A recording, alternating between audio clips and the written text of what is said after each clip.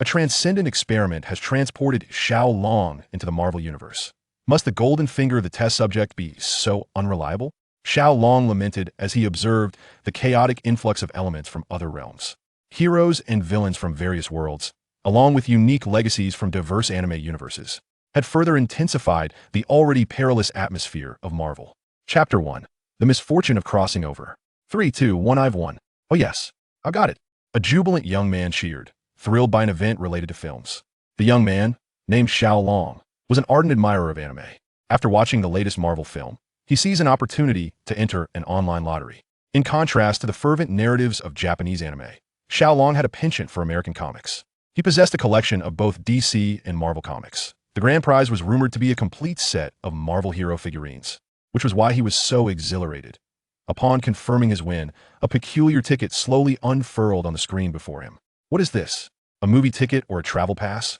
Curious, Xiao Long attempted to enlarge the image, but upon clicking, the ticket emanated a blinding light, and he lost consciousness, hearing only the words, "Congratulations. You have won a lifetime journey in the Marvel Universe." In a realm intermittently illuminated by flickering lights, two green dragons were engaged in a fierce battle. "You ungrateful wretch, you obstinate old fool." The dragons hurled insults at each other when, suddenly, time and space seemed to freeze that a fissure appeared and a luminescent orb emerged. "Kid, just help me test this apparatus," a mysterious voice declared before the rift vanished. "Where am I? Why can't I see or hear anything?" Upon regaining consciousness, Xiao Long found himself enveloped in darkness, unable to perceive his surroundings or sound. Gradually, he became aware of his limbs. Desiring to escape the void, he flailed his arms and legs, striving to shatter the consuming darkness. As if the heavens had heard his plea, the dark space opened, flooding him with blinding light. Overwhelmed by the brightness, he shouted in excitement, though it came out as a baby's cry. "It's a boy," someone remarked, leaving Xiao Long in a daze. Perhaps fatigued from the earlier ordeal, he closed his eyes and drifted back to sleep. In Brooklyn, New York, atop a dilapidated five-story building, a small boy basked in the sun. "Ciro, Ciro, are you there?" called a woman's voice. The boy opened his eyes and gazed at the stairway leading to the roof. "I'm here, Mom." A woman in her 30s ascended the stairs. "Oh, there you are, soaking up the sun again. It's time for breakfast." "Oh, I always have to wait for my brother. It's so annoying," piped up Ciro's younger sister, Mina, who was just 3 years old. "Huh, you look like you just woke up." "You can't have been waiting long," Ciro said, already prepared. Ciro's father, Barnold, was a police officer, while his mother, Holly, was a teacher. Their family was relatively comfortable, but with the arrival of Mina, moving had become an impractical consideration.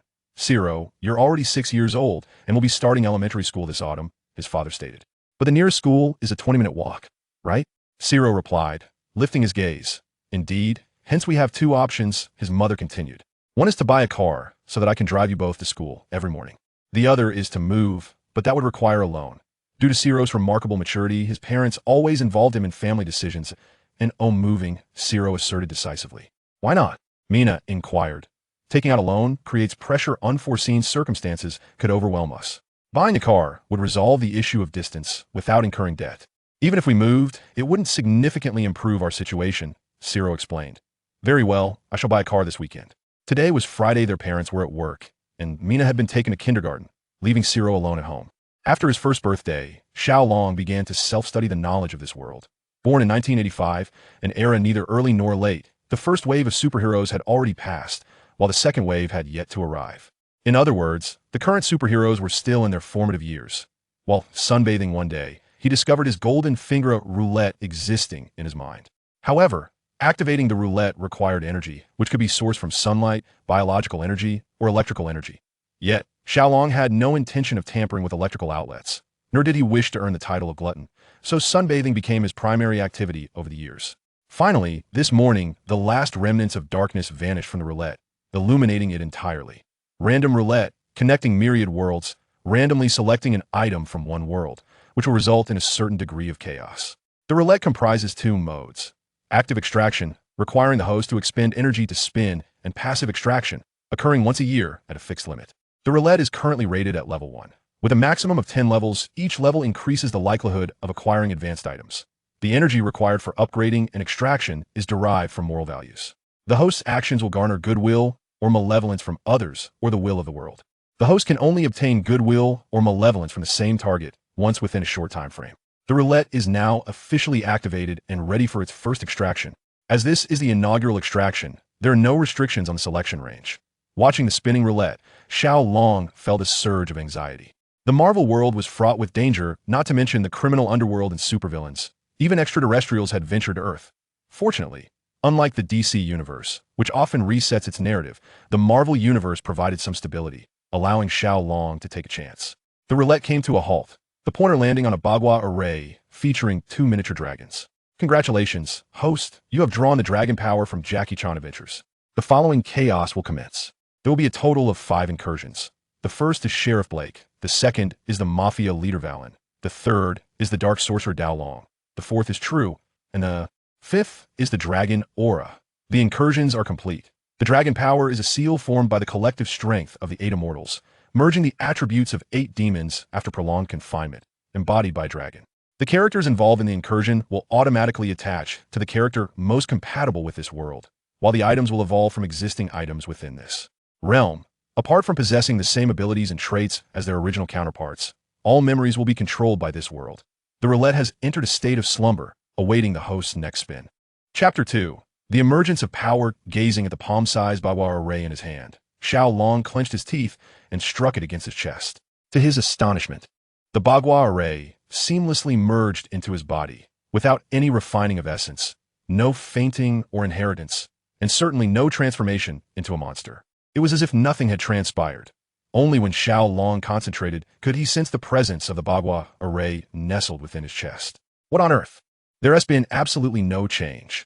Xiao Long pouted in dissatisfaction, realizing the unreliability of this roulette. Setting aside the question of whether the extracted items would be useful, the mere notion of random intrusions was highly dubious, even if he refrained from actively drawing from it. The annual passive extractions would inevitably allow foreign elements to invade the Marvel universe. If only trivial items emerged, it might be acceptable. But what if something catastrophic like the T-virus or Majin Buu manifested? The world seemed to grow perilous. Sigh. I hope this world can withstand the havoc of this roulette and not trouble me. In a nightclub in New York, a man clad in a green jacket, wielding a cane, strode in, followed by a group of individuals dressed in black, along with a towering figure nearly 3 meters tall. This place will now belong to me. Valen, any objections? Meanwhile, Xiao Long's father had just arrived at the police station when he was informed of a meeting, as the new sheriff had arrived. In a typical household in Queens, a swirl of black light descended onto the lawn, transforming into a dark green dragon-shaped jade pendant, which a little girl promptly picked up. Unbeknownst to Xiao Long, all of this was occurring. Initially believing that unlocking his golden finger would usher in a different life, he was instead met with such an unreliable artifact. Feeling disheartened, Xiao Long lingered at home until noon when he ventured out to buy lunch. The nearby restaurants were modest establishments, and Xiao Long's family often dined here. Upon entering the restaurant, the staff greeted him warmly. Xiao Shi, you're here. Would you like curry rice again? Yes, Brother Mark, the usual set, Xiao Long replied. As a regular, he watched as Mark filled out the order and went to prepare the meal. At that moment, a man who had just entered suddenly brushed past a woman who was eating, snatching her handbag from behind her and sprinting away. Perhaps due to the abruptness of his actions, the woman sensed something amiss, and as the man dashed away, she instinctively shouted, "Thief!" However, whether from indifference or sheer surprise, no one intervened to stop the man. As he neared the exit, Xiao Long furrowed his brow, wishing to help, yet being merely a child. He felt utterly incapable of halting the thief. Just then, he noticed a plastic menu holder on the table. If only he had enough strength to throw it at the man. Suddenly, a surge of power flowed from the bagua array in his chest to his right hand, rendering the menu holder as light as a feather. Without thinking, Xiao Long hurled it forward. With a resounding crash, the holder struck the thief's head.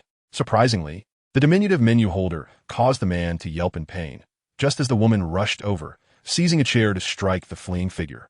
At that moment, a waiter named Mark approached, carrying Xiao Long's curry meal set. Upon witnessing the scene, he promptly set down his tray and rushed forward, pinning the bag-snatching man to the ground. Just then, the manager arrived. "We cannot call the police, absolutely not," he said to the woman. "Since your property has not suffered any definitive loss, I believe there is no need for such measures. It would adversely affect our restaurant." He gestured for Mark to release the man, who seemed accustomed to such outcomes, letting out a sigh as he loosened his grip.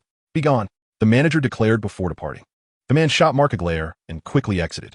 The woman hastily settled her bill and left as well, while Mark shook his head and resumed his duties. Upon returning home, Xiao Long fixated on the chair before him. Grasping the backrest with one hand, he exerted force, causing the chair to shift slightly. This felt normal, yet it lacked the sensation he had experienced earlier. Pondering this, he intensified his grip, aiming to lift the chair entirely. At long last, Xiao Long comprehended the essence of the dragon power. It is comprised of two components, the dragon source power and the dragon soul power. The former derives from the transformation of the Holy Lord's might into a magical seal, while the latter emanates from the attributes of the 8 malevolent demons sealed by the 8 immortals. As the Holy Lord's power has been stripped to become a seal, the sealed demonic forces grant mastery over shadowy powers. The dragon source power will awaken and enhance as Xiao Long grows and trains. But the dragon soul power requires the unsealing of the 8 trigrams. Each unsealing grants access to one demon's attribute power. Perhaps this power is akin to a roulette, as unsealing also demands a measure of good and evil values. Specifically, only good values are needed for this process, with each unsealing requiring 1,000 points. Though none were aware that Xiao Long had thwarted the man's escape, he nonetheless accrued good and evil values from the incident, 10 points of good and 5 points of evil. Is this truly my ability? That earlier display must have been the power of the Ox Seal. It enhances the wielder's strength, but to what extent? Xiao Long cast his gaze toward the table nearby. Grasping its leg, the power of the Ox Seal surged forth again, lifting the table, though it proved considerably more taxing than raising the chair. Initially, lifting the table felt manageable, but after 3 minutes, Xiao Long sensed his strength wane or perhaps return to its baseline. He set the table down and sat on the floor to rest. His strength, augmented by the Ox Seal, had reached approximately 30 pounds. However, its duration was limited to 3 minutes, and he had yet to test his explosive power. As he assessed his current stamina, Xiao Long felt fatigued. This must be the side effect of utilizing the Ox Seal, merely amplifying the user's strength while still consuming their energy. Regardless, he had finally acquired his ability. With some time remaining before the emergence of superheroes and supervillains in this world, he resolved to hone his skills. The use of the roulette required him to either become a superhero or a supervillain. Whichever path he chose, it was evident that his future would not be one of ordinariness. Indeed, this world was anything but mundane. In addition to the matters that were originally intended, there are also individuals and objects that have intruded into this world due to the roulette of fate, rendering the future replete with uncertainty. Chapter 3, Daredevil, Hell's Kitchen, a realm steeped in chaos and crime. Within just a single block, a plethora of criminal activities unfolds under the cloak of night. Robberies, assaults, murders, drug trafficking, and gang confrontations. In the shadowy corners, new corpses appear nightly, lying alongside refuse, awaiting the morning garbage truck. The criminal underworld reigns supreme here, with all-night establishments operating as their enterprises. As the door of a bar swung open, a girl of around 15 or 16 staggered out, her cheeks flushed, clearly inebriated. Her heavy makeup, coupled with her purple-dyed hair and revealing attire, unmistakably marked her as a wayward youth, perhaps a product of familial strife or personal decline. Yet in Hell's Kitchen, the nefarious pursuits of criminals extend beyond mere ordinary citizens. No sooner had the girl exited the bar than 3 men emerged, hastening towards her. "Hey there, sweetheart. How about I show you something interesting?" One man in a black shirt leered. "Oh, Jack, your demeanor has frightened our little sister. You ought to be more gentle." Like me, another in a white shirt chimed in, lifting the girl's chin with one hand. "Beautiful. Would you care to spend a delightful evening with me? Come on, Chris. Have you prepared your allowance for next month? And do you think your feeble physique can satisfy our little sister's needs?" Remarked a stockier man nearby with a chuckle. Surrounded by the 3 men, the girl sensed the dire situation. "Well, I wonder who will come forward first," she said, casting a flirtatious glance, hoping to incite discord among them to create an opportunity for her escape. However, the men did not respond as she had anticipated. "Don't rush, darling. The night is still young. Come with us," the man in the black shirt insisted, seizing her left hand while the man in white grasped her right. The burly man squatted down, wrapping his arms around her waist. "Let me go, you scoundrels." The failed provocation sent her into a panic, her limbs flailing. Yet she lacked the strength to resist. "Stop this, before you complete your crime." A voice rang out. The 3 men turned to survey their surroundings. But the man in the black shirt was suddenly struck in the abdomen, the intense pain forcing him to release his grip. Next, the man in white was targeted. As the burly man set the girl down, anxiously scanning the area. "Who are you? Show yourself and fight." Those were your words. The voice echoed once more, and in the next moment, the burly man was sent crashing against a nearby wall. A figure clad in a black bodysuit adorned with a golden dragon motif emerged beside the girl, lifting her to her feet. Attempted crime thwarted. You may leave now. The cold voice emanated from beneath the mask, and the three men, bewildered by the masked figure's sudden appearance and still reeling from their earlier blows, supported each other and hastily retreated. The girl nodded, a hint of a mysterious smile gracing her lips before she slipped into a dimly lit corner, vanishing from sight. Not far away, within a garage, two factions were engaged in a drug transaction. Suddenly, a figure clad in a tight red suit emerged, interrupting the illicit exchange. Good grief. Daredevil, it's you again. The individuals on the side with the narcotics seemed familiar with this superhero as they swiftly brandished their weapons, baseball bats, knives, and the leader even drew a handgun. In contrast, the opposing faction was less prepared, with only a handful of them armed. Daredevil wielded a long staff, his muscular physique clearly visible beneath his suit, showcasing his agility and exceptional combat skills, effectively countering attacks from all directions. With a sweeping motion of his staff, two gang members collapsed to the ground, indicating the tremendous force behind his strikes. Given the chaos of the brawl, the armed assailants hesitated to fire their weapons, instead rallying their comrades to advance. The garage was not spacious, cluttered with various debris, and with both sides totaling around 30 individuals, Daredevil's maneuvering space was severely restricted. The opposing faction soon recognized that this Daredevil was the local superhero, prompting them to arm themselves with makeshift weapons and launch an assault against him. Outnumbered, Daredevil began to feel the strain, sustaining an increasing number of blows. Suddenly, with a resounding crash, the garage's iron door was flung open, diverting everyone's attention. In an instant, the nearby gang members fell to the ground, clearly struck with great force. Seizing the opportunity, Daredevil retaliated quickly, taking down the gang members surrounding him. What the hell? Who is that? The gunman shouted in frustration, firing a shot into the air, causing his comrades to gather behind him. The remaining standing members from the opposing side also clustered together, momentarily silencing the chaos as they eyed each other warily. Suddenly, the fallen iron door hurtled toward the gunman, knocking him down along with two others behind him. This unexpected spectacle left the gang members astounded, having never encountered such a supernatural phenomenon. Daredevil then turned his head, acknowledging a friend. Since you're here, why not reveal yourself? All right, came a voice, and a figure materialized within the garage. It was the Dragon of the East. What the hell? How do we encounter him? This exclamation came from the other faction, who recognized the newly arrived superhero as the arch-nemesis of their own gang, the Black Dragon Society. Daredevil, I've heard of you, the Dragon of the East remarked coldly. In an instant, he appeared before the gang members, delivering powerful punches that sent them crashing against the wall. Daredevil sprang into action as well, positioning his staff vertically on the ground and executing a sweeping maneuver. Within half a minute, the opposing gang members were all incapacitated. Daredevil bound both factions with ropes and incinerated the drugs. The two heroes then exited the garage. Leaping onto the rooftop, standing face to face, they shook hands. Greetings, Daredevil. It is an honor to finally meet you. The Holy Dragon Child remarked that Daredevil had debuted nearly a year ago, while he himself had only been in the limelight for half a year. I have heard of you. The members of the Black Dragon Gang are quite terrified of you, he stated. Daredevil responded. Even Jean Bing's subordinates fear you, do they not? The Holy Dragon Child described Hell's Kitchen as a chaotic place, with the source of this chaos stemming from the underground gangs. The two formidable emperors of the underworld, Varon and Jean Bing, ruled over the New York crime scene. As long as they remained unvanquished, new crimes would continue to emerge. Daredevil gazed into the distance and concurred. I completely agree, which is why I sought you out.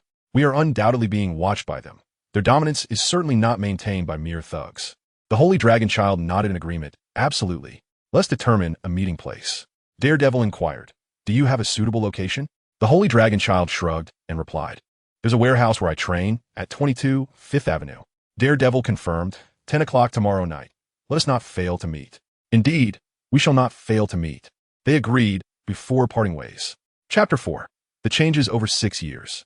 The Holy Dragon Child reappeared atop a 5-story building, his form gradually shrinking until he transformed into an 11 or 12-year-old boy.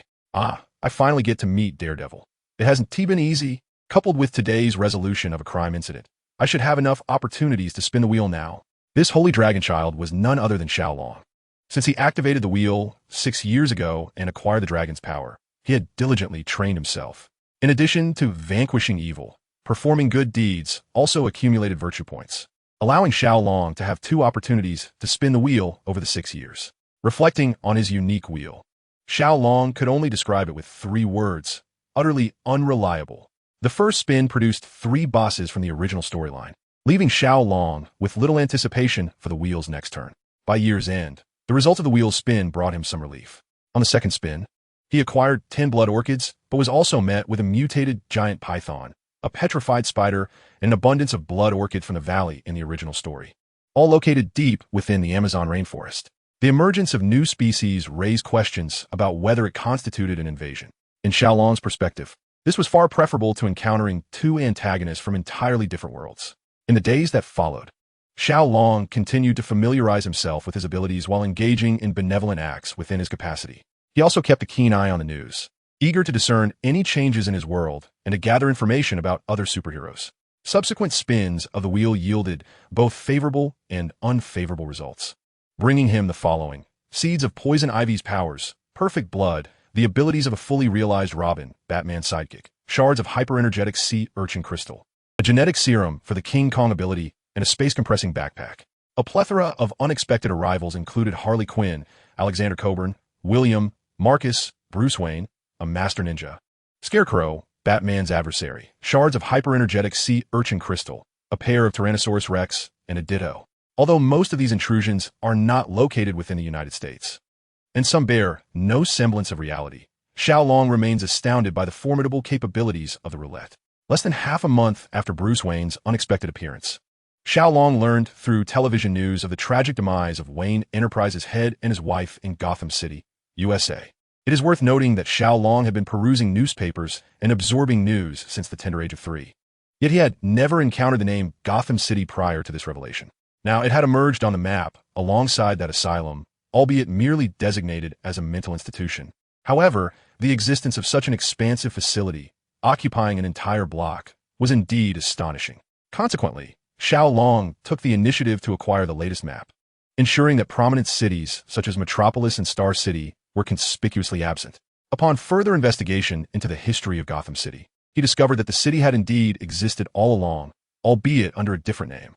It dawned upon Xiao Long that the essence of the Roulette's message was that the objects of intrusion would attach themselves to pre-existing entities and individuals, rather than materializing from thin air. Since complete alteration was unattainable, adaptation became imperative, accompanied by a fervent hope that nothing too world-altering would intrude. Furthermore, Xiao Long believed that the potential of his dragon power was immense, rendering excessive greed unnecessary. Thus, he had only actively spun the Roulette twice. Thus far, the Roulette had been spun a total of 9 times, with another spin required for an upgrade. With more than 7 months remaining until the year's end, Xiao Long planned to expend his good and evil values to rotate the Roulette. Heavenly spirits and earthly deities, may the celestial beings bless this occasion with something reliable, he declared as he spun the wheel. As Xiao Long focused his thoughts, the Roulette commenced its summoning. Upon cessation, he smacked his forehead and collapsed onto the bed upon witnessing the outcome of the summon: the cursed spring treasure, the 3 lives jade, and the still water bucket. Completing 10 summons would lead to the Roulette's upgrade. The Roulette began to change color from gray to red at its core. The upgrade was complete. Bestowing a directed summon opportunity, he was to select a category. Technological aptitude, Xiao Long specified. Although the world would become increasingly perilous with the Roulette spins, the aspiration to become a hero still remained. Those with mutations could rise from obscurity, while the wealthy relied upon technology. With his dragon power, Xiao Long believed he could navigate the chaos, whether as a superhero or simply to ensure his own safety. However, possessing superpowers alone would not suffice for a comfortable life. He had no intention of serving the government, recognizing that S.H.I.L.D. was far from the Justice League. Thus, acquiring a legitimate high-status identity as a source of wealth was essential, alongside providing for his family, as ensuring their well-being was of utmost importance. Congratulations! You have obtained the super strong Mr. Technological Aptitude, alongside the intrusions of the Incredibles family in Frozone, the Bomb Voyage. The Incredibles? The name seemed familiar to Xiao Long. He pondered the characters that had intruded, realizing that they hailed from the world of the Incredibles. The Roulette elucidated that with the upgrade, the wisdom of the spirit would also enhance continuously, and the next upgrade would require 20 summons worth of energy. Lying in bed, Xiao Long found himself enveloped by an inexplicable sense of unease. The following day at school, during lunchtime, he was unexpectedly summoned to the office by his teacher. Upon entering, he was greeted by a familiar face, Sheriff Blake. 6 years ago, After being appointed sheriff, I dismantled dozens of gangs within a year, but by the end of the year, I was reassigned. This allowed the Hell's Kitchen factions, Gene Bing and Warlord, to rapidly rise and dominate the underworld. Previously, upon hearing the name Sheriff Blake, Xiao Long seized the opportunity to observe him, confirming that he resembled the person he had in mind. As for his age, Xiao Long could not ascertain, but he was certainly under 40. Is he Uncle Blake? Xiao Long feigned forgetfulness and asked, "Is that you, little Zyro?" Before Xiao Long could inquire further, Blake continued, "There's been an incident involving your family." "What?" "Just 20 minutes prior. Your father and his colleague Derek had a car accident while intercepting a group of fleeing robbers and crashed into the hospital. Just as your mother and sister had arrived in the lobby after a checkup. What is their condition? How are my parents and sister?" "They are currently being treated. They are merely unconscious. Aside from Derek, who has some burns, the others only sustained minor injuries. Additionally, your mother is pregnant, which is why she visited the hospital. Fortunately, the examination revealed that there was no risk of miscarriage." Upon learning that his family was not in grave danger, Xiao Long felt a sense of calm wash over him. "When will they wake up?" "Your mother will be discharged this afternoon. Your father needs to be observed for 2 more days. And your sister will likely regain consciousness by tonight." "I want to see them," Xiao Long stated. "All right, follow me," Blake replied. Once in the car, Xiao Long suddenly asked, "Uncle Blake, why did you come to find me?" Blake had seemingly been reassigned, and even if he were pursuing a suspect here, it shouldn't be his responsibility to inform Xiao Long about such matters. Blake appeared somewhat troubled, yet he spoke. "My position is rather unique. That group of robbers was under Warlord's command, and the items they stole involved a special serum. The serum evaporated completely in the explosion, but during our examination, we discovered that your parents, sister, and Officer Derek had absorbed some of the serum." Xiao Long felt a sense of unease and asked, "What does that mean for them?" "They will be all right, won't they? I assure you, by the time the new year arrives, you will see them again. We will prepare living expenses for you and resolve some of the issues you may encounter, and I hope you won't mind." Xiao Long remained silent, suspecting that Blake had become a government official or affiliated with an organization akin to us. In the Marvel Universe. Even outside the era of active heroes, such entities were never lacking. However, Xiao Long had not anticipated such events would occur so swiftly within his own family. "Warlord, you are finished." Standing on the balcony at night, Xiao Long donned his mask and vanished into the night, soaring towards the warehouse where he had arranged to meet Daredevil. Chapter 5, Squad Plans. At 22 5th Street, Xiao Long landed on the rooftop of the warehouse. "Daredevil, are you here?" Perhaps the power of the dragons might bestow upon Xiao Long immense strength, yet he was not adept at perception or mental defense. From a corner of the warehouse, Daredevil emerged. "What is wrong?" "I sense your aura is unstable and filled with anger," Daredevil remarked. "My parents have been injured, and it is related to the Black Hand." Xiao Long replied, "I am truly sorry. Are they all right?" The entire Hell's Kitchen is under the dominion of Kingpin and Wilson Fisk, both of whom engage in constant strife. They are not mere common gangsters. Both maintain legitimate business fronts, and without irrefutable evidence, it is nearly impossible to bring them to justice. Daredevil remarked, "Does the law truly affect them?" Xiao Long countered, aware that Daredevil, being a lawyer, adopts a method similar to Batman's, capturing villains and handing them over to the police rather than resorting to lethal measures. Indeed, it is effective, provided we can dismantle their influence. Without substantial interests entwined, coupled with evidence, they will be compelled to submit to the law, Daredevil asserted confidently. "Well, my understanding of the law is rather limited. What shall we do?" Xiao Long replied. While he encountered numerous criminals each night, he had little experience with actual gang transactions. Apart from the names of the 2 formidable bosses, Kingpin and Wilson Fisk, his knowledge of them was scant. That is precisely why we must collaborate. Although I am confident in my ability to handle their ordinary subordinates, they possess more than just common thugs, Daredevil explained. "Mutants? Or other superpowered individuals akin to us?" Xiao Long inquired. "They have wealth, and some lower-tier mutants may be in their employ. Kingpin has a fellow named Bullseye, whose aim is unfailingly lethal, yet can be intercepted. Wilson Fisk commands a remarkably strong Japanese-American named Chala. I have witnessed him hurl a sedan several dozen meters, along with 3 elite soldiers of remarkable caliber. This is the extent of my knowledge. The remainder consists of those they have subsequently subdued. Such a formidable force has already woven a web of organized crime. Not only can we not locate them now, but even if we manage to dismantle them, Hell's Kitchen would descend into chaos," Xiao Long stated. "Setting aside the vastness of Hell's Kitchen, consider how many issues we can resolve daily. If we encounter traps akin to yesterday's, we would find ourselves at a disadvantage." Xiao Long continued. Daredevil remained silent for a moment, acknowledging that his relentless offensive actions had afforded their adversaries the opportunity to devise a trap. Had it not been for the timely arrival of Holy Dragon, he might have sustained injuries, given that he is merely an ordinarily strong individual. Noticing Daredevil's contemplative demeanor, Xiao Long continued, "Thus, I believe we require allies." Allies? Daredevil queried. "We could form a small team, with roles for logistical support and those of us on the front lines. However, aside from the two of us, who else is there in Hell's Kitchen? Are we to guide those youths? That would be irresponsible." Daredevil replied. "How can you be so sure that there are none in the future?" Xiao Long retorted. Having already devised a plan, he possessed numerous unique items. Should he encounter suitable candidates, he could discreetly provide them, guiding them to become superheroes and allies. "Your argument holds merit," Daredevil conceded, realizing the limitations of acting alone. "Then it is settled. Be observant. You may just discover something," Xiao Long asserted, retrieving a spatial backpack and laying out the items he possessed upon the bed. Robin's fundamental abilities have long been applied to himself, while the blood orchid has been retained, albeit feeling somewhat unsuitable for current use. The gene serum from King Kong, the perfect blood, the ability seed of poison ivy, and the cursed spring I lay before him. Upon examining these items, it appeared that, aside from the perfect blood, the rest all bore some undesirable side effects. The use of King Kong's serum would inevitably lead to transformation, while in the original narrative, poison ivy leaned towards righteousness. However, her transformations resembled those of mutants, likely making acceptance quite difficult. As for the cursed spring eye, recalling the characters from the original story who fell victim to its treachery made him break into a cold sweat. Rubbing his temples, he acknowledged that he was not one for deep contemplation. The combination of King Kong's gene serum with the perfect blood would grant the user the strength and stamina of King Kong, without causing any physical transformation into the beast.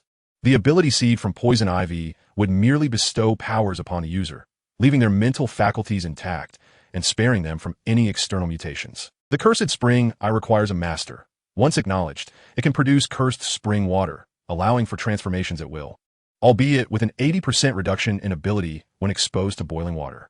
The master of the cursed spring eye can manipulate the effects of the cursed spring water, while those possessing strength superior to the master can, to some extent, be immune to its effects. "Ah, the Roulette, you are alive again." The Roulette had never truly perished. Upon hearing the Roulette's explanation, Xiao Long felt a sense of relief. As long as these items posed no significant issues, he was adept at seeking individuals. He had initially dismissed the power of the tiger charm as ineffective, yet he discovered a new purpose for it here: the discernment of good and evil. This evaluation of morality, of course, is based on an objective assessment grounded in natural law. Thus, a benevolent butcher could possess a similar level of malevolence as a thuggish robber. However, this was merely a nascent power. As Xiao Long's strength further developed, he would be able to absorb or divide the good and evil sentiments within a person using the tiger charm. Surely, when facing extraordinary criminals, he would no longer be troubled by the question of whether to strike hard. Shaking his head, he cast aside the image of that child from his mind. He pondered over Daredevil's situation. It seemed that in the future, Daredevil would collaborate with several superheroes to form the Defenders Alliance, though he could not recall precisely when that would occur. Among them were 2 men and a woman, with the only relatively older one being the African-American, who should be slightly older than himself. If the other party also resided in Hell's Kitchen, they might cross paths. After organizing his belongings, he prepared for sleep. Having a plan was far better than feeling uncertain, and Xiao Long quickly drifted into slumber. Chapter 6. The Mad Bomber in the routine of attending classes and combating the forces of Wilson Fisk and the Hand by Night. 3 months flew by in the blink of an eye. During this period, Xiao Long and Daredevil had joined forces multiple times, thwarting several large-scale transactions between Kingpin and Wilson Fisk. This had incited a deep-seated hatred from both factions against the duo, who set numerous traps that ultimately failed in the face of their combined strength. Reflecting on Wilson Fisk's furious outbursts and the substantial amount of good and evil value he had accrued, Xiao Long's spirit soared. Arriving at school, he gazed at the sun peeking through the clouds. It was a splendid day. After assimilating the talents of that extraordinary Mr. Incredible, Xiao Long's already commendable academic prowess had astonishingly transformed into that of a genius. In just 3 months, he had self-studied the entirety of the curriculum up to the university level. As for the university aspect, he expressed the desire to concurrently develop in the fields of mechanics, biology, medicine, genetics, and electronics. Such an ambitious endeavor cannot be achieved amidst a hectic lifestyle. Hence he plans to dedicate his summer break to this academic pursuit. following his exceptional performance in the examination 2 months prior, where he secured the first position in the entire school. The reputation of Xiao Long as a prodigy has spread far and wide. This newfound acclaim has granted him the privilege of skipping classes, as long as he passes the exams. Amidst the envious gazes of his peers, Xiao Long fiddled with his smartphone. The year was 1997, and even within the realm of Marvel, where advanced technology and whimsical inventions coexisted, smartphones had yet to become ubiquitous. As for the underlying technology, one might ponder whether it would be revealed by Batman, Tony Stark, or any of the major corporations. Nonetheless, the internet was indeed present, albeit not as developed as it was in the former Earth. It was advancing at a pace that far exceeded that of the original world. Currently, Xiao Long was engaged in the simulation design of his own technological gadgets. Influenced by the persona of Mr. Incredible, his mind was already brimming with concepts for flying boots, immobilizing rays, and electromagnetic handcuffs. To preserve his original thought process, he decided to document these ideas and personally design them. This was the most effective means of alleviating his situation. The roulette provided was indeed trustworthy. Suddenly, a thunderous explosion reverberated, causing Xiao Long's eardrums to ache. A group of individuals was approaching the cafeteria, intent on taking every hostage they could find. Surrounding chaos erupted in screams and shouts, with some students even collapsing to the ground in tears. This was merely middle school. These were still minors who could not be expected to face the barrel of a terrorist gun with unwavering composure. It would be unnatural to assume otherwise. For instance, Xiao Long had no intention of becoming a hostage. Daredevil would not appear at this moment. And as for the police, were we to believe they could surround the school like Sheriff Blake's era? They were likely still pursuing the assailants. He intended to move stealthily, not to flee, but to ascertain the identity of the terrorist leader. To capture the leader first would be prudent, as it was essential to understand their intentions. As he proceeded, he encountered henchmen dressed similarly, and the minor leaders appeared no different from the foot soldiers. Following their trail, Xiao Long arrived at the principal's office, where he came face to face with the ringleader of the terrorists, a man adorned with explosives. "Ah, dear principal," he began, "allow me to introduce myself. I am Dr.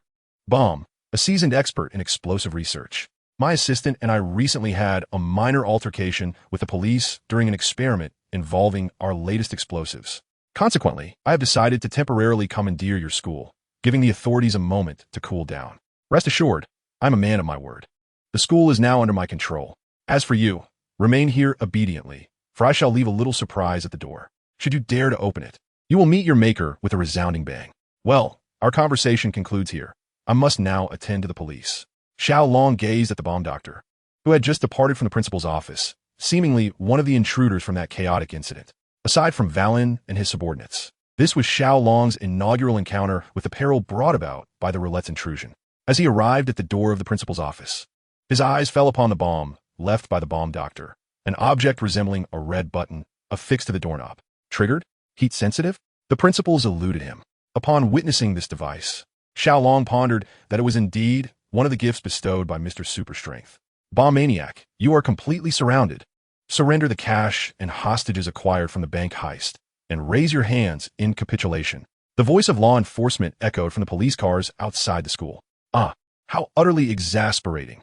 Faced with the police's lackluster response, Xiao Long felt a twinge of disappointment. At the very least, he expected to see more effective actions from them, rather than merely cordoning off the school. It was no wonder that superheroes continuously emerged. Aside from legal complexities, the police force simply could not keep pace with the caliber of supervillains. "Dear Sheriff, I must express my offense at your address. Please refer to me as the bomb doctor." As the bomb maniac's words faded, an explosion reverberated across the playground. "Oh dear, my little darling senses my fury. Sheriff, we seem to have encountered a minor misunderstanding. If you allow us to leave, I assure you I shall not harm any of the students within the school. I promise to uphold my word." Listening to the bomb maniac's proclamations, Xiao Long internally scoffed at the notion of trusting him. Yet he began to act, for he needed to ascertain the number of bombs within the school, even if he had no clue how to disarm them.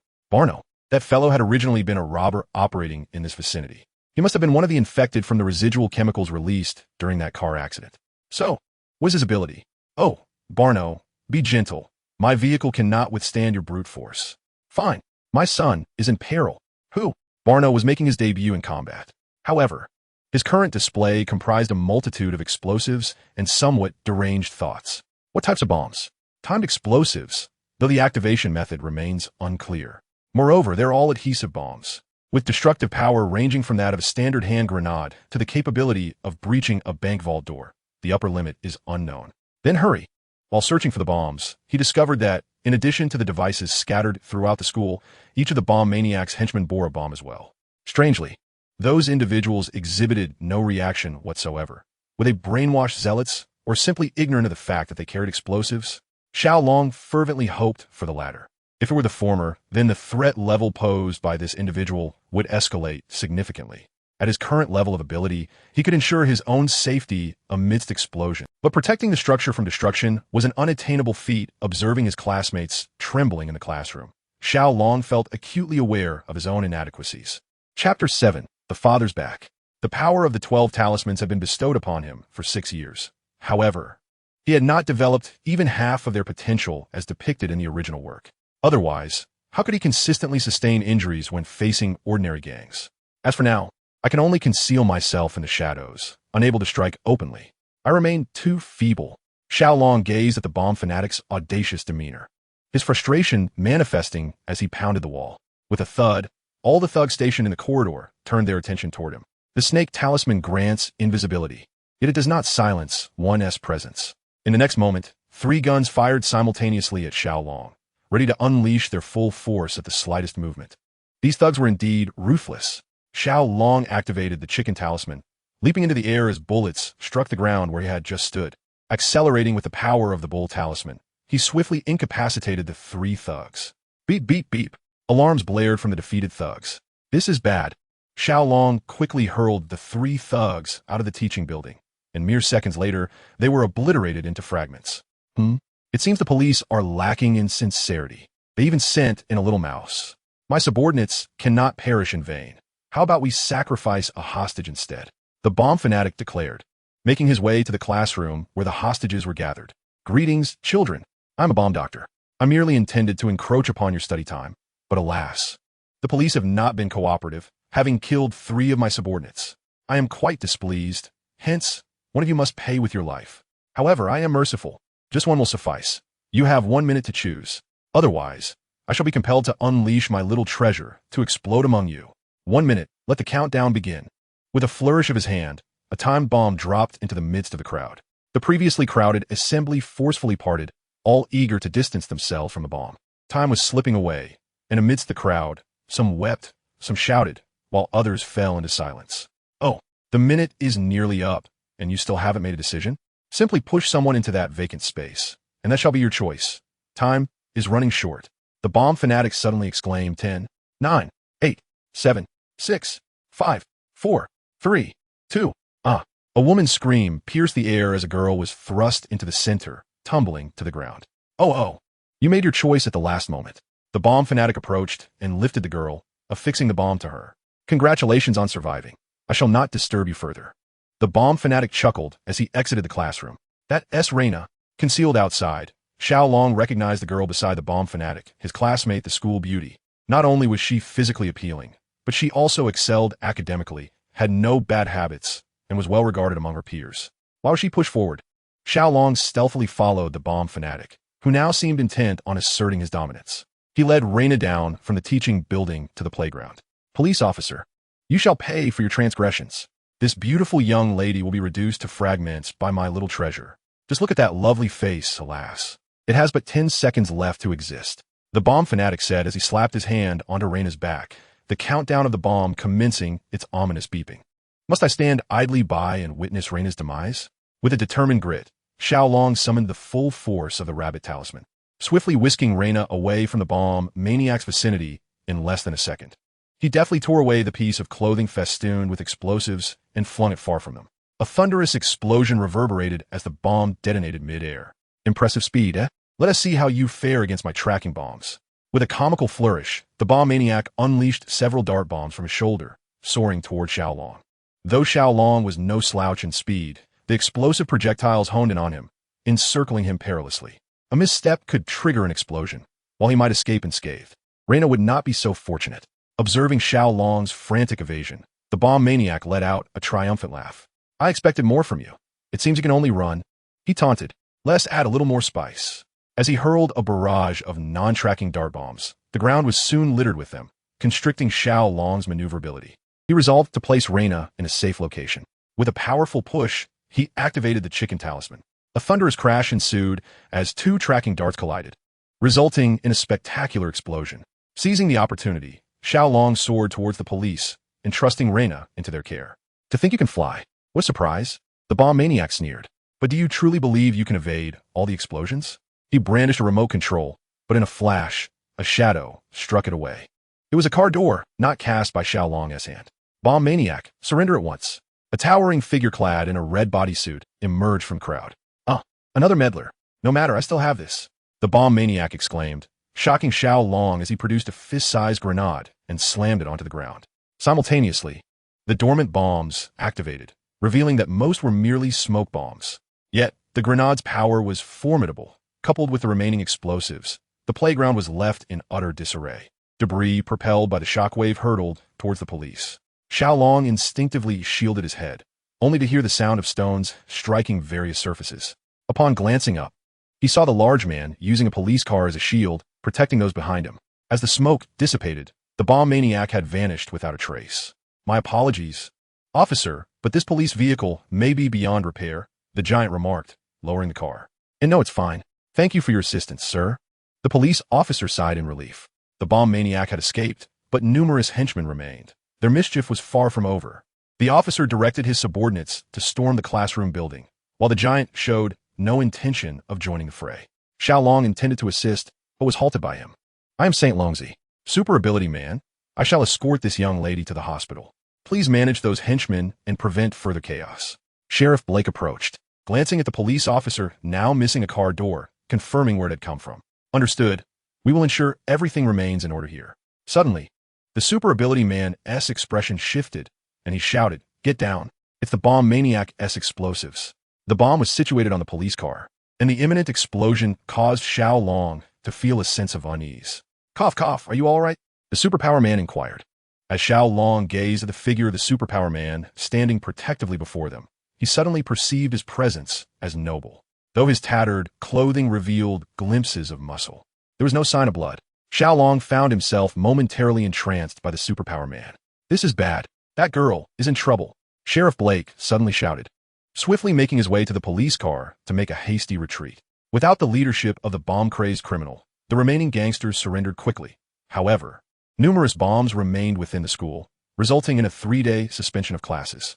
Chapter 8, Bestowing Power. Xiao Long howled at the heavens, staring at his hands. For the first time, he perceived his abilities as a curse.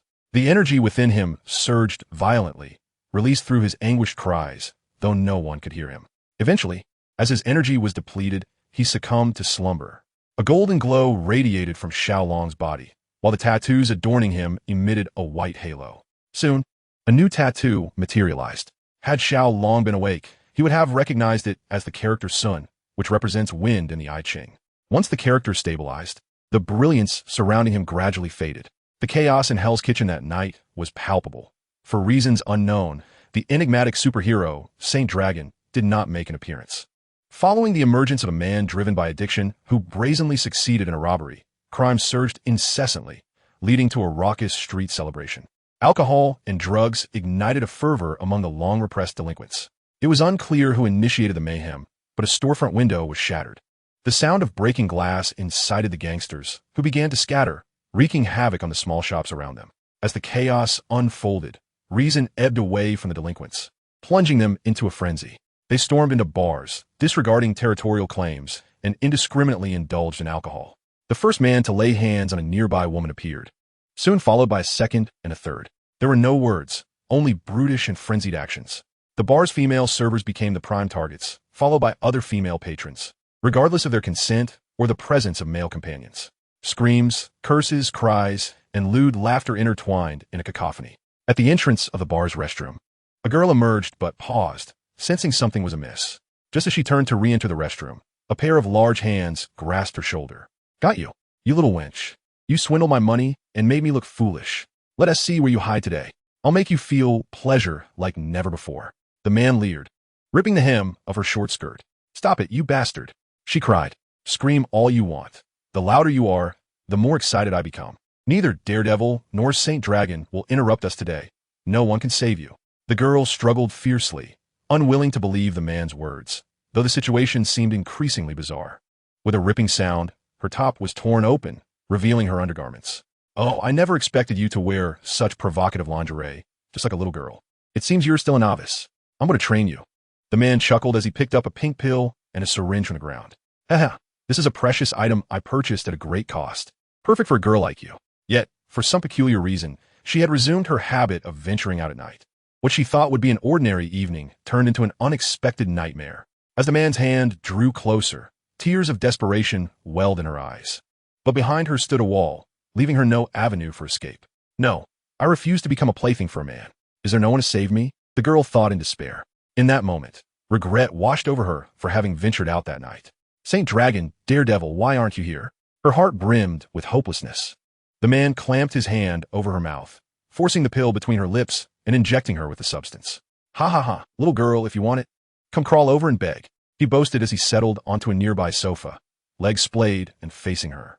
He was well aware of the drug's effects. He had witnessed the transformation of a once aloof woman into a lustful creature within mere moments.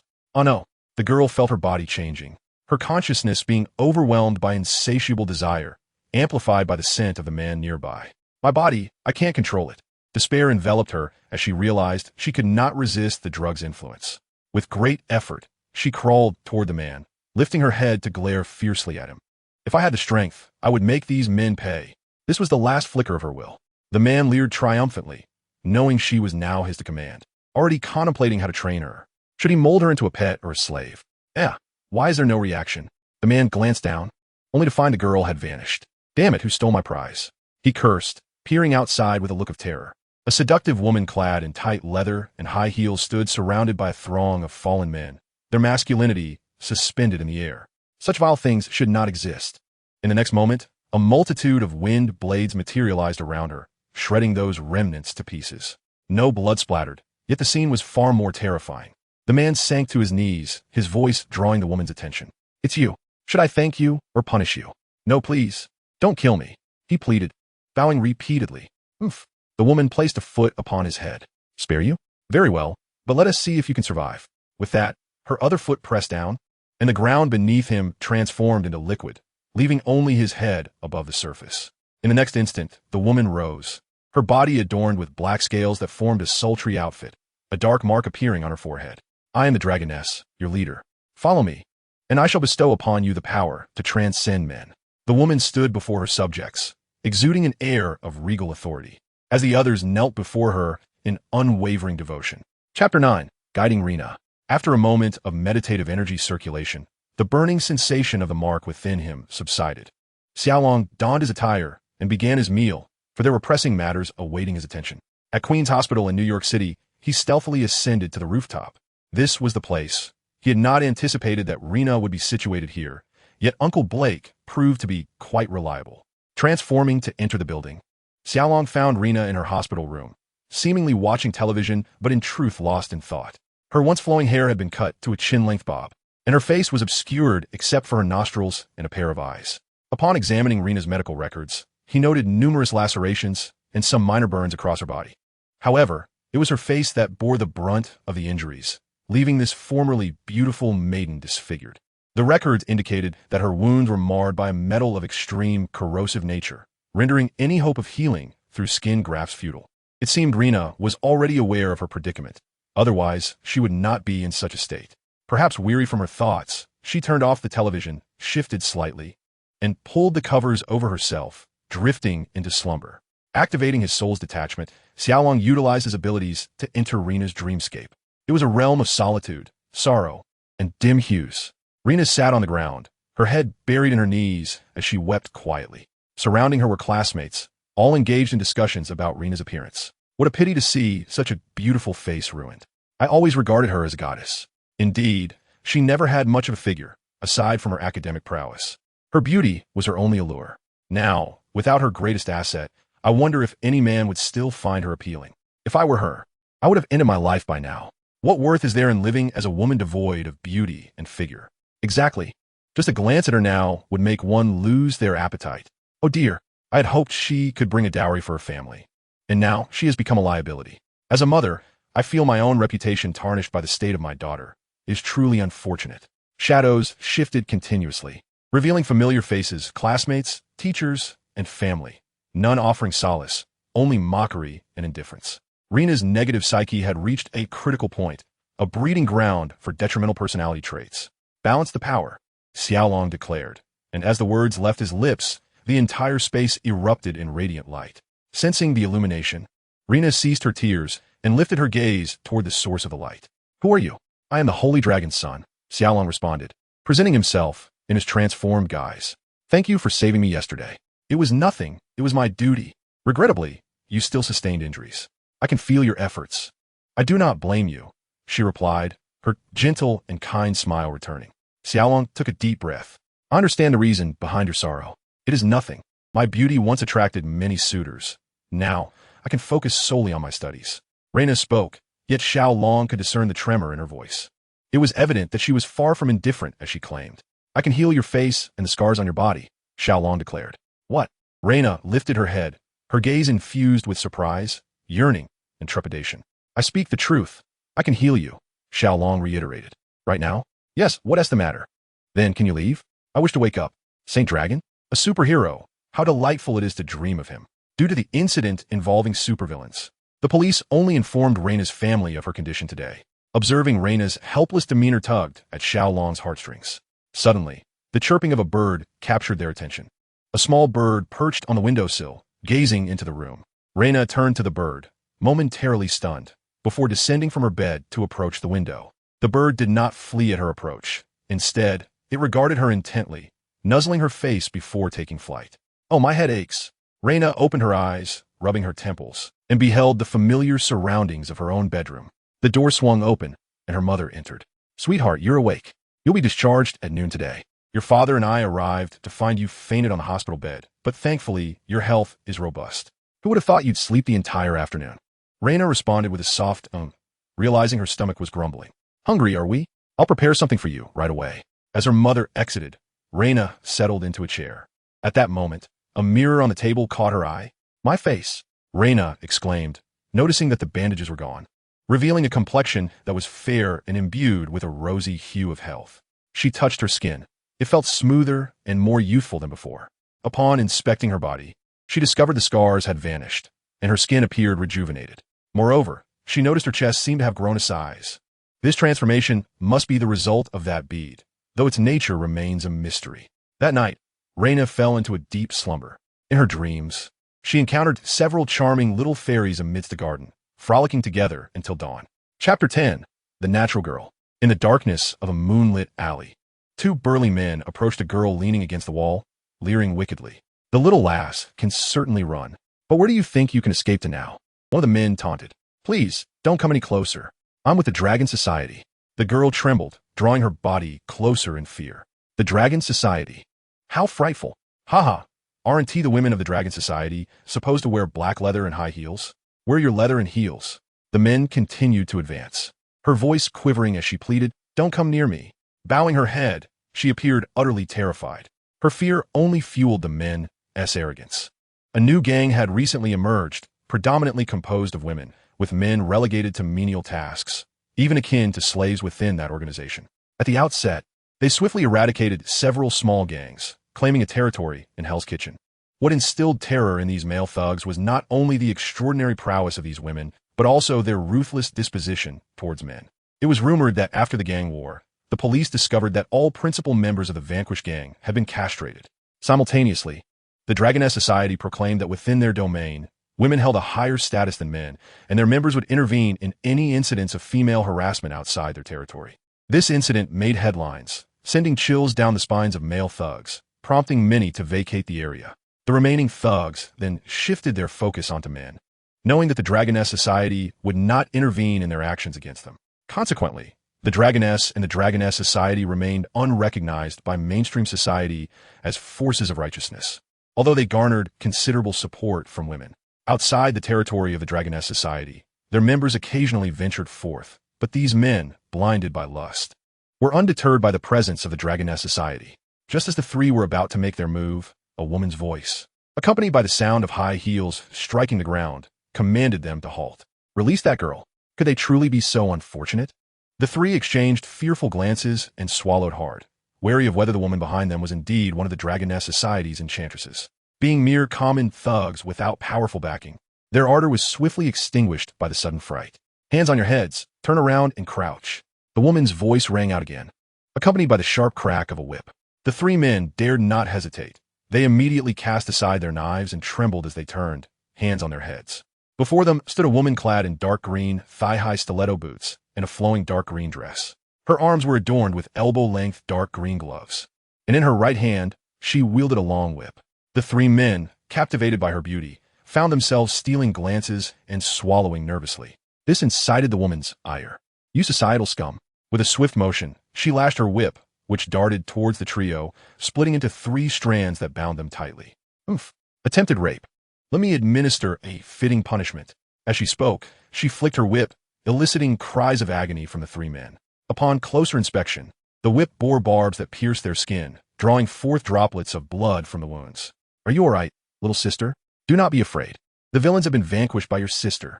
Expecting the girl to weep, the woman was taken aback when the girl glanced at her and retorted, "What a meddlesome intervention. I was just about to have some fun, and you ruined it." The woman responded in astonishment. Little sister, these 3 ruffians intended to assault you. This is no trivial matter. The girl stood, stretching languidly, and replied, "Of course I know that. I was merely luring them in so that I could strike when the moment was right." You? The woman gazed at the little girl with skepticism, only to witness a flicker of light emanating from the child's brow. In the blink of an eye, the girl transformed into a sultry woman of similar height to the woman before her, adorned in a tight-fitting black leather ensemble complemented by high-heeled boots. A quintessential attire of the Demon Dragon Society's enchantress.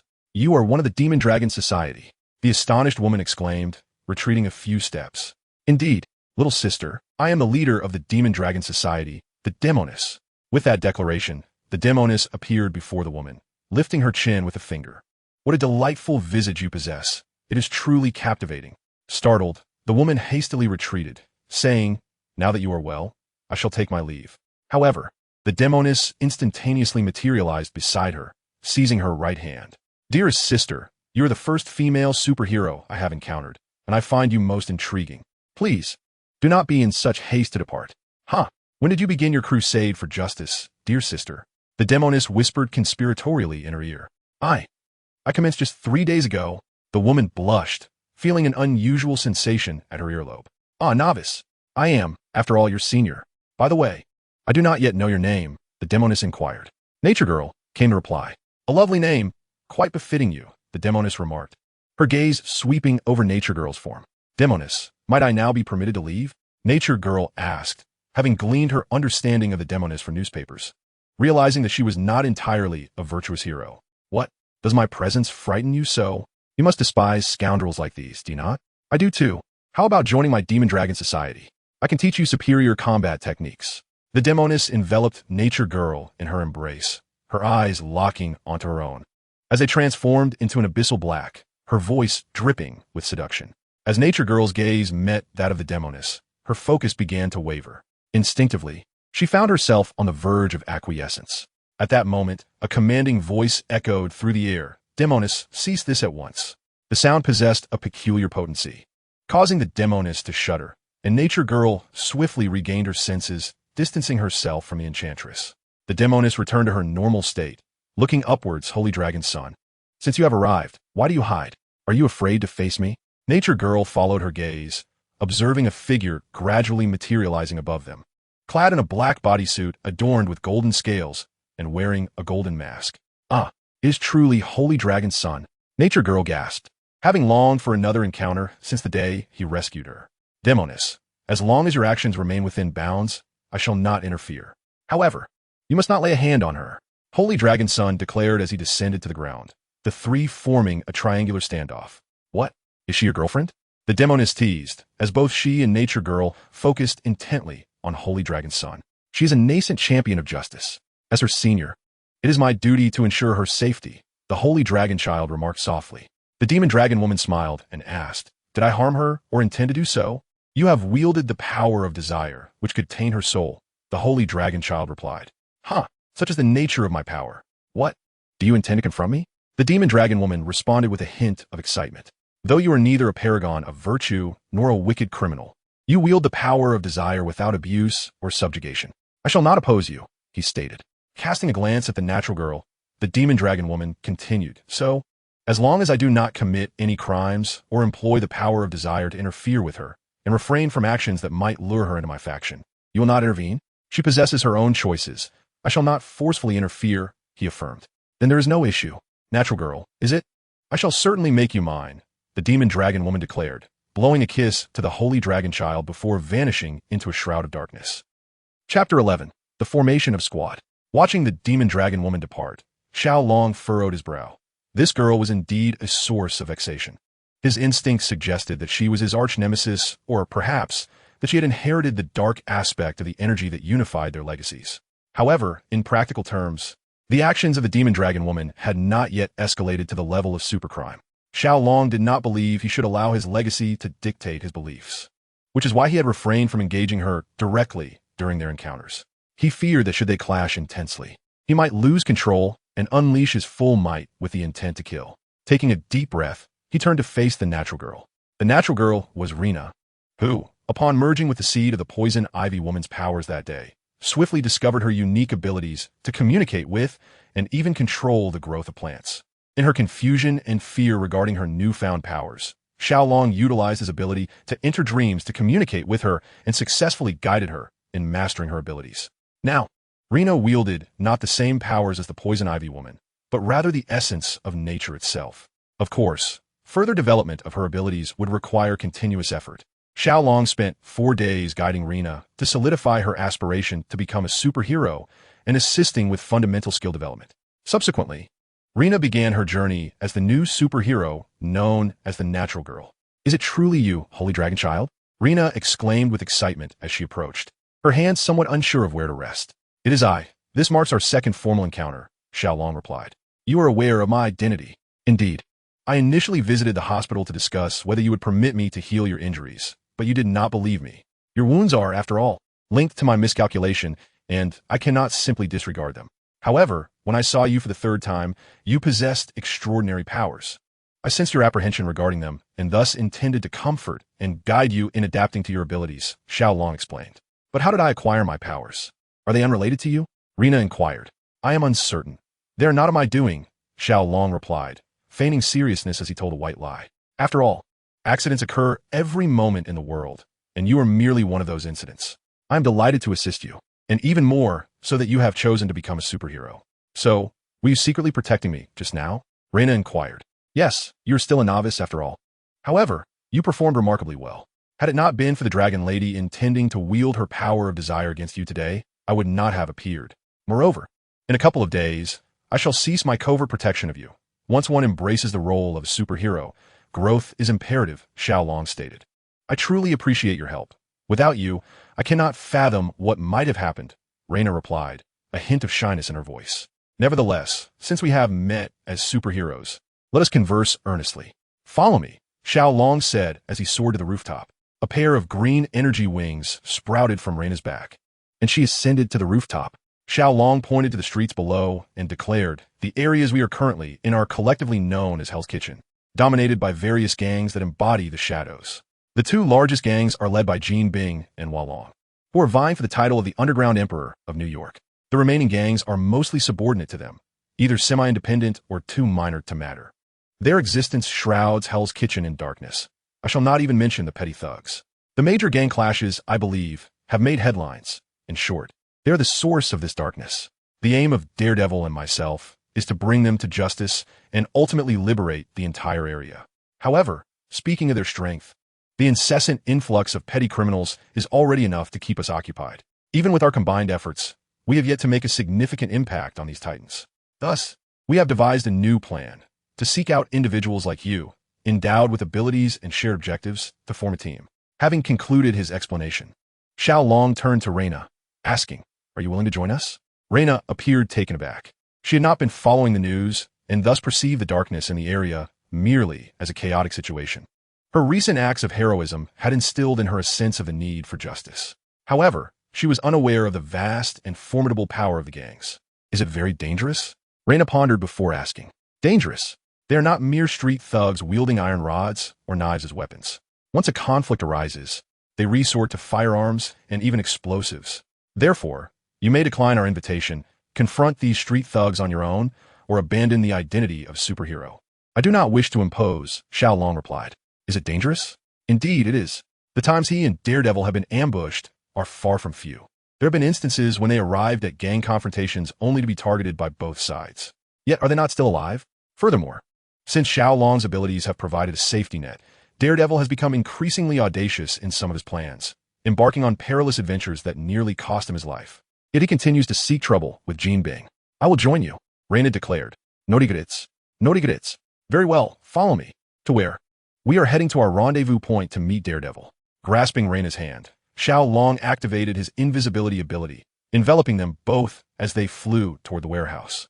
On the day of Reina's official debut, Xiao Long discreetly contacted Daredevil, perhaps spurred by Xiao Long's initiative. The following day, Daredevil announced that he had found a suitable newcomer. The two decided to meet that evening, bringing along their respective protégés. Should the Dragoness fail to appear, Xiao Long would step forward as well. Upon arrival, they deactivated their invisibility, revealing their figures. Daredevil, come forth, Xiao Long called out. Each time they convened, Daredevil would remain hidden nearby, only emerging at Xiao Long's summons. Initially, Xiao Long felt a twinge of awkwardness, as though he were a villain challenging Daredevil, but he soon acclimated to the routine. Daredevil had his reasons. Although the location was secretive, it was not their stronghold, thus caution was paramount. Your abilities have indeed advanced. I could only hear the heartbeat of this young lady, Daredevil remarked as he stepped out, accompanied by a young black man clad in a yellow spandex suit. Is this the newcomer you've discovered? Xiao Long inquired, pointing at the young man. This is Power King. He possesses immense strength and is an orphan, Daredevil introduced. Power King stepped forward and bowed. Greetings, Senior Saint Dragon. This is Nature Girl, who wields the power of natural energy and can currently control plants. Xiao Long continued, introducing Reina. Hello, Daredevil and Power King. I am Nature Girl, Reina said, offering a bow in return. This girl exudes a natural essence. I trust in her strength, yet is it truly wise to incorporate a girl into our ranks? Daredevil questioned. As superheroes, especially in Hell's Kitchen, we will inevitably confront gangs and must be prepared for injury or even death. Besides, she has willingly consented, Xiao Long asserted. Daredevil turned to Reina, who nodded affirmatively. I am entirely willing. I wish to eradicate those gangs and save more people. Then, Power King, do you have any objections? Xiao Long asked. Absolutely none.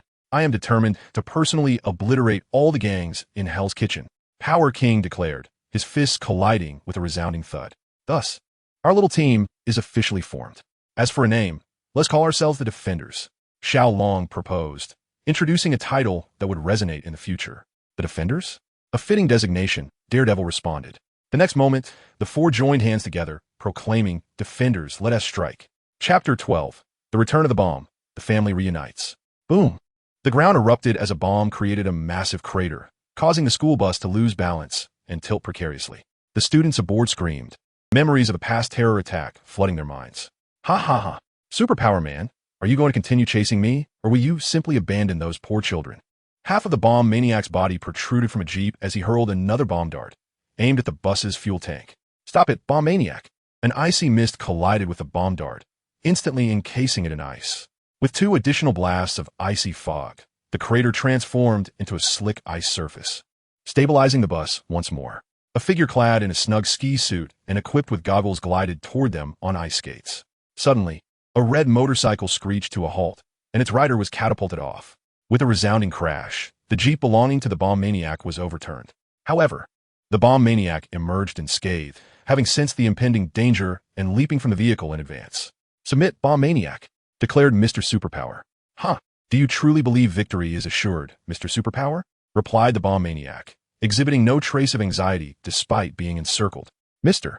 Superpower furrowed his brow and abruptly turned to his fellow superhero, Ice Cool. Be careful. No sooner had he spoken than the bomb, encased in ice, erupted. The explosion wreaked havoc on the school bus, and Ice Cool managed only to conjure an ice shield behind him, sustaining shock damage in the process. Ah, behold, a bus full of students to serve as my hostages, Mr. Superpower, and that Ice Cool fellow. Can you truly contend with me? As he spoke, the bomb maniac produced 6 dart bombs, hurling them not at the two superheroes, but rather at the school bus. This location had been meticulously calculated. He anticipated that the escape route following his botched bank heist would be sealed, thereby minimizing available cover against his bombs. The school bus was his creation, with the driver being one of his subordinates. Yet, the earlier explosion had shattered the bus's windshield, resulting in the gruesome demise of his accomplice. The bus was now without a driver.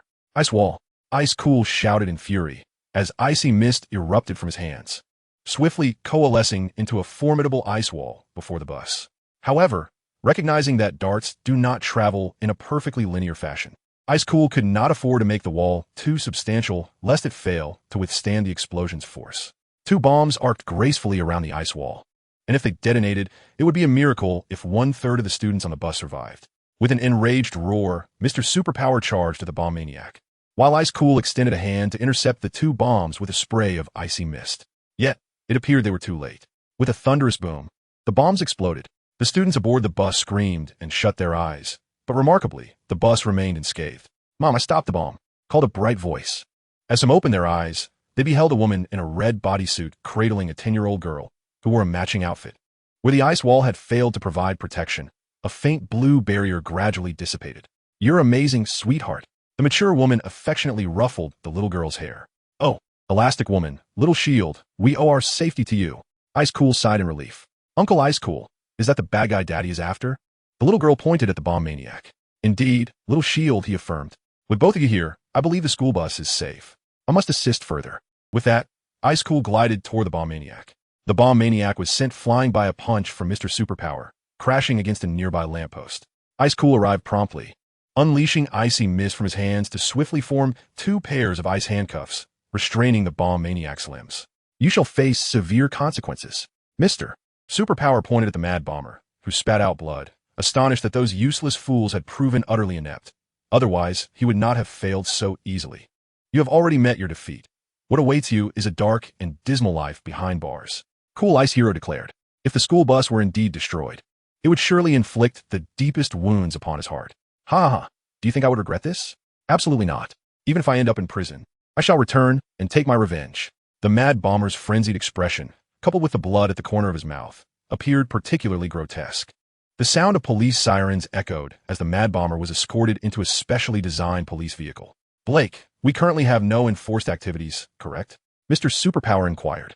"Indeed. You have successfully completed this apprehension operation and may now enter a state of respite, reclaiming your identities as free individuals. Here are your communicators. Just remember the terms of the agreement. Superpowers may only be utilized in transformed states while combating criminals, as I am well aware." He continued, "Furthermore, Mina is still young. I do not wish for her to be involved in such perilous missions again." Mr. Superpower spoke with a serious tone. I assure you I will not inform her." "But she has already become a superhero," Blake replied. "I understand your sentiment. She is no longer merely an ordinary girl. Given the chaos at our place, she could act as a street hero and perhaps help you recruit some additional support," Mr. Superpower suggested. "Can I share all of this with my wife?" Cool Ice Hero inquired. "No problem. In fact, your wife is already aware. She is an excellent police officer, is she not?" Blake responded. "Then, that is settled." Cool Ice Hero exhaled in relief. He had always struggled to assert himself in front of his wife, and now he found himself at a loss for how to explain the entire situation. Superheroes, and even Mina has joined their ranks. What a bunch of scoundrels. Not far off, Xiao Long muttered under his breath as he gazed at the wrecked school bus. Somehow, an intense aversion towards superpowers surged within him. "We must expedite the development of technological equipment. We cannot allow them to be endangered any longer," Xiao Long declared before hastily departing. Moreover, on this day, aside from Superman's family and Cool Ice Hero making headlines, a new superhero, Nature Girl, also graced the front page. Had it not been for Nature Girl's assistance, Elastic Woman and Barrier Woman would not have swiftly dealt with another gang of robbers. "Everything is fine. I've been well fed and have gained some weight," the father remarked. "I'm going to have a little brother," Mina exclaimed joyfully, though she truly wished to share her victory as a superhero who had vanquished evildoers. However, after persistent admonitions from her parents, she had learned to keep this secret to herself. "Really? Let me listen," Xiao Long said excitedly, pressing his ear against his mother's abdomen. "Not just yet," she replied. "How have you been these days?" "Not particularly well. The house feels rather empty. You are my most cherished family. I do not wish for you to be harmed." "Wait a moment." Xiao Long dashed upstairs and returned with a dozen blueprints. I designed these using self-taught knowledge. One is an electromagnetic handcuff, and the other is flying boots. What purpose do you have for these items? The father inquired, a sense of foreboding creeping into his heart. Father, I have self-studied a plethora of subjects sufficient to graduate from university. Initially, I wish to surprise you with my academic achievements. However, after your unfortunate accident, I realized that mere knowledge was inadequate. I yearn to transform it into tangible power, whether it be personal strength or external prowess. I believe my inventions could very well establish a technology company, which would flourish and ensure a comfortable life for you. As for myself, possessing formidable equipment would empower me to become a protector, a guardian of you both. Observing Xiao Long's earnest expression, his parents exchanged glances. Listen, Zyro, your aspirations are commendable, and we are proud of you. However, reality is far more complex, the father began, yet his words remained unfinished. Chapter 13, The Birth of My Brother. One must maintain respect towards women, akin to reverence for nature. Besides, we still have 3 minutes, the nature girl remarked with dissatisfaction, prompting Li Wang to roll his eyes and turn away in silence. After half a year of acquaintance, he understood the futility of rational discourse with the nature girl. She had the uncanny ability to sway the remaining 3 individuals. At that moment, the sound indicating the door had opened resonated. They have arrived, Xiao Long announced as he pressed the button to open the door. Shortly thereafter, 2 girls and a boy entered. The leading girl donned a crimson bodysuit, while the second girl wore a white one accented with black stripes. The boy at the rear sported a dark blue suit adorned with golden patterns. Barrier Girl, are these your teammates? Xiao Long inquired. Allow me to introduce them. This is White Tiger, and the other is Impact, Barrier Girl replied. Such ordinary names. Libang Mutarat. What did you say, big guy? Impact retorted with annoyance. All right, you're not here to bicker. Let us discuss your specialties, the Daredevil interjected. And Impact and Li Wang exchanged glares. My name is Impact. I possess a unique power within me, which I refer to as Meteor Force. It enables me to fly at high speeds, unleash energy shocks, and form a protective shield around myself. Impact proclaimed proudly, casting a glance at Li Wang, who merely scoffed. As for me, my entire physical condition has been enhanced, and I possess claws capable of slicing through steel, White Tiger said, revealing her sharp claws. Not the Wolverine type, but akin to those of Deathstrike, albeit shorter. Are you all prepared to face the Underground Gang? The Daredevil queried, noting the youthfulness of the group. There is no choice. Mina's circle of acquaintances dictates this, White Tiger explained. Both White Tiger and Impact were merely 10 years old, classmates of Mina, and superpowered individuals discovered by Sheriff Blake. Of course, I've longed to send those scoundrels flying. Impact exclaimed with excitement. Very well, welcome to the Defenders Alliance, Xiao Long declared. Defenders Alliance, it has a nice ring to it, Barrier Girl remarked. There are no team activities tonight. Feel free to act independently, but remember to maintain communication. The Daredevil instructed before departing, with Li Wang following closely behind. With the assistance of the Nature Girl and Xiao Long, the 3 managed to log into the information system. At last, you all may now access this secret base, the Nature Girl remarked. Thank you, sister. Shall we act together? The Barrier Girl inquired, casting an inquiring glance towards the Holy Dragon Child. You have long been capable of independence. There is no need to seek my permission. The Holy Dragon Child stated before vanishing from sight. How can you be like this? The Barrier Girl expressed her discontent. No, it is I who have clung to him too much. He is right. I should have become independent long ago. I am no longer an ordinary girl, but a superhero. The Nature Girl responded with a smile. Well then, since you say so, sister, I shall bypass him. The 4 departed together from the secret base. No sooner had they left than the figure of the Holy Dragon Child reappeared outside the base. Thankfully, he had not been ensnared by Mina, for that would have spelled trouble. After uttering this, Xiao Long flew off in another direction. It had been half a year since the incident with the bomb maniac, during which Mr. Super, Elastic Woman, and Cool Ice Guy had become household names as superheroes. Meanwhile, the Nature Girl and the Holy Dragon Child occasionally made headlines. Though lacking official support, their acclaim was less significant. Throughout these 6 months, Xiao Long had concealed his true self before his family, portraying himself as a studious individual, isolating himself in his room to conduct experiments except for essential conversations. Moreover, 3 months prior, through the connections of Sheriff Blake, Xiao Long became the owner of a technology company. His family life had improved considerably, and he allocated part of his funds to construct his own laboratory in the secret base of the Defenders Alliance. Energy levels finally restored. After dealing with a group of robbers, Xiao Long received a prompt from the Roulette. The Roulette spun, yet the patterns were too unclear for him to discern. And after staring for a while, he felt dizzy. Abandoning his attempt to read the roulette, he paused for a few seconds before declaring, "Stop." Upon lifting his gaze, he beheld a box. "What is this?" Xiao Long wondered as he took the box, and in the next moment, he felt an urge to curse. A grand gift package from the world of Aloran, wherein the host could randomly acquire 3 hero inheritance seeds, followed by a random intrusion of 12 hero inheritance seeds. Truly, it seems they are not averse to chaos. Which of the champions in League of Legends is easily provoked? If they happen to summon those zealous or neutral heroes, it might be manageable. But what if some of those madcap or divine heroes appear? Staring at the box before him, Xiao Long gritted his teeth and opened it. At the very least, he would know what it contained. Otherwise, the situation could worsen. The box opened and the extraction commenced. Congratulations to the host for obtaining the hero inheritance of Lee Sin, the blind monk. Congratulations to the host for obtaining the hero inheritance of Akali, the fist of shadow. Congratulations to the host for obtaining the hero inheritance of Vayne, the night hunter. Next, the intrusions began. The inheritance of Ash, the frost archer. The inheritance of Leona, the radiant dawn. The inheritance of Nidalee, the bestial huntress. The inheritance of Zed, the master of shadows. The inheritance of Jace, the defender of tomorrow. The inheritance of Sona, the maven of the strings. The inheritance of Malphite, the monolith. The inheritance of Varus, the arrow of retribution. The inheritance of Zyra, the rise of thorns. The inheritance of Zed, the demon jester. The inheritance of Heimerdinger, the revered inventor. The inheritance of Pantheon, the unbreakable spear. The intrusions concluded, and a final intrusion would take place a month later at year-end. Even more. Xiao Long was on the brink of insanity, as this marked the first chaotic incursion following the upgrade of the roulette. Such a grand gift was an anomaly, and future occurrences would not replicate this. The roulette explained. That is reassuring. Xiao Long exhaled with relief, observing the names of the heroes that had appeared. He felt an inkling that an encounter was imminent. After safely storing 3 seeds of inheritance in his space, Xiao Long exited the laboratory. Half a month later, Xiao Long and his team were poised to strike against a significant drug transaction orchestrated by Jin Bing and his associates. However, they stumbled upon an ambush, one that involved hundreds of adversaries. The Defender Alliance. I've been preparing for you for a long time. How do you like this welcoming ceremony? Boasted a leader, one of Jin Bing's capable henchmen.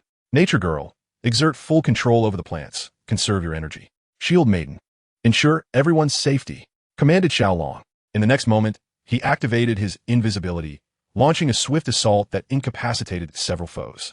Nature Girl directed a dozen vines to ensnare the legs of their opponents, toppling them to the ground. The charge targeted the enemy's machine gunners, with a single burst of energy eliminating one adversary. Force King and White Tiger seized crates from the warehouse, using them as makeshift projectiles.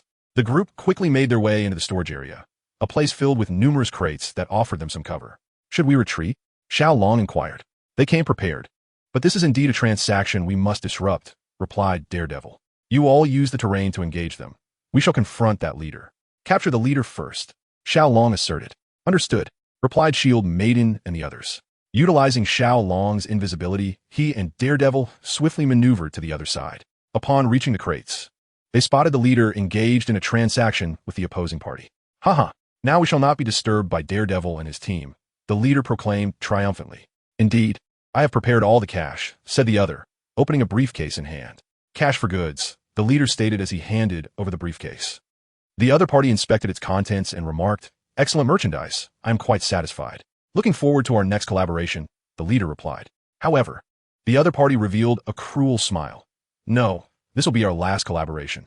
In the next instant, he swiftly drew a handgun and unleashed an entire magazine into the leader's body. Jin Bing wants me to inform you, deserter, that you shall die. Did Jin Bing inform you whether you would leave here alive today? Daredevil retaliated with a blow to the assailant's back. The noise attracted the attention of their subordinates nearby. Xiao Long employed a talisman to deflect a bullet aimed at him before charging forward. The gangsters, only slightly more adept than ordinary individuals, were quickly subdued by Xiao Long. Meanwhile, Daredevil secured the assailant and proceeded to assist elsewhere.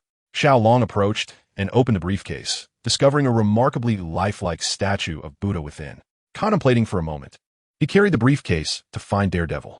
With the aid of the terrain, Shield Maiden and her team managed to defeat their opponents through excellent coordination, though they were left utterly exhausted.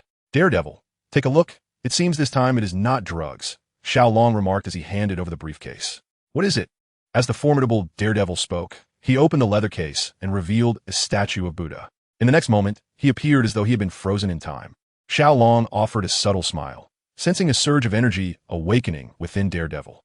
Nonetheless, he maintained a facade of concern, inquiring, "How are you, Daredevil?" "I am well." "This statue is an antique, devoid of any hidden toxins," Daredevil replied, striving to calm his racing heart. After the group reported the incident to the authorities, they departed, leaving the question of whether the police would detain them unanswered. Though it was likely they would, the certainty of any actual punishment remained ambiguous. Half a month later, as the year drew to a close, Xiao Long found himself in a hospital, for today marked the day of his mother's childbirth. Perhaps due to the previous incident, she had gone into labor early. With a resounding cry of a newborn, the wheel of fortune in Xiao Long's mind began to spin, seemingly in celebration of the little one's arrival. Chapter 14. The Era of Heroes. "What is going on? The great Superman has appeared," Xiao Long exclaimed, horrified at the chaotic results of the spinning wheel, which even caused the chair beneath him to break. "Congratulations, host, you have acquired the seed of speed." The chaotic results yield a youthful Superman, a young Lex Luthor, and a young Supergirl. "Wheel, explain this to me. Are these random results truly what you refer to as ordinary chaos?" Xiao Long felt an overwhelming urge to shatter the wheel, were it not for the fact that it was bound to him and lacked a physical form. Following its initial upgrade, the wheel's chaotic outcomes had certainly risen in caliber.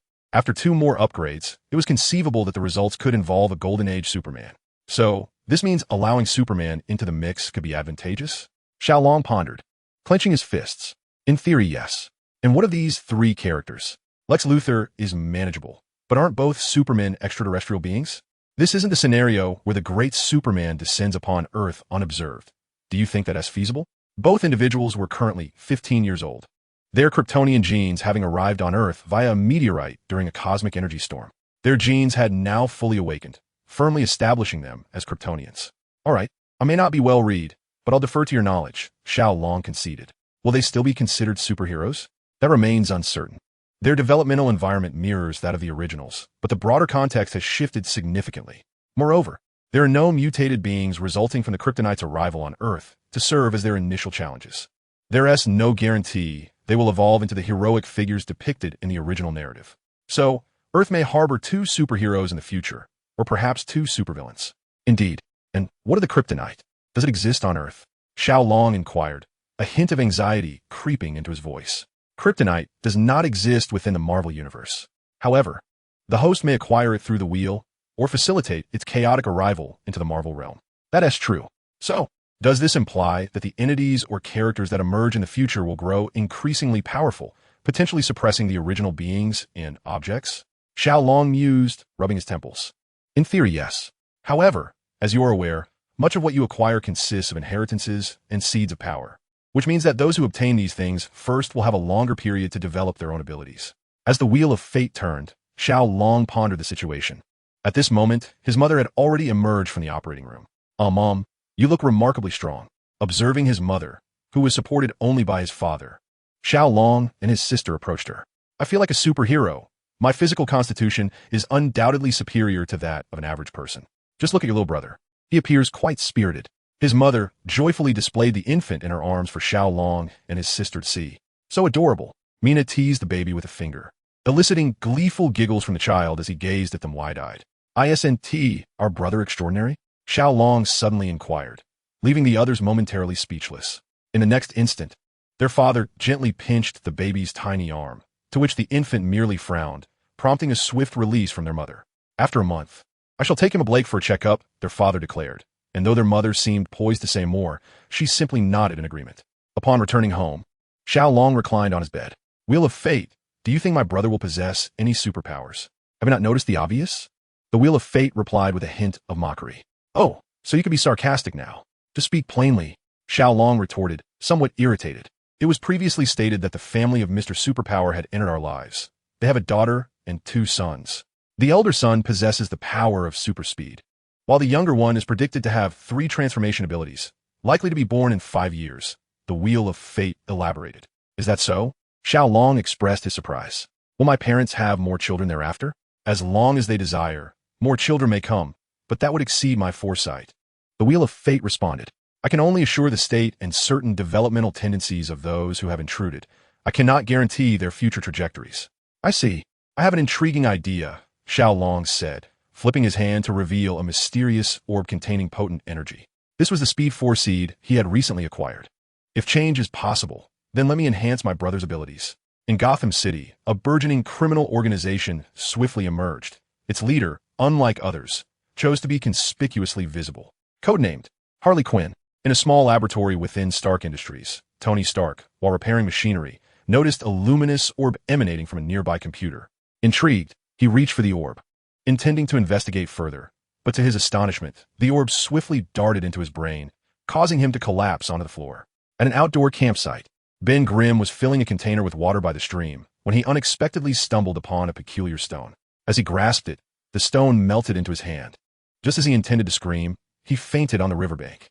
During a mission, Barton fortuitously acquired a strange bow.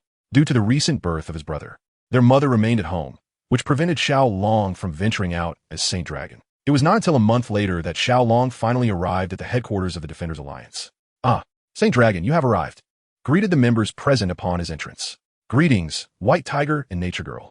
Have you not ventured out?" Xiao Long inquired. "We are adapting to our newfound powers," they replied. "Is it a new power?" Xiao Long inquired with a hint of perplexity.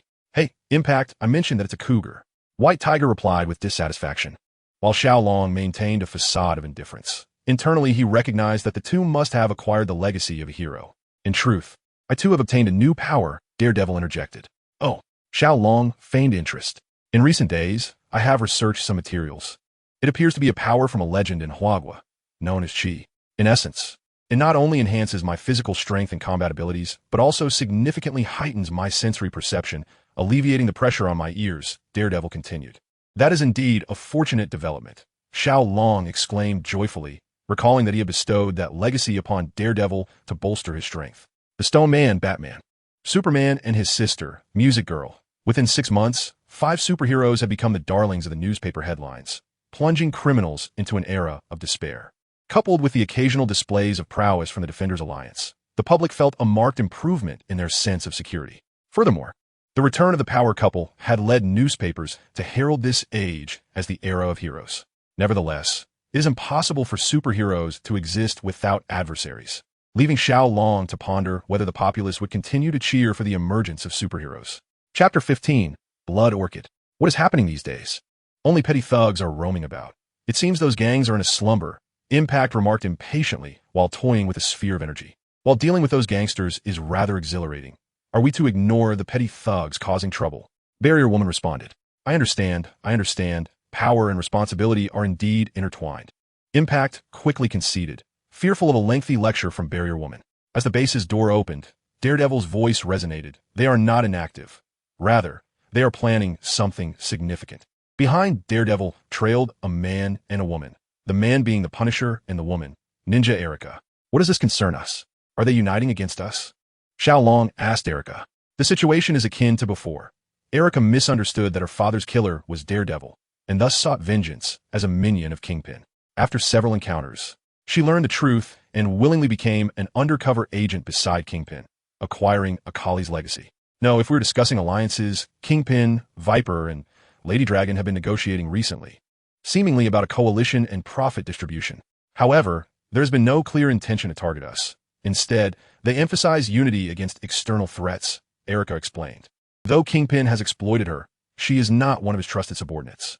Is that so? What circumstance would lead the Gotham City gangs to gravitate towards us? Is one Gotham City not enough for their chaos? Impact exclaimed. Compared to the underworld in New York, which, although substantial, remained largely subterranean, Gotham's gangs have become semi-public.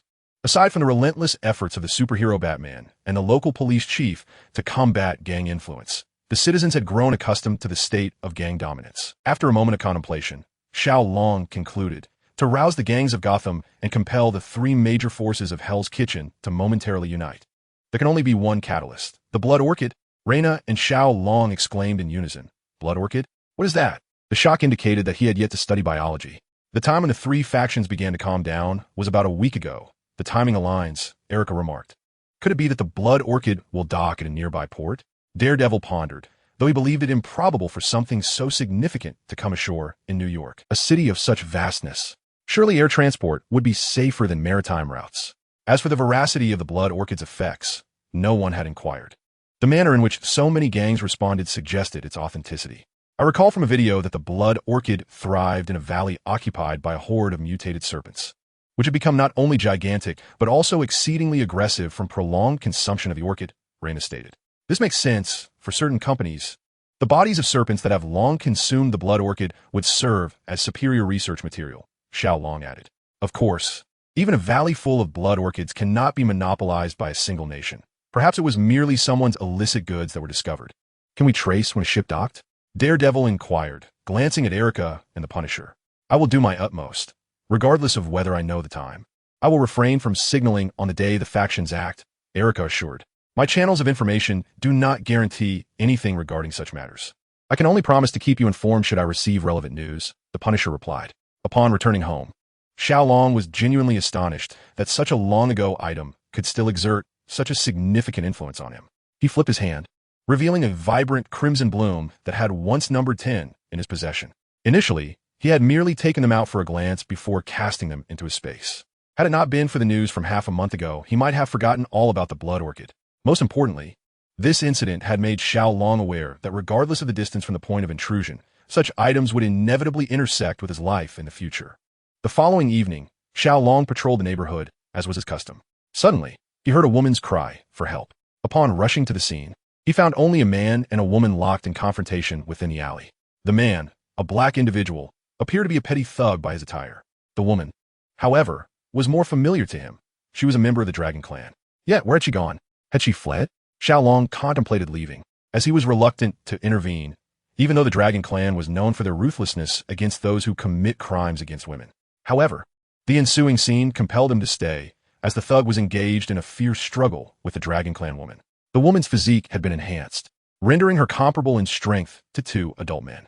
The black man, on the other hand, appeared less formidable and lacked any signs of training. Nonetheless, the outcome of their combat saw the thug overpowering the Dragon Clan member. After exchanging a dozen blows, the woman was captured. What do you want? She asked, to which the man did not reply but placed a hand atop her head. What are you going to do? The Dragon Clan will not spare you. She protested. Yet the man remained unmoved. In the next moment, his form shifted, transforming into a woman. This revelation astonished Xiao Long. Could it be Mystique? In the realm of mutants, their existence is indeed acknowledged. He has encountered 2 third-tier mutants and is aware of the Brotherhood and the Hellfire Club. However, the individuals he faced were mere, insignificant characters, devoid of even a name in his memory. If the person below truly is Mystique, then she would be the first formidable mutant he has encountered. Unable to replicate her power of desire, he can only assume her form. But is she indeed Mystique? Perhaps it is worth following her. Without paying heed to the woman who had collapsed on the ground, Xiao Long pursued that individual. After a while, the woman on the ground rose to her feet. It is astonishing that someone with abilities akin to mine exists. I wonder if she is a mutant, though her powers do not surpass mine. Moreover, the person from earlier must have been lurking nearby, yet I failed to notice. According to the information available, she should be Saint Dragon. Her abilities truly remarkable. It seems this mission may not be easily accomplished. First, I shall send a message to Eric. I must also investigate the information regarding the Dragon Club. After sending a message from her phone, the woman exited the premises, showing no signs of injury. On the 3rd day, the news reported that Bruce Wayne, the wealthy heir from Gotham City, had arrived in New York due to a cargo ship from his company docking there. That evening, a firefight erupted in a neighborhood, which the musical heroine successfully quelled. In reality, it was her confrontation with the security team of a pharmaceutical company from another city. Once again, 2 factions have arrived in New York. This blood orchid is indeed alluring. Xiao Long mused to himself as he read the news, noting that even his parents had been urgently summoned to join Sheriff Blake on a mission. Chapter 16, The Chaos Begins. Heroes from other regions have converged here. Should we not step forward to make our presence known? Looking at the newspaper headlines, Chong asserted, I believe we should, if those gangs can collaborate. It is only fitting that we, as superheroes, unite in cooperation. Power King remarked. That musical heroine seems quite beautiful. Barrier Girl observed, and the Natural Girl nodded, having heard that her voice possesses a unique ability. Erica's message indicated that Kingpin has begun to take action. Daredevil stated that the Gotham City gangs have infiltrated, yet their gathering point remains elusive. Additionally, the confrontation during the day involved Mitter Pharmaceuticals and the musical heroine, but the opposition moved swiftly and, with the cover of the front, has now vanished without a trace. The Punisher noted. Did Lex Luthor not dispatch anyone? Xiao Long inquired. He himself did not come. It is said he sent a manager to negotiate cooperation with Bruce Wayne. The Punisher was perplexed as to why Xiao Long would ask this. So, the dark forces of Metropolis have also intervened. What do you mean by that? Daredevil questioned, astonished. You cannot possibly believe that the dark forces of Metropolis are under Lex Luthor's control. The Punisher frowned, well aware of Lex Luthor's standing in American society. Where there is light, there is shadow, which major corporation does not possess methods for resolving matters in the dark. Xiao Long scoffed, then furrowed his brow at the thought of Lex Luthor, intelligent, ruthless. If he orchestrates this dark operation, we must exercise caution. Others seemed to struggle to comprehend the situation, believing that Xiao Long was somewhat anxious.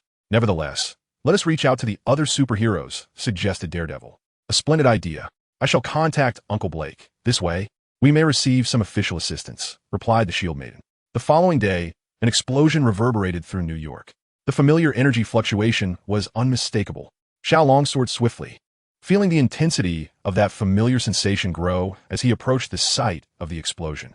The location was relatively remote compared to the bustling city, nearing the outskirts. The structure, which had initially masqueraded as a warehouse, lay in ruins, revealing a high-tech entrance within. A figure clad in black stepped forward, inserting an object into the interface. Within 3 seconds, the door swung open.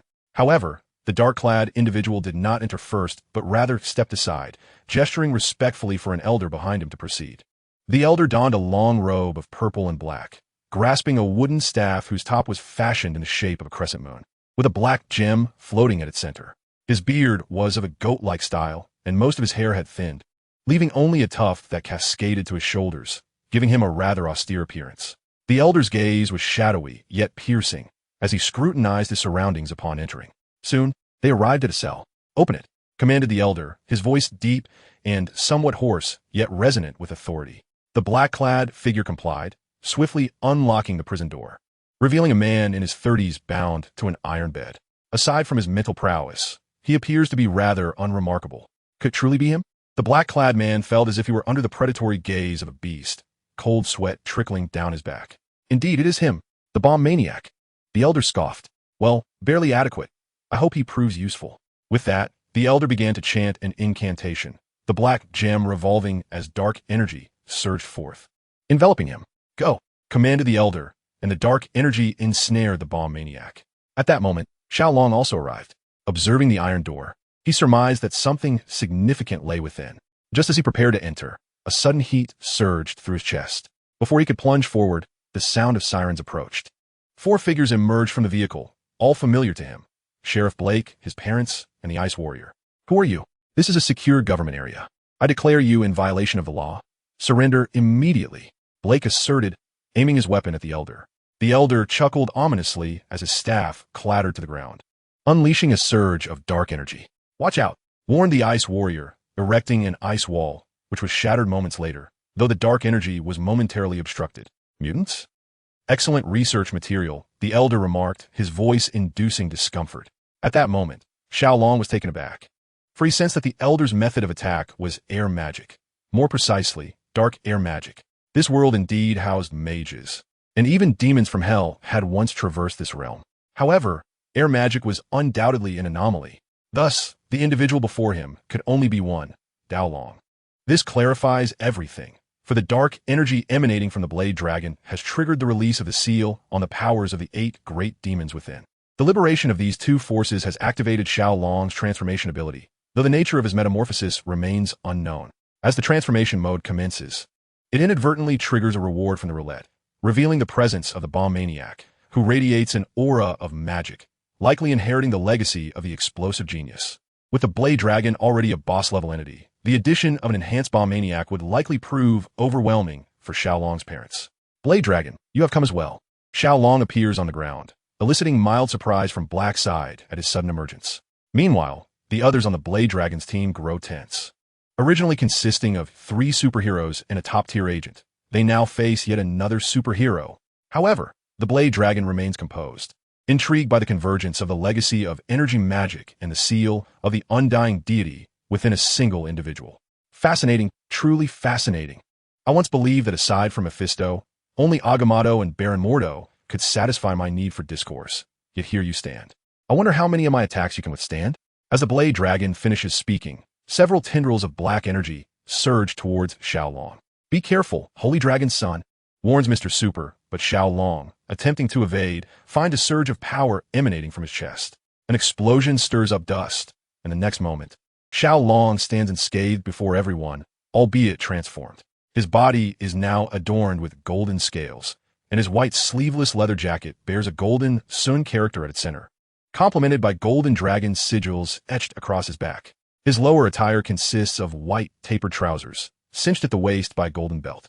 Observing the appearance of the Holy Dragon's son, Blackside is taken aback.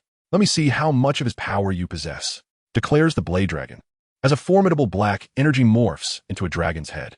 In an instant, Xiao Long produces a 1-meter-long folding fan, and both sides prepare for confrontation. Chapter 17, Alliance. The dragon head swiftly approaches Xiao Long, who unfurls his fan, conjuring a tempest that forms a flowing barrier. Onlookers witness countless small whirlwinds, each the height of a person, tightly coalescing into a wall that clashes against the dragon head formed from the dark energy. However, within a meter around Xiao Long, there exists a serene stillness. In mere seconds, both the dragon head and the wind wall dissipate. Not bad. I shall play with you thoroughly. Deal with the others, proclaims the blade dragon, sending forth several tendrils of black energy as he ascends toward the rooftop. Xiao Long wields his fan, unleashing wind blades that scatter the dark energy. With a gust at his feet, he ascends to the rooftop without invoking the power of the sigils. He, Mr. Super, Elastic Girl, and Cool Ice Guy, we must settle our old scores, exclaims the bomb maniac, tossing several explosives into the fray, while the black-clad henchmen draw their firearms and commence firing. Cool Ice Guy tirelessly erects ice walls for defense. However, the enhanced bombs from the bomb maniac are laced with a hint of magical energy, doubling their destructive power. What is the verdict? Can we withstand this? Inquires Mr. Super. It's not a matter of endurance. We can only endure this onslaught. Blake remarked that the explosions were incessant, leaving him without even a moment to fire his weapon. We must shift from defense to offense and seize the opportunity, Elastic Woman proclaimed. But their firepower is overwhelming. Iceman countered, noting that any offensive maneuver would require crossing the icy barrier. As Superpower muttered to himself, something caught his eye. Honey, where are you going? Elastic Woman inquired as she observed him straying away. I found a way to surpass the ice wall, Superpower exclaimed, exerting force to uproot a fire hydrant from the roadside. We'll use this to attack, he declared. Iceman extended a hand, unleashing a gust of cold air towards the hydrant. Under Superpower's influence, the hydrant sprayed water into the courtyard. In the next moment, a mist of ice enveloped the area, forming a bridge of ice from the flowing water. Superpower propelled himself off the icy bridge, landing in the courtyard. Meanwhile, the bomb maniac, engrossed in his explosions, remained oblivious to Superpower's descent. However, the dark-clad henchmen noticed him, yet before they could utter a warning, Superpower felled them one by one with swift punches. As he prepared to strike the bomb maniac with another blow, the ground erupted in an explosion. Superpower instinctively raised his hand to shield himself, only to be flung back several meters by the force of the blast. At that moment, Iceman and the others arrived, and the bomb maniac laughed heartily, saying, "Say hello to my little darling." As two bombs bounced towards him, Blake fired twice, hitting the bombs, which detonated and created two large craters in the ground. Saint Dragon, do you know who that old man is? Blake inquired, having encountered numerous superhumans. But the power of the Blade Dragon was clearly not derived from superhuman abilities. His name is Blade Dragon, a dark sorcerer wielding air magic. The bomb maniac's enhanced power is likely a result of his magical influence, rendering him a servant, Xiao Long explained. Magic? Is it real? Blake responded, somewhat astonished. He had encountered peculiar items before, some of which science had yet to comprehend. However, this was his first encounter with a true sorcerer. Air magic is merely one of many types of magic, utilizing mental energy to resonate one's own essence with the air around them to cast various spells. There are other categories, often localized power systems from other races, Xiao Long elaborated, recalling the vast knowledge within his mind. But why has Blade Dragon come to our country? Is it for the Blood Orchid? Blake queried. Perhaps. He seeks great magical power, which requires sufficient life force. It is also possible he was summoned by others as an aid, and as he mentioned, he shows keen interest in our superheroes, perceiving them as excellent experimental subjects. Xiao Long responded. Goodness, Elastic Woman exclaimed, feeling a sense of familiarity. Iceman murmured, just like the mad scientist, Blade Dragon is a scientist of magic. Saint Dragon, can you also wield air magic? Blake asked, I possess some knowledge of this legacy. However, I cannot utilize it. I am a direct inheritor of power, which does not qualify me as a pure human. Only pure humans can wield air magic, Xiao Long replied, feeling a twinge of discomfort as he realized this aspect of his identity. Blake sought to acquire the secrets of elemental magic from Saint Dragon. Yet given that they had only met twice, it seemed rather presumptuous to broach the subject, even if the other party was a superhero who had aided them in confronting the Blade Dragon. A moment of silence lingered between them until Xiao Long suddenly remarked that, although the extent of other dark forces infiltrating New York remained unknown, it was certain they would conspire against them. I believe we should unite to thwart their attempts to pick us off one by one, he asserted. Indeed. But how can we ensure that other superheroes will join our coalition? Blake queried. On behalf of the government, I can guarantee that our true identities will remain undisclosed and that there will be no official smear campaign against superheroes. I will handle the outreach.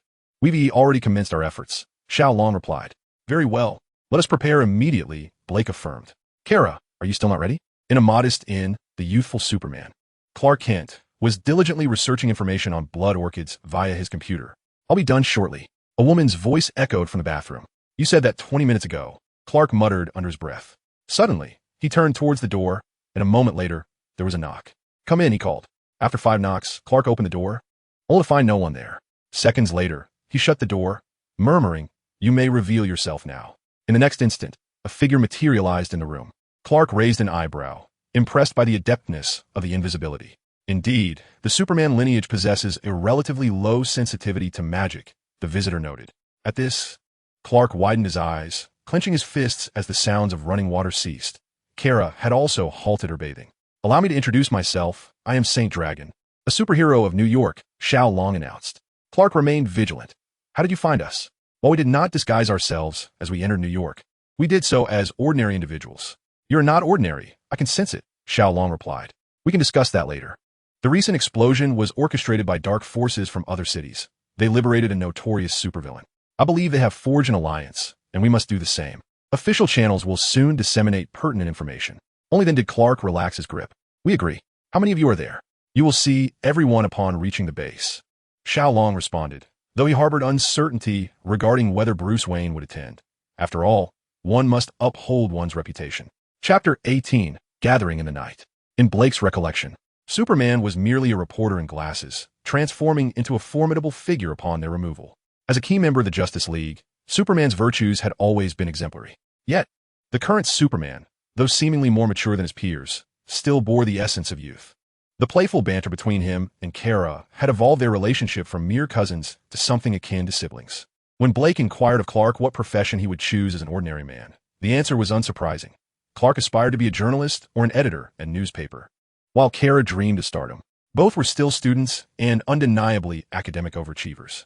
Due to their extraordinary abilities, both individuals leaned towards the humanities. Otherwise, Xiao Long genuinely feared they might have become super scientists. In such a scenario, even if they wished to become superheroes, they would no longer be Superman and Supergirl. By evening, a considerable number of guests had arrived at the secret base.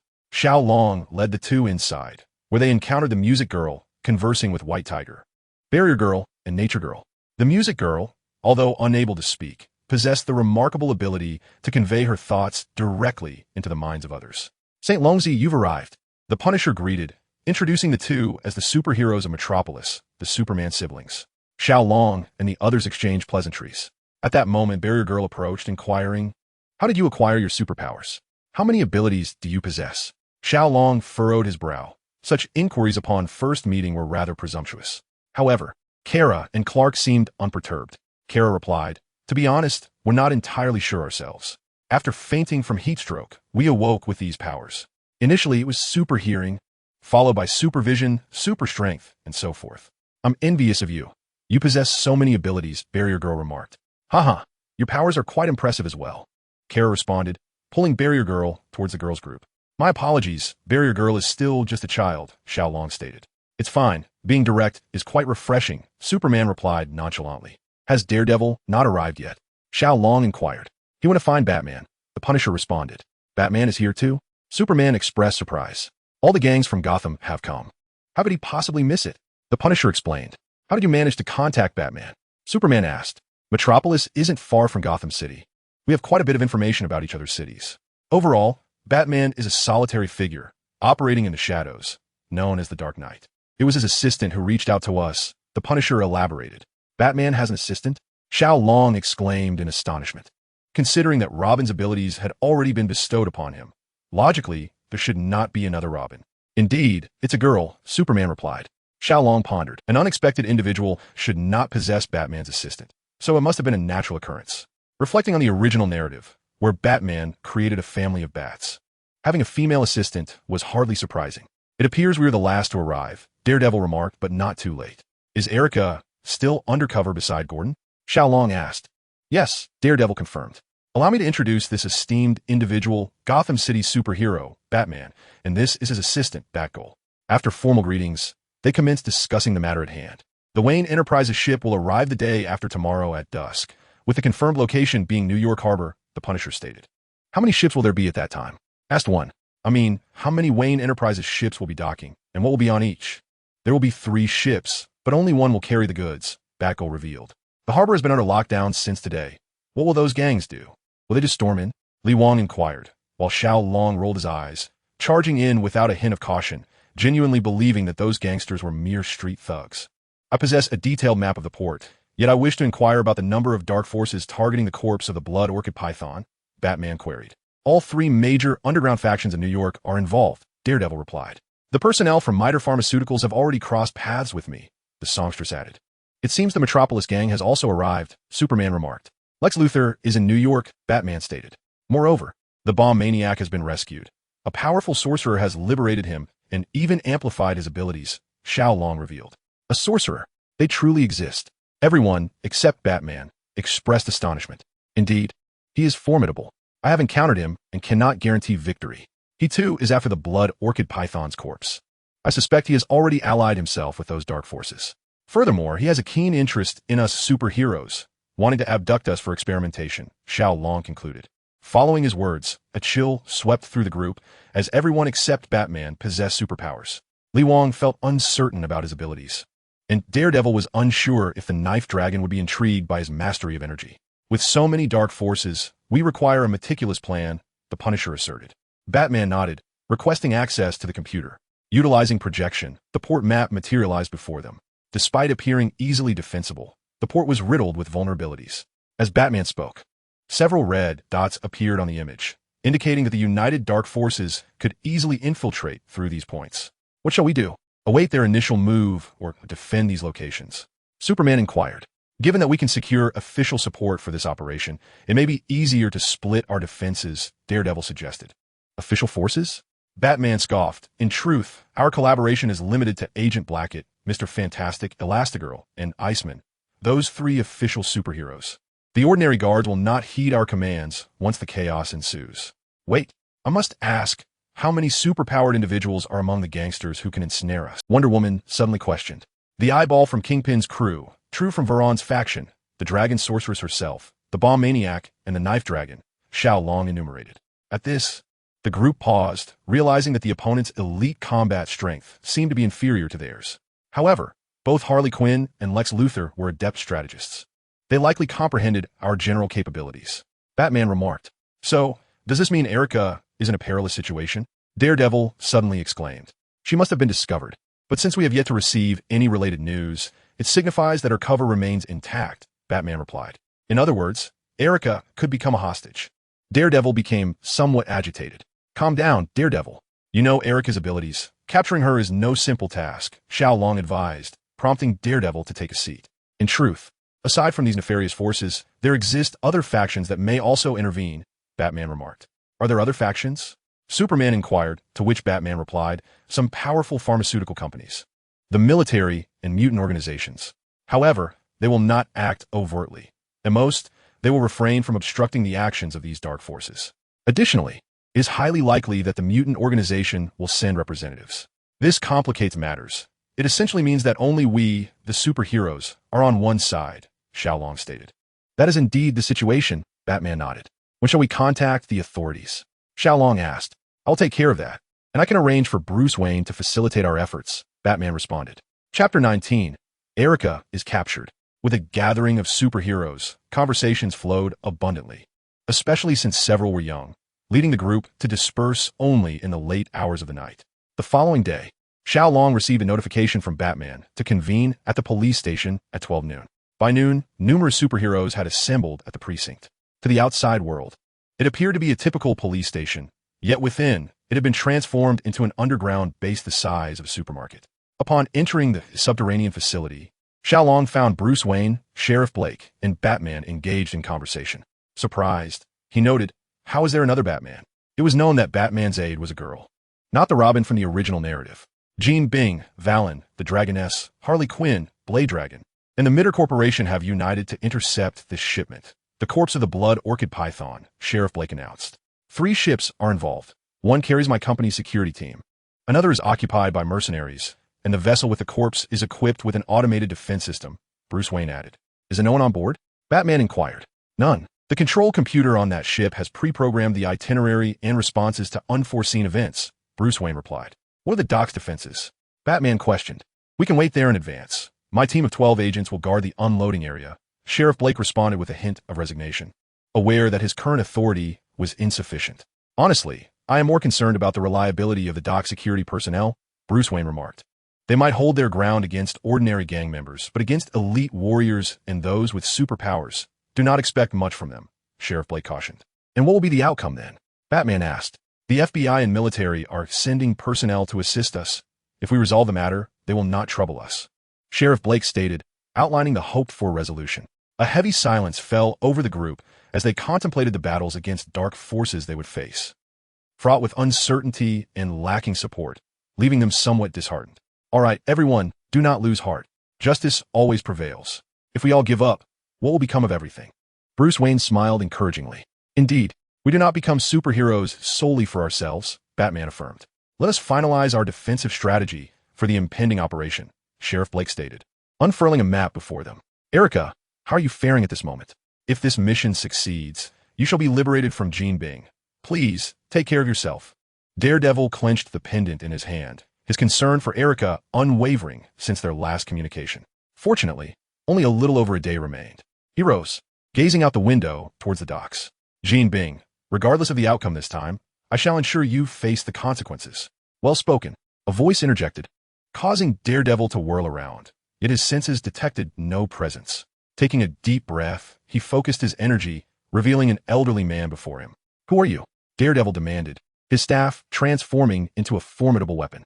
Do not be alarmed, Daredevil. This is merely a small spell of mine to facilitate our conversation, the old man replied.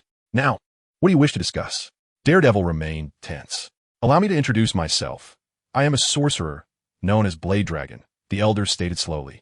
Blade Dragon, the only reason I engage with you is due to your association with Erica. What has become of her? Daredevil inquired, his anxiety palpable. There is no need for alarm. She is in my possession, unharmed. However, her true identity has been compromised. Jean Bing intends to utilize her as leverage against you. I, however, have different plans, which is why I have taken her. A sinister smile crept across Blade Dragon's lips. At midnight tonight, you will come alone to the designated location I provide, bringing your defensive strategy in exchange for her release. Remember, do not disclose this to anyone, or I cannot guarantee Erica will remain unscathed.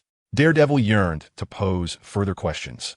Yet Blade Dragon's figure dissipated, the smoke coalescing into the image of a warehouse before vanishing entirely. Clutching the pendant in one hand and gripping his staff with the other, Daredevil's tensed veins betrayed his inner turmoil.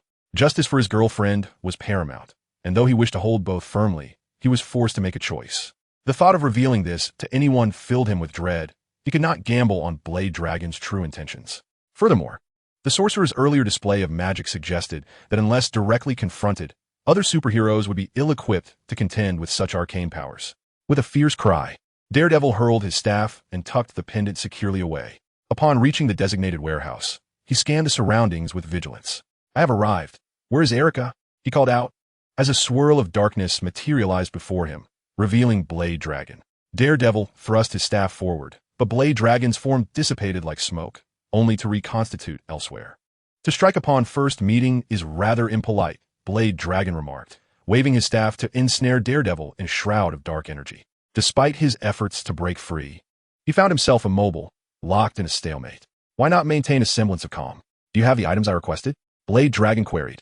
I demand to see Erica, Daredevil retorted, Otherwise, you shall receive nothing.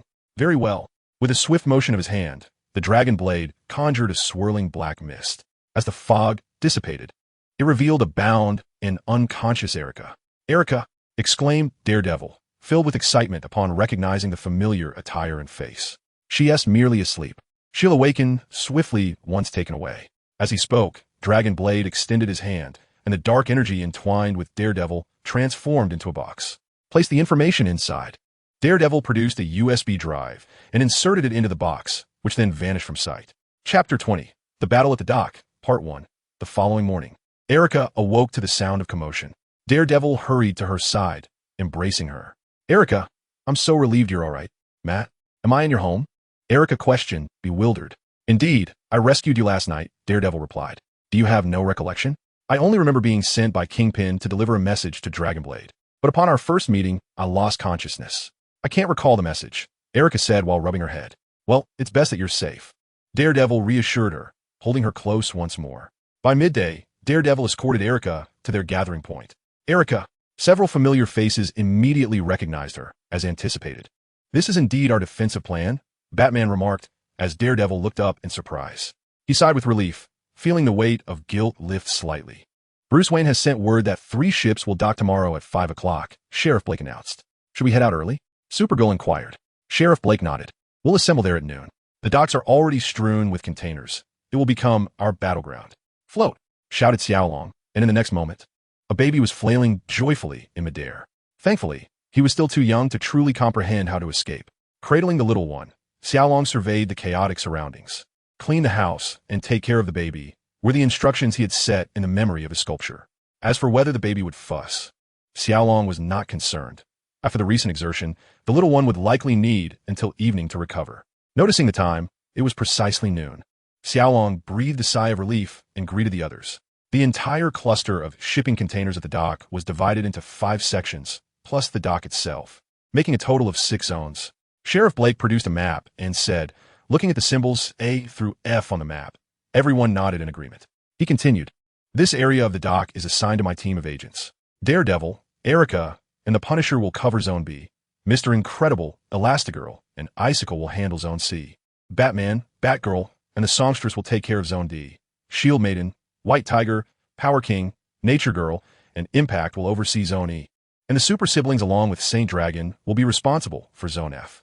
Let S maintain communication, 30 minutes prior to 5 o'clock, and then every 10 minutes thereafter." Everyone nodded and then dispersed.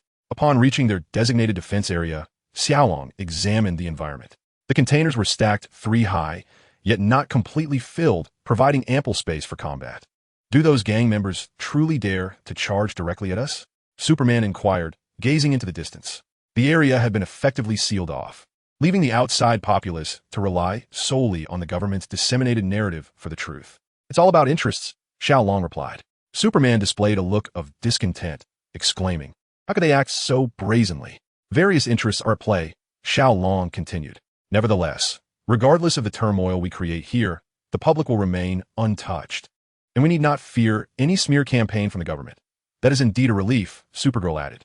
With a huff, Superman leaned against the container. Xiao Long cast a glance at Supergirl, who remarked, "Pay him no mind. He has long been aware of the situation. It is merely a matter of conscience." "It is precisely our conscience that compels us to stand here," Xiao Long affirmed. "You make a valid point," Supergirl smiled lightly. As time ticked closer, the tension among the group escalated. Superman and Supergirl stood atop a container, scanning the horizon in hopes of detecting the enemy's movements at the earliest opportunity. Xiao Long remained vigilant, patrolling the vicinity and attuned to every sound. At 4:30, reports came in with no anomalies detected. By 4:50, Sheriff Blake announced the arrival of the ship at the port. "The vessel has arrived ahead of schedule," Xiao Long noted. "Is there something amiss?" Supergirl inquired. "If all 3 ships were manned, it wouldn't be a concern. However, if one is remotely controlled, how could it have arrived early?" Xiao Long responded. "Everyone, prepare for battle." Sheriff Blake bellowed, and in the next moment, the sound of gunfire erupted. "Everyone, stay alert." Xiao Long shouted, then swiftly vanished, reappearing atop another container just as the spot he had occupied moments ago collapsed under fire. "Your skills have improved," a sultry voice remarked as a dark purple mist enveloped the area, revealing the demon dragon lady in the place he had just vacated. "Is it just you?" Supergirl scoffed. But what is that strange scent? You have your adversaries. Mine is only the Holy Dragon Prince, the Demon Dragon Lady declared.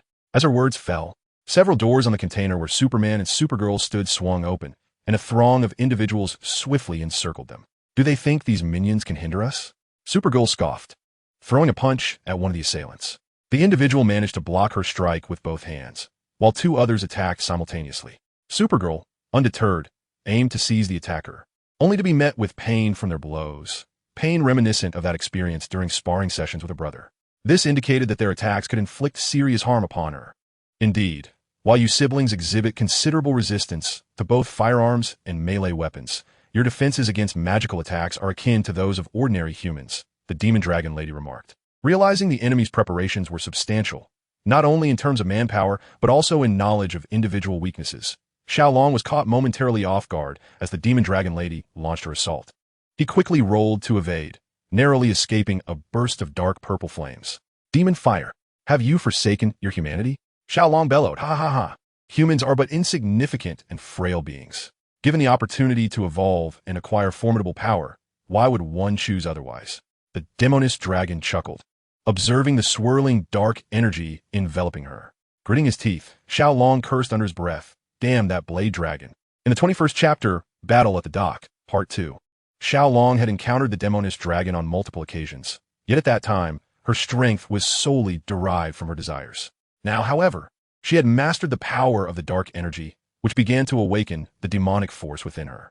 With a flick of her wrist, the demoness dragon unleashed two spheres of dragon fire, to which Xiao Long retaliated with flames of his own.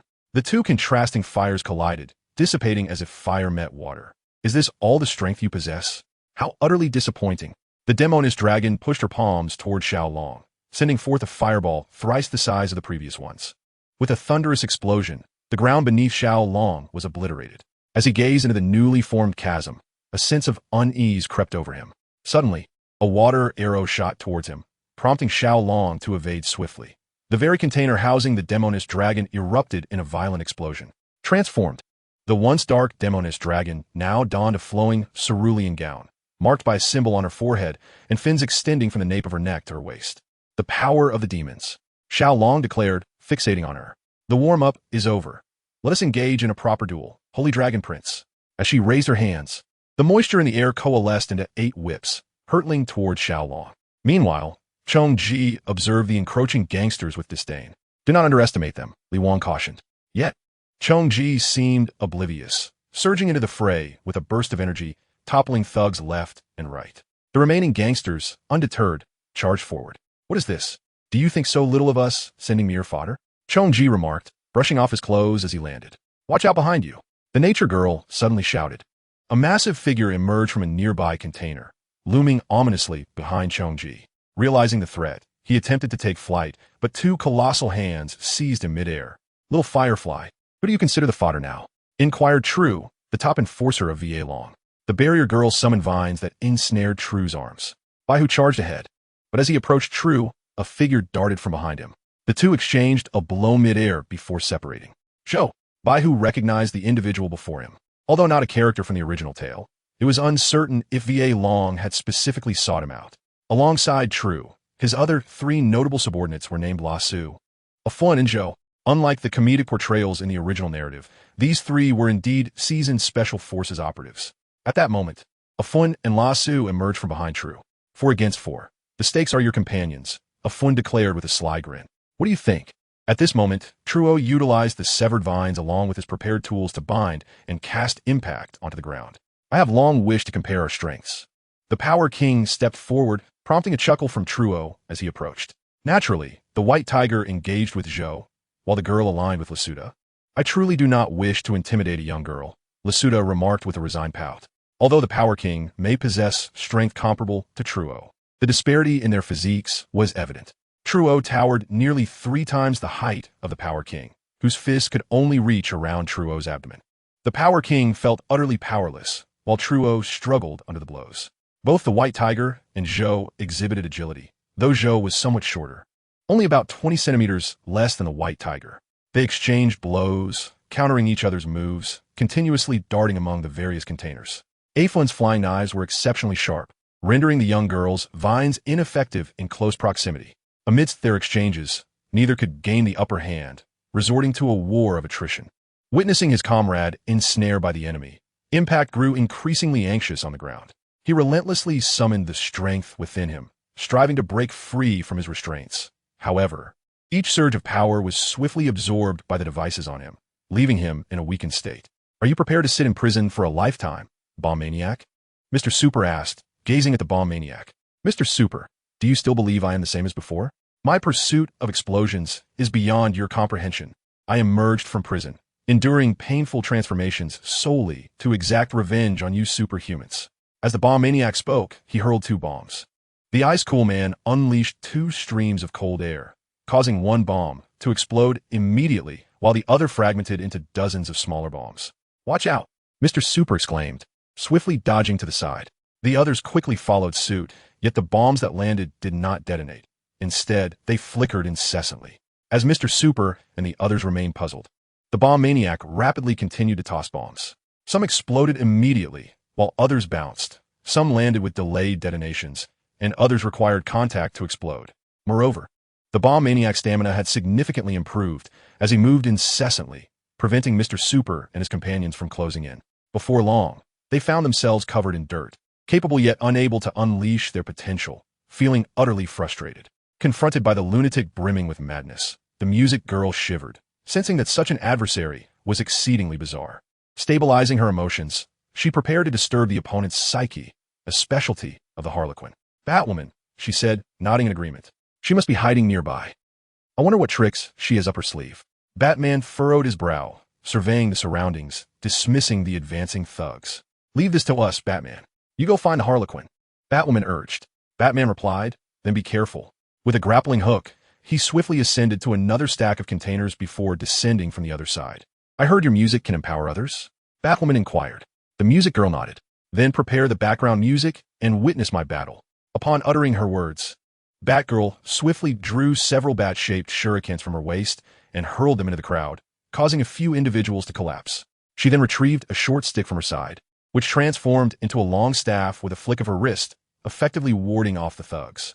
The melodious woman produced a flute and began to play, prompting Batgirl's movements to quicken significantly. In Chapter 22, The Battle at the Dock, Part 2, several glinting blades hurtled toward Daredevil, who deftly raised his staff, deflecting the flying daggers. "Target, since you're here, why not show yourself?" Daredevil intoned coldly. "Huh, do you wish to meet your ends so eagerly?" Rewritten, casually twirling a dagger in his hand. "Is it just you? You must be underestimating us," the Punisher declared, already aiming his twin firearms at the target. "What if I am alone? That suffices to deal with you." As soon as he finished speaking, the target unleashed his daggers with remarkable speed.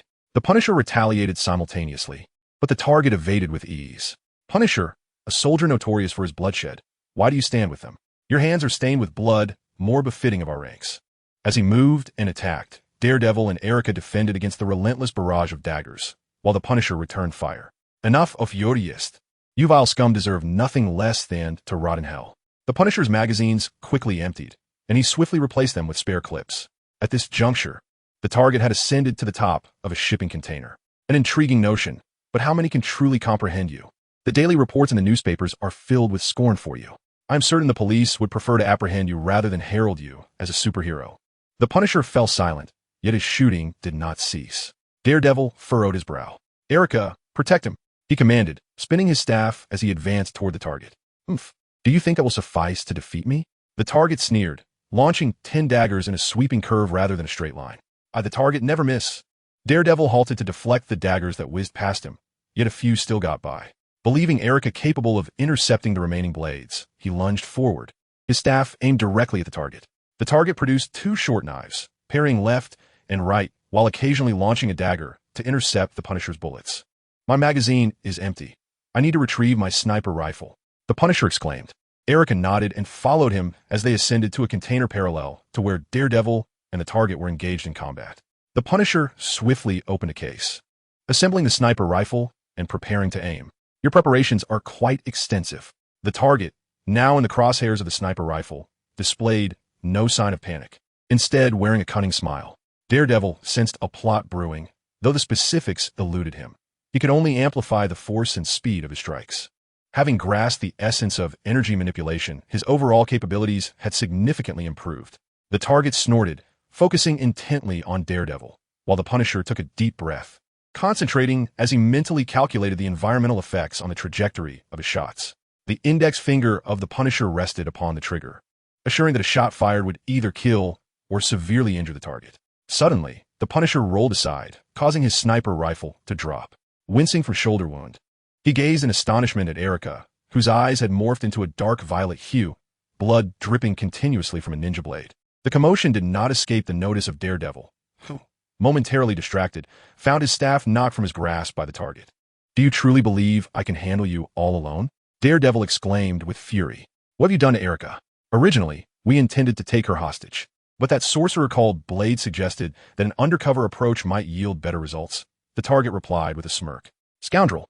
Daredevil bellowed, his right fist striking out, a near-physical manifestation of energy impacting the unsuspecting target. In the next instant, propelled by instinct, Daredevil closed the distance, delivering a powerful kick that sent the target crashing against the wall. "Blind monk, Lee Sin? So this is the true legacy," Daredevil murmured, inspecting his hands. The Punisher retrieved another handgun from his ankle, meticulously planning his next moves while shifting towards the next weapon placement.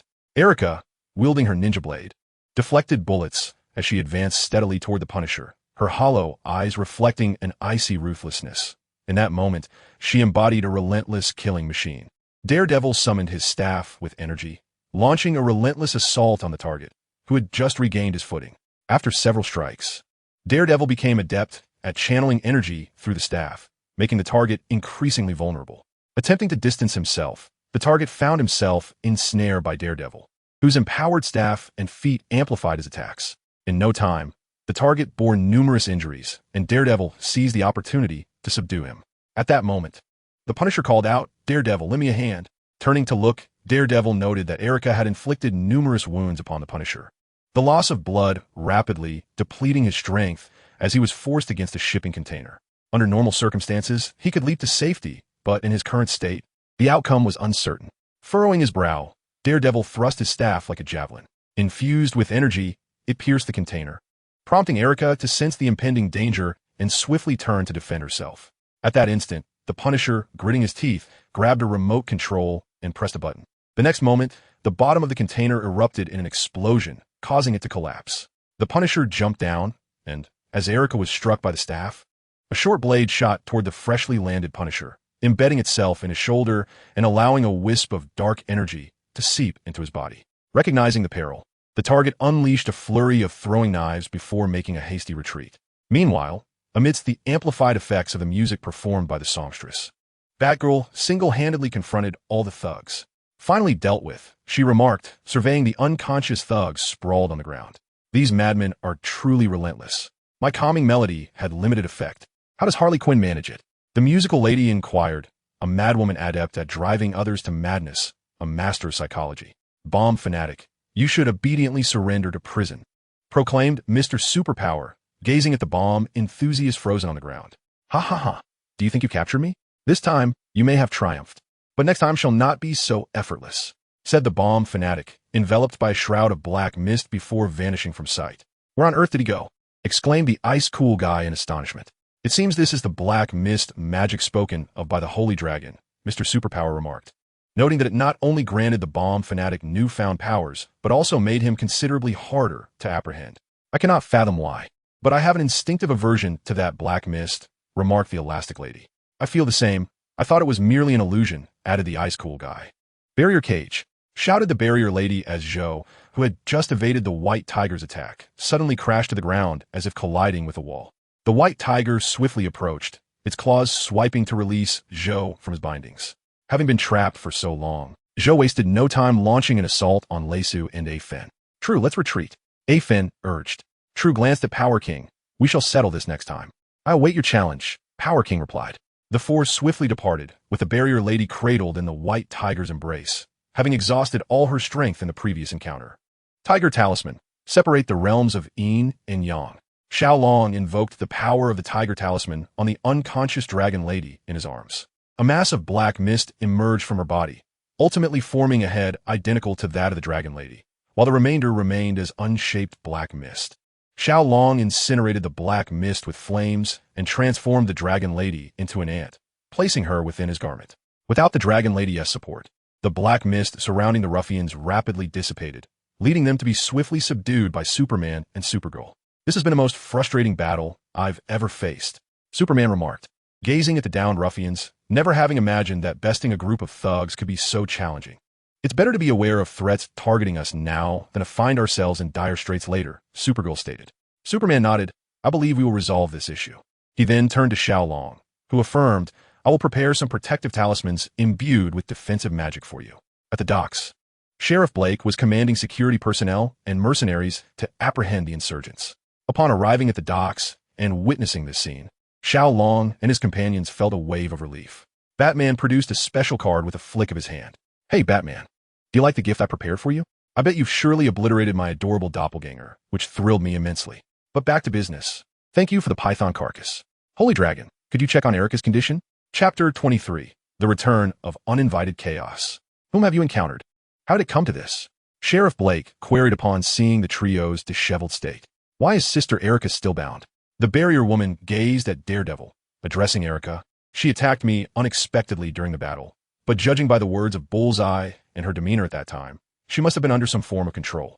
The Punisher, while tending to his own wounds, remarked, Let me take a look.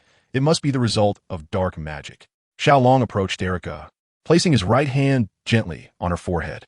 Moments later, he withdrew it, revealing a dark purple mark that had appeared on her skin. Indeed, it is a form of hypnotic control magic, albeit a temporary effect. Once broken, she will simply forget what transpired in that state, Xiao Long explained. That's a relief, Daredevil said, cradling Erica in his arms. Xiao Long invoked the power of the talisman, causing the mark on Erica's forehead to gradually fade until it vanished completely. In the next instant, Erica opened her eyes, bewildered. What just happened? Where's Bullseye? Is the battle over? She asked, glancing around in confusion. Bullseye escaped. During the fight, he seized the opportunity to ambush you, and you lost consciousness, Daredevil replied. Erica nodded silently in understanding. Do you still have sensation in your arm? Xiao Long inquired softly as he approached the Punisher. This minor injury is something I can handle myself, the Punisher stated. It's not just the wound. There's also the dark energy, Xiao Long noted, sensing a trace of dark energy within the Punisher, likely a remnant from the confrontation with Erica. Is it serious? The Punisher asked, shaken by Erica's condition. He still harbored a degree of fear regarding matters of magic. It's nothing grave. A simple exorcism will suffice, Xiao Long assured him, channeling the talisman's power. As he felt his wounds healing rapidly, the Punisher moved his arm, marveling at the miraculous energy. This time, we have successfully thwarted the machinations of various criminal factions. Soon, the government will release a statement regarding the incident, Sheriff Blake announced. If you all wish to stay in New York for a few more days, we will be delighted to host you, Mr. Incredible offered. We shall depart tomorrow. I hope that our next visit to New York will be as tourists, Supergirl remarked. The chaos in Gotham has yet to be resolved. If you require assistance, do not hesitate to contact me, Batman said. I will remain in New York for a few days, the Songbird added. I will craft the talisman for protection tonight. You can collect it from our base later, Xiao Long informed them. The battle at the docks was reported as a gang conflict, complete with photographs of some of the captured perpetrators, providing tangible evidence of the event. This significantly bolstered the government's credibility. Additionally, the government made a brief report on the superheroes who participated in the operation, sparking a wave of admiration for them among the youth, even diminishing the negative coverage surrounding the Punisher. This operation inflicted considerable losses on the gangs, and subsequent police actions further weakened their standing. However, they still managed to obtain what they sought. The matter of stolen goods was no longer a concern for Xiao Long and his companions. In summary, over the next month, the safety of New York's nights saw a notable improvement. In the midst of various unexpected incidents during the day, members of the Defenders Alliance, including Xiao Long, made their presence known. At the Defenders Alliance base, Mr. Super arrived. Hello there, old man. Greeted Impact. Greetings, Impact. Is the Punisher around? Inquired Mr. Super. It is not commendable to speak ill of others behind their backs. Mind your words, young one. The Punisher entered through the main door. Impact covered his nose, overwhelmed by the pungent scent of blood. Have you been on a killing spree again? He asked. A bunch of scum. They shed a little blood. And they are still alive, the Punisher replied with a stoic expression. However, by the time they were discovered, they were mostly dead from blood loss. Mr. Super asserted sternly. Is that so? Well then, society is rid of a few more vermin. the Punisher remarked while polishing his gun. They were merely engaged in ordinary robbery, hardly deserving of death. Mr. Super contended as he stepped closer to the Punisher. That is why I did not kill them. But there are no buts. They are guilty, and they deserve punishment. As for their blood loss, that is a matter for the patrolman, the Punisher retorted with a glare. Mr. Super clenched his fists and then relaxed them. Is this your response? In a warehouse hosting a gang gathering, a minor leader appeared to be celebrating something. A large group of thugs mingled, laughing, drinking, and using drugs while music played. Bang! Bang! 2 gunshots rang out, shattering the speakers and lighting fixtures. The crowd stirred in alarm, exchanging glances. Who did that? What the hell? A shadow fell from the warehouse's roof, followed by another round of gunfire, this time accompanied by more screams. Someone is shooting. It's the police. I haven't committed any crime. Shoot me if you dare, cried one thug. I'm bleeding. Run. The warehouse lights flickered on, revealing a dozen individuals huddled in a corner, trembling, surrounded by the wounded and pools of blood. Barrier Girl, are you going to stop me? The Punisher aimed his gun at the corner. Uncle Punisher, you shouldn't do this, Barrier Girl revealed herself. She had just saved those who should have been lying on the ground. Are you acting as your father's spokesperson? The Punisher lowered his gun. No, I just think you've been going a bit too far lately, Barrier Girl replied. Children are too naive. Step aside, I won't hold back. No, I will inform Daredevil and the others. I won't let you pass before they arrive, she said, pulling out her communicator. Such a troublesome kid. The Punisher muttered under his breath before suddenly raising his weapon to fire. A figure appeared before Barrier Girl, blocking the bullet, and in the next moment, that person struck the Punisher from behind, knocking him out. It was none other than Xiao Long. Observing the restrained Punisher, Daredevil furrowed his brow. This is quite serious. This madman shot at my daughter. How could someone like him be a superhero? Mr. Super exclaimed angrily. But he hasn't truly committed evil, has he? Daredevil reasoned. The Punisher is also a member of the Defenders Alliance. We cannot simply hand him over to the authorities. Daredevil, I'm out. The Punisher regained consciousness at that moment. With a few deft movements, I untied the rope and stretched my limbs. My condition over the past few days has indeed been less than optimal, and I apologize for any inconvenience caused. To Shield Maiden, I express my sincerest apologies for the incident involving gunfire. Thus, I have decided to withdraw from the Defender Alliance to take a brief respite. Daredevil wished to retain the Punisher, yet the Punisher resolutely declined. Punisher, Xiao Long called out to him, Saint Dragon, I am immensely grateful to you. Had Shield Maiden been harmed, I would have felt quite distressed. The Punisher replied, Though you choose to depart, we remain comrades. Please accept this talisman. As Xiao Long handed him a pendant, the Punisher accepted it, placing it close to his heart before departing the Defender Alliance base. Chapter 24. The Punisher's Transformation. This time, the host acquired the heroic legacy of Lucian, the Purifier, as well as that of Ezreal, the Explorer. The chaotic outcome included the hero legacies of Jin, the Virtuoso, Caitlyn, the Sheriff of Piltover, and Teemo, the Swift Scout. With legacies from Lucian and Ezreal, alongside Vayne, Echo, and Braum, one could argue that Lucian's legacy is more fitting for the Punisher's circumstances. Unbeknownst to him, he had amassed 4 heroic legacies, and as Xiao Long gazed at the 4 luminous orbs, he pondered deeply. In the sewers, a gathering place for the homeless, a small mouse was rummaging through a pile of refuse in search of sustenance. Suddenly, a deep green object caught its attention. Setting aside its previous find, it scurried over to investigate. Sniffing, it detected no scent, yet it could not fathom why it was so alluring. The curious little mouse picked it up, but with a slight exertion, the object shattered and transformed into a cascade of luminescent particles that entered the mouse's being. It fainted, and the commotion attracted the attention of the vagabonds, who cursed and tossed the mouse aside before walking away. Upon awakening, the little mouse found itself in the company of an elder mouse. Greetings, young one. How do you feel? The older mouse, leaning on a cane, inquired. I feel well. Wait, I can speak, exclaimed the little mouse in an adorable, youthful voice. Indeed, my child, we are fortunate ones, having attained the gift of evolution. Now that you are awake, follow me. I shall introduce you to 4 of our kin. As it descended from the bed, the little mouse surprisingly walked upright, like the elder mouse.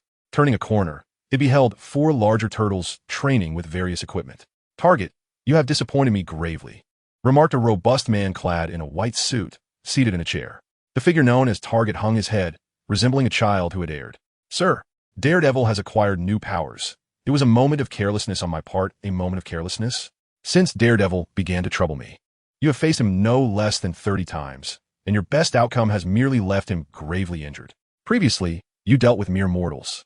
and your abilities were somewhat effective. But thereafter, playing cards, throwing knives, those have become your weapons. To label this failure as mere carelessness is truly disappointing. Sir, I wish to grow stronger. I desire to personally eliminate Daredevil, Target exclaimed, raising his head defiantly. Indeed, with that, Target exited the room. In a small room, the Punisher was surrounded by a haphazard array of liquor bottles. He appeared to be in torment, as though suppressing some inner turmoil. No more, he suddenly exclaimed, rising to his feet and clutching his head. A swirling mass of dark energy materialized before him, taking the shape of the dragon-like figure. Are you the mage dragon? Indeed, but this is merely a remnant of my essence, a means for us to converse, replied the dragon. What is it that you truly desire? The Punisher demanded, eyes wide with intensity. As I mentioned, I wish for you to serve as my subordinate. In return, I shall find a way to reunite you with the souls of your wife and daughter, the dragon proclaimed. The Punisher scoffed. At least the devil offers the promise of resurrecting my family. You can merely arrange a meeting. Who's to say this isn't just a trick of yours?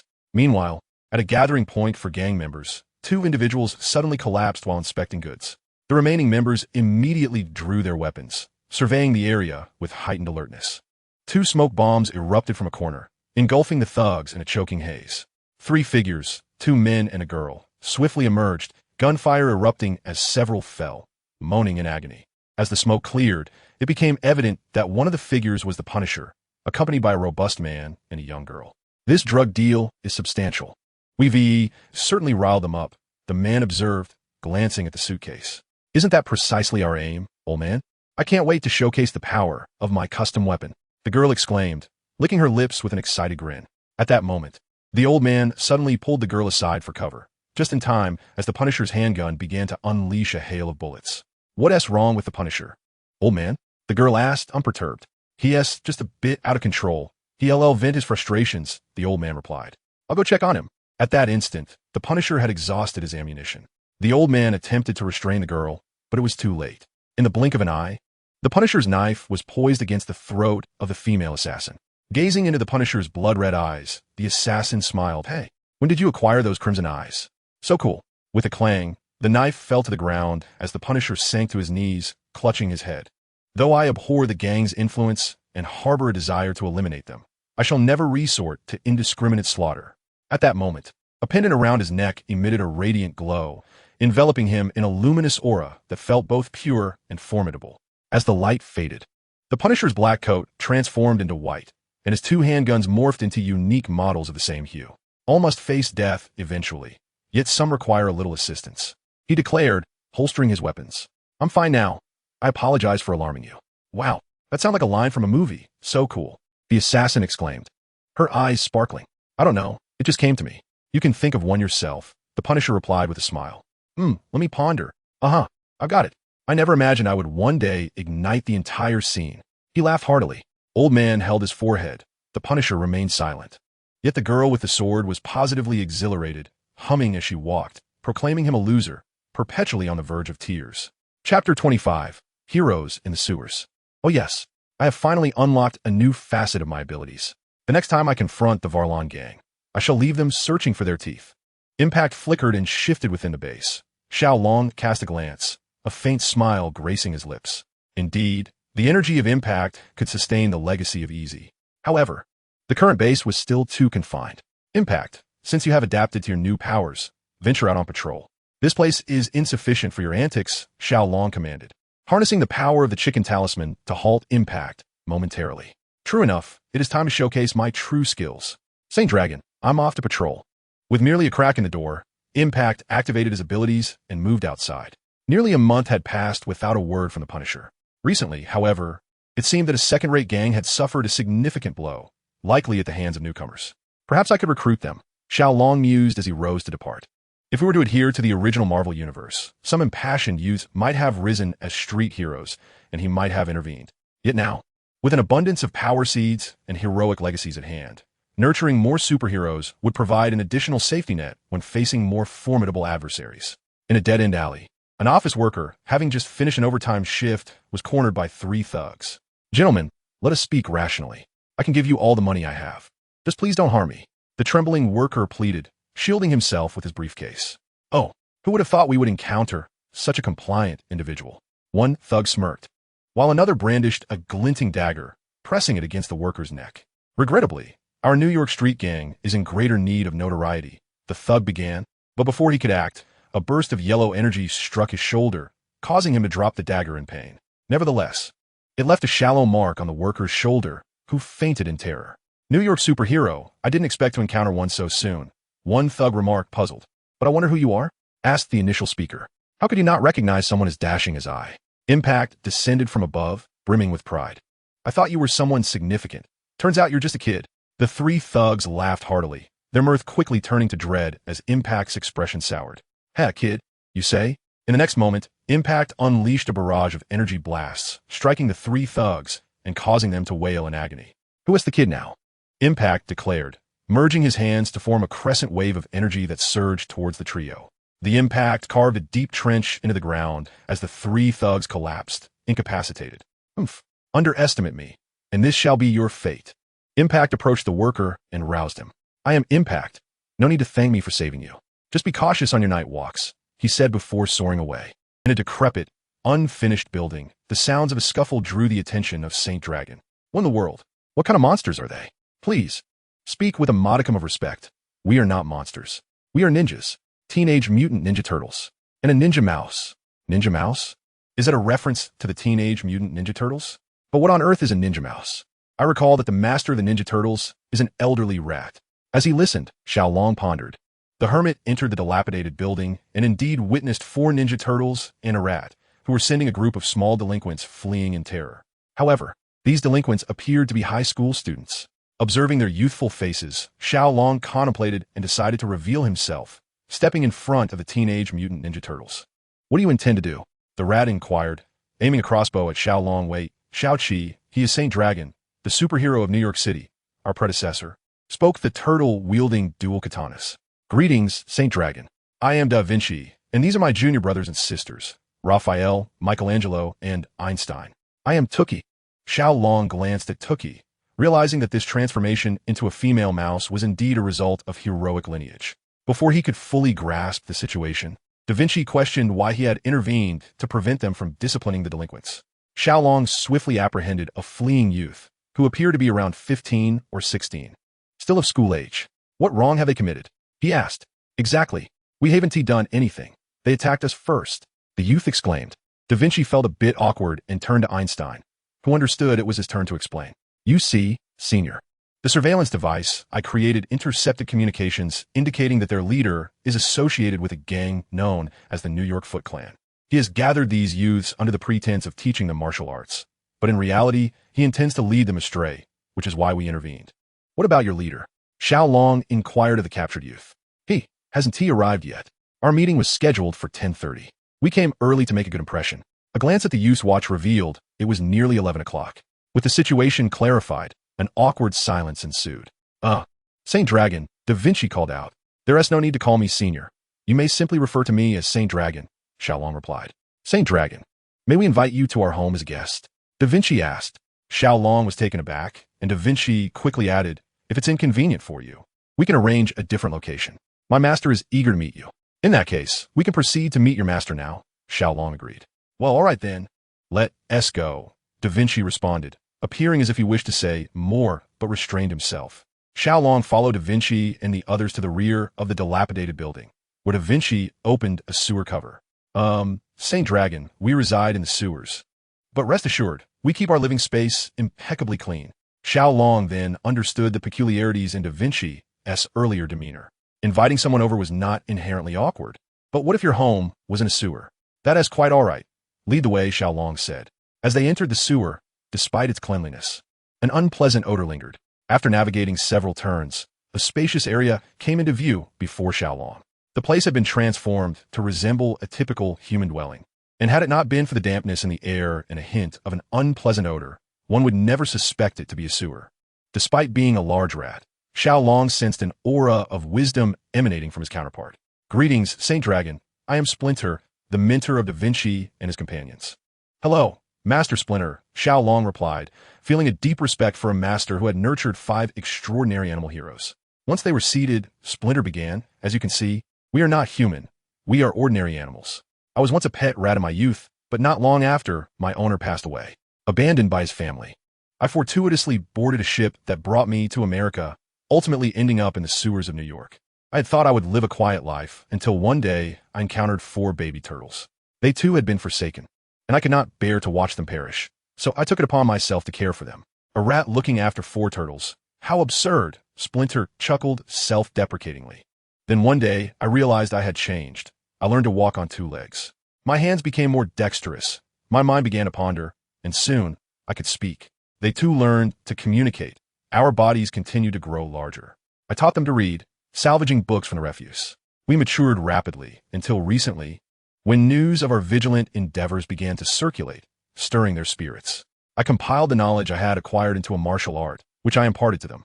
As for Tucky, she was swept away by the waters and likely underwent a transformation as well. Master, Da Vinci and his friends are superheroes, embodiments of justice. We shall not shun them, Xiao Long stated. Splinter smiled faintly. These children are still quite innocent. I hope you can assist them in their growth. The Teenage Mutant Ninja Turtles do not seem to belong to the Marvel Universe. However, in this era, the world has diverged from the original Marvel narrative, and an increase in superheroes is always a welcome occurrence. Chapter 26. The Provocation of the Gambler. With a resounding thud, a stack of newspapers was slammed onto the table. What is the matter? Xiao Long inquired, observing his father's anger. That murderer is once again taunting the police, his father exclaimed. Half a month prior, 2 rival gangs engaged in a transaction within a warehouse had been brutally slaughtered. The scene was horrific. The weapons used were determined to be custom-made bombs and firearms. The deceased bore hideous and disfigured wounds, and even those whose heads remained intact displayed expressions of terror and agony. This incident made headlines. Initially presumed to be the work of the Punisher, but within 3 days, a similar case occurred. This time, in a small theater, thanks to the timely arrival of Mr. Incredible and other superheroes. Casualties were not as severe, although the survivors suffered significant psychological trauma. This incited fury among both superheroes and the police. A week ago, a letter was found affixed to the police station's entrance, bearing an address. I shall stage a performance of death here and hope you will attend. The Gambler. This blatant provocation deeply incensed the police, prompting a significant deployment of officers, including Mr. Incredible, Elastigirl, Iceman, and Daredevil. However, it appeared that the individual in question had also sustained some injuries, as there had been no activity for an entire week.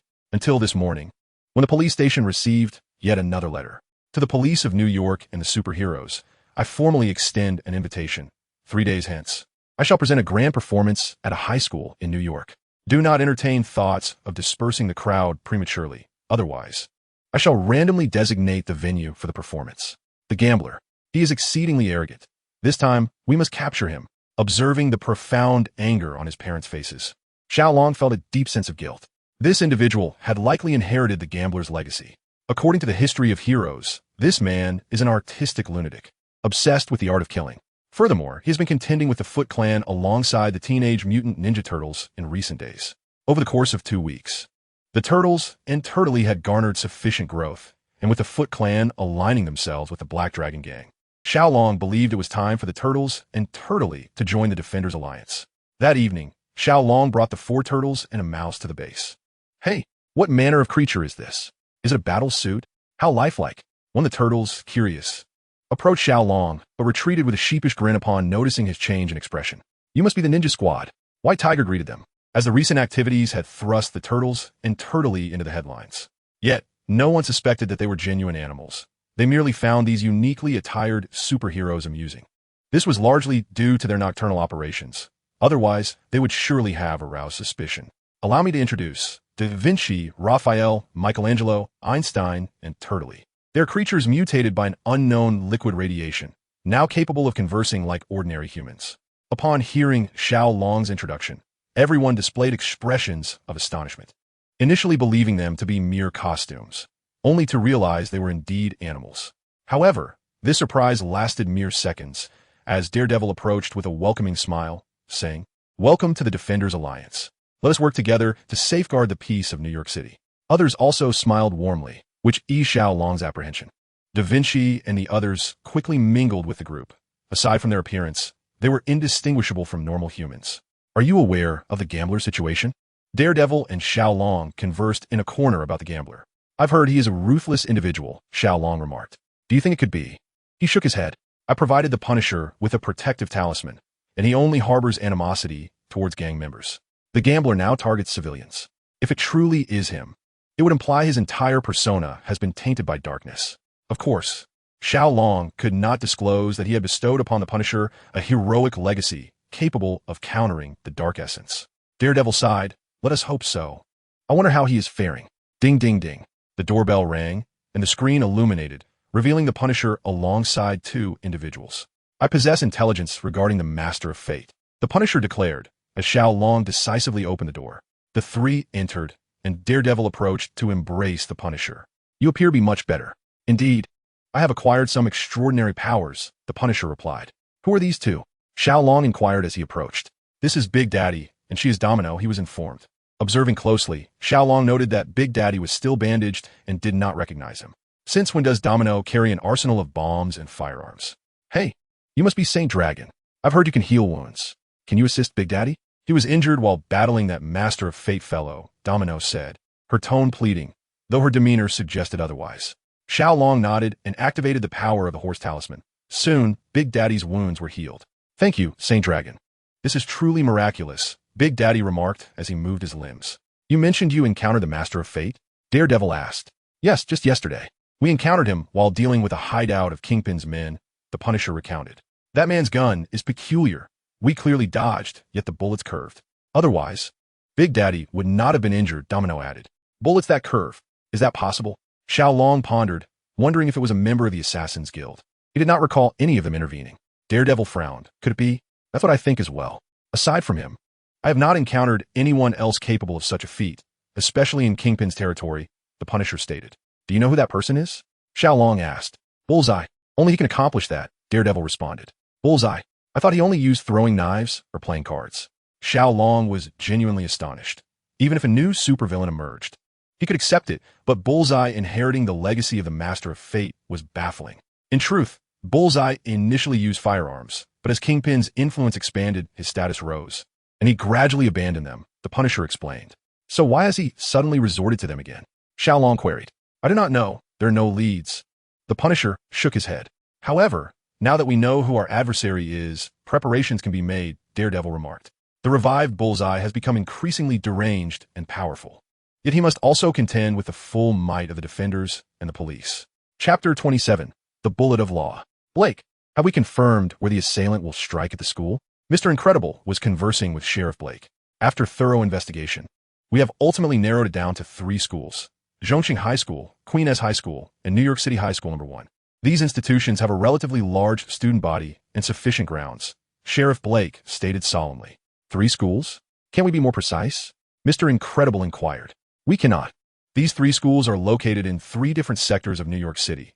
Even from other locations, assistance can arrive swiftly from these points," Sheriff Blake replied. "All right, I understand."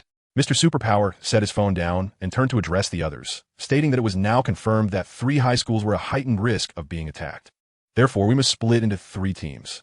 "We have ample manpower. Dividing ourselves into 3 groups will suffice," exclaimed Ms. Kill.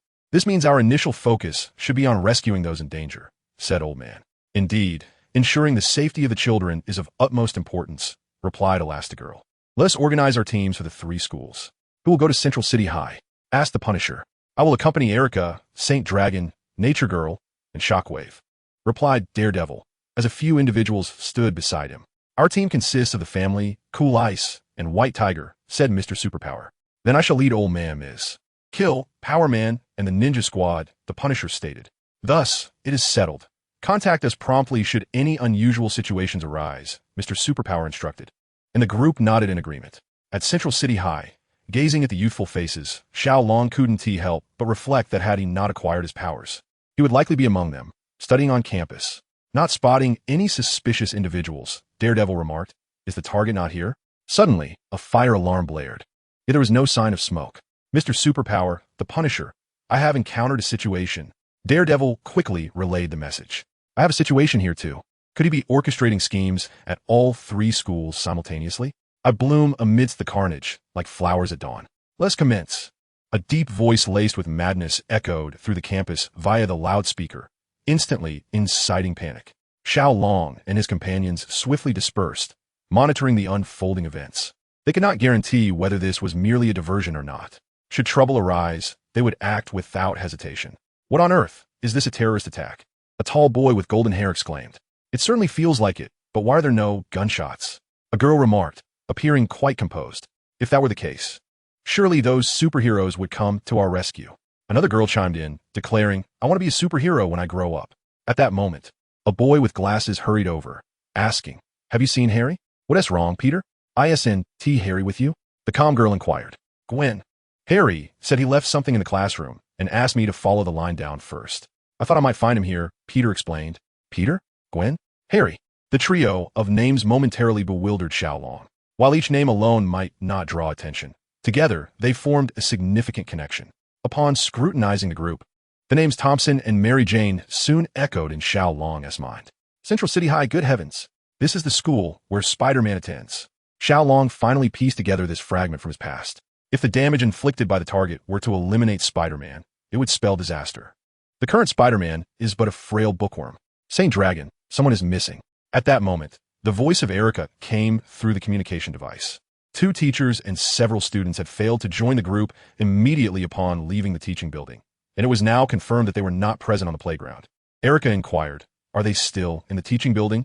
Indeed, I can see that there are still people inside, replied Daredevil. Just then, the voice of Bullseye echoed once more. My actors have assembled. Now, dear audience, prepare to witness my performance. In the next instant, a window shattered and a person bound by ropes was hoisted out. Additionally, another student dangled from a nearby window. The strings suspending them were connected to the detonator of a bomb worn by another individual. If you wish to rescue both simultaneously, the bombs on them will explode in 10 seconds. Daredevil, what will you choose? Observing the desperate struggles and pleading gazes of the captives, Xiao Long and his companions were filled with rage. Can we ascertain the condition of the other hostages? Xiao Long asked. I cannot see clearly inside, Daredevil replied helplessly. The students below grew increasingly agitated, clamoring for Daredevil to act swiftly. I will save them. You must locate Bullseye as quickly as possible, Xiao Long declared. Are you confident? Have no fear.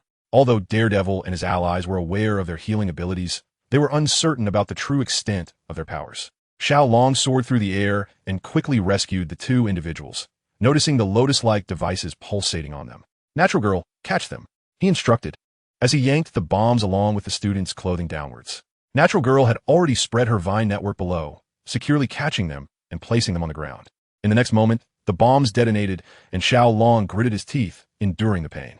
Though the injury healed almost instantaneously, the sensation of pain was undeniably real. It seems there was a minor hiccup in the performance.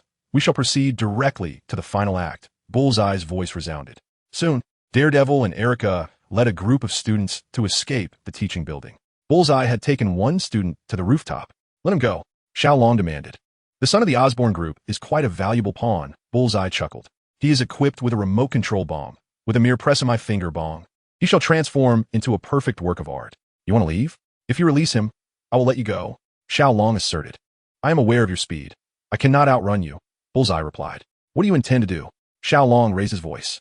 I will not harm him, but I must take him with me. No matter how swift you are, you cannot outpace my finger's press. Do not attempt any tricks. Witnessing Bullseye's mocking smile ignited an inferno of fury within Xiao Long. Observing Xiao Long's expression, Bullseye laughed triumphantly. Then, farewell, Saint Dragon. As Bullseye prepared to leap from a building while holding Harry, a loud bang resounded as the remote control in Bullseye's hand was destroyed. At the entrance of the campus, Sheriff George gazed in astonishment at his daughter, still observing the smoking gun barrel. Only when Gwen returned the pistol did he exclaim, My dear, I had no idea you possessed such talent for marksmanship. Yes, Dad, Gwen replied, a smile gracing her lips. I aspire to be a police officer, to let those criminals experience the bullets of the law. Chapter 28. The Ninja Assault. Good heavens, what manner of monsters are these? The impact continuously unleashed energy blasts, striking the relentless black-clad ninjas advancing towards them. Externally indistinguishable from ordinary ninjas, yet upon being hit in vital areas, they would dissolve into a mass of shadows. Fearless and tireless, their numbers were overwhelming. White Tiger, Power King, Nature Girl, and Barrier Woman were also feeling the strain, yet their adversaries showed no signs of dwindling. In a secluded corner, a camera captured their rather beleaguered state. Within a concealed chamber, Blade Dragon observed the footage and nodded in satisfaction. I never anticipated that we could produce something akin to the Shadow Legion here. This truly surprises me. What do you think? Behind him, Valen and a childlike figure promptly nodded, proclaiming, "It is all thanks to the great mage. Those superheroes are no longer a concern." Indeed, Lord Blade Dragon. This child was none other than the master of the Hand Union, Black Void, now merely a subordinate of Blade Dragon. Sanctified light. A barrage of holy light projectiles erupted, causing the black-clad ninjas to scream in agony as they vanished, never to return. "It's the Punisher," the Impact remarked. "Are you all right?" The Punisher inquired. "Iem me fine." "Though it has been quite taxing," White Tiger replied. "Why are we dealing with these ninjas in such a peculiar manner?" Power King questioned. "Indeed, what exactly are they?" Barrier Woman asked. Mr. Super also arrived. The Impact noted upon entering the base, immediately spotting Mr. Super and his companions. Typically, Mr. Super, Elastigirl, an ice-cool guy, preferred to collaborate with Sheriff Blake during the day, seldom patrolling at night. The personnel involved in the recent spate of large-scale terrorist activities were anything but ordinary, Mr. Super remarked, while Daredevil had also compiled data on the latest incidents. However, upon reviewing the participants, he discerned little correlation. Their physical capabilities are rising dramatically. The most recent assailants exhibited no fear even when confronting us. Furthermore, they seem to harbor magical powers within their bodies, diminishing the impact of our attacks. In the last two assaults, their core members possess the ability to meld their bodies into their shadows. Doesn't he that resemble the ninjas we encountered tonight? Erica interjected. Every superhero patrolling outside tonight has fallen victim to the mysterious ninjas, clad in black garb, capable of merging with shadows. Upon death, they dissolve into shadows. But new ninjas swiftly coalesce from those shadows. Had it not been for the Punisher's holy light projectiles and Daredevil's agility, along with the capabilities of the Holy Dragon Prince proving fatal to these ninjas, they would have been in dire straits. I have encountered a similar situation with Erica before. Once the Daredevil remarked, the crowd turned their attention towards him. The members of the Hand can conjure several clones, which, upon their demise, disintegrate into ashes without inflicting harm upon the original. However, not all ninjas possess such extensive abilities, nor do they recover at the same speed. Erica nodded in agreement. Furthermore, I sensed a dark aura emanating from these ninjas, which elucidates why their presence suppresses certain abilities and diminishes the lethality of ordinary attacks, said Xiao Long. Is it magic? That presents a formidable challenge, he continued. Following the battle at the docks, individuals with extraordinary abilities, such as Mr. Super, have distinctly felt the oppressive nature of magic upon themselves. When confronting magical entities, they indeed find themselves at a natural disadvantage. I suspect that the Blade Dragon is behind this. Otherwise, it would be impossible to conjure so many shadow ninjas, Xiao Long commented. Shadow ninjas do seem fitting for them. Do you have any viable solutions? Inquired Mr. Super.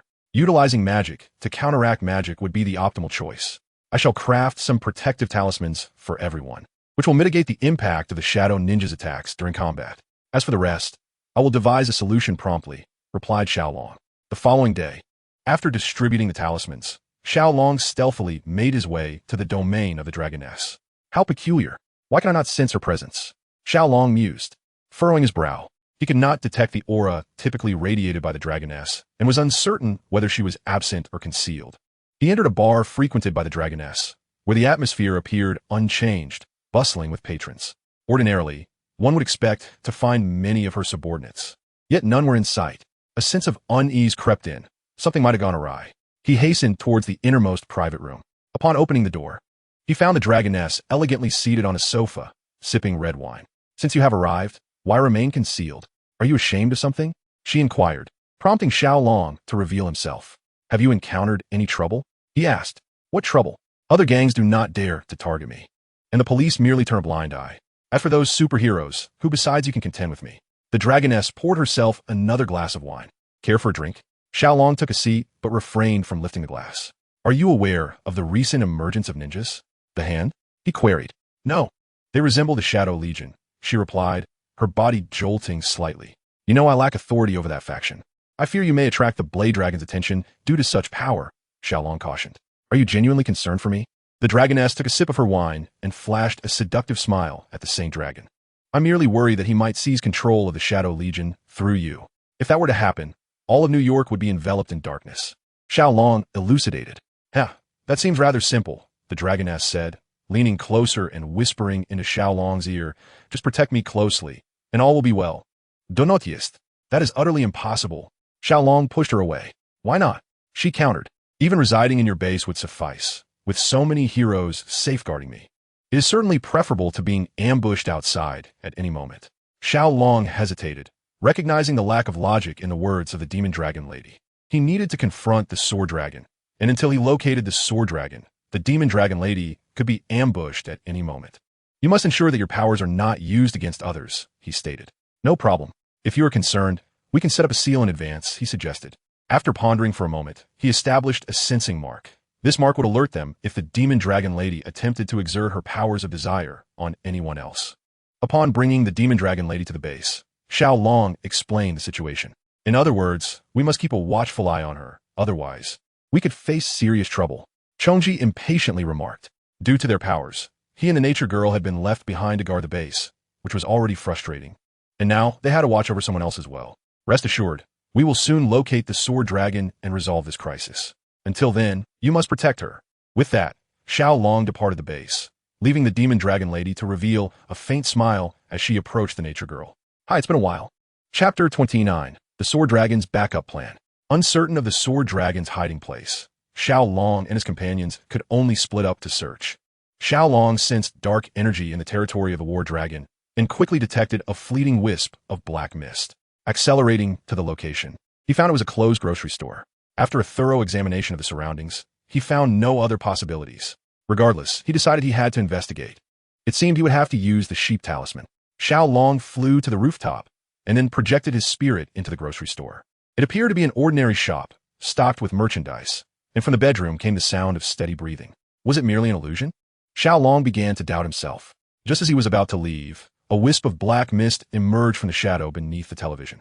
The mist slipped through the crack of the bedroom door, and Xiao Long hurriedly followed. Upon entering, he saw the black mist infiltrate the body of a person lying on the bed. Suddenly, the person's shadow stood up and transformed into a shadowy ninja. The shadow ninja blended into the darkness, intending to escape. Xiao Long promptly returned his spirit to his body, leaping from the rooftop to intercept the figure. Unable to connect with the shadow army, transforming ordinary people's shadows into shadow ninjas was indeed a despicable act by the sword dragon. This scenario was certainly not an isolated incident.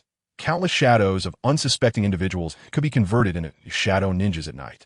Although this person had merely experienced a nightmare, who could say whether there would be further repercussions? Xiao Long immediately contacted the others. Everyone be alert. I have discovered that the shadow ninjas are created from ordinary people's shadows combined with dark energy. If you encounter them, do intervene. Understood. Okay. Have you found any traces of him? Not yet, but I will definitely track him down. After ending the call, Xiao Long flew toward the stockroom belonging to the war dragon.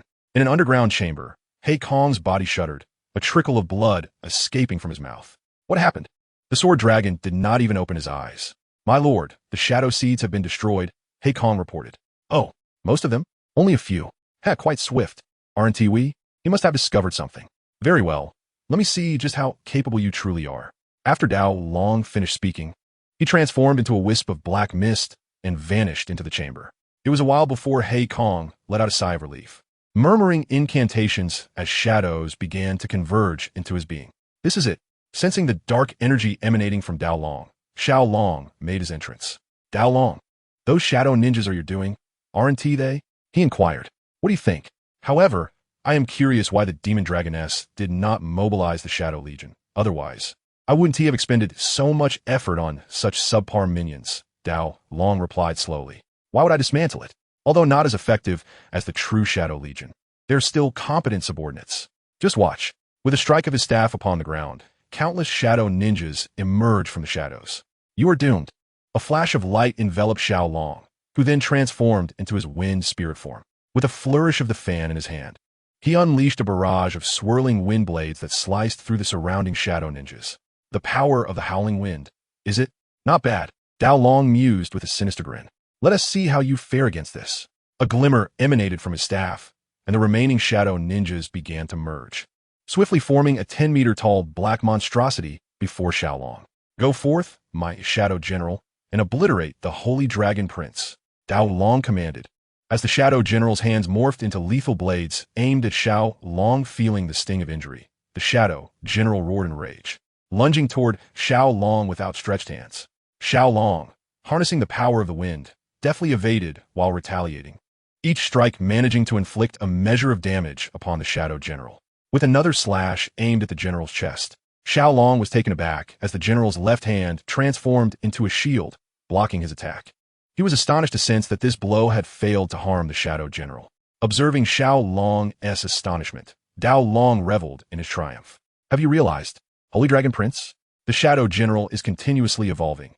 You are merely his whetstone. Upon hearing this, Xiao Long cursed inwardly, yet maintained an unflinching demeanor. Are you not afraid that I might eradicate him, rendering your plans futile? Afraid? Of course. But do you possess the ability to accomplish that? Even if you can endure, can you assure the annihilation of the Shadow General before the energy within you is depleted? Dao Long retorted smugly. Oof. Just watch closely. As Xiao Long spoke, he ignited the wind energy within him, and his fan shimmered with a cerulean glow. Holy Dragon's howling gale. In an instant, the fan transformed into countless smaller fans, conjuring a tornado that ensnared the Shadow General. The relentless tearing and slicing caused the scratches on the general's armor to widen into cracks, which rapidly expanded until the armor shattered, and the general's form endured for merely a few seconds before emitting a final, unwilling wail and dissipating. Xiao Long landed on the ground, panting, his appearance reverting to an ordinary state, aware that he would be unable to transform into wind spirit form for at least a week. The seal left by the 8 immortals has indeed granted you dominion over the powers of the 8 great demons, Dao Long noted, revealing no trace of failure or frustration. Do not overthink it. This time, I specifically prepared the Shadow General. But next time, it may not be so simple. The Dragon Blade declared, no matter what schemes you possess, I shall thwart you. The Dragon of Shadows responded resolutely. In contrast, it is the Dragoness of Darkness that you ought to contend with. I am merely a mage in pursuit of arcane knowledge, and the world is replete with alluring distractions for me. Since you are capable of shielding the Dragoness, why must you oppose me? The Dragon Blade retorted. The Dragoness does not actively engage in malevolence. You, however, are different. The Dragon of Shadows replied, Is that so? I am curious to witness how you will react when the Dragoness does indeed embrace wickedness. A sly smile crept across the Dragon Blade's face. That is not for you to concern yourself with. Surrender now. Just as the Dragon of Shadows was about to act, he observed the Dragon Blade emanate a surge of dark energy, which transformed into the Punisher and Daredevil, who were endeavoring to obstruct numerous individuals entranced as if in a dream. Did you not desire to know what transpires when shadows morph into shadow ninjas? This is the outcome. As the Dragon Blade dissolved into a wisp of dark vapor and vanished, the Dragon of Shadows cursed under his breath and accelerated towards the location of the Punisher and his allies. Chapter 30. The Departure of the Nature Girl. Upon returning to the base, the Dragon of Shadows noticed the expressions of his companions were far from cheerful. What transpired? Daredevil inquired. The Dragoness has departed, Elika replied. The crisis has temporarily abated. She has no reason to linger here. The Dragon of Shadows remarked. The 3 of them turned to Impact, who waved his hand dismissively. Do not look to me. Initially, the Dragoness and the Nature Girl were engaged in conversation. I was quite bored, and all I remember is the Nature Girl uttering a phrase to me before I fell asleep. Is there any clue from the surveillance footage at the entrance? The Punisher asked. The Dragoness left shortly before 3 o'clock, while the Nature Girl departed at 5, Elika informed. In that case, it is likely the Nature Girl had her own matters to attend to. It should have no connection to the Dragoness, Daredevil suggested. Not quite, if memory serves. I neutralized the shadow General conjured by the Dragon Blade around 3 o'clock. As for why Impact fell asleep, the Nature Girl possesses hypnotic abilities, though she has never utilized them. Are you suggesting that the Nature Girl's departure may be linked to the Dragoness? Daredevil questioned. It is uncertain at this time. I shall inquire with the Dragoness. The Dragon of Shadows contemplated before responding, while the others took their leave to rest. Upon arriving at the bar, the Dragon of Shadows found the Dragoness reclining in an armchair, attended by 2 women administering a massage. After a long night. Why are you not resting, but rather here with me? The Dragoness waved her hand, and the 2 women bowed before exiting the room. The matter concerning the Nature Girl pertains to you, does it not? The Dragon of Shadows asked. Indeed, what of it? I have not wielded my powers nor acted unlawfully. The Dragoness replied with a smile. What are your true intentions? The Dragon of Shadows demanded loudly. The Dragoness smiled lightly. Did I not mention it before? I have taken a liking to her. I wish for her to be mine. Just like your subordinates, she shall become one governed by desire. Do not phrase it so harshly. They merely indulge in enjoyment. Since I have chosen her, I can ensure she will be able to master the power of desire. The dragoness asserted. Indeed, you have indeed achieved this. You have left but a trace of the dark energy within you, thus gaining a closer grasp of the power of desire. Xiao Long gazed intently at the dragoness, whose expression shifted, causing her to rise and confront him. You are aware of it, she exclaimed. I realized it when the blade dragon conjured that shadowy general. No wonder the dark energy around you is so feeble when I found you. Isn't this what you desired? I no longer fear being consumed by the demons within me. The dragoness approached, speaking softly. You. Xiao Long was at a loss for words. Should he implore the dragoness to relinquish all her powers and become an ordinary girl? Observing his expression, the dragoness laughed heartily. I shan't jest with you any longer. To speak frankly, the natural girl's parents are relocating due to work, which is why she must leave. She simply doesn't know how to bid farewell to you all. How do you know this? Xiao Long inquired. I've been keeping an eye on her. What is so surprising about that? The dragoness reclined back in her chair. Well, you know all that you need to. That night, I merely had a heart-to-heart with her to alleviate her turmoil. Believe it or not. As he watched the dragoness close her eyes, Xiao Long could only turn away. Later, he returned to school, and upon checking the information, he discovered that Rena had indeed applied for a transfer, citing her parents' work as the reason. Arriving at Rena's home, he found her packing her belongings into cardboard boxes. Suddenly, Rena turned to the window. Is that you, Saint Dragon? Xiao Long revealed himself. When are you moving? Why didn't you say anything? It was 2 weeks ago. My father was discussing whether we could avoid moving. But after last night's events, as you saw, New York is truly perilous, especially for ordinary people, Rena explained. I can understand that, but why didn't you communicate it? Xiao Long questioned. We all thought something had happened to you. Rena lowered her gaze. I'm sorry. Had the dragoness not advised me to speak up sooner, I would have planned to tell you all before I left. Sighing softly, Xiao Long gently wiped away her tears. It's all right. Although you are leaving, we can still keep in touch. Let us say our goodbyes tonight. Yes, I will, Rena replied, a smile breaking through. We leave tomorrow, but I will cherish beautiful memories of New York. That evening, a somber atmosphere enveloped the base. As the door swung open, Rena entered. What is troubling everyone? Sister, can you not leave? The Punisher implored, rushing into Rena's embrace. I too do not wish to depart. I do not want to leave any of you behind. However, the decision to move is now unchangeable.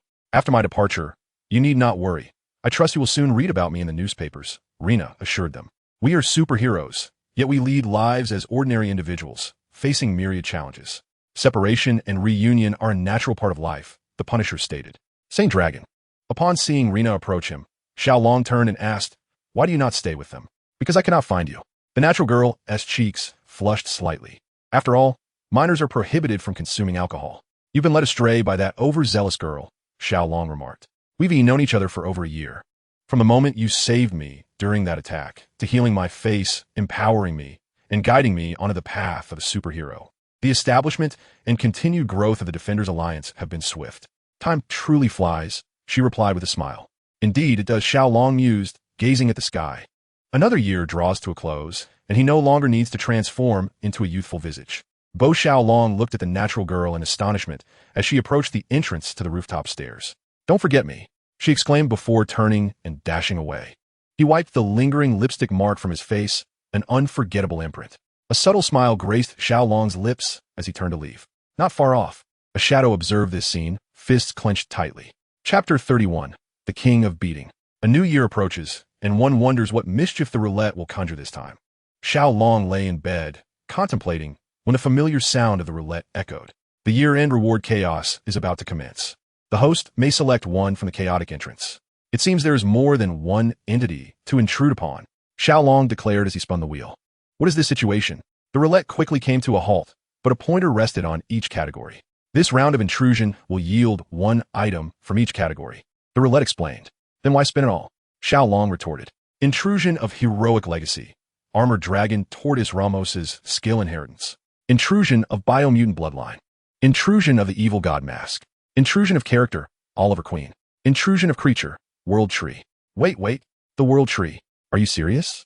The World Tree, its very name evokes grandeur, appearing in numerous fantasy novels and even referenced in the mythos of the Marvel Universe.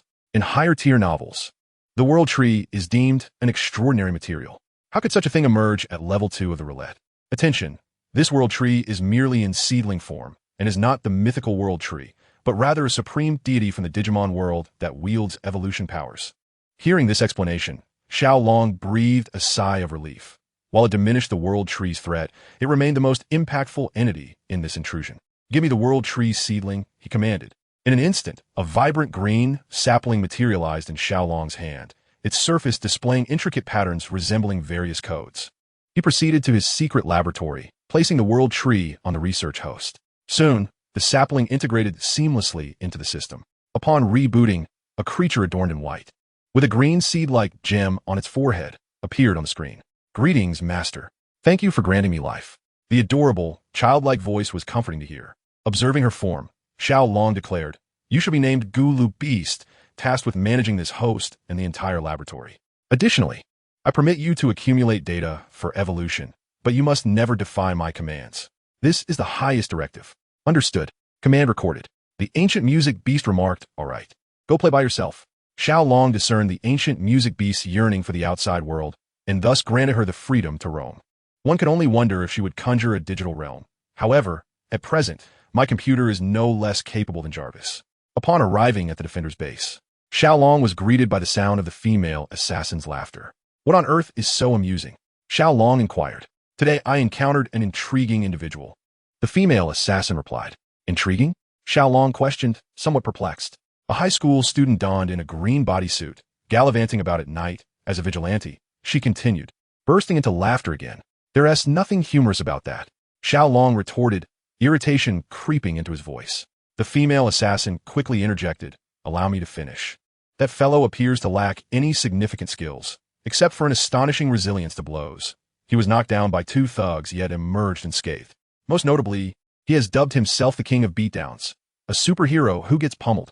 Xiao Long frowned. "Is he not a mutant? After all, we reside in the real world, where perhaps an ordinary individual could transform into a mutant." "Absolutely not." The Punisher interjected. "The military, the Brotherhood, the Hellfire Club, and Professor X would never react in such a manner." He produced a newspaper which detailed the exploits of the king of beatdowns, as recounted by an elderly lady he had rescued. "Commendable spirit, yet not worthy of emulation," the daredevil stated. "Indeed, without proper training, that child is likely to become a mere victim of his own moniker," the Punisher quipped. "But should we not intervene?" Xiao Long pressed. The others exchanged glances. "How do we intervene? Should we invite him to join us?" The Punisher responded. "Absolutely not. If someone of his caliber were to join us, what would that make us? Superheroes or mere jesters?" The Shockwave vehemently opposed. "Yet we must at least engage with him. Such actions represent justice, and we cannot remain silent lest the media spins their own narrative," the daredevil argued. "What then? If one arises, surely more will follow. Who knows how many fervent youths may take to the streets after such a report?" The Punisher queried. "Precisely. They may be filled with passion, but let's not overlook their preparedness to confront the underworld," the Punisher replied. A heavy silence enveloped the group. The youngest among them was the Shield Maiden. At merely 11, had been a superhero for nearly a year. Despite their current bravado in the face of the gangsters, most would initially flounder in such situations. Some would feel queasy at the sight of blood, plagued by nightmares, and rendered helpless in the presence of firearms. "We should locate him and expose him to the realities that true superheroes face, allowing him to make an informed choice," the daredevil suggested. "Agreed," the Punisher concurred. Since it was the female assassin who encountered him, she should take the lead in contacting him. "No problem. I expect to see him by tomorrow night, and I will bring him here," the female assassin shrugged off. The following morning, while perusing the newspaper, Barnow muttered to himself, "What is this? Nonsense, absolute nonsense. Wow, how cool. The Punisher, Big Daddy, and Shockwave. Greetings, I am the Kingpin, and I am indeed your admirer. I am thrilled to be here and meet you all." The Kingpin, somewhat overwhelmed with excitement, looked around. Shockwave turned away, unwilling to acknowledge the newcomer, while the Punisher nodded, engrossed in his research on the computer. Big Daddy approached and said, "Hello, we have a reason for inviting you, but you'll need to wait until everyone arrives. You may take a moment to rest." "Very well," replied the Kingpin, taking a seat and curiously observing every corner of the room. "Kingpin, what motivates you to become a superhero?" Daredevil inquired. "Because I was once a timid individual, but after witnessing your heroic deeds, I felt compelled to take action, rather than just voicing my opinions from behind a screen." The Kingpin explained. "So, you became a Kingpin?" Big Daddy asked. "Indeed. As a child, I discovered that my injuries were remarkably minor. For instance, if I fell and struck a corner of a table, I would typically suffer a significant injury, yet I would merely have a slight bruise. Furthermore, my resilience to pain is extraordinary. I scarcely feel discomfort. This ability has intensified as I have matured. Now, even if I were struck by a vehicle, I would emerge unscathed. The Kingpin spoke with growing confidence. Are you certain? What about the impact of sharp objects or bullets? Asked Shockwave. The Kingpin took a deep breath and replied, I understand that you are all renowned superheroes, and I aspire to contribute to this city just as you do. Though I have not tested my limits, I am willing to undergo experimentation. As he stood, Shockwave, having procured a small knife, handed it to him. The Kingpin pressed the blade against his arm, and astonishingly, his entire arm contorted like rubber without sustaining any injury. Do you truly feel no pain? Asked the Black Widow. Not in the slightest, he assured her. Suddenly, a gunshot rang out from the Punisher, and the Kingpin glanced at his arm, his expression shifting. Shockwave and the others followed his gaze, revealing a bullet hole in his arm, with the bullet dropping to the ground, devoid of blood. What about this? The Punisher queried. It feels akin to receiving an injection. The Kingpin responded as his wound began to heal gradually. Observing this, everyone realized that his physique was indeed beyond that of an ordinary human. This might truly be considered a superpower, remarked Shockwave, though he appeared somewhat envious. Shockwave, the Punisher, Daredevil, and Big Daddy exchanged glances, and finally, Daredevil declared, Welcome to the Defenders Alliance. However, you must undergo training to enhance your combat skills. The Black Widow will be your partner and mentor. Absolutely. It is an honor. The Kingpin beamed with genuine joy. Chapter 32. The True and False Superhero. A melody filled the air as Holly, soothing little Fly to sleep, furrowed her brow and reached for her phone on the table, glancing at the incoming call from an unfamiliar number. Hello, Blake. What brings you to call? She answered. Is Barnow at home? Inquired Sheriff Blake from the other end. He has gone bowling with Derek. Is there something you need? It is now mid-January, and although snowfall has been minimal recently, the temperatures remain low. This weather has contributed to a notable decline in crime rates. As the government-sanctioned trio of superheroes, Mr. Power and his companions typically intervene only upon receiving information from Blake or when they encounter criminal activities. In their daily lives, they strive to lead normal existences. Is that so? I hope you and Derek can agree to an interview, Blake remarked. Oh, how peculiar. What is the reason? Holly responded, placing little Faye into the crib before exiting the room. There have been numerous New Street heroes emerging lately. I'm aware of that. But aren't the newspaper reviews quite favorable? Holly countered. Many of them are just children. Hence, I wish for you to step forward and advise them to exercise caution. The tone of Sheriff Blake was tinged with exasperation. It's those newspaper reports that have stirred up trouble. I knew issues would arise. Very well. I shall speak with Barnow. After Holly concluded the call, she sent a text to her husband. Suddenly, a commotion caught Xiao Long's attention. Stop. You thief, halt. A masked man was sprinting away with a woman's handbag. Just as Xiao Long prepared to intervene, he noticed a young man blocking the thief's path. Leave the bag, the young man demanded. Drop dead, the thief retorted, swinging a fist at the young man's head. The young man swiftly seized the thief's fist, gripping it firmly. That hurts. Let go of me. The thief cried out, his expression revealing his pain. Leave the bag, the young man insisted steadily. I will. The thief hurled the bag aside and fled. The young man, unable to pursue due to the handbag, watched the thief escape. The handbag's owner approached him. Thank you, dear boy, I am so grateful. It's nothing. It's what I ought to do, the young man replied, somewhat bashfully, while those around him praised his bravery. Xiao Long quickly caught up to the thief, knocking him unconscious and depositing him at the police station's entrance. One after another. Is this the fifth or sixth? The impact of the recent surge of spirited youths was evident. Indeed, there are quite a few New Street heroes, Impact noted, glancing at the newspaper reports. It's somewhat awkward. This situation arose after I inadvertently leaked information following my joining the Defenders Alliance. Honestly, they are more industrious than we are, patrolling every night. Impact leaned back in his chair, feeling a bit bored. The gang's haven tea caused any trouble lately. It's truly dull. Do you believe that having incidents is preferable? Asked Lady Kilgrave. All right, my mistake. However, those gangs have been exceptionally quiet. Their haven tea been even minor skirmishes or drug transactions. It seems we've been cleaning up like the police. While those emerging street heroes have stolen a fair bit of our thunder, Impact remarked. Do you think Daredevil and the others might absorb them into their ranks? Perhaps. Lady Kilgrave replied. Silver Wolf, the street hero who emerged 2 weeks ago, gained notoriety by disrupting a gang-ass drug trade, an event witnessed by Daredevil. Xiao Long trailed the Silver Wolf to conduct an assessment of his performance. This evening, the Silver Wolf patrolled as usual, deftly dealing with a few petty criminals. Suddenly, a vibration resonated, prompting the Silver Wolf to retreat to a concealed corner, where he retrieved a mobile phone. "Yes, good, I will be there shortly." His tone betrayed a sense of urgency as he swiftly dashed off in a particular direction. Xiao Long, filled with curiosity, followed closely behind. Before long, the Silver Wolf arrived at a bar, which, at that moment, was embroiled in chaos. 2 to 3 dozen thugs were assaulting a street hero. Unlike the Silver Wolf, who donned a tight-fitting suit, this superhero appeared more like a martial artist, with a specially designed headscarf obscuring half of his face, revealing only his eyes. He bore no weapons. His very physique served as his armament. His fists, in particular, could effortlessly shatter the weapons wielded by the thugs, be it iron rods, bottles, or chairs. Under the might of this superhero's punches, the thugs crumbled like paper. Though they vocally persisted, their bodies instinctively recoiled, fearful of the hero's strikes. At that moment, the bar's entrance swung open, revealing the Silver Wolf. The thugs nearest to the door quickly parted, their gazes fixated on him, which also caught the attention of the superhero. "Hello, I am Iron Fist," he proclaimed. "I am Silver Wolf. Do you require assistance?"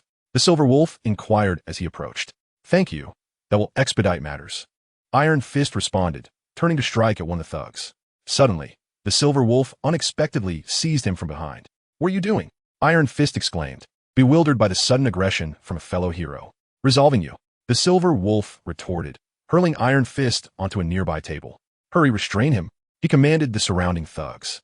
They quickly subdued Iron Fist, who struggled valiantly, but was overwhelmed by their numbers.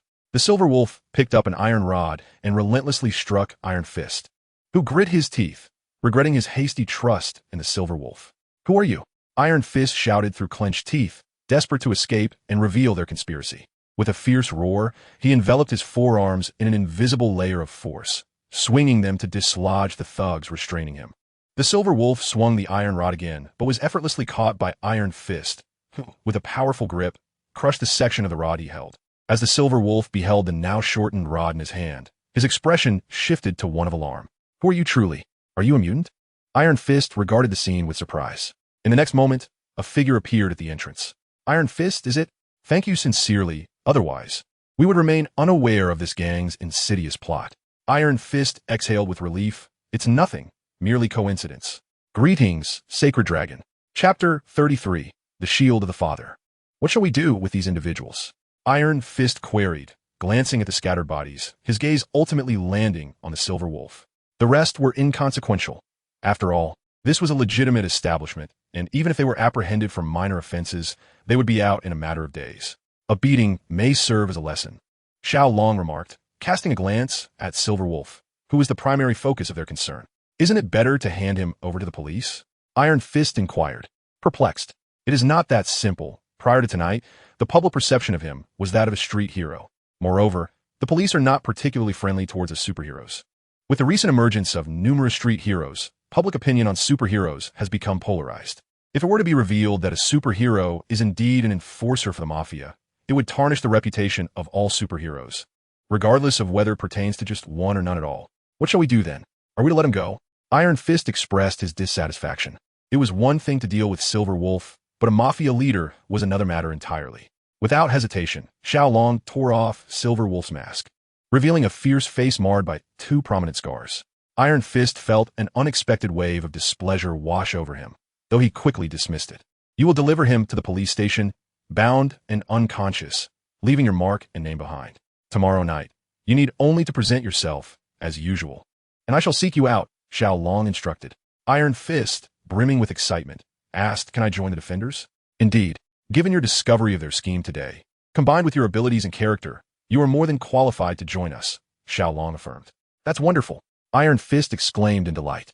Xiao Long ensured that Silver Wolf would remain unconscious for the night before vanishing from sight, originally intending to meet with Silver Wolf to recruit him into the defenders. The unexpected turn of events had occurred. Yet, in hindsight, it seemed fortuitous. The enemy's plot had been unveiled, and a new ally was on the verge of joining their ranks. However, Silver Wolf's situation served as a cautionary tale for Xiao Long. The adversary was cunning, far from the mindless villains of comics or films. What had never transpired before could very well occur in reality. As Xiao Long had told Iron Fist, the emergence of false superheroes significantly impacts true heroes. Although Xiao Long had matured considerably through 2 lifetimes, his encounters with genuine intrigue remained limited. After some contemplation, he resolved to inform others of this incident, to alert them and prevent further betrayals like today's. However, one often fears that a looming threat may materialize. Xiao Long contacted the Punisher via a communicator. "Is there something you need, Saint Dragon?" The Punisher responded. "You are aware of my assessment of Silver Wolf today, correct?" "Yes. He possesses decent skills." "What of it?" "He is a leader of the Foot Clan, and a newly emerged hero, Iron Fist, was deceived by him. Fortunately, I arrived in time. From what I extracted from him, it appears the mafia has produced numerous such individuals, with the objective clearly being us," Xiao Long explained. "No wonder I found the behavior of those newcomers peculiar these past few days. I will investigate further," the Punisher assured him. Feeling somewhat reassured, Xiao Long was en route to the base when Daredevil transmitted a message. "Saint Dragon, Big Daddy, and the others are sending a distress signal from a frozen warehouse. I'm on my way." "Understood." Xiao Long sighed, realizing that trouble had indeed arisen. He accelerated towards the scene with utmost urgency. Within the confines of the frozen warehouse, the air was thick with tension as the trio, Big Daddy, Hit Girl, and Kick-Ass, stood back to back, their expressions fraught with anxiety. It was evident that their adversaries were well prepared. Kick-Ass exclaimed, "No, this is a trap. We've been ensnared." Hit Girl interjected, "But how do they know our route of attack?" Big Daddy pondered, "Naturally, it was I who divulged our plans." A voice emerged from the shadows, prompting the three to look up. There, perched atop a shipping container, stood a figure clad in a red bodysuit and cape. "Red Mist, what are you doing here?" Kick-Ass and Hit Girl gasped in astonishment. Big Daddy appeared to have an epiphany. "Ah, do you still not comprehend? This trap was meticulously crafted for you," Red Mist declared. "Did you not aspire to become superheroes? Why resort to such treachery?" Furious, Kick-Ass retorted, "You were the first to engage with me. After several encounters against crime, we became friends. Superheroes? Only fools like you would pursue such folly. I am the son of Frank D'Amico. How could I join forces against my own father?" Red Mist sneered, reclining in a chair. "Well, you know what you need to know. It is time to send you on your way." With a signal, the surrounding gang members began firing their weapons. "Take cover," Big Daddy bellowed. Kick-Ass spun his staff to deflect a portion of the bullets, swiftly retreating alongside Hit Girl. In a fit of fury, Hit Girl hurled several smoke grenades, instantly engulfing the warehouse in a thick cloud of smoke. Seizing the moment, Big Daddy darted to another side. His armored suit was already riddled with damage, a testament to the overwhelming firepower prepared by their foes. "That bastard! I'll blow him to smithereens," Hit Girl proclaimed, rapidly assembling her weapon. In no time, a pile of parts transformed into a grenade launcher. "You scum!" With a resounding boom, chaos erupted, yet it appeared that Red Mist had evaded injury. "That scoundrel has hidden himself," Hit Girl declared. "What shall we do now? The entrance is sealed," Kick-Ass lamented, finding himself in uncharted territory. Despite his unique abilities, he hesitated to charge into the hail of bullets. "This is merely a warehouse. The true cold storage lies within, where another exit exists. We must push through." Kick-Ass nodded, though he sensed a change in Hit Girl's demeanor, yet he dismissed it in the heat of the moment. Advancing while evading gunfire, they occasionally retaliated, taking down a few assailants. Hit Girl's sharpshooting skills proved invaluable, while Kick-Ass served as a decoy, drawing fire. As for Big Daddy, they could spare no thought for him. If they failed to reach the cold storage, none would escape alive. The smoke grenades, specially crafted by Hit Girl, were dense and slow to dissipate. However, 10 minutes had already reached their limit, and they found themselves once more exposed to the enemy's scrutiny. "Fire! Strike with all your might," Red Mist commanded. Hit Girl attempted several times to aim her weapon at him, but was met with relentless fire from the adversaries. Their advance slowed, as the enemy systematically curtailed their movements. Boom! An explosion reverberated through the air as a shipping container was obliterated, sending debris scattering and momentarily disrupting the gang's formation. A volley of gunfire erupted, accompanied by anguished cries. It was Big Daddy, the female assassin, observing Big Daddy as he unleashed a torrent of bullets from atop a shipping container, joyfully exclaimed, "Let us move." Big Daddy hurled a grenade, obliterating the foes that obstructed the path of the female assassin and her companion. They sprinted with all their might, the exit drawing ever closer. "Damn it, what are you all doing? Eliminate Big Daddy now," shouted the Red Cyclone, directing concentrated fire towards Big Daddy's position. He swiftly retreated into the shadows as bullets riddled the container with numerous holes. With Big Daddy diverting the gangster's attention, the female assassin quickly opened the door to the freezer, and the two entered, immediately spotting the exit. "Fantastic! The exit is indeed here," exclaimed the companion. "You go call for reinforcements. I'll handle Big Daddy," asserted the female assassin. "No, I cannot abandon you," replied her companion. There's no time for arguments. If you hurry, we can all survive. Seeing the bloodshot eyes of the female assassin, he nodded, saying, "Take care of yourselves." He accepted the communicator she tossed to him and dashed towards the door. The female assassin raised her weapon and shot the air vent, causing it to explode. Chapter 34. The Sinister Alliance. Am I still alive? Gradually regaining consciousness, Big Daddy struggled to open his eyes. "You're awake." "Finally, Dad." A shadow leapt towards him, and he heard the female assassin's voice laced with tears. "Em fine. I'm in great shape," he gently reassured her, patting her back. He then sat up, surveying his surroundings, and noted that the defenders were all present, along with a new face. "How long was I unconscious?" Big Daddy inquired. 24 hours, replied the daredevil. "Moreover, you're not the only ones who were attacked." The Punisher activated an electronic screen, revealing that Iron Fist and Black Panther had also fallen victim to the gang's schemes. Iron Fist was rescued by this gentleman. The Punisher gestured towards Iron Fist standing among the crowd. "Hello," Big Daddy responded with a smile. "Black Panther eliminated the assailants, but is currently unaccounted for. It appears a government agency intervened," the Punisher continued. "Among this new batch of superheroes, it has been confirmed that Red Cyclone and Silver Wolf are indeed disguised gang members, while the others have not reappeared," stated the daredevil. "This matter has been reported to Sheriff Blake, who will address the mainstream negative coverage," the Punisher added. "Once again, we have thwarted the gang's nefarious plot. We should celebrate, shouldn't we?" suggested Shockwave. "Indeed, and with Iron Fist's addition and Big Daddy's resurgence," replied Xiao Long. "My resurgence?" Big Daddy mused, gazing at his hands, where a faint frost clung to his palms. "Useless, useless, useless." Chris hurled a bottle of liquor to the ground, berating his subordinates. "Such a splendid opportunity, such a flawless plan, and it was squandered due to your incompetence," Chris bellowed, causing his subordinates to lower their heads in shame. Yet within their minds, they harbored resentment towards Chris. Had it not been for his need to show off, they could have apprehended them with ease. However, they dared not voice these thoughts, for Chris was the son of their boss, and they lacked the audacity to confront him. As Chris observed his subordinates, their heads bowed in submission, he realized that he held no true authority over them. They were all loyal to his father. "Get out. Just leave," Chris bellowed, prompting the men to hastily retreat. Slumping onto the sofa, he pondered the notion of having his own loyal followers, aspiring to become a figure as formidable as his father. No, he yearned to surpass him, and those superheroes, not one of them would escape my wrath. Chris clenched his fists, a malevolent expression twisting his face under the harsh light. "Now, tell me, what is your reason for coming to me?" Chris inquired. "It is, of course, to join forces against the superheroes. You desire success, to defeat or even eliminate the superheroes, to surpass your father," the bomb maniac declared, draping an arm around Chris's shoulder. "So what?" Chris retorted, shaking off the bomb maniac's grip. "I can achieve that on my own. But how long will it take? Perhaps you will never accomplish it in your lifetime. However, if we collaborate, it will be different. You will gain Superman's powers, and you will have allies who can battle the superheroes. They are in the light, while we lurk in the shadows. Your current plan is commendable, yet you lack strength. Do you not?" Chris, lost in thought about his schemes, failed to notice a wisp of dark energy separating from the bomb maniac and entering his body. "I crave power. Tremendous power."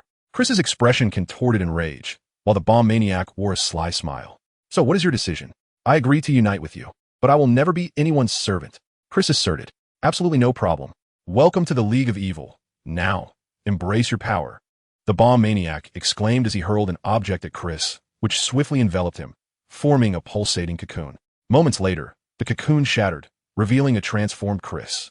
His skin was a ghastly green, clad in black leather attire, muscular and fierce-eyed. "This is power." Chris laughed maniacally as the room seemed to be shredded by invisible blades. Meanwhile, in the prison, Silver Wolf lay on his cot. This was not his first visit, yet his stays had always been brief. However, this time was uncertain. Despite his combat prowess, he was merely a pawn of a second-rate gang. Unless their powerful benefactor intervened, he could be confined here for years. "Iron Fist, Holy Dragon. If I ever get out, I will make you regret it." Silver Wolf struck the wall in frustration. "Are you certain?" A mocking voice chimed in. Startled, Silver Wolf sprang to his feet, clutching a sharpened wooden stake. A gust of wind swept through, causing him to turn warily, only to witness a silver flash. The stake in his hand was cleaved in two, a throwing knife now lodged in the ground before him. Silver Wolf swallowed hard, trembling as he gazed towards the window. A figure materialized before him. "Join me as my subordinate, and I will lead you to avenge yourself," the figure offered. Without a moment's hesitation, Silver Wolf knelt. The figure tossed an object to him, and soon he donned a costume identical to the one he wore while masquerading as a superhero, save for its black hue. Resembling a shadow, shadowing the mysterious figure, Silver Wolf vanished into the darkness. In a secluded booth of a bar, four individuals emerged from the shadows. "Where's this place?" Chris inquired as he glanced around. "The Witch's Bar," replied the bomb maniac, settling onto the sofa and pouring drinks. "That lunatic. We're not collaborating with her, are we?" Chris said, involuntarily shuddering, well aware of the dragon witch's cruelty towards men. At that moment, the booth's door swung open, and a beguiling voice remarked from behind, "Speaking ill of women is hardly a gentlemanly conduct." Chris felt a chill run down his spine. He sensed the other's power surpassed his own, an instinctive awareness. However, he hesitated to apologize, merely grunting and turning away. The dragon witch chuckled, disregarding him. "You are quite punctual. I hope you brought your companions?" the bomb maniac asked. "Of course," the dragon witch replied, stepping aside to reveal a sultry woman clad in a black bodysuit and high heels, adorned with a black cat-like mask. "Let me introduce you. This is Black Cat." The bomb maniac turned to Chris. "I'm Blackstorm." The Shadow Wolf and Silver Wolf offered brief acknowledgments before falling silent. "We have all crossed paths with superheroes to some extent. Our presence here signifies that none of us succeeded," the gambler stated. "Thus, we must unite," the bomb maniac asserted earnestly. The Defenders originally consisted of just 2 members, but they gradually discovered and trained new superheroes, leading to their current stature, the dragon witch explained. "Hence, working solo is quite challenging," the gambler added. "This is precisely why we have gathered today," the bomb maniac concluded. "Regardless of our previous allegiances, we are now allies. Even comrades in arms," the dragon witch affirmed. "United, we shall confront those superheroes," proclaimed the Shadow Wolf. "We will trample them underfoot," asserted Blackstorm. "Are we a criminal alliance?" the Catwoman queried. "No, we are the League of Villains," the gambler, bomb maniac, and dragon witch declared in unison. Chapter 35. Shadows Strike Again. A week had passed since the faux superhero incident, and thanks to Sheriff Blake's efforts, the reports contained little negativity, while the reputation of the newcomer Iron Fist was rapidly rising. However, equally captivating was the presence of a mysterious thief responsible for 3 high-profile thefts within a week, drawing attention in the newspapers due to the stolen items being either jewelry or belonging to notable individuals. Additionally, Sheriff Blake informed Xiao Long and his team that Silver Wolf had escaped from prison, though the details remained unclear. Surprisingly, the gangs had not made any significant moves during the week. Apart from their routine crime fighting, Xiao Long and his team were also searching for the escaped Silver Wolf. Suddenly, Saint Dragon contacted Xiao Long. "What is it?" Xiao Long inquired.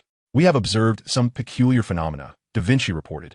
"Some gang members and youths gather nightly from 10 o'clock until 4 in the morning, merely sitting in silence." "Just sitting?" Xiao Long asked. "How long has this been going on?" "At least 3 days," Da Vinci responded. At that moment, the communicator was seized by Einstein, who interjected, "Their behavior has changed. I have noticed something peculiar. They all sit facing the moon. Their posture resembles that of wolves crouching on the ground." The communicator was seized once more by Da Vinci, and no unusual individuals were spotted in the vicinity. "Should we take action?" After a moment of contemplation, Xiao Long instructed, "You observe from the shadows without alerting them. I will report this matter to Sheriff Blake." "Understood." The following day, numerous parents expressed their concerns in the newspaper regarding their children, who had not returned home for 5 consecutive nights. Moreover, these children had become withdrawn and irritable, often shattering objects at the slightest inconvenience, and trivial disputes escalated into violent confrontations. This peculiar situation caught the attention of Xiao Long and his companions. It was indeed strange. Daredevil scrutinized the inspection report sent by Sheriff Blake, noting that the children had exhibited a range of unusual behaviors over the past few days, resulting in a considerable increase in police activity. After apprehending a few of them, Sheriff Blake conducted physical examinations. The results revealed that their health was robust, even more so than before. Could it be that rapid physical development had led to a loss of control? The Punisher remarked, "After all, soldiers have experienced similar issues, albeit to a lesser extent. Strangely, I sense no dark energy, which implies that it is not the influence of shadow magic." Xiao Long felt helpless. Despite possessing a sharp intellect, he lacked the talent for deduction and investigation. With no leads, they were superheroes combating crime, not psychologists, and felt utterly powerless in this matter. Old Dad commented, "One only needs to look at the formidable killing joke he raised to realize his competence in parenting. His strength is undeniable, yet his reliability in other aspects is entirely dubious." "Who are you?" Iron Fist demanded of his assailant. Huh, can't recall? Understandable. How could a superhero like you remember a mere insignificant figure like me? The man chuckled, and in the next moment, a shadowy figure enveloped him. Silver Wolf. Iron Fist recognized the individual before him. No, I'm Shadow Wolf. I acquired the power of shadows to exact my revenge on you. The others have been dragged away by the shadow soldiers. Now, only the two of us remain. Shadow Wolf's hands manifested black claws, grinning cruelly. You will not succeed, Iron Fist declared, launching an assault, while Shadow Wolf pounced in response. Their fists collided, and for the first time, Iron Fist felt pain in his knuckles. After exchanging several blows, Shadow Wolf seized upon a flaw and knocked Iron Fist to the ground. Your only skill lies in your fists, which are hardly noteworthy. Now that I possess these claws, you are no longer my equal, Shadow Wolf proclaimed, stepping closer to Iron Fist, who lay beneath him. With nothing but fists, I can still defeat you. Iron Fist's hands glowed with energy, and in an instant, he launched Shadow Wolf into the air. Assault Cannon Fist. Moments latte. Iron Fist's fist struck Shadow Wolf, causing him to spew blood, and his garments trembled before vanishing entirely. Chapter 36. The Demonized. Without hesitation, the defenders unleashed their full might. From the onset, the defenders had encircled the entire parade, ensuring that not a single shadow soldier escaped. It was only when the last of the shadow soldiers was dispersed that the ominous clouds above dissipated. Observing the unconscious figures strewn about, Xiao Long and his companions awaited the arrival of Sheriff Blake's reinforcements before departing. Additionally, I encountered Silver Wolf, who now goes by Shadow Wolf. He possesses formidable shadow powers and has been handed over to Sheriff Blake without issue, correct? Iron Fist approached Xiao Long and inquired, I have conducted my examination. He is merely an ordinary individual at present. Moreover, following this incident, the police will undoubtedly intensify their surveillance over him. Xiao Long replied. Upon returning home, he observed his younger sister and parents engaged in conversation about the events of the day. Well done, Mina. You performed admirably, their mother remarked. Mina looked at her mother, aware that the subsequent words would likely contradict the initial praise. But you must remember your other identity. You are a student. Mother, I've already been accepted into Zhongqing High School. Does that not imply I can manage my own time? Mina, perhaps due to the rapid development of her body, was also experiencing a swift intellectual growth. Ever since Xiao Long completed his self-study of university courses and attained complete freedom, she had dedicated 3 months to transition from middle school to high school, subsequently passing the entrance examination for Zhongqing High School. Then, she spent another month completing a year's worth of coursework to pass her exams. However, due to her age, the school required her to attend 3 days a week. Yet she frequently skipped classes. That is why I have placed you directly in your graduating class. If you do not gain university admission, you may as well study until adulthood, their mother said sternly. Initially hoping to raise Mina as a refined young lady, her plans are disrupted by the emergence of superpowers. However, she would not allow Mina to transform into a wild child. A situation akin to that of the Punisher was utterly unacceptable. Mina pouted, resting her chin on the table, gazing at her father, who wore a look of helplessness. Ah, why must I still attend school? Impact lamented, having just received a notification from Sheriff Blake that several underage heroes from the Defenders were to attend Zhongqing High School. Xiao Long was quite taken aback upon learning this news, for Iron Fist, Impact, Power King, and White Tiger had all once been students at that very institution. At that time, Spider-Man had already made his debut, and the 4 of them had been discovered by S.H.L.D. He had anticipated that their early return might instigate some changes, yet the situation remained as it was. Sheriff Blake's rationale was to provide them with a proper education, thereby cultivating them into true superheroes. However, Xiao Long was skeptical of this assertion, although Daredevil, the Punisher, and Big Daddy concurred. Perhaps it was Impact's apparent idleness that led them to believe they should engage in some productive activities. The recent parade incident had once again elevated the reputation of superheroes, yet it also sparked discussions within society regarding the protection of minors. The Dark Forces had not made any significant moves, prompting Xiao Long to spend his days in the laboratory, diverging from the previous direction of the company's product development. This time, his experimental subjects were the King Kong gene and Blood Orchid, given that his prior performance had not manifested any biological genetic talents. He was compelled to conduct his research alone in his personal laboratory, observing the results of his simulations on the computer, which continued to yield failures in evolution. Xiao Long shook his head. Is it truly the case that a lack of talent renders one incapable? Master, the failure is due to the absence of complete empirical data for the simulated experiment. It is not your fault, Gulup Beast consoled. It is of no consequence. I require no comfort, Xiao Long replied. Xiao Long smiled and said, "By the way, please send this experimental data, particularly the information prior to the mid-stage of genetic alterations, to Osborne Enterprises and General Ross of the military, using anonymous surnames. Since I cannot conduct the experiments here, I shall entrust it to others and see what marvels this extraordinary world may unveil for me." All right, the data has been sent. But is it truly acceptable to proceed without genetic samples? Gulu Beast inquired. There will be some. Isn't half of the diamond's genes still remaining? Let us retain 1/5 as a keepsake and allocate the rest to them, preferably through the hands of the underworld, Xiao Long replied. No problem. Imagining a gathering of individuals with similar identities, Xiao Long chuckled softly, but his expression changed abruptly as an alarm rang out. What is happening? He exclaimed. The target has appeared at Zhongxing Middle School, but Li Wang and 6 others have already taken action. Transmit the images. The screen soon displayed a video. 3 grotesque creatures were engaged in combat with Li Wang and his associates on the school's playground. Upon witnessing the formidable powers of the 3 monsters, Xiao Long's countenance darkened. That is the power of demonic energy, a force that can only be bestowed upon one by the demon dragoness in her transformed state. Despite the numerical advantage, Li Wang's side found themselves at a disadvantage. However, the students had already evacuated. Although the campus suffered damage, it was not excessively severe. How did they appear? Xiao Long asked. The footage rewound, revealing 3 young delinquents donned in janitorial uniforms within the campus cleaning room, who subsequently transformed. Have the others been notified? Daredevil and Old Man are en route to the scene. Expand the scanning range and see if there are any other demonic individuals nearby. If so, inform me. After uttering this, Xiao Long departed the laboratory and flew away, cloaked in invisibility. Chapter 37. Confrontation with the Demon Dragoness. At Zhongxing Middle School, the 3 demonic beings clashed fiercely with the superheroes. The entire street outside the campus had been cordoned off. After parking their vehicle in a corner, Daredevil and Old Man disembarked and hurried along. They had not traveled far when a gust of wind swept through. Old Man raised his shield to block the wind, sensing the unnatural force upon it and realizing it was man-made. Who is it? Daredevil inquired. A figure descended from above, drifting down like a feather. You are Red Whirlwind? Old Man recognized the person with difficulty. Red Whirlwind? No, I'm now known as Black Storm. As Black Storm spoke, he waved his hand, unleashing 2 blades of wind. Was this your doing? Old Man deflected the wind blades. Indeed, you superheroes all deserve to perish.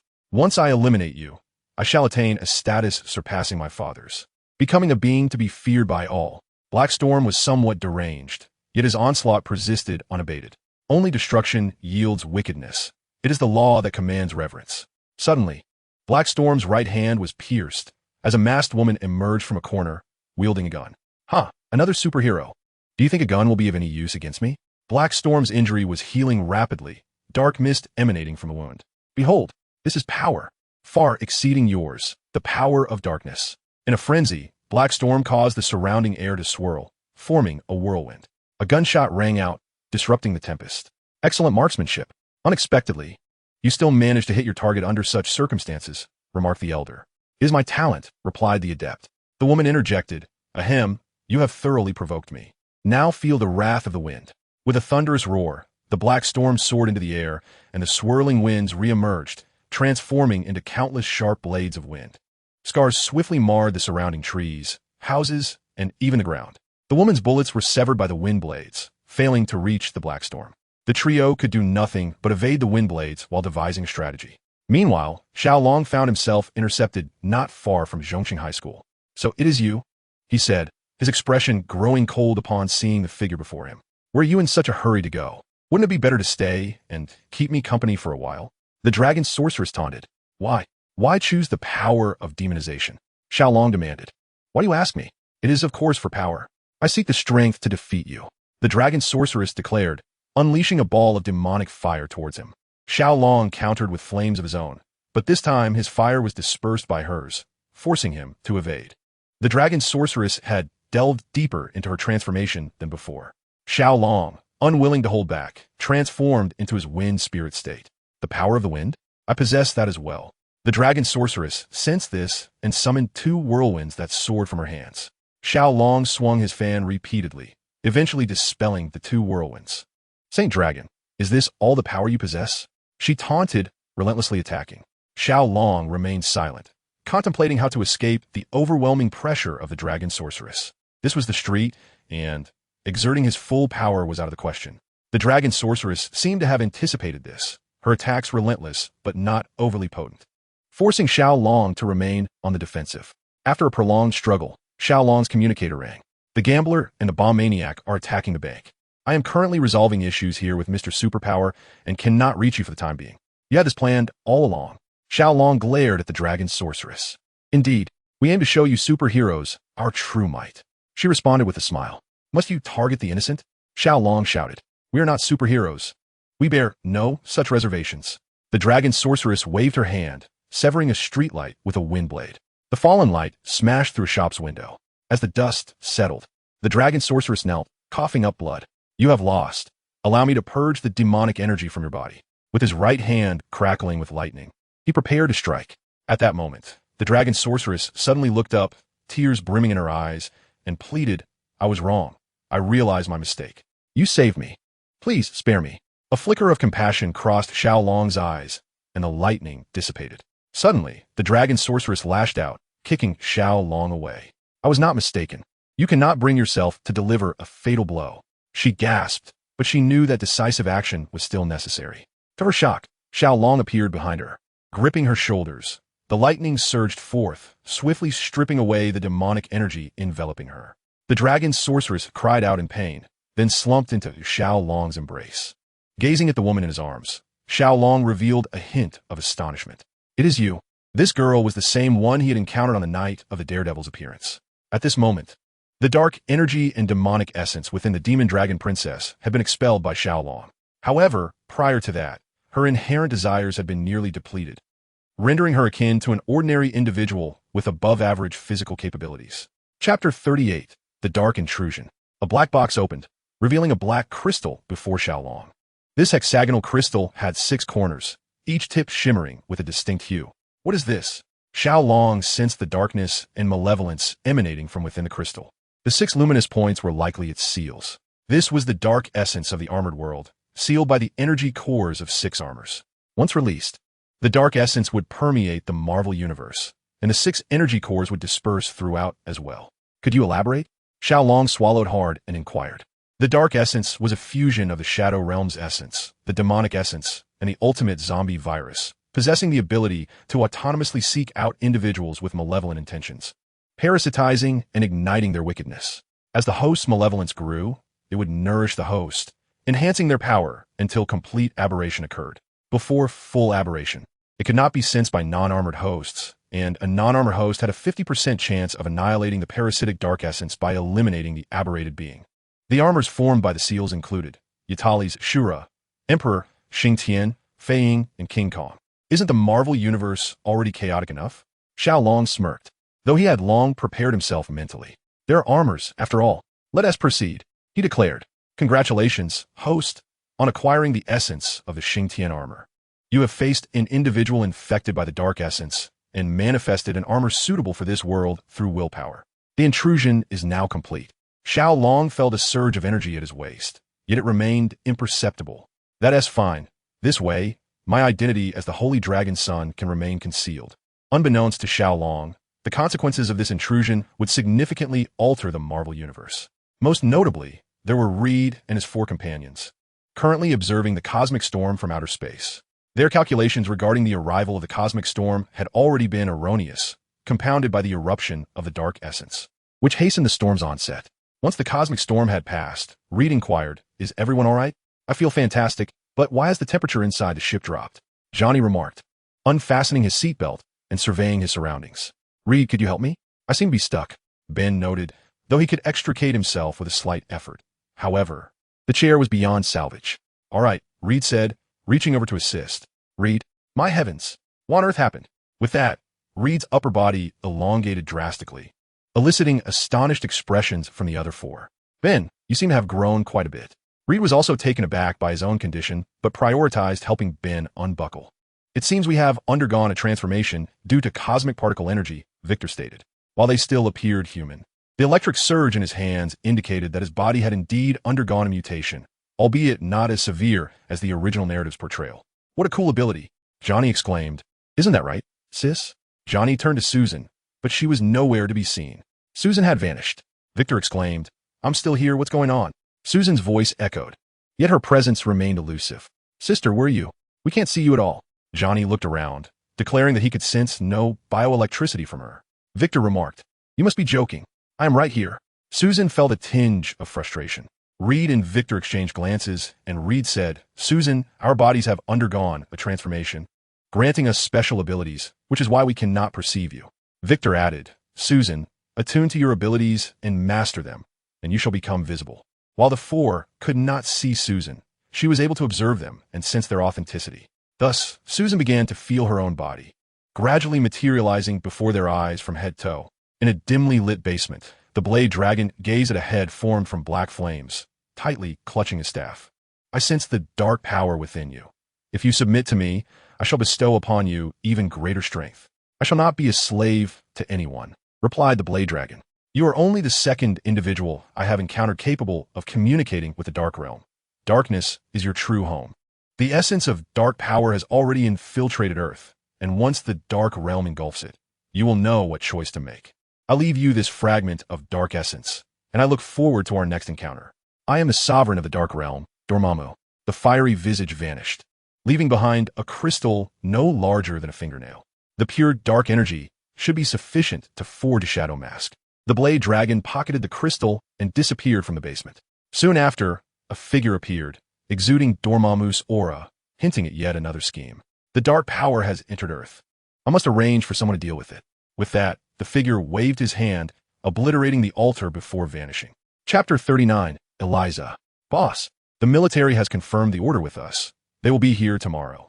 Listening to the secretary's report, Xiao Long nodded. The minimum will be 3 times the cost. And for higher amounts, you will receive 1% of each increment as a bonus. Thank you, boss. The secretary exclaimed with excitement. At that moment, Xiao Long stood and inquired, Have you contacted the person I asked you to? Yes, but Tony Stark declined, the secretary replied, bowing slightly. As expected, inform the media and make the necessary arrangements. Understood. The secretary gestured affirmatively before exiting the office. Xiao Long entered his lounge and found the dragon maiden seated on the sofa. Hello, miss, how do you feel? He greeted her with a gentlemanly smile. Mr. Dunn, thank you for saving me, the dragon maiden replied as she stood. I don't believe I know your name. I am Eliza. Eliza, a lovely name indeed. May I inquire where you work? What led to your fainting in the alley? Xiao Long asked. Eliza hesitated briefly before responding. I am not quite sure. I simply collapsed while walking. As for my occupation, I was recently unemployed. She feigned a sorrowful expression. Xiao Long approached her and said, Perfect timing. I am in need of a personal secretary. Would you be willing to accept the position, Miss Eliza? Elise instinctively felt the urge to strike Xiao Long, yet she managed to suppress the impulse. Although her physical prowess surpassed that of an ordinary individual, she was no longer the formidable dragon lady who once dominated New York City. At least until her powers of desire were restored, she was merely an ordinary person. Is that acceptable? Elise feigned shyness as she inquired. Certainly. As long as you are willing, I can take immediate action, Xiao Long replied, to which Elise nodded. It seemed she was a wealthy heir, temporarily hiding here until her strength returned. Undoubtedly, her territory had been divided between Valen and Jean. The 4 dashing young gentlemen made their simultaneous appearance. The gathering of these 4 affluent youths was a notable event. Newspapers extensively reported on Xiao Long's product launch. Yet the attendance of Bruce Wayne, Oliver Queen, and Tony Stark overshadowed the unveiling itself, making it a far more noteworthy subject. Once the product launch commenced, journalists devoted only a fraction of their attention to the new products, with the majority of inquiries directed toward the 3 illustrious figures. However, Xiao Long welcomed this, as he was not particularly adept at handling the media. Following the product launch, Xiao Long hosted a soiree. After mingling with the guests, he finally convened with the 3 gentlemen. Are you satisfied with this gathering? Xiao Long asked. Zero done, if your inquiry pertains solely to your flying apparatus. I believe there is no need for discussion. It would simply be a waste of time, Tony Stark retorted impatiently. After all, there are beautiful ladies awaiting my attention outside. Certainly not, Xiao Long replied, then turned to Bruce Wayne. I wonder how Mr. Wayne's research on the blood orchid is progressing? Bruce Wayne smiled and responded, quite well. The blood orchid is truly a remarkable plant. That little marvel? I must admit, I have little interest in it, Tony Stark interjected. I have only recently taken control of my company, and I have yet to delve into the study of the blood orchid, Oliver Queen added. You wouldn't claim to have made any discoveries, would you? Oliver inquired, gazing at Xiao Long. One could say that, Xiao Long replied with a smile. clapping his hands twice as an electronic screen descended. "Ah, a beautiful lady approaches," Tony exclaimed, taking a step forward, but Xiao Long was quicker, wrapping his arm around the woman's waist. "Allow me to introduce my personal secretary, Miss Elise." "Hello," Elise greeted with a smile. "Good eye, my friend." "I shall not intrude further," Tony said, patting Xiao Long on the shoulder as he moved towards a group of female models. Bruce Wayne and Oliver Queen also smiled and bid farewell to Xiao Long. "Are you still managing the journalists well?" Xiao Long inquired. "It's manageable. I have much to learn," Elise replied. "Do you see that person?" Xiao Long remarked, pointing at Tony, who was surrounded by models. "Of course. One of the 3 great playboys, and now there's one more. Yourself," Elise noted. "His secretary is named Pepper Potts. She is an excellent assistant, and you might glean some insights from her," Xiao Long advised. "You will likely find yourself in a similar position in the future," Elise smiled. "The circumstances will be quite alike. Moreover, this world is perilous. I must possess the ability to protect myself." Xiao Long responded, "Indeed, this world is far from ordinary." "What did you say?" Xiao Long leaned closer, inquiring. Nothing, Elise stammered. "Your parents," she began, but Xiao Long interjected, "They are who they are, and I am who I am." "Well, what is your opinion on superheroes?" Iris suddenly inquired. "Superheroes, indeed. They are quite remarkable. Yet the very existence of such beings suggests that our world is fraught with issues," Xiao Long replied. "Do you harbor a disdain for those with extraordinary abilities?" Iris probed. "Disdain? Absolutely not. Who wouldn't cherish superpowers? Even those who vociferously call for the extermination of mutants secretly yearn for such strength. Moreover, possessing power enables one to safeguard oneself, pursue one's dreams, and protect those dear to them." Iris listened thoughtfully, and suddenly Xiao Long patted her shoulder. "I may have said too much. You will encounter matters pertaining to this in the future, so prepare yourself." With that, he turned and departed. Chapter 40. Activation of the Armor. "Master Mr. Stark wishes to contact you," Gula Beast suddenly announced. "Oh, please connect him," Xiao Long responded. As expected, the visage of Jarvis appeared on the screen. "Mr. Dunn, I am Jarvis, the private AI assistant of Mr. Stark. Mr. Stark has made a new discovery regarding that serum and wishes to discuss it with you in person," Jarvis stated politely. "Of course, what is the time and place?" Xiao Long inquired. "At 11 o'clock this morning, at this location," Jarvis replied, as a map displayed Tony's residence. "I shall arrive punctually," Xiao Long affirmed. "We look forward to your arrival," Jarvis concluded before disconnecting. "Although I have gained a certain standing, I still find myself at a distance from the true upper echelons," Xiao Long mused. The distance from Xiao Long's company to Tony's residence was not considerable, so he set off at 10 o'clock. Driving was Iris, whose abilities had improved daily, now making her a competent secretary. No one in the company would dare to privately regard her as merely a decorative figure. "Boss, even though Tony Stark is a top-tier billionaire, is it truly necessary for you to attend in person?" Iris queried. "Talented, headstrong, and arrogant, that is Tony Stark. Moreover, while this project may be enticing, it is ultimately inconsequential for him. My current contributions do not warrant an equal exchange on a personal level," Xiao Long reasoned. Iris nodded. "Indeed, he seems to be the insufferable character the media portrays." "Rest assured, I shall not behave in such a manner," Xiao Long assured her. A cash transport vehicle sped through the streets, and as the passenger window opened, a barrage of gunfire erupted. "Get out of the way, all who wish to live. Clear the path." A voice boomed from a loudspeaker, prompting the vehicles ahead to swerve aside. However, as they approached the intersection, 5 police cars blocked their route. "Everyone get out of the vehicle and surrender. Otherwise, we will open fire," the lead officer shouted, only to be met with a hail of bullets. Fortunately, he had ducked in time. Otherwise, he would have surely perished. "Fire," he commanded, and a dozen officers unleashed their weapons. Yet their efforts proved futile. The cash transport vehicle continued its relentless advance, and the lead officer, grasping his communicator, bellowed, "I require backup," while directing his men to clear the area. At that moment, one of the cash transport's tires was suddenly shot out, causing the vehicle to lose balance and sway perilously as it was on the brink of colliding with a police car. At that moment, 2 icy beams struck the armored transport vehicle, instantly freezing its front. It was the female officer and the Iceblade hero. The police exclaimed with joy. The Iceblade hero was an officially recognized superhero, while the female officer had recently emerged on the scene. Notably, her uniform resembled that of the police, earning her great respect and popularity among law enforcement, making her a unique figure in the realm of superheroes. The Iceblade hero glided to a stop before the officers, and the female officer emerged from the shadows, instilling renewed confidence in the police force. "Listen up. You are completely surrounded. Surrender, and lay down your weapons. Compliance is your best option. Several officers gradually encircle the vehicle, their firearms aimed at the door. Chapter 41, The Anomaly. Grasping the fiery execution sword firmly. Xiao Long had not previously studied any swordsmanship. As the two strange beings approached within striking range, he instinctively raised his sword to parry, delivering a powerful palm strike to the one wielding an axe, forcing him back. Turning swiftly, he slashed the other creature across the waist and kicked him to the ground. Before the creature could rise, Xiao Long stepped down on its right hand, causing it to drop its mace in pain. The axe-wielding creature attempted to assist, but was thwarted by the combined efforts of the Iceblade hero and the female officer. Sheathed the fiery execution sword, he brandished a technologically advanced crimson handgun, aiming it at the creature's chest. Light burst. 3 luminous projectiles were unleashed, resulting in a catastrophic explosion accompanied by the creature's anguished cries.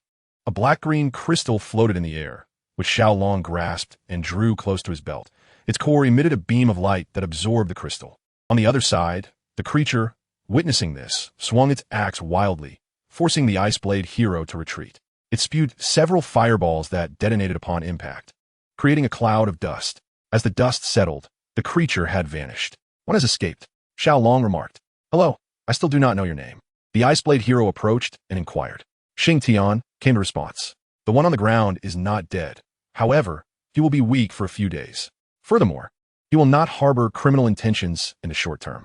A little education, and we can release him. After transforming into an anomaly, his memories are fragmented.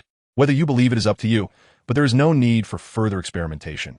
His body remains that of an ordinary human. Farewell. Without regard for the Iceblade hero's awkward expression or the female officer's displeasure, he utilized the teleportation technique to revert to his original form. That substance is known as perfect blood.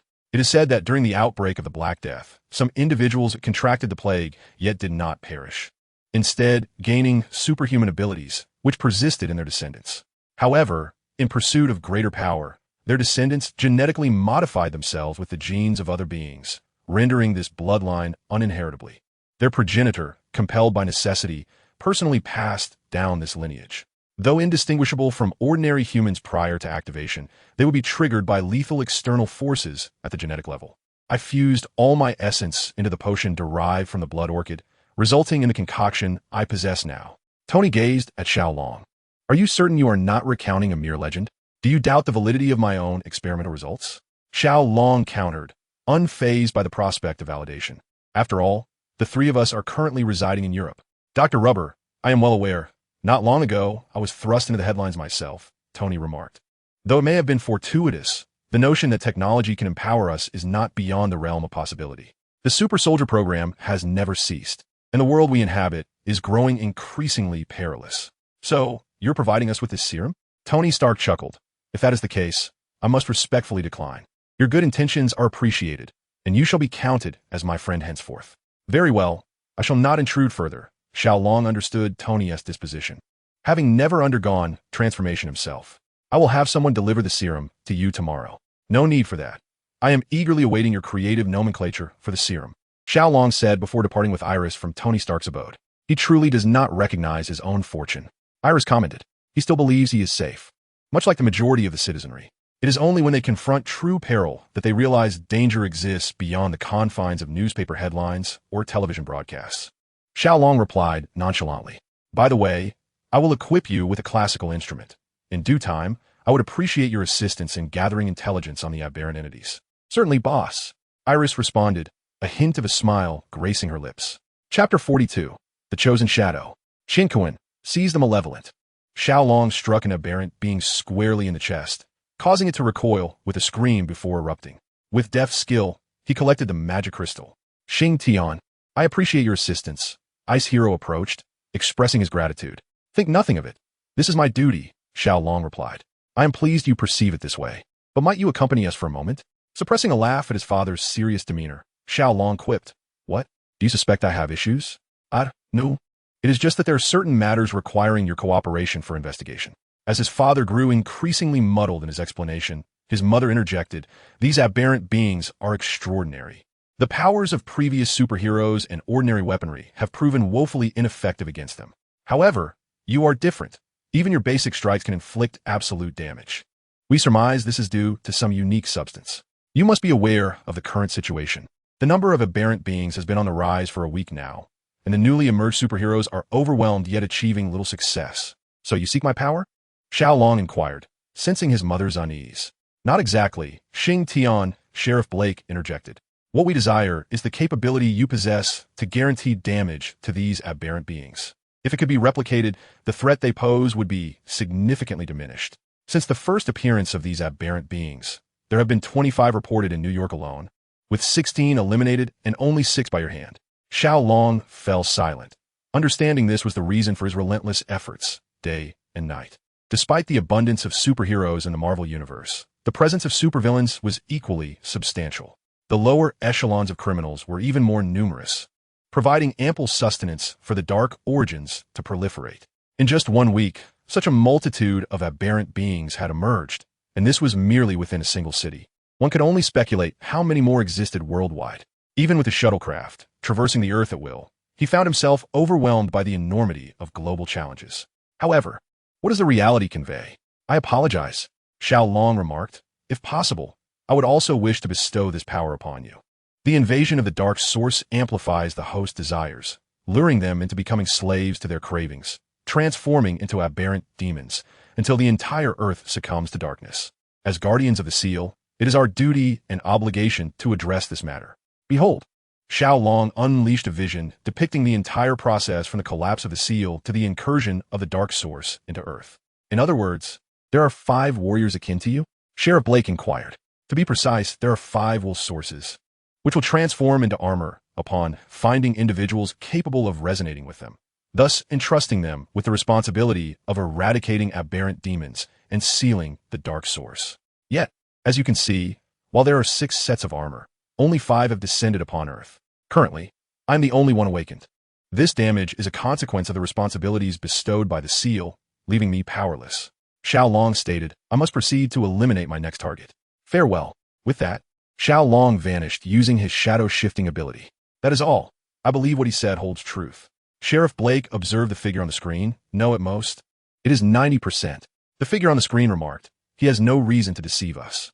Sheriff Blake responded, yet there are definitely reservations. We require more heroes to safeguard the city. The figure on the screen queried, who do you intend to use? Hawkeye or Black Widow? Sheriff Blake replied, the X-Men.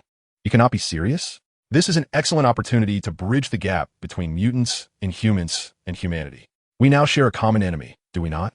Well, you are correct, but I will not confront Professor X. Sheriff Blake asserted, I will handle that. You stabilize the situation in New York. Additionally, contact Gotham, Star City, and Metropolis, and unite these superheroes. The figure on the screen assured, no problem, I have experience. Are you planning to advance that Superhero Alliance project? Sheriff Blake inquired. Not yet, given that the issue with the aberrant demons has divided that group into 2 factions. The current reconciliation between mutants and inhumans is the utmost we can achieve. The figure on the screen replied, very well. Every time I connect with you, there are complications. When can we enjoy a drink together? Nick Fury. There will be an opportunity. Nick Fury concluded the conversation. I will kill you, you bastard. Harry roared, yet his mind remained remarkably clear. A blue light point appeared before him, as if traversing time and space. Harry grasped it, and the light transformed into a hawk-shaped box, the Flying Shadow Armor. Merge. A blue-themed armor adorned Harry. The Flying Shadow Armor re-emerged. From a distance atop a rooftop, Xiao Long observed everything unfold, refraining from intervening. The choice of Harry Osborn by the Flying Shadow was truly unexpected. It seems that the Green Goblin will be Norman Osborn. I wonder what the situation will be with this father-son duo. Spider-Man will soon make his appearance. Time truly flies. Xiao Long mused, maintaining his focus on the battle below. Guided by the instincts of the armor, Harry successfully vanquished the aberrant demon. Xiao Long released the armor, appearing before him in the guise of the Holy Dragon Son.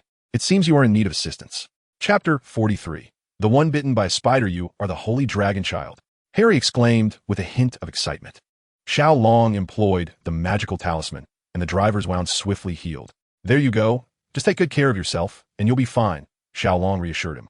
Harry glanced at his driver and expressed his gratitude. Thank you. No need for thanks. You are a superhero now. We shall assist each other from here on. Xiao Long replied before departing. With a sigh of relief, Harry swiftly placed his driver in the back seat and drove away from the scene. Although the skirmish lasted merely a few minutes, it had captured the attention of all who needed to notice. whether it was Sheriff Blake's subordinates, fellow superheroes, or the eyes of other factions, not to mention the ever-watchful media. The fact that the heir to Oscorp had become a superhero would undoubtedly grace the headlines by tomorrow. However, Harry had no time to ponder such matters as he sped towards the hospital. Meanwhile, Peter and his companions had arrived at Oscorp, oblivious to Harry's situation. "Who are you?" inquired a female employee, obstructing their path. "We are Harry's classmates, here to attend Dr. Connor's lecture," Peter replied. "Peter Parker, Mary Jane, Gwen Stacy?" the employee asked, scrutinizing the trio. "Yes, that's us," Peter responded with a smile. "All right, follow me," she instructed, leading them to the lecture hall. "We are here. The presentation will commence in 10 minutes. I need to prepare, but here are your ID badges, which indicate your seating arrangements. Please refrain from wandering after the lecture and return them upon exiting," she said before leaving. The trio took their respective ID badges and entered the lecture room. "Front row seats. Harry is amazing," Peter exclaimed. "Are you really that interested?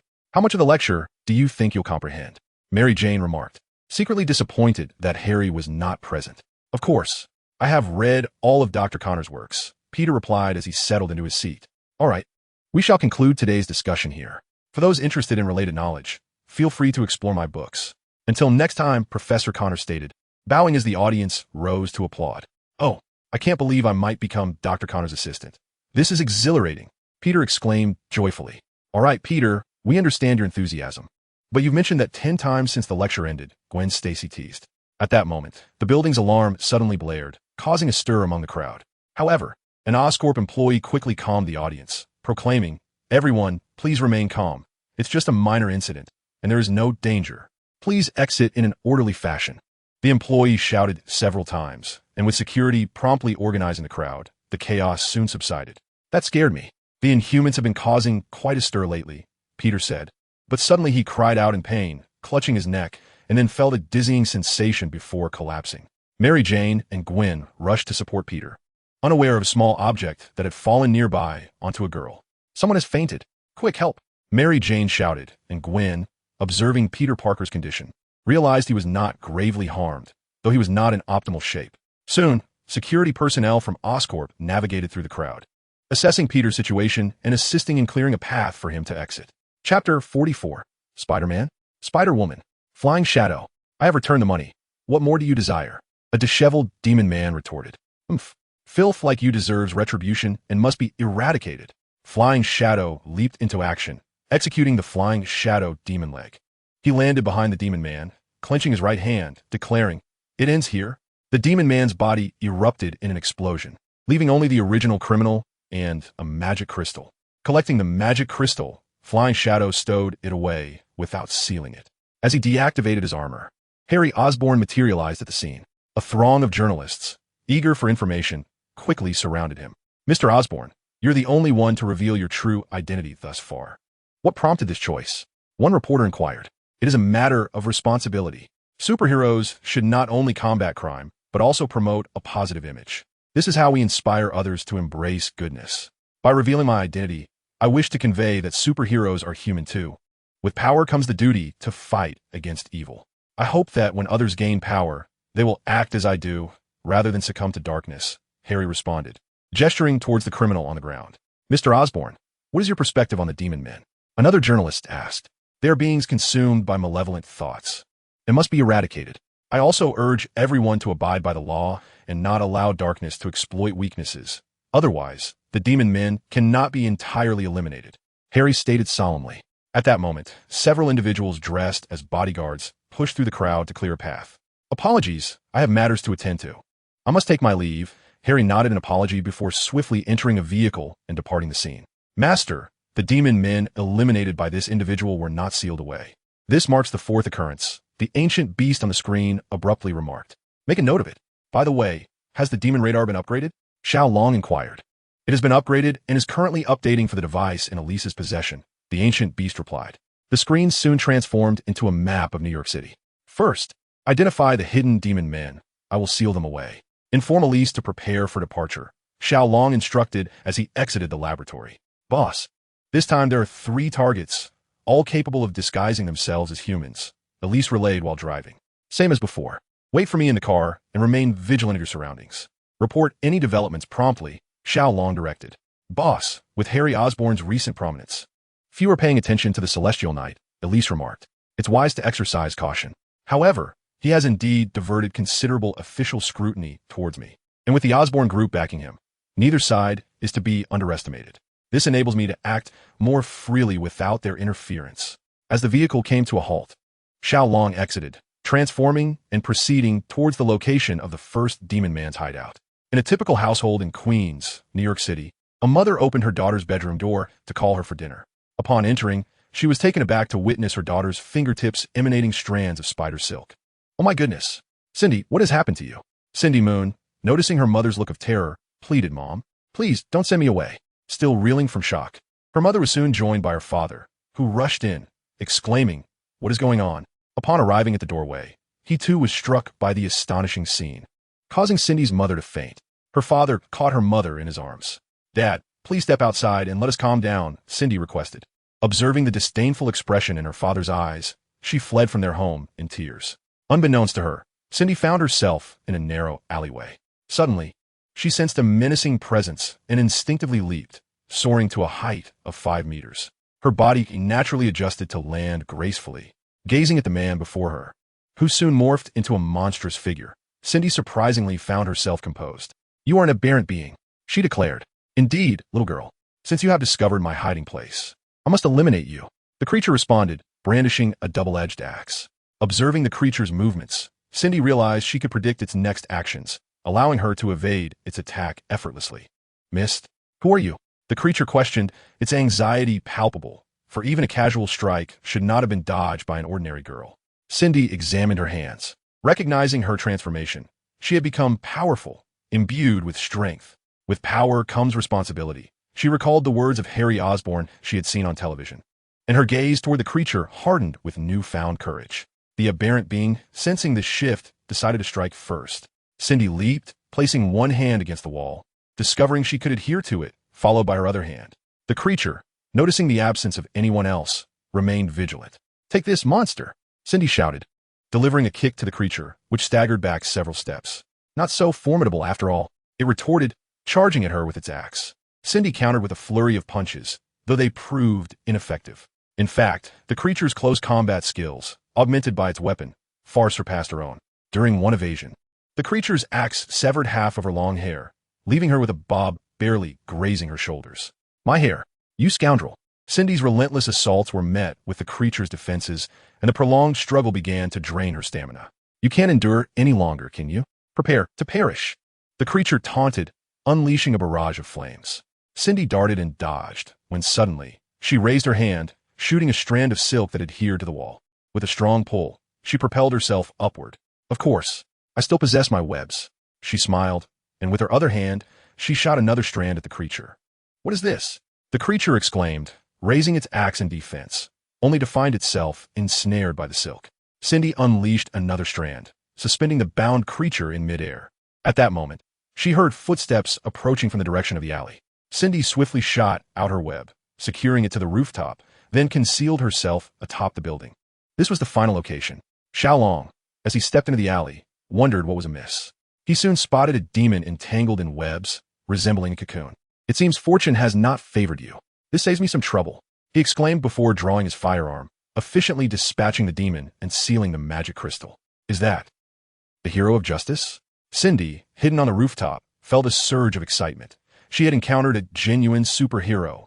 However, the noise from her movement caught Xiao Long's attention. "Who goes there? Reveal yourself," he called out. Cindy descended, clinging to her web.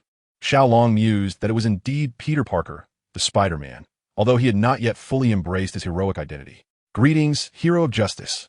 I am Cindy Moon, and I am thrilled to meet you," she said with a smile, leaving Xiao Long momentarily speechless. "A woman. What is this?" Yet, his strong composure masked his surprise. His armor concealed any visible reaction. "Hello, miss. Was it your doing earlier?" "Yes. I have just acquired these powers," Cindy replied, a hint of shyness in her voice. "Welcome to the ranks of superheroes." Xiao Long extended his hand. "Oh, can I really join?" Cindy exclaimed in excitement. "Of course," he affirmed, "but you will need your own costume." Suddenly, Cindy's demeanor shifted, her spirits dampened. "My family does not accept my powers, but I am not a mutant." Xiao Long fell silent, contemplating the reality of mutants. Often, when mutants awaken their abilities, they struggle to control them, and this Spider-Woman appeared to be no exception.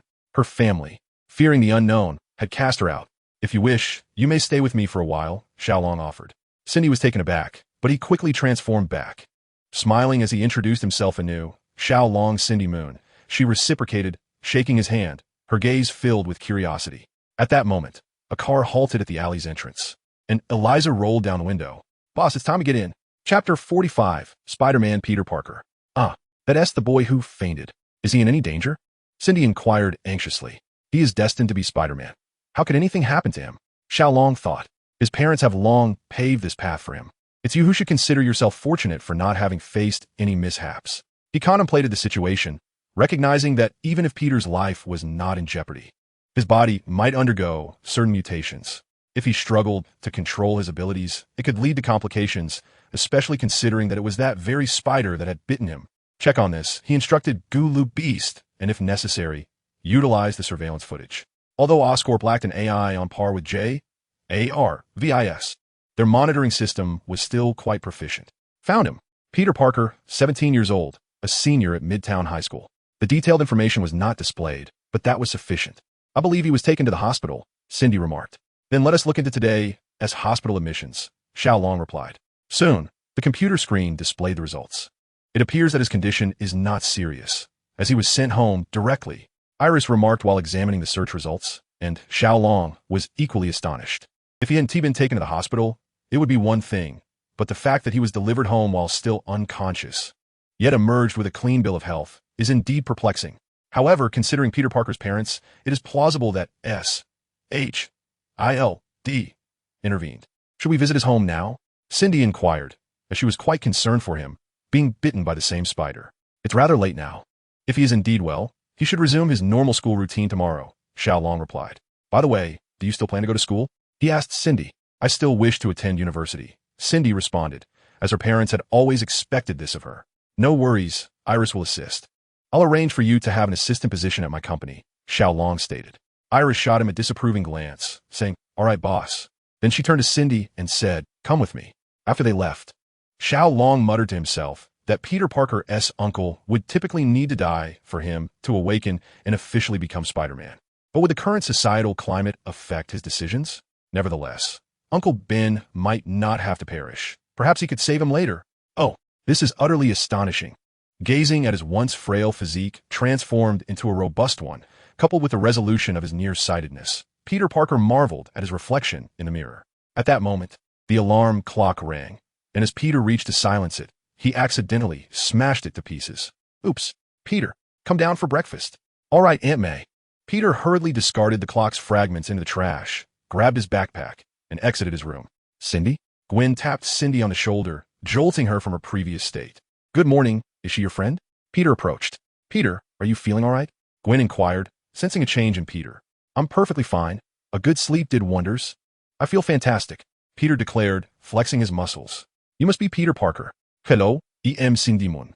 "Hello," Peter replied as he and Cindy shook hands, their gazes locking once more in mutual attraction. "Hey, what's going on with you two?" Gwen observed their peculiar interaction, prompting both to awaken from their reverie. Realizing they almost kissed, they simultaneously released their hands and turned away. "I'm fine." Gwen regarded them curiously. Just then, Mary Jane approached, exclaiming, "Gwen, Peter, it's time for class." Cindy quickly bid Peter farewell and departed. Peter watched a retreating figure, furrowing his brow. "Let us go, Peter," Gwen called, prompting him to follow suit. During the noon break, Peter Parker found himself alone on the rooftop of the school building. "Cindy, I'm here, where are you?" he called out, surveying the surroundings. Suddenly, he leaped aside just as a strand of webbing appeared where he had been standing. Astonished, he dodged as several more strands shot towards him, all the while scanning his environment. A figure rushed at him, and Peter swiftly evaded, the two engaging in combat. "Who are you?" Peter Parker exclaimed, feeling the onslaught of his opponent's attacks. Yet it seemed as though she could anticipate his evasive maneuvers. Fortunately, her strength was not on par with his own. Moments later, she ceased her assault, allowing Peter to discern her true identity, a woman clad in a tight-fitting suit of black and silver, adorned with a black spider emblem on her chest and intricate black web patterns throughout. "Indeed, you have acquired superpowers."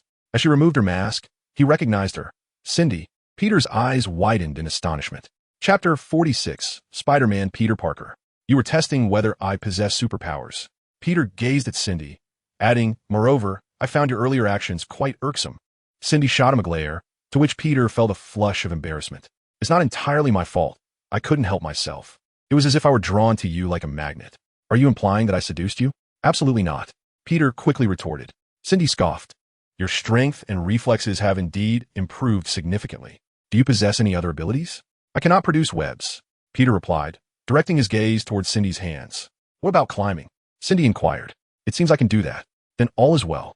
Do not misuse your powers for malevolent purposes. Otherwise, I shall not let you off easily. Cindy warned. I have no desire to become a monster. Rest assured, Peter replied, handing her his business card. Should you require assistance, feel free to reach out. Cindy then descended from the rooftop. The secretary of the chairperson at Super Energy Technology, quite impressive, Peter remarked as he tucked the card into his pocket. How is he? Elise asked. Just a loser. Will he truly become a superhero? Cindy scoffed. I cannot say. Elise chuckled. But have you revealed your true identity to him? We share an innate connection, allowing us to sense each other within a certain range. It cannot be concealed, Cindy explained. Oh, a meeting of minds, how delightful. Elise responded. Cindy rolled her eyes. I have no interest in that. He's not my type. What's your type then? Someone like the boss? Elise teased, a young, wealthy, talented individual, and a superhero. Surely you are not indifferent? Cindy retorted, prompting Elise to withdraw her smile. I have someone I like already. So many. Xiao Long was astounded by the readings on the radar indicating the presence of the demon. It was common knowledge that the situation with the demon was known to all, not to mention that Harry Osborn, the flamboyant phantom, was gallivanting about, while the defenders were tirelessly engaged, especially Sheriff Blake, who was working around the clock. It was determined that someone had absorbed unsealed magic crystals. The ancient beast remarked, I knew they were unreliable. Although all superheroes were united in the fight against the demon, they diverged when it came to the magic crystals. Among the defenders, Xiao Long could seal the crystals, while other factions sought to study them. Harry Osborn had even snatched a few kills from Xiao Long on several occasions. Alas, while Cindy could defeat demons, eliminating them was beyond her prowess. Xiao Long sat in contemplation, and after a moment's hesitation, declared, I will intervene. Host, it has been quite some time since I last made a spontaneous intrusion. The Roulette remarked that had it not been for the dark origin you unleashed, I would not have felt compelled to intervene. Xiao Long stated that such interruptions inevitably lead to unforeseen variables. His innate advantage as a time traveler lies in his familiarity with the original storyline. Yet, upon entering this realm, he found himself amidst a plethora of alterations, leaving him overwhelmed. Unless absolutely necessary, he vowed never to intrude voluntarily. However, the current circumstances have far surpassed Xiao Long's psychological preparedness. He is already swamped by the demands of New York City, let alone the entire world. The tangible elements at hand pale in comparison to the chaos of intrusion. Xiao Long remarked, who says everything must be beneficial.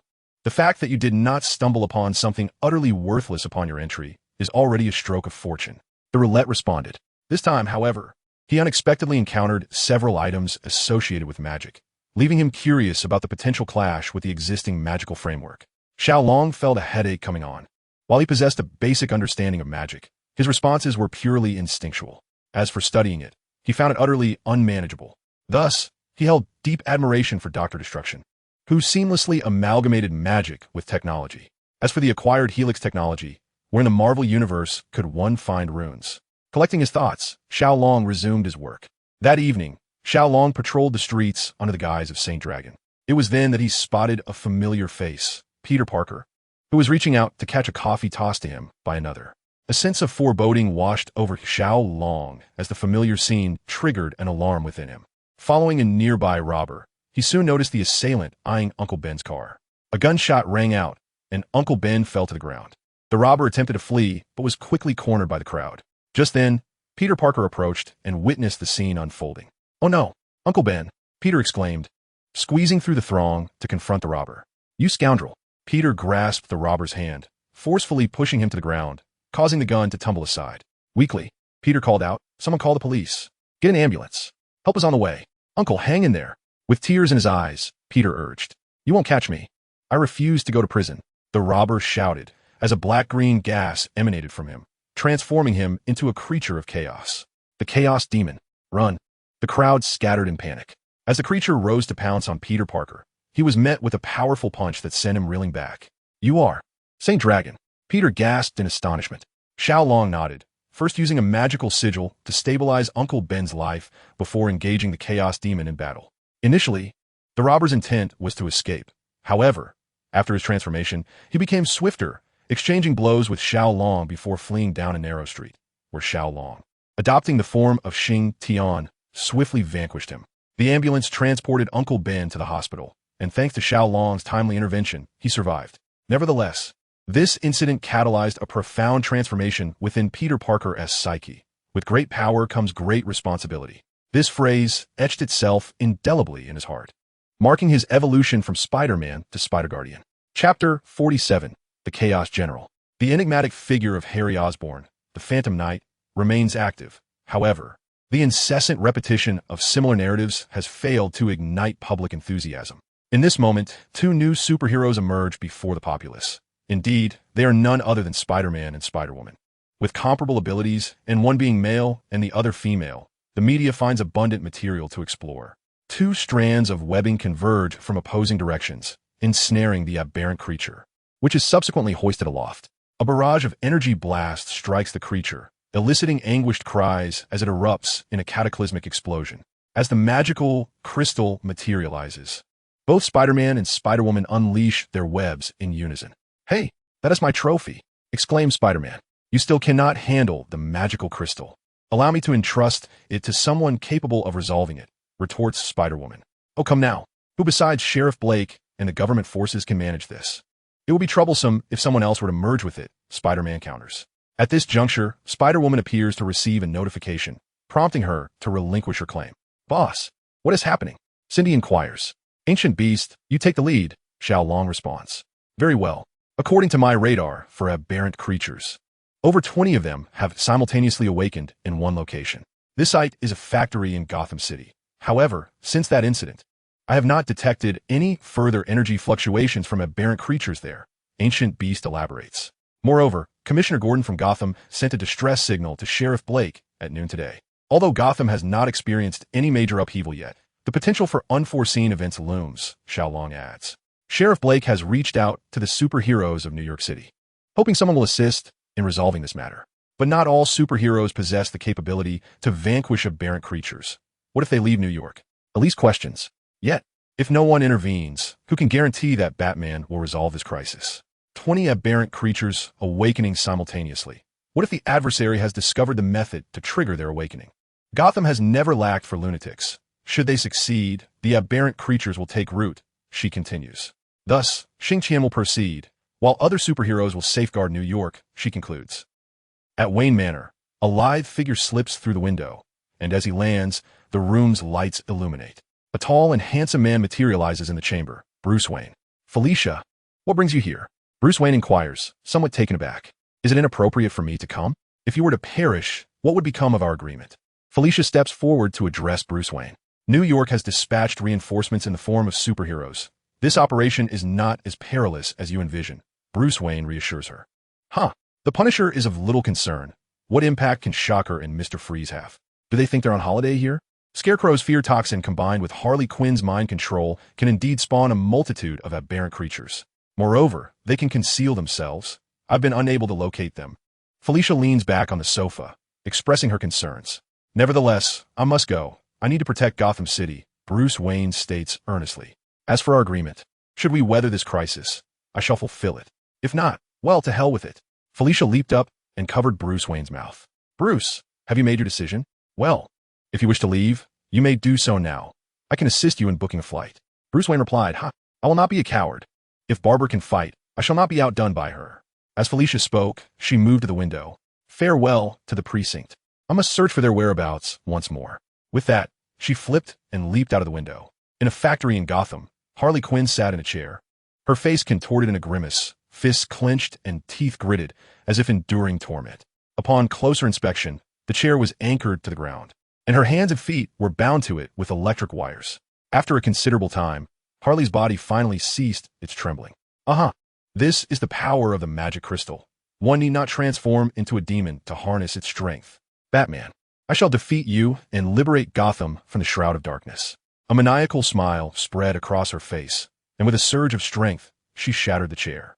From the shadows of the factory emerged dozens of demons, gazing at Harley with expressions of reverence.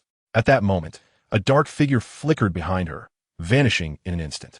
Chapter 48, Armor Upgrade. Relay the situation here to Gulishu. I will investigate further, Xiao Long declared as he exited the room. Meanwhile, Batgirl informed Batman of the precinct status, while Batman and Catwoman rushed at full speed to the scene. Captain Cold and his team had reached the prison exit. Facing a dozen demons, their anxiety palpable. Captain Cold, create a barrier. Shock, you, and I will engage in ranged attacks. The Punisher swiftly devised a plan. Given that there was only one exit, he aimed to exploit the terrain for an advantage. Understood. Captain Cold quickly conjured a half-man-high ice wall, transforming the entire ground into a slick ice surface. However, this proved ineffectual against the demons, who continued to advance relentlessly. Attack! The Punisher commanded, and in the next moment, the gun in his hand fired a holy light projectile. Shock unleashed his energy blast, striking the demons and igniting sparks. The areas hit released a noxious black-green gas before rapidly regenerating. These are merely ordinary demons. Unleash full force, the Punisher urged, firing his dual pistols with fervor while Shock merged his hands, firing a crescent-shaped energy blade. The front row of demons was sent flying, crashing into those behind them. Seizing the opportunity, Captain Cold unleashed a wave of frost, freezing the demons in place. Holy light baptism. The Punisher maneuvered continuously, showering the demons with holy light projectiles, resulting in a series of explosions. What manner of weapon is this? The Punisher exclaimed in astonishment. You succeeded. Batgirl rejoiced. This is a weapon I have been researching. It can only be deemed half-finished, but given the urgency, we must utilize it now. That last strike was a full output. It cannot be employed again for some time. Batman approached and collected the magic crystal from the ground. The Punisher and Shock breathed a sigh of relief. If such an attack were unrestricted, it would have been a severe blow to both of them. Let us hasten to the prison and investigate. 3 notorious criminals are conspicuously absent. Director Gordon remarked as he glanced at the prisoners on the floor. We shall manage them, Catwoman assured. Do not worry. Batgirl added. Batman nodded and charged into the prison, with the others following closely behind. Reaching the innermost cell, they found it devoid of any living souls, save for the slain guards and prisoners who succumbed to their fears and took their own lives. What do you see? Batman inquired. Still nothing, Director Gordon replied, shaking his head. They have escaped, the Punisher declared. The group turned to find the Punisher had smashed a bed within a cell, revealing a concealed passageway, albeit one that appeared to have been blocked. By the heavens, how do they manage this? Director Gordon exclaimed in frustration. This is not your fault, Gordon, Batman reassured him. He erected a sign indicating that the individual was originally one of Scarecrow's henchmen. Collaboration from within is often quite feasible, although the Gotham police and government, under the alliance of Batman and Director Gordon, would not audaciously conspire with the mafia. The issue of collusion remained unresolved. Scarecrow emerged from the passage with his 3 accomplices, a vehicle he had prepared earlier waiting for them. I wonder if they will appreciate my gift, Scarecrow mused, though it is a pity for those who endured. One of his subordinates remarked, there is nothing to lament. Harley Quinn's plan is merely a step away from fruition. Soon, Gotham will be ours, and a few expendable pawns will not matter. Scarecrow replied triumphantly, the sun has yet to set. Is it too early to dream? A cold voice interjected. Who goes there? The 3 henchmen swiftly encircled Scarecrow, vigilantly surveying their surroundings. It is our duty to eradicate you, aberrant beings, Xiao Long declared, summoning his fiery execution sword, leaping from the vehicle to strike at Scarecrow's minions. Quick, eliminate him, Scarecrow shouted, sensing that while he possessed greater strength than an ordinary aberrant, he remained uncertain against the might of the executioner. The 3 henchmen transformed, brandishing their weapons as they charged at Xiao Long fire execution sword technique. Xiao Long effortlessly broke their encirclement. Fire execution palm. A gauntlet appeared on his right hand as he closed in on one aberrant, striking him back with a palm, then swiftly countering with a sword to repel another. Fire execution storm palm. An enormous palm shadow imprinted itself upon the 3rd aberrant, resulting in a violent explosion. The remaining 2 aberrants, gripped by fear, hesitated as Scarecrow shouted, "Stop him," before fleeing. The 2 aberrants, compelled by orders, could only yield to Xiao Long's prowess. Hearing the explosion behind him, Scarecrow halted. Why have you stopped running? Xiao Long challenged. Do not push your luck. Scarecrow roared as he transformed into an aberrant. Indeed, it is you. Xiao Long recognized Scarecrow's new form and advanced towards him. Scarecrow wielded dual sickles, launching attacks from both sides, but he was no master of combat. Xiao Long swiftly exploited his weaknesses, landing a strike with his sword. Yet, the blow inflicted minimal damage, allowing Scarecrow to seize the opportunity and unleash a torrent of flames upon him. Xiao Long was sent flying to the ground, and the Scarecrow chuckled. "It seems you are not as formidable as I believed. Now, let me unveil who lies beneath that armor." As he approached, Xiao Long received a message from the armor, and with a cold smirk, he retorted, "Strong or not, you will soon find out." Armor Upgrade. Chapter 49. The Death of the Scarecrow, Part 1. The Avatar of Judgment can also upgrade. This is indeed useful information. It seems prudent to have you test the waters ahead of time. The Joker's daughter remarked as she set down her gun. The Scarecrow sighed in relief, quickly forgetting about his earlier miscalculation, for he was no match for the Joker's daughter. "Should we adjust our plans?" he inquired. "No. Tomorrow at noon sharp, the plan will commence," she replied. "Noon? Isn't that a tad early?" The Scarecrow, feeling uneasy under the Joker's daughter's gaze, forced a smile. "Not early at all. Tonight, I will send a notification to Batman. This time I won't play tricks, but rather take them all at once." The Joker's daughter laughed heartily as she melded into the shadows. Inside the police precinct, Batman's portable computer suddenly chimed with a new email notification. It was from the Joker's daughter. "Dear Batman, tomorrow at noon, I shall host a grand celebration in Gotham City, marking its transformation into a city of the otherworldly. I extend a heartfelt invitation to you and the superheroes who have journeyed from New York, hoping you will arrive punctually at Wayne Tower." As he gazed at the mocking visage of the Joker's daughter, Batman remarked, "Her taste is truly lacking. Should we attend? Based on our past encounters, this might be another scheme to draw us away or an act of diversion." "No, this time is different. We will prepare in advance at Wayne Tower," Batman asserted. "But will Bruce Wayne agree?" Iceberg asked. "This concerns the future of Gotham City. He will certainly consent," Batman replied. Returning to the hotel, Iris sighed in relief upon seeing Xiao Long unharmed. "What is the situation?" she inquired. "A criminal known as the Scarecrow has reached the level of a general of the otherworldly, and he likely has accomplices," Xiao Long explained. "No need to activate the radar. The general can mask the energy emitted by other beings of the otherworld within a certain range. This was likely the work of a previous general. Can Batman and the others handle it?" Iris asked. From a purely strength perspective, victory seems unlikely. However, Batman has never relied solely on brute force. Thus, "I cannot say for certain," Xiao Long responded. Even with advanced weaponry, this incarnation of Batman retains the formidable deductive prowess of a detective. A notification appeared on the computer, and Iris opened it to find that the Joker's daughter had issued a challenge to Batman. Xiao Long frowned upon hearing this. If it were anyone else, it might very well be a trap, but with the Joker's daughter, who could fathom her intentions? Let us see if there is any activity at Wayne Tower. Batman and his team were indeed preparing at Wayne Tower. Could the Joker's daughter really intend to confront them there? Iris pondered aloud. Having seen her skills, I can attest that her combat abilities are rather average, but her intellect is truly alarming. One can never predict her contingencies. Your success may very well be part of her scheme. Upon first seeing Harley Quinn's exaggeratedly smiling face, a sense of eerie thrill lingers in retrospect. Iris's assessment of Harley is that she is ruthless to herself, and even more so to others. She has no desire to make an enemy of her. For now, she chooses to observe, as everything remains uncertain. Xiao Long sighed, remarking that the madness of individuals surpasses any logical reasoning. "What time is it?" Chumi inquired. "It's 11:30. It will be wise for you to remain vigilant," Batgirl replied. "Are you afraid of a surprise attack from Harley?" Chumi retorted, "Yafnink.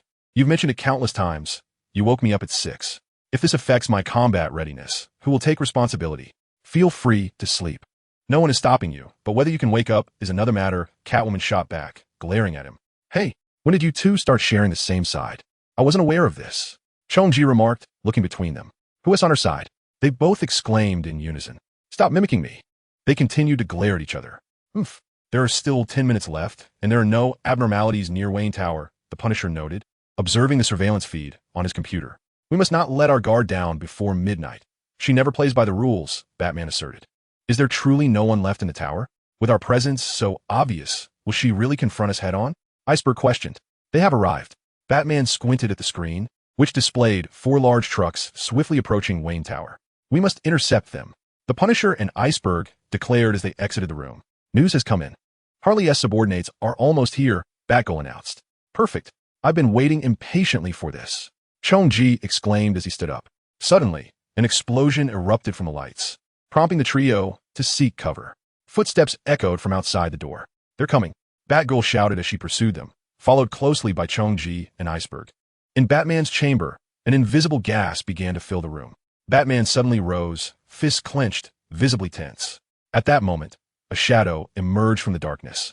A black scythe inching toward Batman's neck. "Batman, it's time to die." The scythe swung down, only to be caught by Batman, who swiftly turned to grasp the handle. "Scarecrow, I didn't expect it to be you," Batman stated. "How is this possible? This is a tenfold dosage. A normal person could never withstand it. How could you recover so quickly?" Scarecrow exclaimed in astonishment. Batman executed a swift throw, slamming Scarecrow to the ground. "Surrender now, and you will learn the consequences." "Huh? Surrender? Impossible. I am Scarecrow, the mighty general of the fearsome realm. I would never yield to a mere mortal like you." Scarecrow bellowed, transforming in defiance. Chapter 50, The Death of Scarecrow, Part 2. Harley. Batman promptly produced his energy cannon, eyeing Harley with caution. "Don't be alarmed, old friend. This is merely my doppelganger. As he mentioned, I am indeed at the tram station. However, to complete the final device, I require a high-energy magic crystal as a power source. I'll come to retrieve it." With that, she clenched her right hand, causing the dagger to explode instantaneously, leaving Scarecrow no chance to utter a sound before it detonated. Observing the human-like Scarecrow and the shimmering magic crystal, the Joker's accomplice, Harlequin, remarked with a smile, "Mission accomplished, and I owe you my gratitude, Batman." In the next moment, Batman's grappling gun missed its target as Harlequin vanished with a magic crystal. Batman gazed at the Scarecrow on the ground, whose visage rapidly darkened, signaling his demise. "Damn it." Batman swiftly contacted his allies, informing them that Harlequin's objective was the tram station, where she intended to disseminate the toxin throughout the city. "We must stop her." Meanwhile, the others, having just dealt with their adversaries, rushed towards the building's entrance and swiftly set off. "I've located Harlequin." As soon as she boarded, Batgirl quickly accessed the street surveillance footage on her computer. Soon, a car adorned in jester colors appeared on the screen. "Turn left at the third intersection, then proceed straight for 2 blocks before turning right. We can intercept her after that narrow path." Batgirl efficiently charted their course. "Hold on tight," Batman instructed, and in the next instant, the Batmobile began its transformation, revealing 2 jet propulsion devices at the rear as it surged forward at an astonishing speed. On another street, Harlequin hummed an off-key tune, swaying as she drove. The once open-top sports car was now unrecognizable, its front transformed into a giant jester's face, grinning maniacally. In the passenger seat rested a small box that Harlequin occasionally glanced at, kissing it as though it were a priceless treasure. Surely, Batman and the others must be in pursuit by now, but why haven't they arrived? So slow, Harlequin mused in an eccentric tone. Suddenly, a vehicle emerged from a side street, blocking her path. "Time to clear the way," she declared, brandishing a rocket launcher. Iceman observed as the rocket shot forth, quickly encased in frost and crashing to the ground as a solid ice chunk. "Harlequin, surrender the magic crystal," Batman commanded. Harlequin exited the vehicle, shaking playfully. "Oh, I have the magic crystal, but what kind do you desire?" As she spoke, she revealed a box in her hand. "Is it this one?" In the next moment, another box appeared, or perhaps this one. Then she popped open the hood of the sports car, or maybe these. Dozens of identical boxes materialized before Batman and his allies. In an instant, Batman and Batgirl launched their batarangs, but Harlequin performed a role, taking cover behind her car. Catwoman utilized her whip to snatch 3 boxes, tossing them towards the oncoming force. Just as they were about to open the boxes, they sprang open, revealing a toy jester wielding a tiny gun, causing the oncoming assailant to discard the box, but not before a bullet struck their arm. "Those boxes are traps," the assailant exclaimed. Harlequin's figure appeared 100 meters away. "Here, SA surprise for you," she shouted. "Get down." Batman raised his cape to shield himself, and in the next moment, the sports car erupted in a fiery explosion. As the smoke cleared, Harlequin had vanished. "Shall we head to the tram station?" Iceman inquired. "No, we split into 2 teams to corner her," Batman replied, tossing Punisher a pair of electronic glasses equipped with a tracker. "Perfect," Punisher exclaimed, understanding the plan immediately. Batman, Batgirl, and Catwoman formed one team, while the remaining trio split into another group, embarking on separate paths to pursue Harley Quinn. Chapter 51, The Final Frenzy. Although it was already known that Harley had inherited the legacy of the demonic Joker, Xiao Long was genuinely astonished by her proficiency in wielding such powers, even advancing them further. Not daring to underestimate the situation, Xiao Long summoned the Fire Punishment Sword. In the next moment, a knife was hurled towards him from shadows. Rather than deflecting it, he chose to evade. However, an instant later, A Joker toy materialized beside him. Without hesitation, he struck the toy with his sword, shattering it, though he himself sustained a few blows in the process. A glint of cold light appeared from the left. Xiao Long swung his sword in defense, but realized his movements had slowed considerably. Xingtian armor, upgrade. Seizing the opportunity, Xiao Long completed the enhancement, bolstering his physical state and granting him greater confidence against Harley's ambush. Fire punishment sword. Once again, Harley launched a surprise attack, but Xiao Long detected her approach and repelled her with a decisive strike. Fire punishment wind palm. Taking advantage of Harley's inability to conceal herself in time, he unleashed a powerful palm strike, causing her to stagger back, blood trickling from the corner of her mouth as she fell. Blood. I'm bleeding. Harley cackled, her laughter sending a chill down Xiao Long's spine. Surrender, Harley. I can still help you free yourself from the influence of the magic crystal. Xiao Long implored. Huh, why should I surrender? Have I failed? No, my success is just beginning. As she spoke, Harley produced a magic crystal from her bosom. Since you don't want me to merge with it, I shall do so. Her laughter echoed ominously as she pressed the crystal to her heart, and in the next moment, it fused with her being. A burst of black-green light erupted with immense energy, forcing Xiao Long to cross his arms protectively in front of him, retreating rapidly. I have gained the power of the magic crystal. Hearing Harley's voice, Xiao Long thought to himself that trouble had indeed arrived. Looking again, he saw Harley's attire transformed into a dark, sinister hue. What once appeared comical now seemed dreadfully ominous. Her pointed hat elongated, forming two downward curving horns. Grinning menacingly at Xiao Long, Harley proclaimed, "How about a little magic trick?"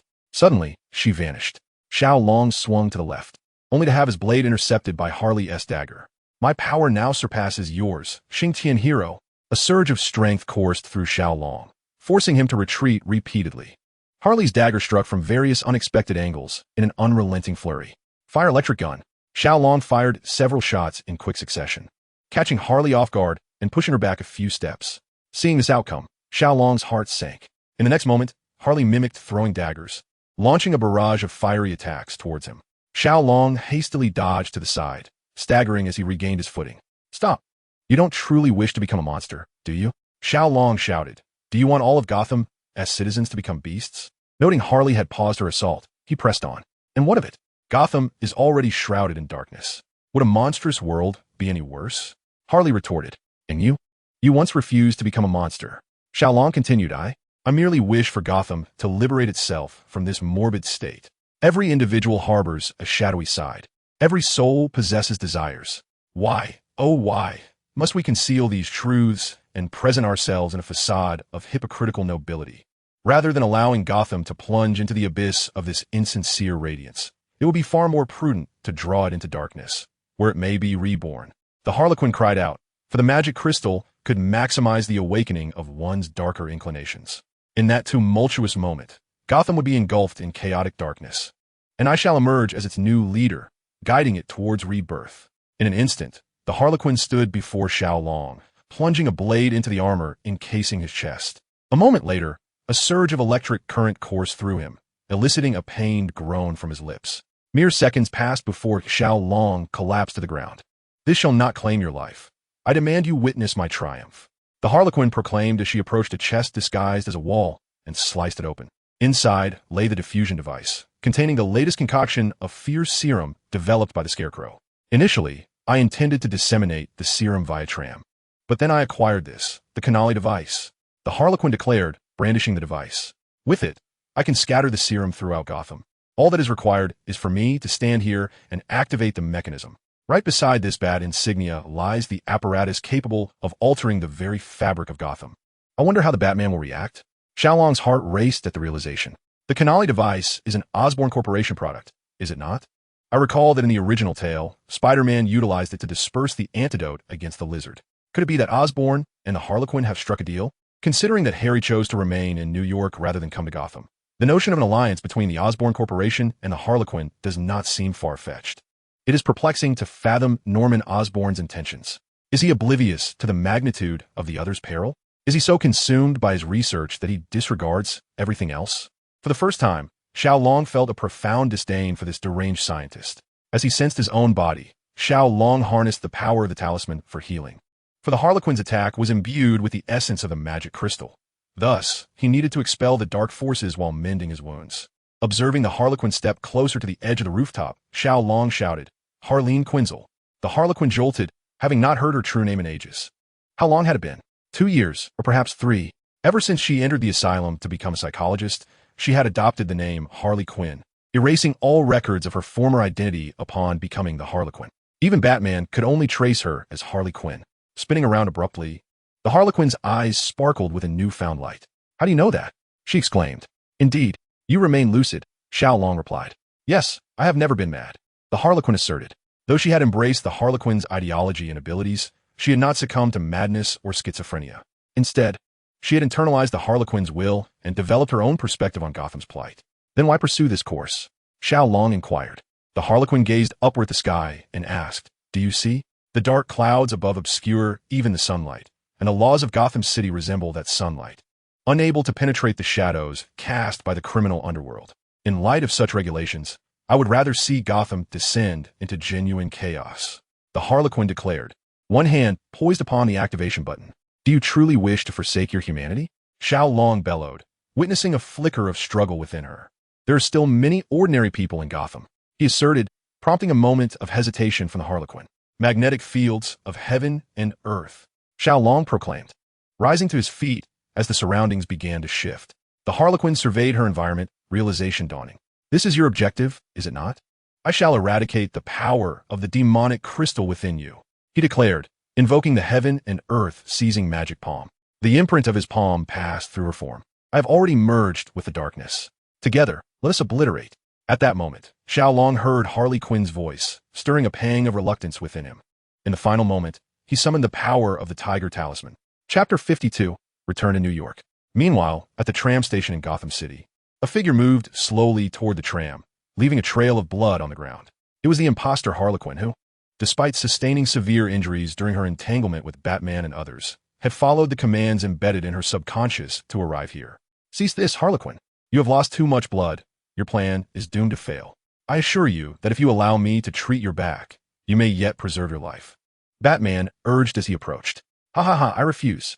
You shall never capture the Harlequin." The crazed expression on the imposter's face filled Batman with foreboding. Indeed, the next moment, she leaped from the platform just as the tram began to move.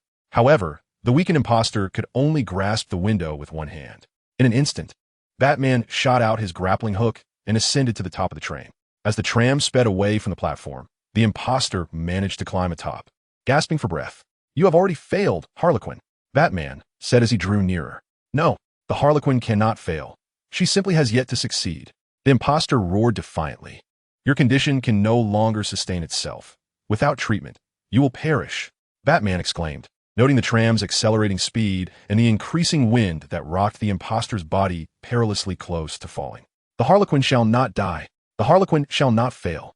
Long live the Harlequin." She cackled maniacally, leaping from the tram as Batman fired his grappling hook, only to miss. A flash of light appeared as a figure, the shockwave, caught the imposter Harlequin midair, landing on the tram.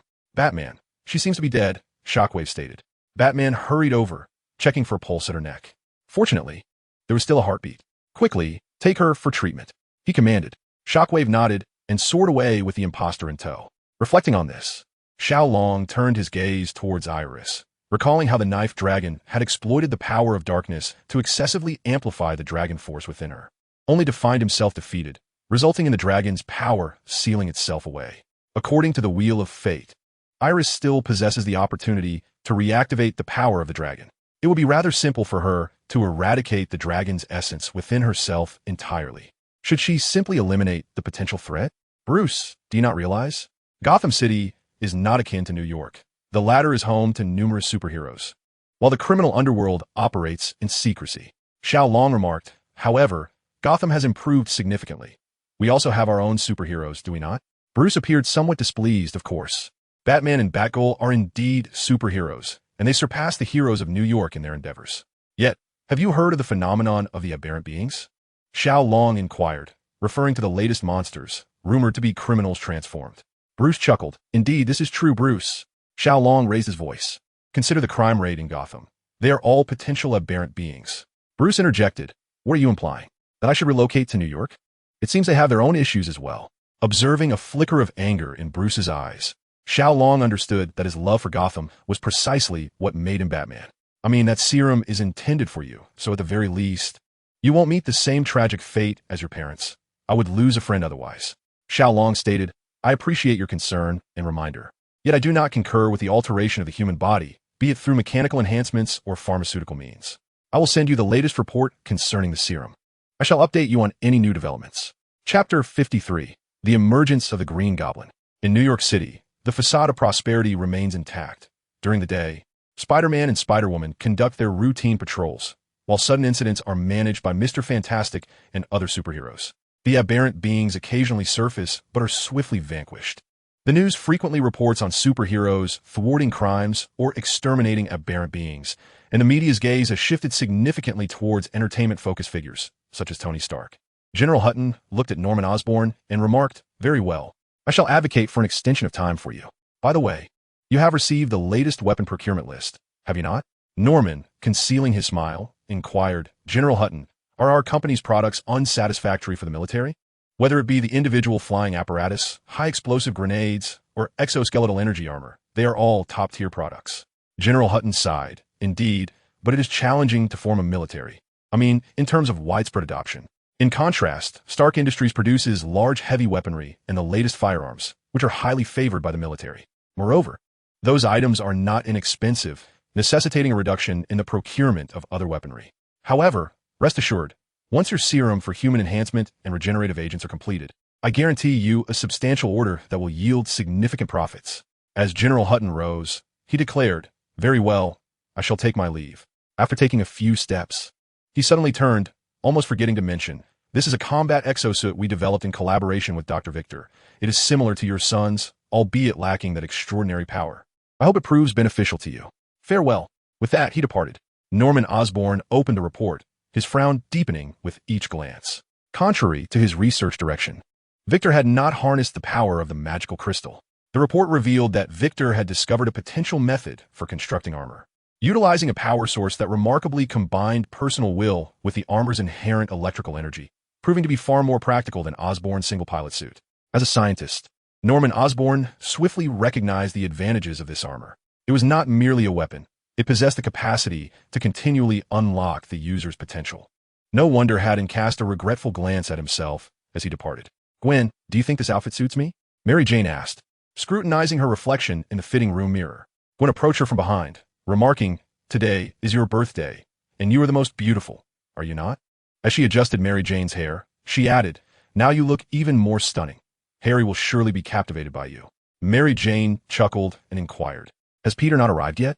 Gwen shrugged, not yet. His takeout hasn't been delivered. Besides, he's been rather elusive lately. Isn't he working as Dr. Connor's assistant now? Mary Jane asked. He mentioned that Dr. Connor's experiment was interrupted, so he doesn't have to go for the time being. I remember he seemed quite disheartened. They were said to have completed the algorithm for that crucial step, just short of the clinical trials, Gwen replied. All right, we can ask Harry when he arrives. Mary Jane said, I think I heard someone calling me. Harry exclaimed as he approached, producing a neatly wrapped gift. Happy birthday. Thank you, Harry. Mary Jane replied, accepting the present. I heard you're considering a career in acting? Harry asked.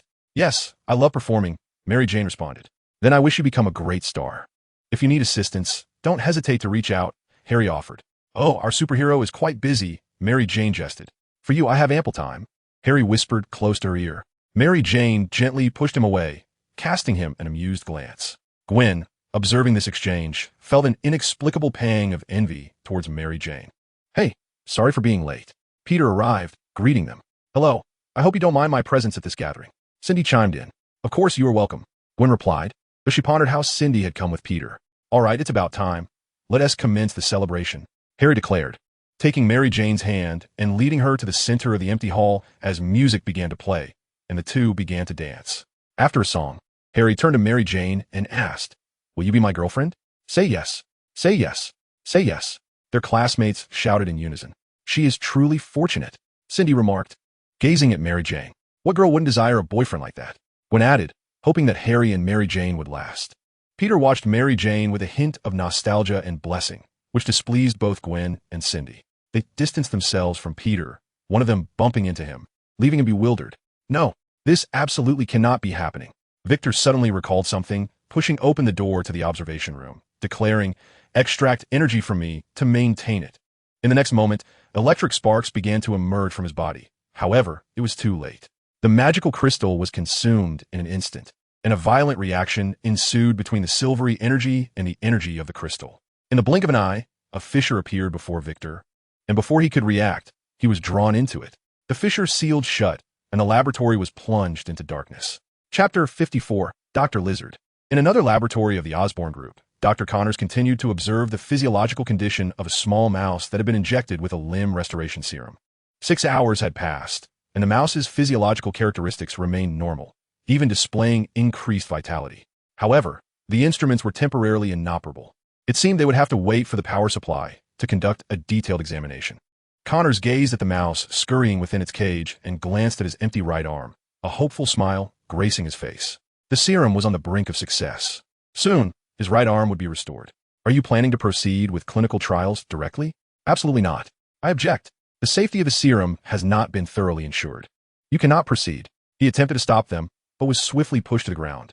"Oh, look at how lively that little creature is," the secretary remarked, observing the mouse as it bumped against the cage. He picked up a vial of serum from the nearby rack. "Dr. Connors, you've even prepared the final product. How splendid. The experimental data will be available soon. I kindly ask for your patience." With that, he turned to leave the laboratory, followed by several others who organized their materials. "No, you cannot do this." Connors realized painfully that his achievement would belong to the company. He would only hold the title of researcher and receive a meager bonus compared to the ultimate profits. Brooklyn Bridge, the world's first steel-constructed bridge, stands as one of the architectural marvels of the Industrial Revolution. It serves to connect the regions of Manhattan and Brooklyn, acting as a thoroughfare for countless vehicles traversing its expanse. "Damn it, why is there traffic at this time?" the secretary complained, oblivious to the life-threatening crisis approaching him. Meanwhile, following a series of clues, Dr. Connors arrived at the bridge's entrance. Wonderful. He must not have left the bridge yet. Dr. Connors hastily navigated between the cars, searching for the vehicle occupied by the secretary. Soon, he located his target and charged toward the secretary's car, completely unaware that his body was beginning to sprout dark green scales, which were rapidly expanding over him. Upon reaching the secretary's vehicle, he wrenched the door open. "Return the experimental data and the serum to me." "What kind of monster are you?" the secretary gasped, staring in terror at Connor's lizard-like visage. "No one can halt my experiment." "No." The lizard man seized the secretary with a claw. The secretary seemed to realize something. "Connors, you are Dr. Connors," he exclaimed, quickly casting a pleading glance at the lizard man. "That was the company's decision, Mr. Osborn's decision. Then I shall deal with you first. As for Osborn, he cannot escape either." The reptilian figure hoisted the secretary above his head and approached the edge of the bridge, indifferent to the panicked crowd fleeing in terror. "No, please don't kill me." The secretary desperately attempted to pry apart the grip that ensnared him, struggling in vain, for the reptile's wrist was as unyielding as steel. "Fear not, for Osborn shall soon join you," he declared, casting the secretary off the bridge. Chapter 55, Pursuit in the Sewers. Osborn Corporation. "Are you suggesting that Connors has transformed into that great lizard?" Norman inquired, his gaze fixed upon the secretary. "Why, yes, sir," the secretary stammered, trembling at the thought of Connor's reptilian eyes, only to find his employer's gaze even more terrifying. "The files and the serum have been taken, correct?" Norman pressed further. "No, only the files were stolen. The serum remains secured in the safe," the secretary replied hastily. "Very well, I shall take care of it." With that, the secretary hastened from the office. At a nearby corner, Harry emerged, realizing that the reptilian creature was none other than Dr. Connors. "I must apprehend him before he causes more trouble for my father," he declared, swiftly departing. "Peter," Cindy called out. "Gwen, I have to go," Peter said, glancing at Gwen before rushing away. Gwen furrowed her brow, sensing that Peter harbored significant secrets. And then there was the enigmatic Cindy. Clearly, an investigation was in order. Once in the car, Cindy asked, "So, do you have any leads on that lizard man?" Peter replied, "I believe I have an inkling of his identity, but it requires verification. Here's the address." He handed Cindy a slip of paper. "Take a look, stow it away, and buckle up," Cindy instructed before flooring the accelerator, propelling the car forward. "Whoa, are we seriously speeding?" Peter exclaimed. "The company will handle it, as long as my reasoning is sound. Aren't we pursuing Dr. Lizard? Are you feeling carsick?" Cindy teased. "Of course not." Cindy made a sharp turn onto a side street, causing Peter's face to smash against the window. "Oh my goodness, I think I'm feeling queasy." Peter stumbled out of the car, shaking his head to regain composure. Huh, aren't you the one who claimed never to get car sick? Cindy laughed. I shall never ride in your vehicle again. Seasoned driver. Peter made a face and headed toward Dr. Connor's residence. Seasoned driver? Who are you referring to? Cindy followed closely behind. Who are those people? Cindy asked, pointing to individuals emerging from a house. How should I know? They appear to be bodyguards of some sort, Peter replied. At that moment, a man and a woman stepped outside. That one is Osborn's secretary. What are they doing here? After watching the Osborn Corporation personnel depart, Peter and Cindy approached. Hello, Aunt May, Peter smiled. Oh, you're Peter Parker. What a surprise. Is this your girlfriend? She's lovely, do come in. May exclaimed. She's just a friend who brought me. Peter clarified, already feeling the pressure of 2 fingers at his waist. May offered a knowing smile as the 3 enter the house. Please have a seat. Would you care for something to drink? Martha inquired. Is the water ready? I am as well, Peter replied, as they poured the water. Martha took a seat and asked, What brings you here? I wonder if you saw yesterday's news about the lizard man, Cindy remarked. I did. That creature is quite terrifying. It shouldn't be classified as a mutant, right? Martha responded. Peter added, Aunt Martha, you know I once served as the assistant to the doctor, correct? Indeed, Kurt often praises you. Without your assistance, his experiments would not have progressed so smoothly. Martha smiled. Well, you may not be aware, but the serum the doctor is researching for human regeneration is actually a technique that transfers regenerative genes from animals to human DNA, Peter explained. I'm aware. Kurt mentioned it to me, Martha said, but I wonder if he told you that the animal genes he uses are sourced from lizards. Cindy interjected. Peter rolled his eyes. That's rather direct. Martha paused. Are you suggesting that the lizard monster is not a mutated experimental subject? Her expression darkened. Aunt, this is merely my conjecture. That lizard man is likely to be Dr. Connors, Peter asserted. Oh no, how could this happen? Martha exclaimed, tears streaming down her face. Urgent report. The lizard man that attacked the Brooklyn Bridge has reappeared, this time assaulting a biological laboratory. Fortunately, the Phantom Hero has arrived. Let's take a look. The on-site reporter announced as the camera turned to the scene of the battle. Oh, Connors, Martha cried, pressing close to the television as she beheld the monstrous creature wreaking havoc. She was unable to reconcile this terrifying being with the gentle, humorous, and resilient man she had married. It's Harry. How could he be involved? Cindy frowned. That laboratory was a private facility rented by the doctor. He must have gone to retrieve his experimental equipment. I should have anticipated this, Peter exclaimed, smacking his forehead. The Osborn group's influence will be revealed soon. Harry has that authority, Peter stated. Playing janitor for his family's company hardly qualifies him as a superhero, Cindy scoffed, noting that her boss was the vigilant hero, though a young gentleman would never defeat a mutant without sealing the magic crystal nor misuse his abilities for personal gain. I will not let this monster go unpunished. Rest assured, as Harry spoke to the reporters, Peter felt he had gone a bit too far. Did you notice the location where Dr. Lizard vanished? Cindy asked. That corner? It must be the sewer. The 2 exchanged glances, reassuring Martha and cautioning her before they departed. Cindy, who is the person you mentioned waiting for? Peter inquired, as they found themselves not on the surface, but beneath the entrance where Dr. Lizard had disappeared. You may not have met her. She has recently completed her training. Here, she is far more familiar with the surroundings than we are, Cindy replied. Although the uniform masked the surrounding odors, it was still somewhat uncomfortable. Who is she? How come I am unaware? Are there still heroes dwelling in the sewers? Peter inquired, unaware that the Teenage Mutant Ninja Turtles no longer resided there either. Cindy smirked slightly, and in the next moment, she heard Peter's exclamation. Who pricked me? There's a ghost. Haha, Tookie, stop fooling around, come out. Cindy laughed. A woman clad in dark green armor appeared beside her. Let's teach him a lesson, Tookie declared. Your stealth skills have improved remarkably, Cindy remarked. Of course. I made significant progress, Tookie replied. You are indeed the junior apprentice of the Ninja Turtles. Peter pondered before affirming. That's right. I heard you were looking for a criminal hiding in the sewers. I'm particularly skilled at this, Tookie announced. All right, let us embark, Cindy suggested, and under Tookie's guidance, the trio advanced swiftly. Chapter 56, The Battle with Dr. Lizard. Within the sewers, the 3 sought traces of Dr. Lizard, guided by Tookie. I say, Miss Mouse, Peter began.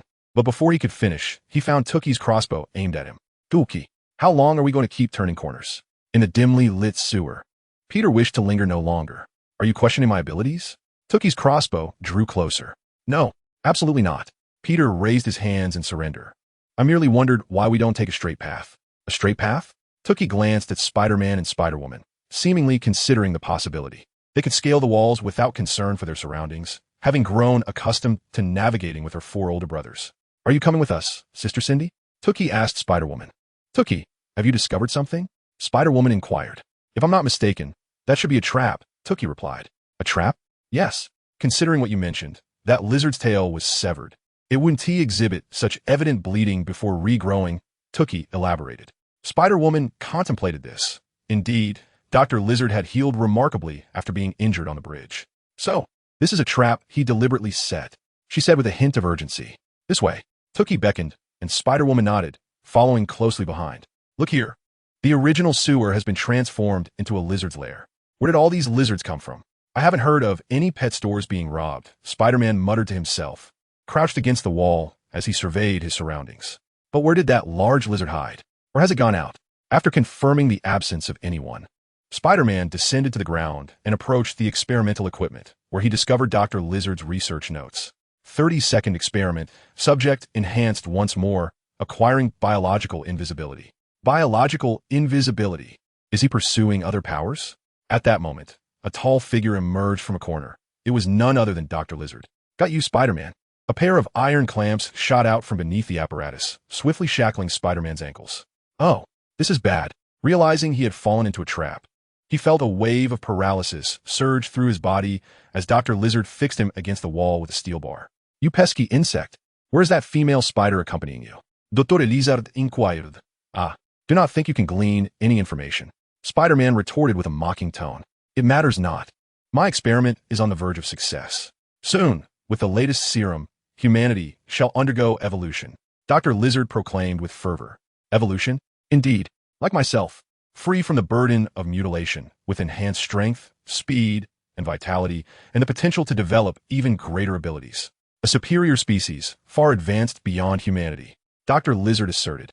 "Come now, people today would never wish to transform into a monstrous lizard like you," Spider-Man exclaimed while attempting to wriggle free from the steel bars encasing him. "You are correct. Humanity is obstinate. Thus, I shall first of all the batch of my kin. Once the populace witnesses the might of this new race, they shall inevitably embrace evolution." At that moment, Dr. Lizard produced a vial of serum and poured it into the cage containing the lizards. A deep green mist was swiftly absorbed, and he released the transformed creatures. Good heavens! Spider-Man gasped at the sight. Those diminutive lizards had grown to 1/2 meter in height, transitioning from crawling to upright stances, their intelligence perhaps enhanced, curiously exploring their surroundings like newborns. I knew I was right. The preliminary evolution is complete. The next step is to allow them to mature." Dr. Lizard cackled as he retrieved another vial of serum, administering it to the young lizards one by one. "This is disastrous," Spider-Man exclaimed. "If I were you, I would stop him immediately." A voice rang out, "Tookie." Spider-Man was taken aback, but in the next instant he felt his body liberated from its constraints and lunged toward Dr. Lizard. The doctor stumbled backward, dropping the serum, which splattered across the floor. "How did you break free?" Dr. Lizard shouted as he lunged at Spider-Man, who shot a web to pull away, causing the doctor to miss. At that moment, 3 small lizards, having just received the serum, had grown to 1 meter in height, their bodies significantly bulked up, with sharp claws glinting ominously in cold. Bloodthirsty eyes. "Go, my children! Tear Spider-Man to shreds!" Dr. Lizard commanded as the 3 lizards roared and charged at Spider-Man. "Hey, lizard babies, it's time for bed!" Spider-Man exclaimed, leaping onto another wall, shooting webs to ensnare the 3 young lizards into a ball, securing them against the wall. "Finally caught him! But how are we going to get him out of here?" Spider-Man pondered. "Allow me to handle that. I'm the expert," Tookie replied. Spider-Man, feeling slightly awkward, rubbed his nose and smiled. Approaching Dr. Lizard, he declared, "All right, Big Lizard, we shall turn you over to the authorities. After all, your crimes of robbery and public disturbance are quite evident. As for whether you will be handed over to any governmental research facility, that remains uncertain." Ignoring Dr. Lizard's furious and resentful glare, Spider-Man yanked on his web, only to be met with a tremendous force from behind, slamming him against the wall. "You shall not stop me," Dr. Lizard exclaimed, wrapping his tail around the cultivation tank, the crucial component of the serum, and then, with a swift motion, he hurled several vials of the concoction into the water before leaping into it. This series of actions transpired with remarkable speed, leaving Spider-Girl and Tookie utterly unprepared. The 2 individuals gazed at Spider-Man, who made an innocent gesture, exclaiming, "I'll go chase him," and began to depart. "Stop right there." Spider-Woman pursued him in the next moment. Chapter 57. The Lizard's Catastrophe, Part 1. Master, Miss Cindy wishes to speak with you, announced the ancient beast. Put her through, replied Xiao Long. Soon, Cindy's face appeared on the screen. Boss, we located Dr. Lizard's hideout in the sewers, but ultimately he managed to escape. He should be nearing the surface now, and we are in pursuit. All right, I understand. Be careful. I will assist if necessary. After terminating the call, Xiao Long rubbed his temples. Under normal circumstances, Dr. Lizard would head to Oscorp Tower to disseminate his serum via the Canali device. Although the doctor had undergone certain changes, his intentions remained unchanged. Moreover, in the original narrative, individuals transformed into lizard-like creatures exhibited heightened aggression, significantly increasing their likelihood of becoming aberrant beings. It appeared necessary to intervene, otherwise, relying solely on Spider-Man and Spider-Woman could lead to a scenario reminiscent of the original story, where the serum was spread, followed by the antidote. Big Lizard, why are you in such a hurry? Spider-Man queried, swinging through the air in pursuit of the constantly fleeing Dr. Lizard, with Spider-Woman closely behind. I aim to realize my vision, to facilitate humanity's evolution, Dr. Lizard retorted, using his tail to grasp a nearby lamppost and hurling it at Spider-Man. The hero shot out a web to catch it.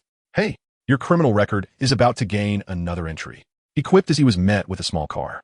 After placing the car aside, Dr. Lizard vanished into an underground sewer. Have you lost him? Spider-Woman inquired upon her arrival. But I know where he is headed. Spider-Man replied. Ding, ding, ding.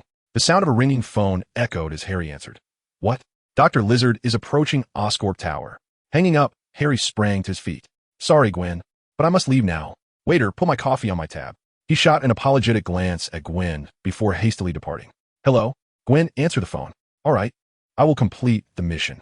In truth, her earlier inquiry to Harry mirrored her own introspections. After confessing her identity to her father, she had joined Sheriff Blake's ranks as an agent, tasked with investigating the correlation between Dr. Lizard and Oscorp.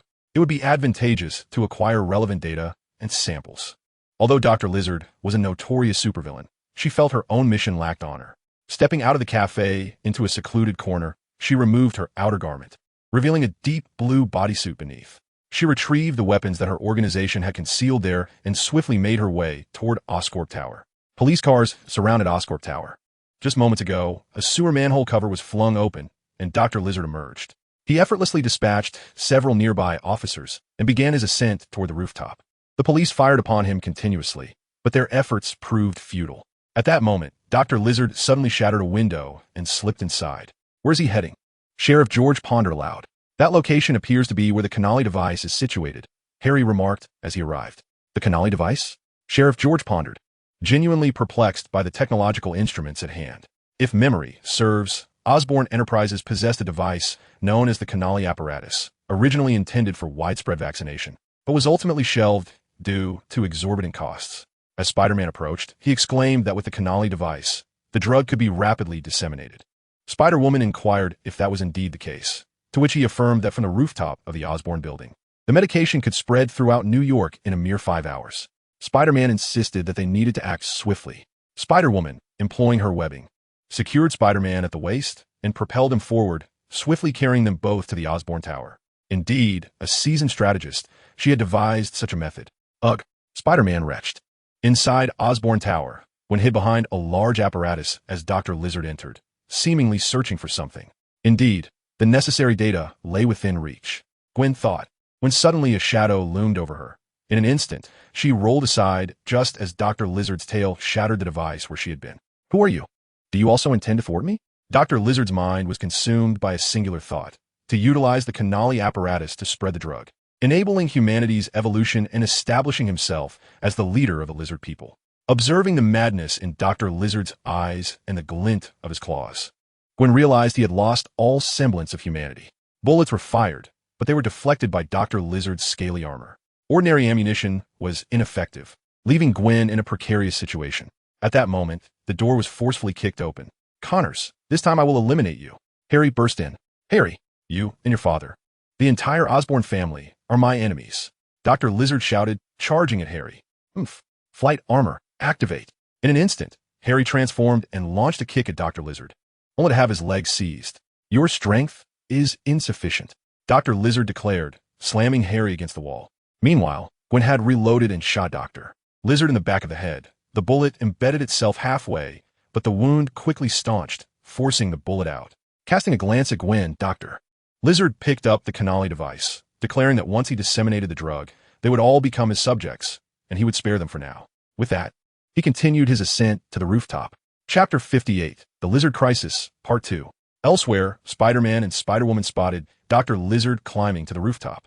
It seems he has acquired the device. We must stop him, Spider-Man declared, launching himself with webbing towards Osborn Tower, with Spider-Woman closely following.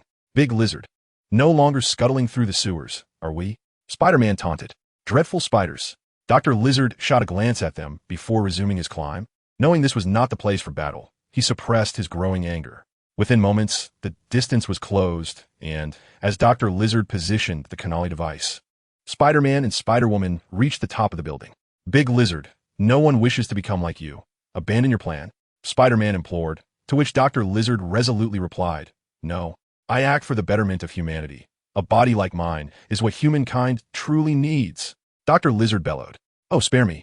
I cannot abide your ghastly green skin, retorted Spider-Man, shooting out webs. Dr. Lizard swiftly evaded, only to discover that Spider-Woman's web had already ensnared the apparatus. No, you cannot thwart me, absolutely not.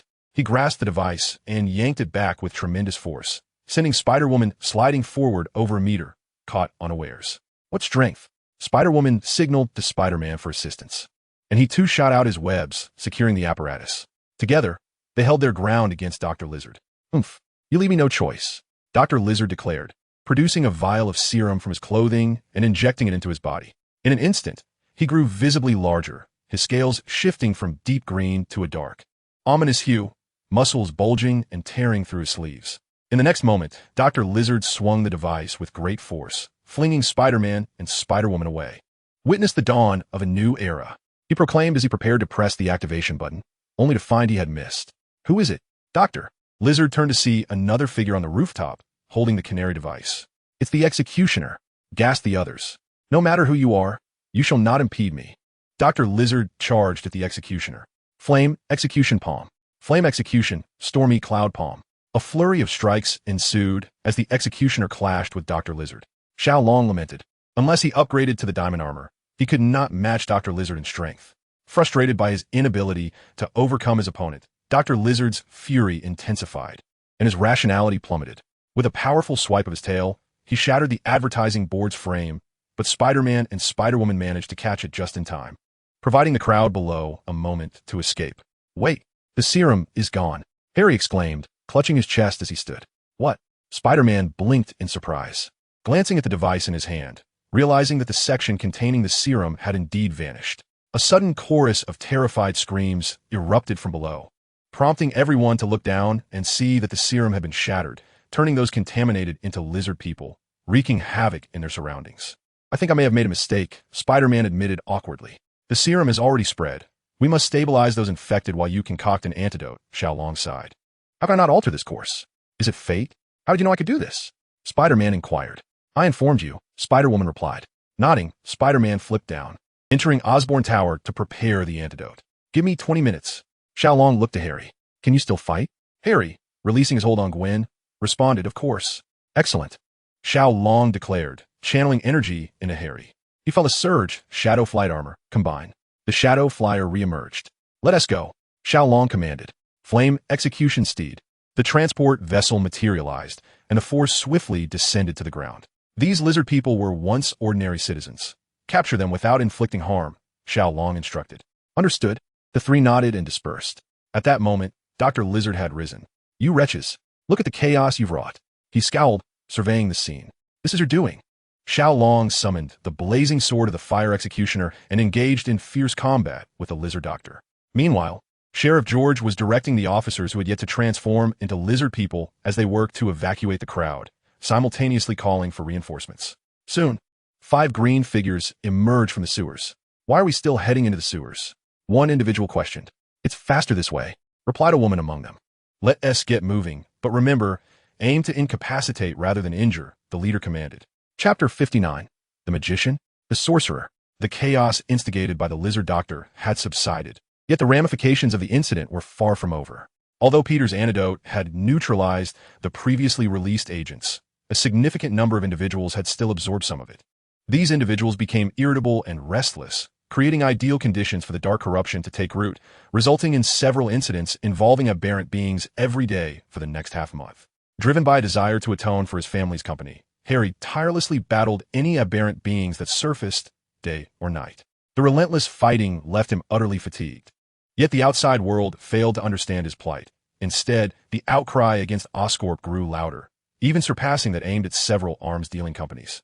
"Boss, if he continues like this, his body will eventually give out," Cindy remarked, watching the screen where the shadow phantom engaged in a tit-for-tat struggle with the aberrant beings, her heart heavy with concern. This is his own choice. Though he remains confused, his actions reflect an inner yearning for the good, Xiao Long replied. Besides, Peter and Gwen have been looking after him. Haven't they? He'll be fine. By the way, with the year-end approaching, you deserve a break. Take some time to rest, Xiao Long suggested. Cindy rolled her eyes. Do you really think Spider-Woman gets a holiday? Thanks, boss. I'll take my leave. With that, she exited. Roulette, what are you up to now? Xiao Long's demeanor shifted immediately after Cindy left. Ah, dear host, your recent actions have triggered a hidden requirement of the Roulette. Hence this special reward, a chance for a surprise entry. And with the year-end approaching, the surprise has been enhanced, allowing us to resolve matters all at once. What a splendid gift, Roulette exclaimed, feigning concern for Xiao Long's well-being, driving him to the brink of madness. Let us set aside that for now. Tell me the situation with the lizard doctor, Xiao Long demanded coldly. The regenerative serum, don't you know? Roulette replied playfully. He has undergone a second transformation, and that power is certainly beyond what the original serum could achieve. Xiao Long remarked. If it were the original lizard doctor, perhaps he wouldn't even need to intervene. Peter and his 3 companions could handle it. Roulette coughed awkwardly. That was merely a derivative consequence, based on the information you provided to Oscorp. Do you think such scan information could yield such effects? You must think me easily deceived. Xiao Long retorted angrily. You should understand that in a world like Marvel, fate plays a significant role. To some extent, both villains and heroes possess considerable luck, and with such fortune, even a 1 in 1,000 chance could become a certainty. Roulette explained. Xiao Long fell into silence. With fate now at play, what more could he say? Indeed, after this unexpected intrusion, you should be able to ascend, remarked Xiao Long theoretically. Yes, the Roulette replied. But in practice? Xiao Long inquired. In reality, we are merely awaiting a pivotal moment. Once that arrives, the Roulette shall upgrade, which will significantly aid the host, it continued. In that case, I would rather it remain as is. Xiao Long rolled his eyes. Let us begin. The Roulette commenced its spin, and Xiao Long pondered, feeling a sense of concealment surrounding its true intentions. It appeared that the intrusions prioritized individual strength. Shaking his head, he realized that regardless of the Roulette's motives, without sufficient power to confront them, speculation was futile. Reflecting on his parents, siblings, and numerous friends, including her, he recognized that he had fully integrated into this world. Since he could not sever those ties, he resolved to protect everything dearly. Ding!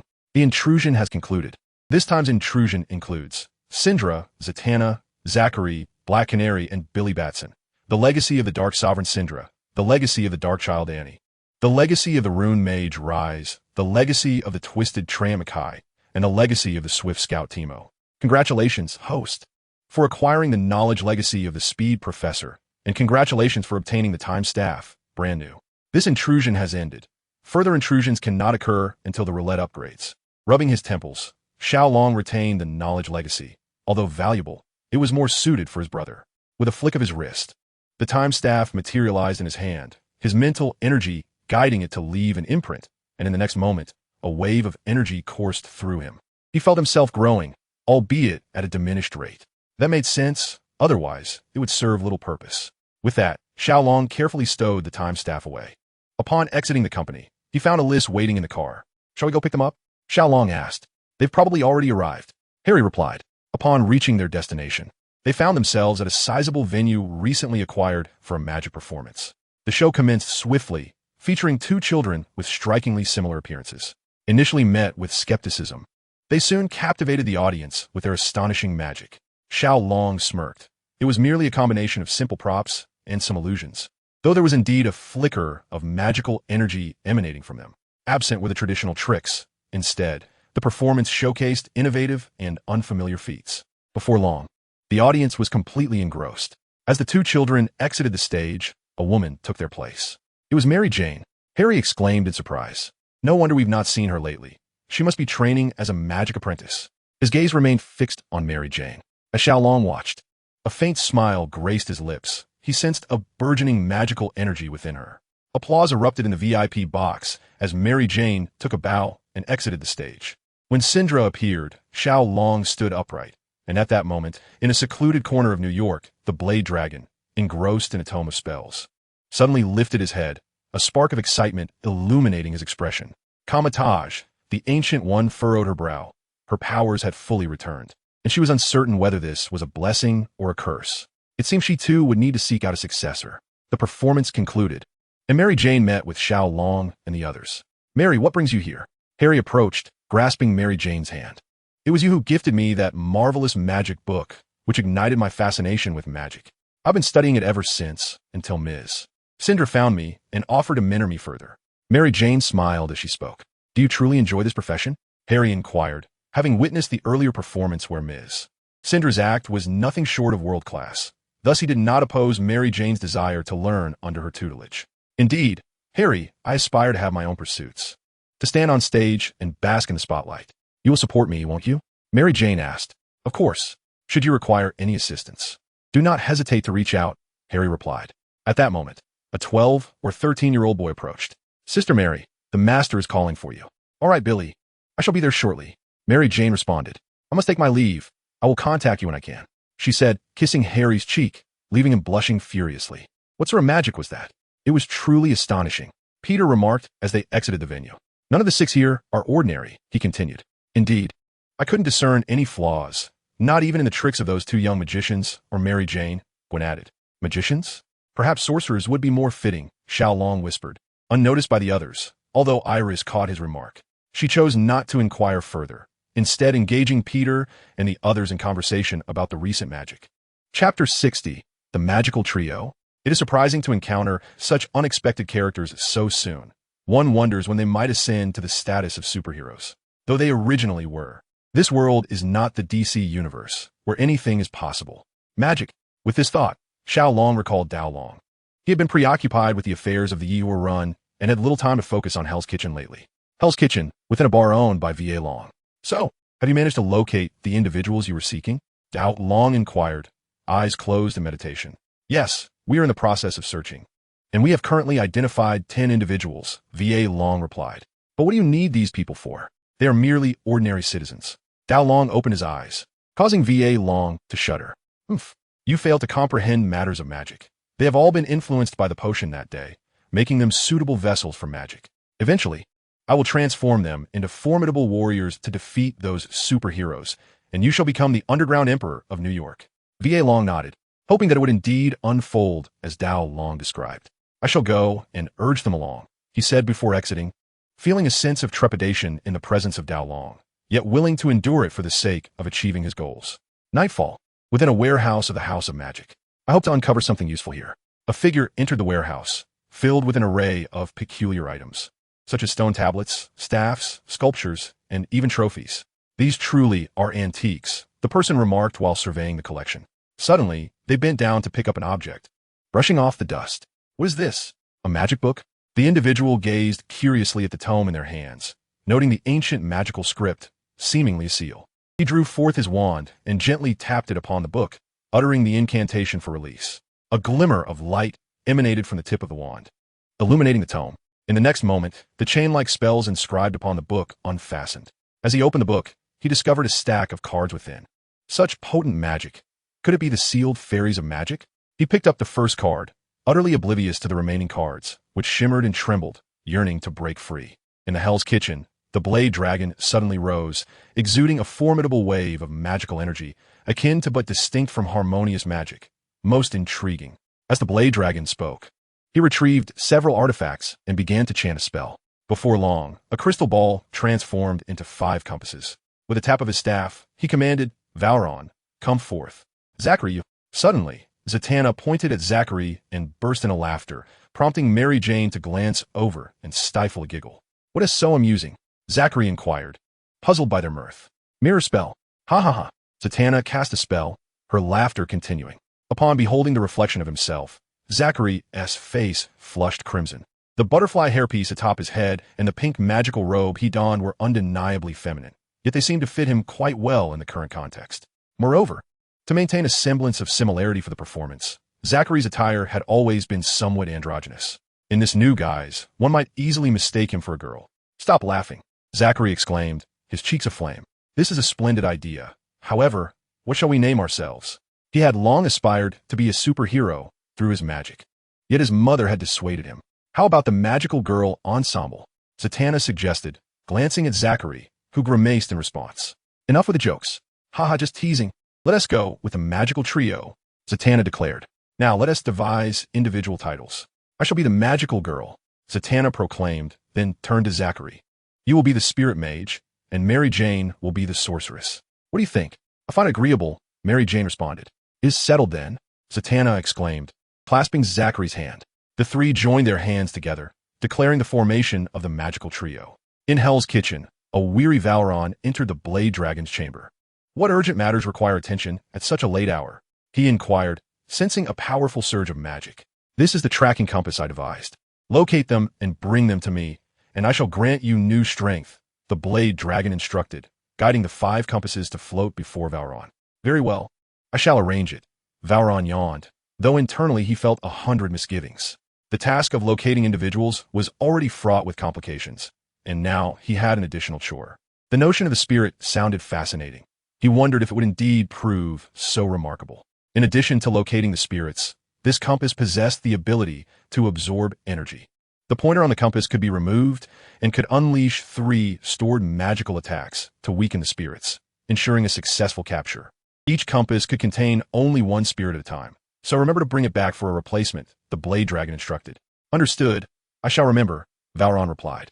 The Blade Dragon nodded and closed his eyes to resume meditation, while Valeron, still yawning, departed. In a bar nestled within the vibrant heart of New York City, an individual engaged in a whimsical dance suddenly ceased their movements.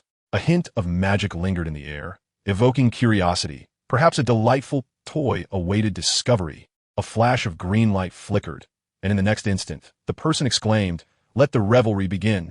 As music resonated, the crowd instinctively joined in the dance. Meanwhile, in a nearby jewelry store, a thief momentarily froze, sensing the presence of something magical. An enhancement of his abilities was desired. After hastily pocketing the jewels, he astonishingly transformed into a bird and, with a flutter, soared through the open window. Chapter 61. The Emergence of New Armor. "Master, a bank heist has occurred, and an otherworldly being is involved," reported the ancient beast of music. Xiao Long immediately rose to assess the situation and instructed, "Inform Harry."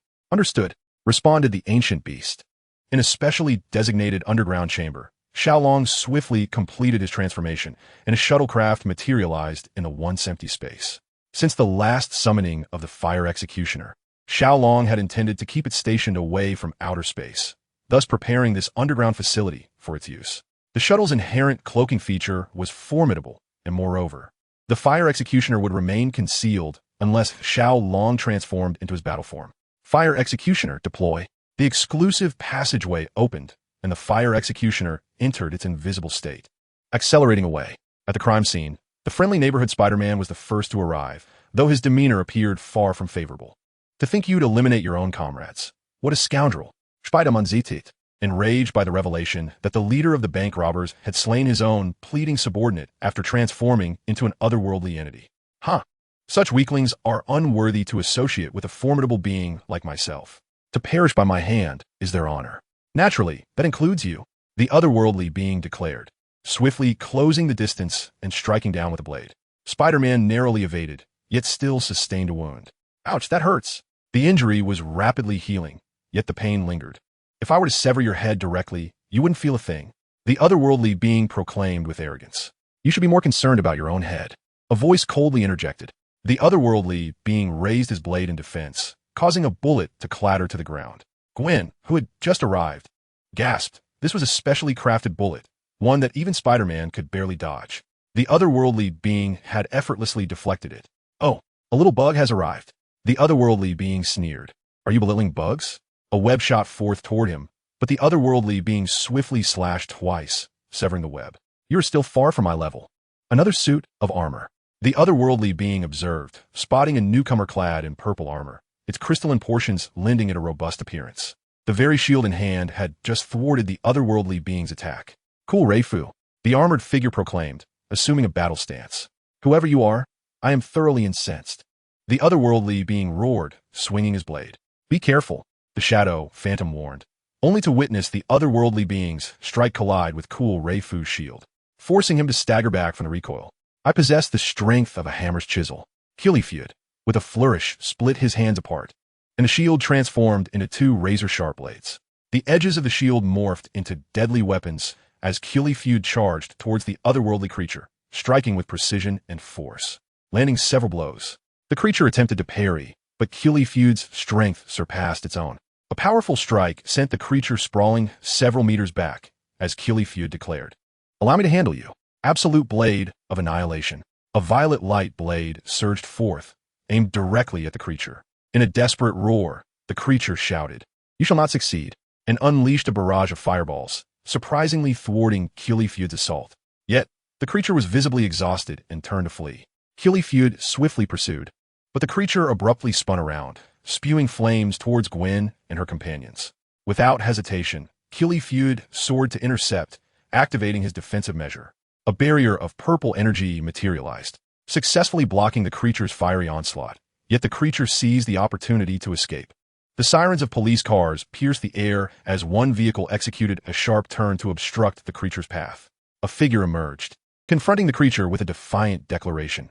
"You cannot escape." Enraged, the creature retorted, "You seek death." In the next moment, the figure produced a blue rectangular electronic device, exclaiming, "True armor, merge." The creature staggered back, feeling the weight of its misfortune, having encountered not one, but two formidable new armors.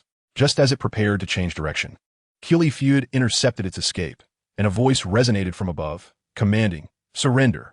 Glancing up, the creature spotted Xingtian Hero hovering above in a sleek shuttle. "I will fight to the end," it bellowed, brandishing its blade and charging towards the true armor. With a swift motion, True raised a weapon, but the creature deflected it, only to be sent crashing towards Killified by the subsequent force. Killified delivered a powerful strike, sending the creature sprawling once more. Heaven and earth gather the fiends. Xingtian Hero descended, striking the creature's back with a decisive blow. The creature let out a wail, leaving only the original criminal behind. After sealing the magic crystal, Xingtian Hero approached Flying Shadow Hero and assisted him to his feet. The true armor apprehended the criminal and escorted him to the police vehicle, while Killified quietly departed. Meanwhile, in an office, a one-eyed African-American man was on the phone. "You say the final armor has been located?" "Yes, sir, it arrived at the scene before me, but has since left." The voice on the other end questioned, "Why did you not detain him?" The man replied, "That would have adverse consequences." The caller felt awkward, prompting the man to suggest, "Let's review the surveillance footage to identify the armor's summoner. His appearance indicates a desire to become a superhero. If possible, we could recruit him, and your armor team would be complete." "Understood, sir. I too wish for the four armors to unite. But it seems May and her companion cannot yet bear the energy burden of the armor." The caller explained, "They are currently training. Once you locate him, they should meet the requirements." After ending the call, the man stood and gazed out the window, pondering, "Victor, what have you encountered to abandon the armor that was nearly complete?" His eyes reflected a deep and piercing contemplation. Chapter 62. The Shadow Warrior of Blade Dragon.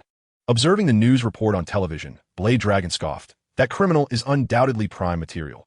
Transforming him into a shadow warrior will certainly succeed."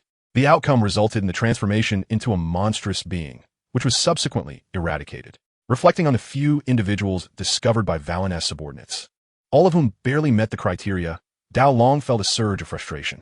With a firm strike of his staff against the ground, Valin promptly entered the room. "Take a good look," Xiao Long directed, pointing at the news broadcast on the television. Valin cast a glance. "Is that the robber?" "Indeed, he is still a prime candidate." "Now look at what you have found." Xiao Long's gaze darkened as he scrutinized Valin. A shiver ran through Valin. "Master, the task of recruiting individuals is inherently troublesome. We must remain inconspicuous to avoid drawing the police's attention. Additionally, you have instructed us to locate that magical spirit, which proves to be quite challenging." "So, this is my fault?" Xiao Long replied coldly. No, master. Just grant us a little more time, and we will surely find the individuals you seek. Furthermore, could you perhaps initiate the transformation of those few individuals?" Valin inquired tentatively. "Very well." Xiao Long shot him a glance. "What exactly is the situation? Explain yourself." "Valin, unable to meet Xiao Long's piercing gaze, lowered his head and confessed, "A few days ago, my subordinates discovered a magical spirit. However, before they could engage, 3 young women arrived and captured the spirit. My men stood no chance against them and were soundly defeated. I heard from my subordinates that those 3 women are quite young and their abilities closely resemble yours. All right then, bring those few individuals to me. I will convert them into shadow warriors," Xiao Long commanded. Valen, elated, responded, "Splendid. I shall send someone to fetch them immediately." Xiao Long glared at him. "I will ensure that the shadow warriors heed your commands. Should there be no results by then, do not blame me." Yes, master. Rest assured, we will swiftly deliver both the individuals you seek and a magical spirit," Valen said before departing. Meanwhile, Xiao Long sat in his laboratory, gazing at the computer screen displaying Ancient Music Beast. "Have we determined the reason that the robber could achieve such a level?" Xiao Long inquired. "Based on the current leads, it is inferred that the target is an individual infected following the dissemination of the serum by Lizard Doctor that day, coupled with the prior surge of magical energy, which caused the unsealed magical crystals to disperse dark energy. The combination resulted in this outcome," Ancient Music Beast explained while demonstrating the process on the computer. "Unexpectedly, magic possesses such capabilities," Xiao Long mused, narrowing his eyes.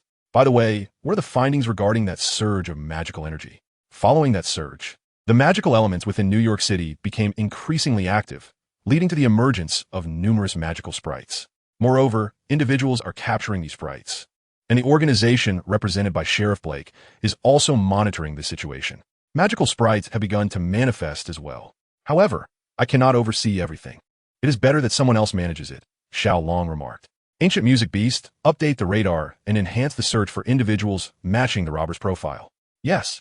At Mid-City High School, with the winter break just concluded, the campus buzzed with activity once more. The snow accumulated on the playground became the perfect toy for the students, who soon divided into groups for a snowball fight. "Hey, Parker, catch!" Thompson hefted a large handful of snow and fashioned it into a snowball, hurling it toward Peter Parker. With his spider sense tingling, Peter had already detected the impending projectile and swiftly sidestepped, evading the snowball. The snowball landed on the ground but did not burst apart. Instead, it rolled to the feet of a nearby individual. Peter retaliated by compacting a handful of snow and launching it back at Thompson, engaging in a spirited snowball fight. Suddenly, Thompson collided with someone, knocking them to the ground. "Apologies, I didn't see you there," Thompson said. The person shot Thompson a glare before quickly rising and walking away. "I've already apologized. Why is he still staring at me?" Thompson mused, scratching his head, but soon he resumed his playful skirmish.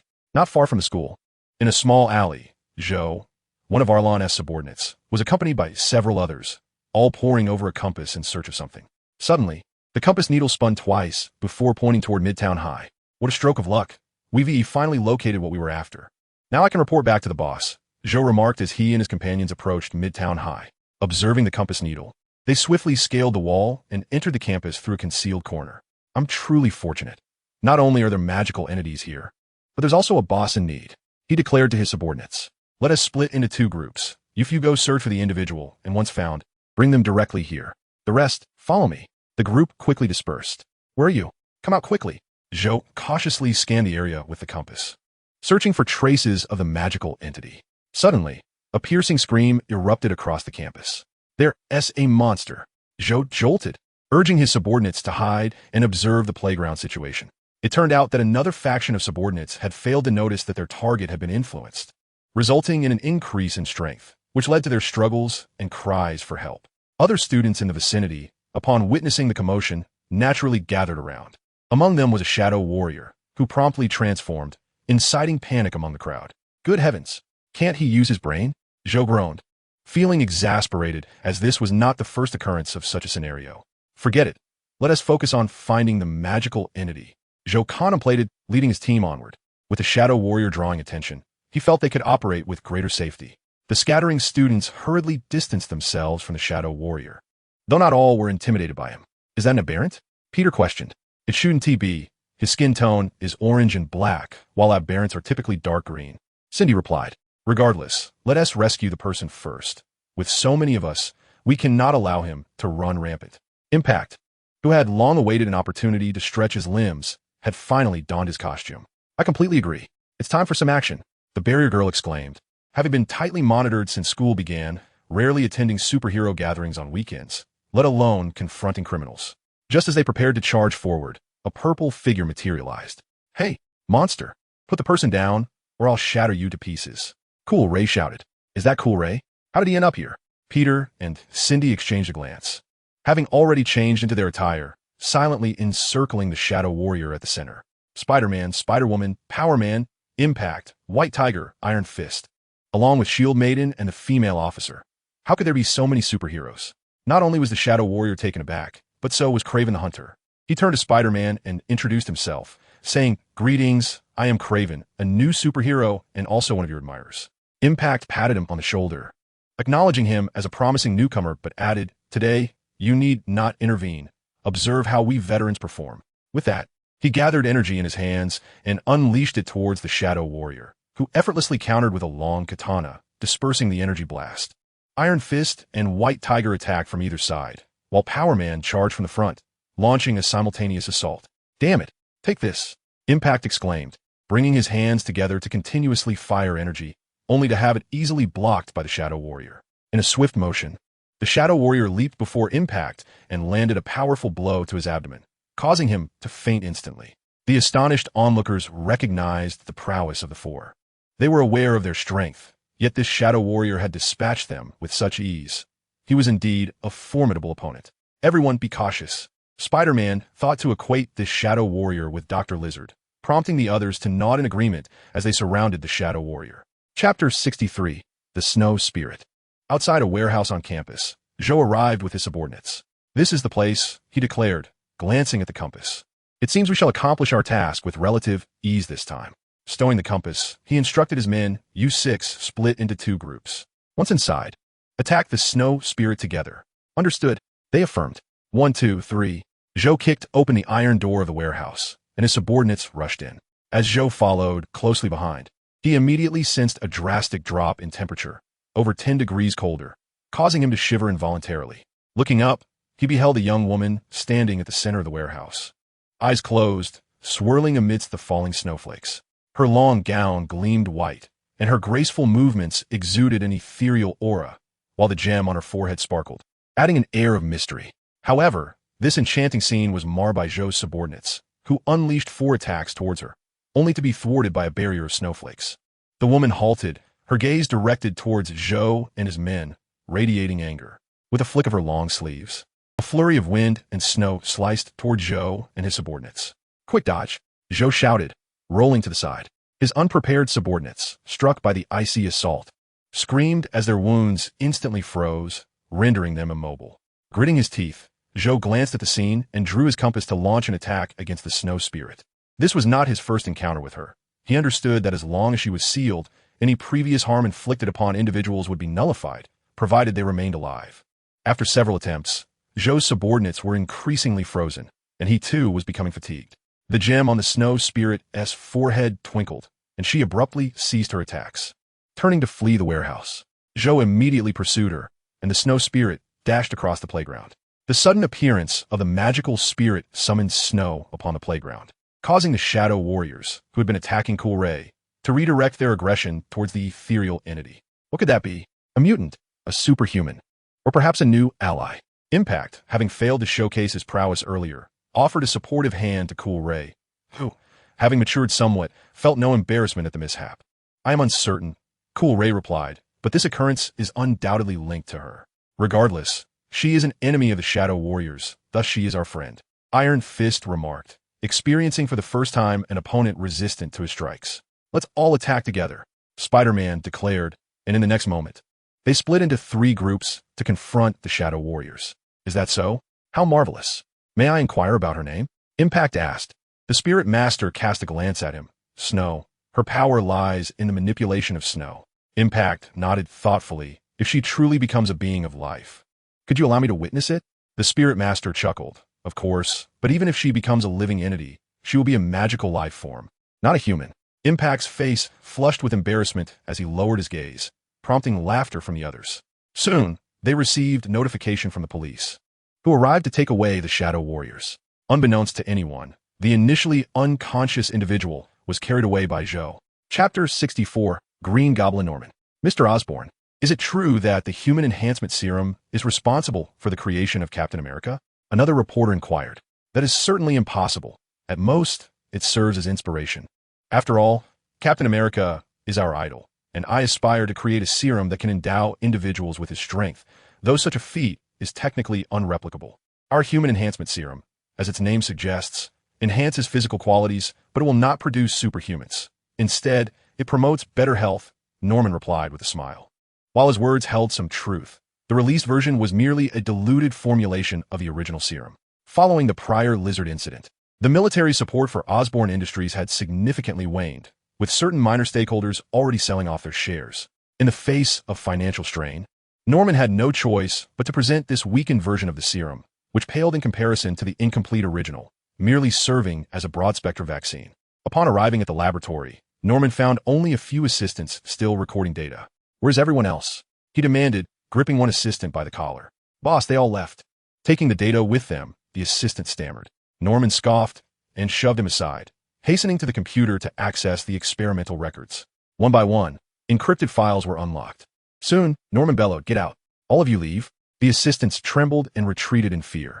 Suddenly, Norman clasped his head and sank to the ground.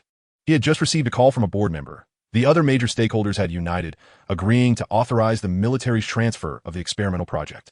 What was once an independent development by Osborn Industries had now been relegated to military oversight, with Osborn Industries merely assisting. The ownership had shifted, and Norman's years of dedication were thus snatched away. However, in the eyes of the shareholders, only profit matters. As a consequence, the Osborn Group secured military contracts while the shareholders continued to reap their rewards, diminishing Norman's influence and authority within the company to a mere whisper. The avaricious fiend, the treacherous devil Norman, trembled as he rose, resembling more a scientist than a businessman, for he was heavily suppressed by those shareholders. To him, the Osborn Group was merely a source of funding for his research. Thus, he distanced himself further from the other shareholders, who now conspired to usurp him. The Osborn Group is mine. The serum for human enhancement is also mine. You cannot take what rightfully belongs to me. Norman's eyes gradually transformed into a deep shade of emerald green as he approached the safe, opening it with a fingerprint verification. Within lay a fist-sized crystal of magical essence, which he extracted. He quickly set the experimental data at the nearby workstation, tearing off his tie and discarding his suit until he was left in mere attire.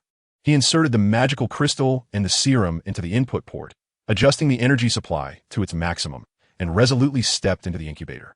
Green gas swiftly enveloped the entire chamber, and Norman emitted anguished sounds, his form intermittently morphing into a grotesque, green monstrosity. The energy supply apparatus soon triggered an alarm. However, in the absence of any operator, it continued to amplify output according to Norman's configurations, sparks flying as the entire laboratory plunged into darkness, save for this area. Harry, all shareholders, except your fathers, have agreed. This is in accordance with regulations. As for your father, he is truly unfit to manage the company. We have decided that you shall inherit his position, allowing him to focus on research, which may yield new breakthroughs. One shareholder approached, raising his glass to toast with General Hutton. Harry witnessed this scene, unable to suppress his rising fury, and turned to storm out. The shareholder paused momentarily before donning a forced smile, addressing General Hutton, remarking that Harry was still a child and would soon come to terms with it. Indeed, General Hutton boomed, "To our cooperation, a toast. To the dollar." The shareholders echoed in unison, laughter resonating throughout the conference room. In a bar, Harry poured liquor from a bottle into a glass.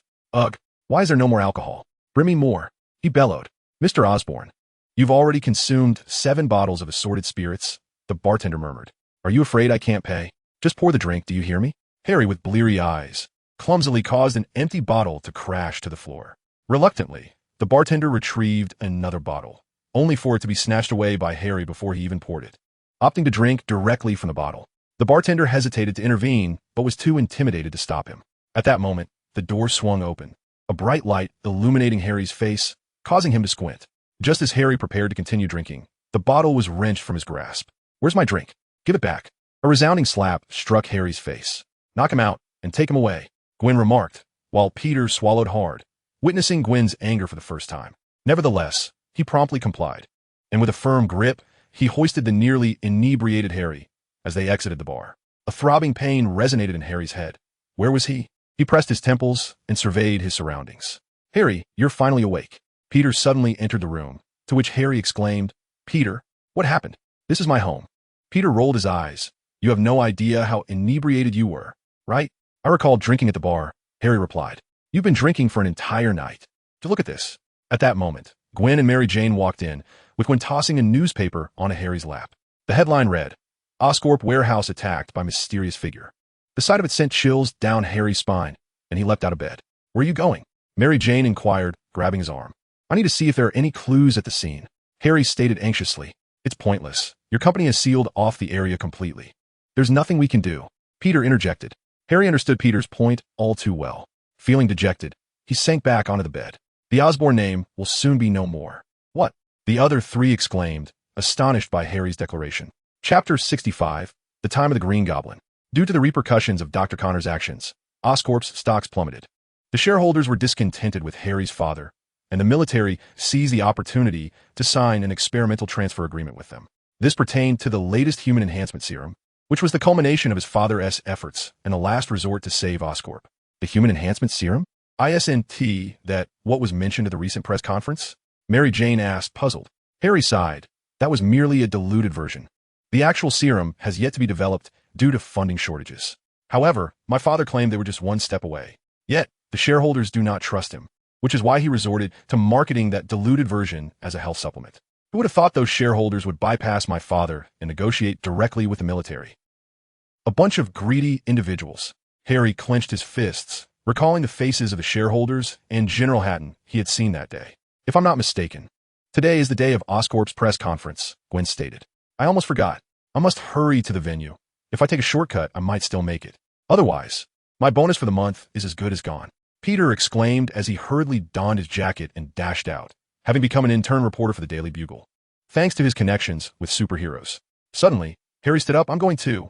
Mary Jane grabbed him, urging, calm down. Harry looked at her resolutely.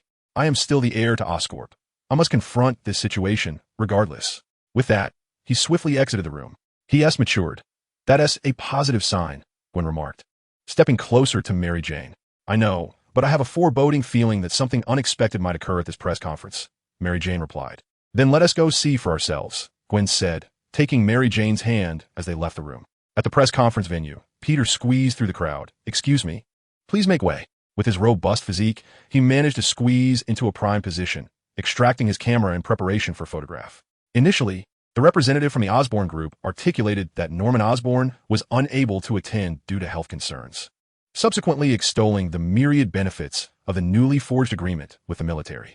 General Hutton also expressed his concern for Norman's well-being, assuring that the military would approach this collaboration with utmost sincerity.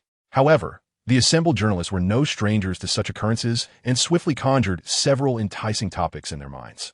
Just as the atmosphere on stage reached a harmonious crescendo for the formal signing, a voice interrupted. Wait, if there is to be a signing, it should be I who signs. The media's cameras pivoted towards the source of the voice, Harry Osborn.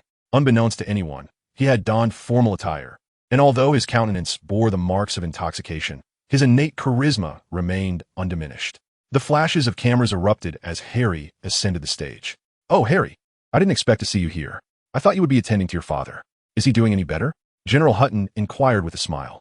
He is well, Harry replied, then, gritting his teeth, muttered under his breath, he would be better if you hadn't done this. His words went unheard by the reporters below, and the representative of Osborn Enterprises discreetly vacated the stage. Regardless, the agreement was destined to be signed, and of course, it would be ideal if you were the one to do so, General Hutton remarked, exuding confidence. Even if Harry were to refuse to sign, it would not alter the reality, merely tarnishing his public image. As for whether Harry genuinely intended to sign, who cared? As long as sufficient dollars flowed into his coffers, no one would oppose the allure of wealth. With a smile adorning his face, General Hutton grasped the pen. The agreement rested in Harry's hands, his grip on the pen tightening to a point where he felt he might snap it. Yet, reason urged him to maintain his composure and proceed with the signing. The pen tip inched ever closer to the document, and Harry's internal fury surged. At that moment, a peculiar, high-pitched shriek pierced the venue. Why wasn't I invited to your gathering? He. All heads turned skyward to behold a bizarre figure clad in green armor, donned with a goblin mask, gliding above on a flying skateboard. Harry's instincts kicked in, yet he felt a surge of relief. Had this eccentric not interrupted, he would have already affixed his signature. Damn it, none of US can fly. His advantage is glaring. Harry exclaimed, narrowly evading a bomb. We must bring him down, Spider-Man declared, launching a table with his webbing towards the foe, but the Green Goblin executed an elegant maneuver, evading the projectile. His agility was astounding. Spider-Man attempted various assaults, whether hurling objects or executing tackles, yet none proved effective against the Green Goblin, who deftly toyed with them. Such a display instilled a sense of insecurity among the shareholders, who hastily shielded themselves with chairs while retreating towards the exit. The Green Goblin noticed this, and after throwing 2 bombs that forced Harry and Spider-Man to retreat, he accelerated to intercept the fleeing shareholders. Grasping one of them, the second largest shareholder of the Osborn Group, by the collar, soaring swiftly into the sky, Spider-Man and Harry were left without chance. What do you truly desire? I possess wealth, substantial wealth, stammered the trembling shareholder, now suspended at least 30 meters above the ground, with the Green Goblin gripping his collar. The moment the Green Goblin relinquished his hold, he would plummet, facing certain death or severe injury. Being no longer young, he knew that this encounter could condemn him to a better-than existence for the remainder of his days, a fate he vehemently wished to avoid. Oh, I do not seek money, the Green Goblin whispered menacingly close to his face. What I desire is to present you with a pumpkin surprise. As he spoke, he forced a pumpkin bomb into the shareholder's mouth and, with a flick of his wrist, hurled him away. Bong! A cascade of red and white liquid rained down from the sky as the Green Goblin laughed heartily and flew off. Chapter 66. The Rise of the Shadow. The mysterious goblin wreaks havoc at the gala, leaving 2 superheroes utterly powerless. With the second shareholder of Oscorp dead, an internal reshuffle within the corporation is imminent. Superheroes can no longer safeguard the populace. What shall we do? According to reliable sources, the Goblin's weaponry is sourced from Oscorp. It has been confirmed that he is the criminal who attacked the Oscorp warehouse yesterday. The frequent emergence of supervillains has rendered New York's safety precarious. Following Gotham City, New York is poised to become a haven for supercriminals. The mysterious goblin is a product of military experimentation. This assault is part of a military scheme to usurp Oscorp.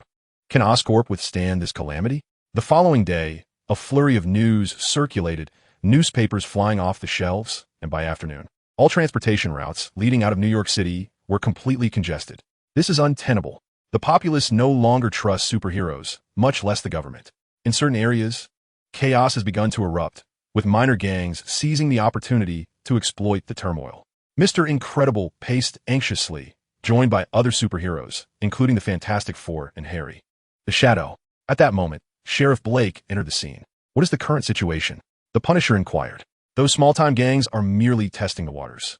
They have already begun their assaults. Furthermore, they are inciting the populace, who are increasingly filled with resentment towards superheroes on a grand scale. We cannot afford to wait any longer. Regardless of their plans, we must act now. New York must not become a second Gotham, Sheriff Blake declared. I will see them all imprisoned. Mr. Incredible asserted, clenching his fists, prompting the other superheroes to rise in solidarity. On a city street, vehicles crawled forward, honking in frustration. Drivers glared impatiently at the line of cars ahead, as what was once a clear thoroughfare devolved into gridlock. A group of youths wielding baseball bats stormed into a shop, shattering glass and stealing merchandise. Bystanders either hurriedly fled the scene or opportunistically grabbed a few items, with no one stepping forward to uphold justice. Cease this at once. Perhaps you won't end up in prison if you do, a voice called out. Yet, one individual, with a menacing expression, declared, You are the one who caused my brother's imprisonment. Perish. Daredevil furrowed his brow as he observed the youth charging at him with a baseball bat, brandishing his own staff to sweep the assailant off his feet. I am unaware of who your elder brother may be, yet I can assert with certainty that none of those I have incarcerated deserve to be free. The youth, wide-eyed, gazed at Daredevil, struggling to rise. At a nearby bend, a vehicle collided with another, followed by a series of crashes as cars behind failed to halt in time. The thoroughfare was instantly choked, and the occupants disembarked, shouting and cursing, the altercation swiftly escalating to physical confrontation. Calm down. Everyone, please remain calm. Iceman glided forth, conjuring a line of ice to extinguish the flames. At that moment, Power Man also arrived, lifting the wrecked vehicles and moving them to the roadside. Within Hell's Kitchen, in a private booth of a bar, the Blade Dragon conjured numerous images through sorcery. These visuals depicted superheroes navigating the chaos of the day. Our orchestrated events are nearing conclusion, Varun stated. Indeed, I shall proceed at once. With that, Varun retreated, and the blade dragon produced a black crystal orb the size of a human head, its energy nearing completion. I hope you shall bring me surprises. A cawing laughter filled the room, sending chills down spines. My heavens! How far have we run?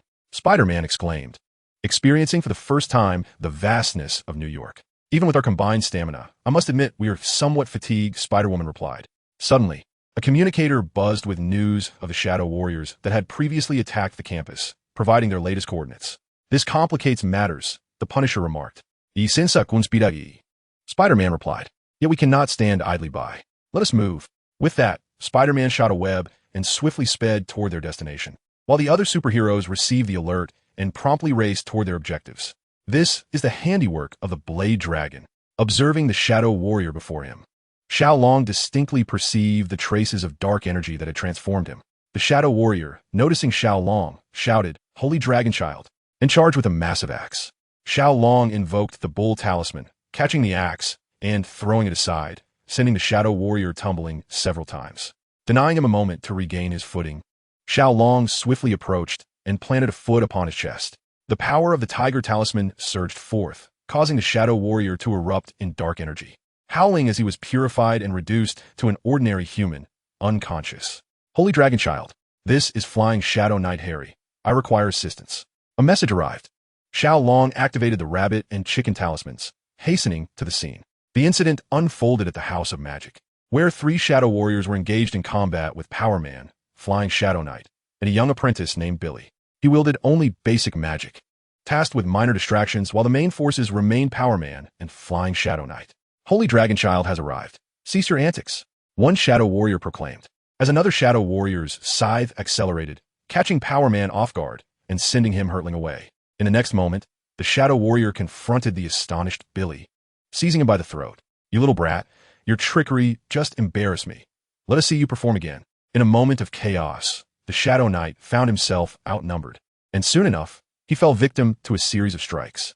Shadow Knight, save me, Billy cried in anguish. You too, surrender immediately, or I shall take his life. Let's see whose reflexes are swifter, the Shadow Warrior proclaimed, lifting Billy and tightening his grip, causing Billy to emit a pained groan as he stammered, Do not surrender.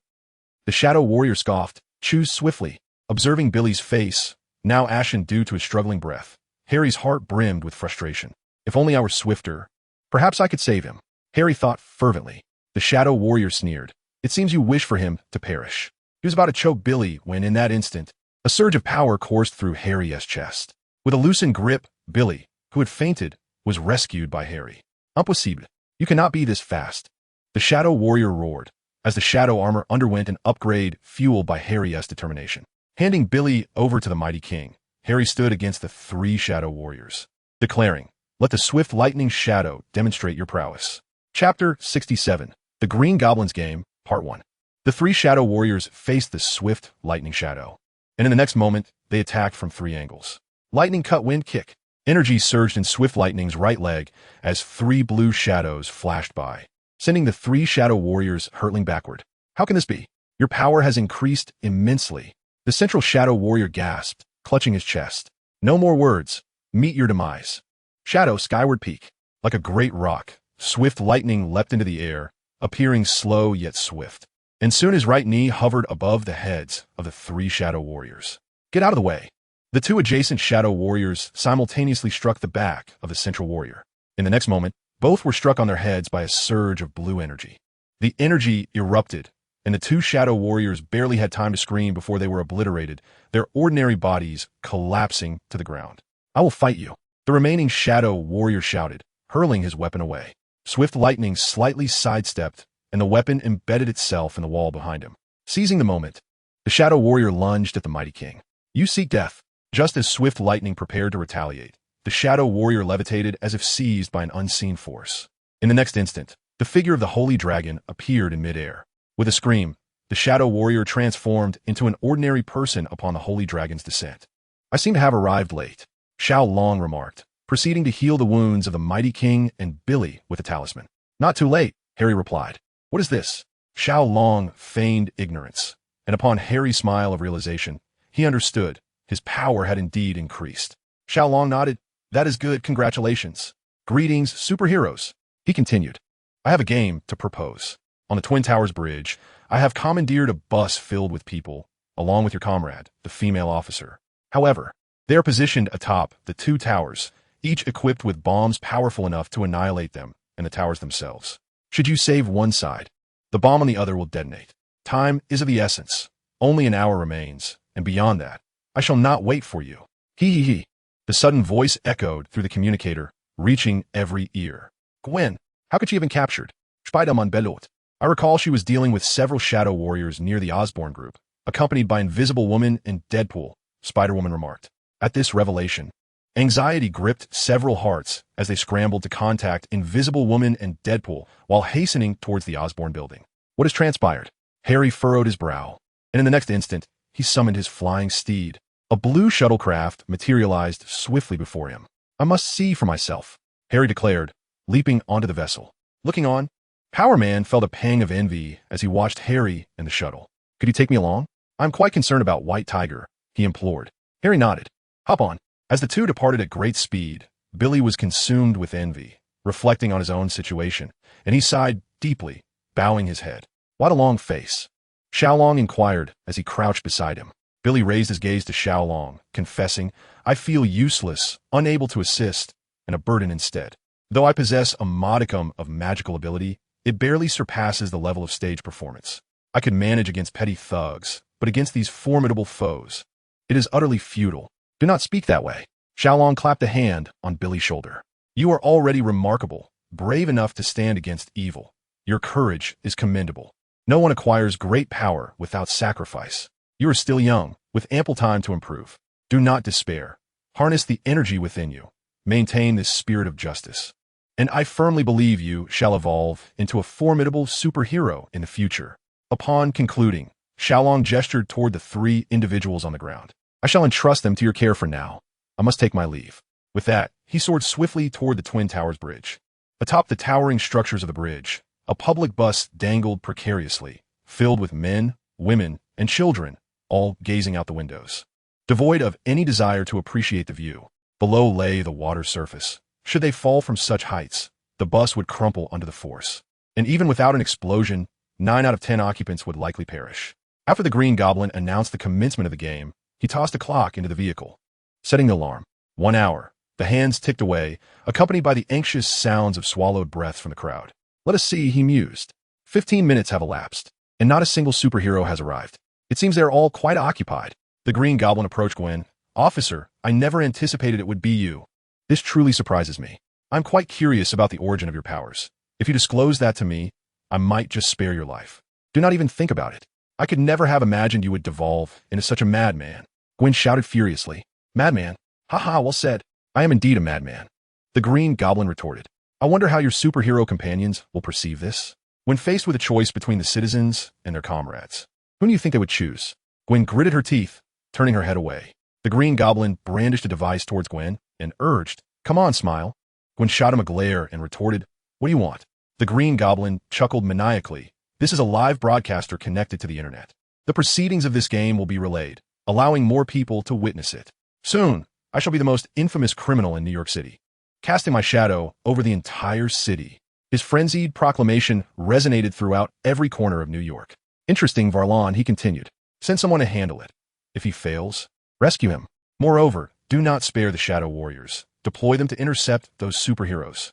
Daolong interjected. Such individuals are difficult to control. That is not your concern. Daolong scoffed. Prompting Varlon to concede, I will dispatch someone immediately. Another crime lord, known as the Underground Emperor of New York, Jean Bing, observed the unfolding chaos with a cold gaze. An intriguing individual, indeed, but overly ambitious, he remarked. You speak the truth, boss, Bai Yin replied, his tone tinged with flattery. Shall I eliminate them for you, boss? Bai Yin inquired, a hint of excitement and cruelty in his voice. Very well. Stretch your legs. Also, locate this individual and recruit him, Jean Bing instructed. Producing a photograph inscribed with pertinent information, Bai Yin took it, stowed it away, and assured, I will not disappoint you. With that, he departed swiftly. Alas, only 10 minutes remain. Where are they? Where are the superheroes? The Green Goblin taunted as he soared in circles around the Twin Towers. Nearby, a group of individuals glared at him with fury. Time is running out. Is there no viable plan? Spider-Man lamented, having arrived 10 minutes prior, but thwarted by Xiao Long, who sensed the destructive power of the bombs deployed by the Green Goblin. Even he doubted his ability to save both sides unscathed. Wait a moment. Harry will be here soon, and then we can rescue them.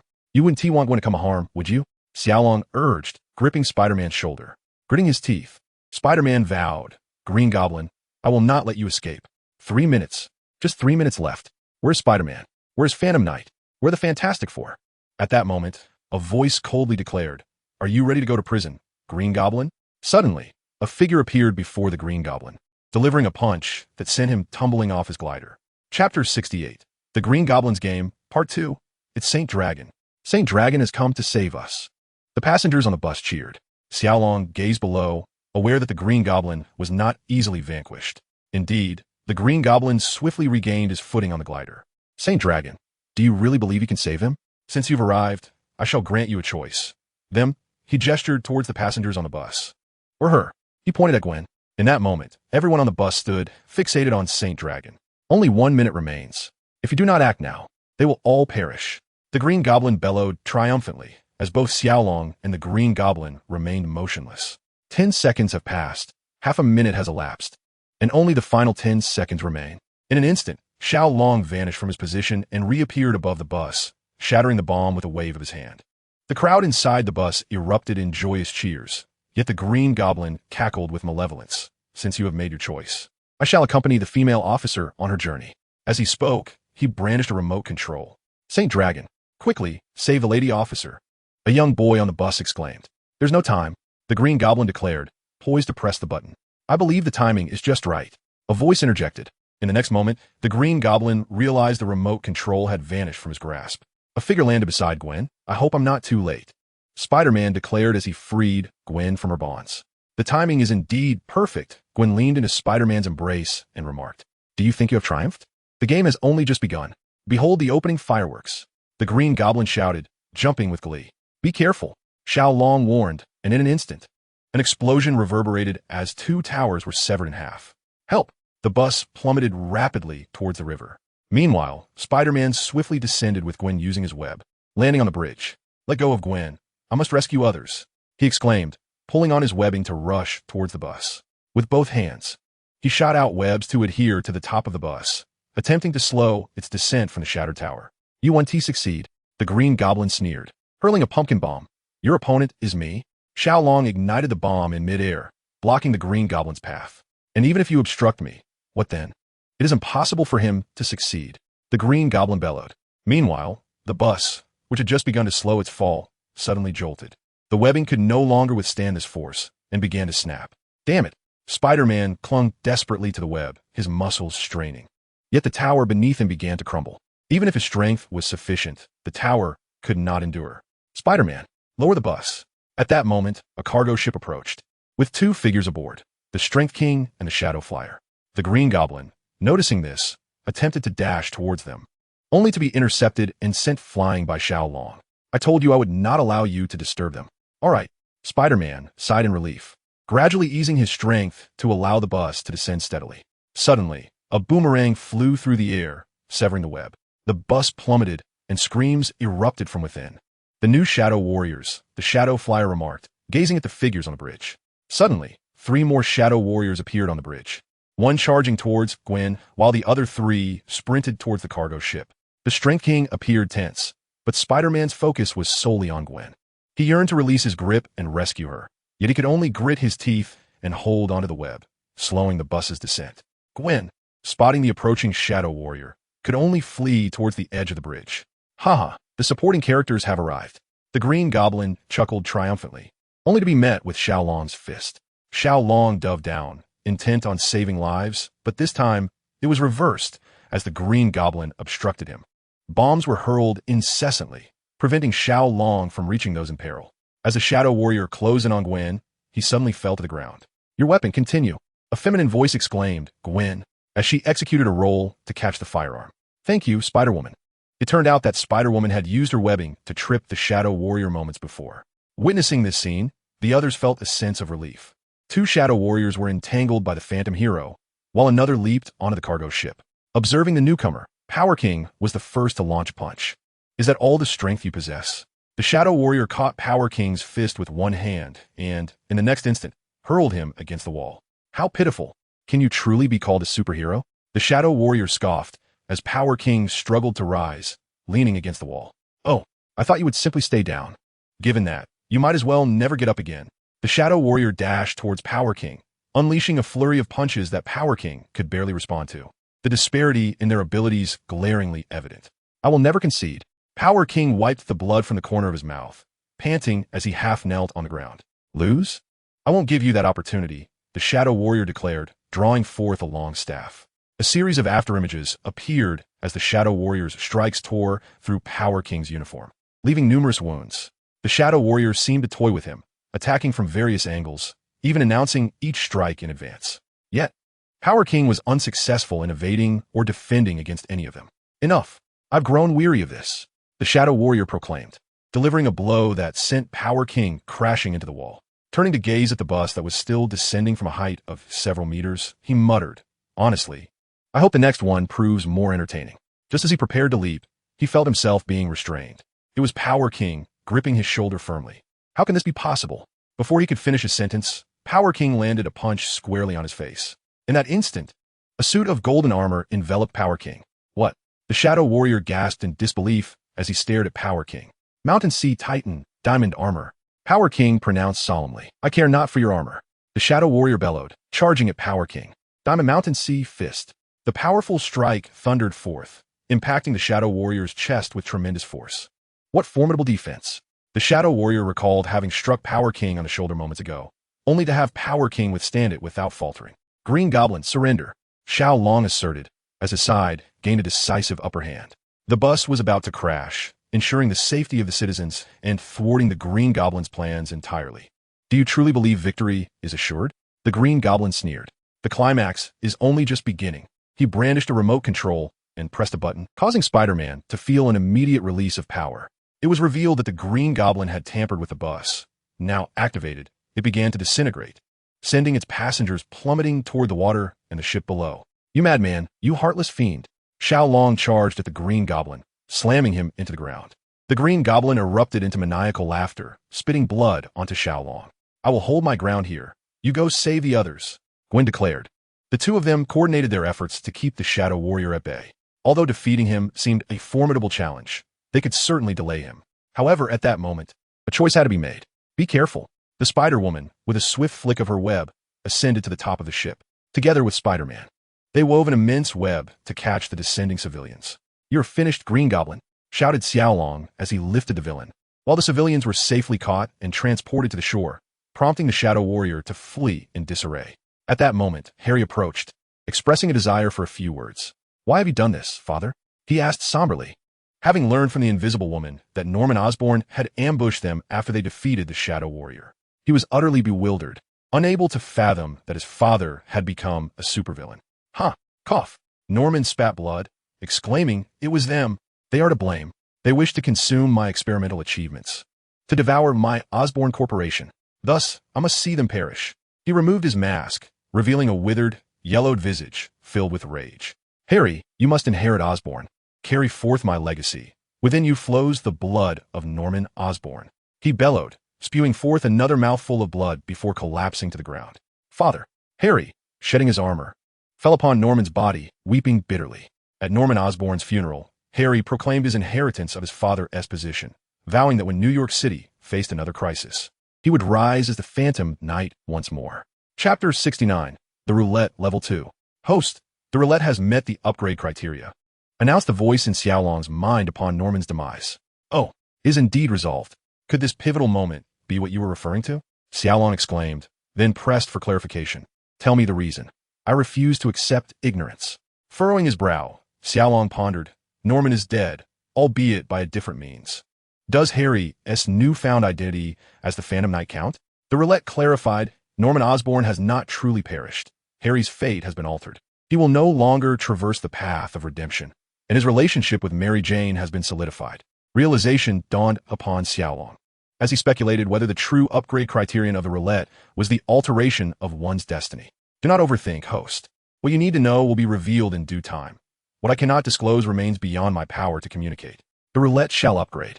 We shall reconvene in a week. With that, the Roulette entered its upgrading phase. After the Roulette's reminder, Xiao Long took the opportunity to examine Norman Osborn's body at the funeral, only to discover that it was a mere decoy, or perhaps a replica. Where, then, had the real Norman Osborn gone? Had someone rescued him? Or was this all part of his own elaborate scheme? It was quite vexing. None of these villains were easy to contend with, leaving Xiao Long to wonder how the predecessors among the Traversers managed to subdue them so effortlessly. Which female superhero is the most beautiful? Which superhero is the mightiest? In an instant, fan clubs for every superhero began to emerge, particularly among the youth. Yet, in stark contrast to the public's perception, the superheroes themselves did not believe the crisis had passed. They were acutely aware of the emergence of another faction during this incident. Do you not feel that there has been a dearth of aberrant beings lately? The Punisher remarked. Indeed, it seems that there have been no further manifestations of aberrant entities in the past fortnight, Erica responded. Based on the patterns of their emergence, it appears that those with a predisposition toward criminality are more susceptible to becoming aberrants.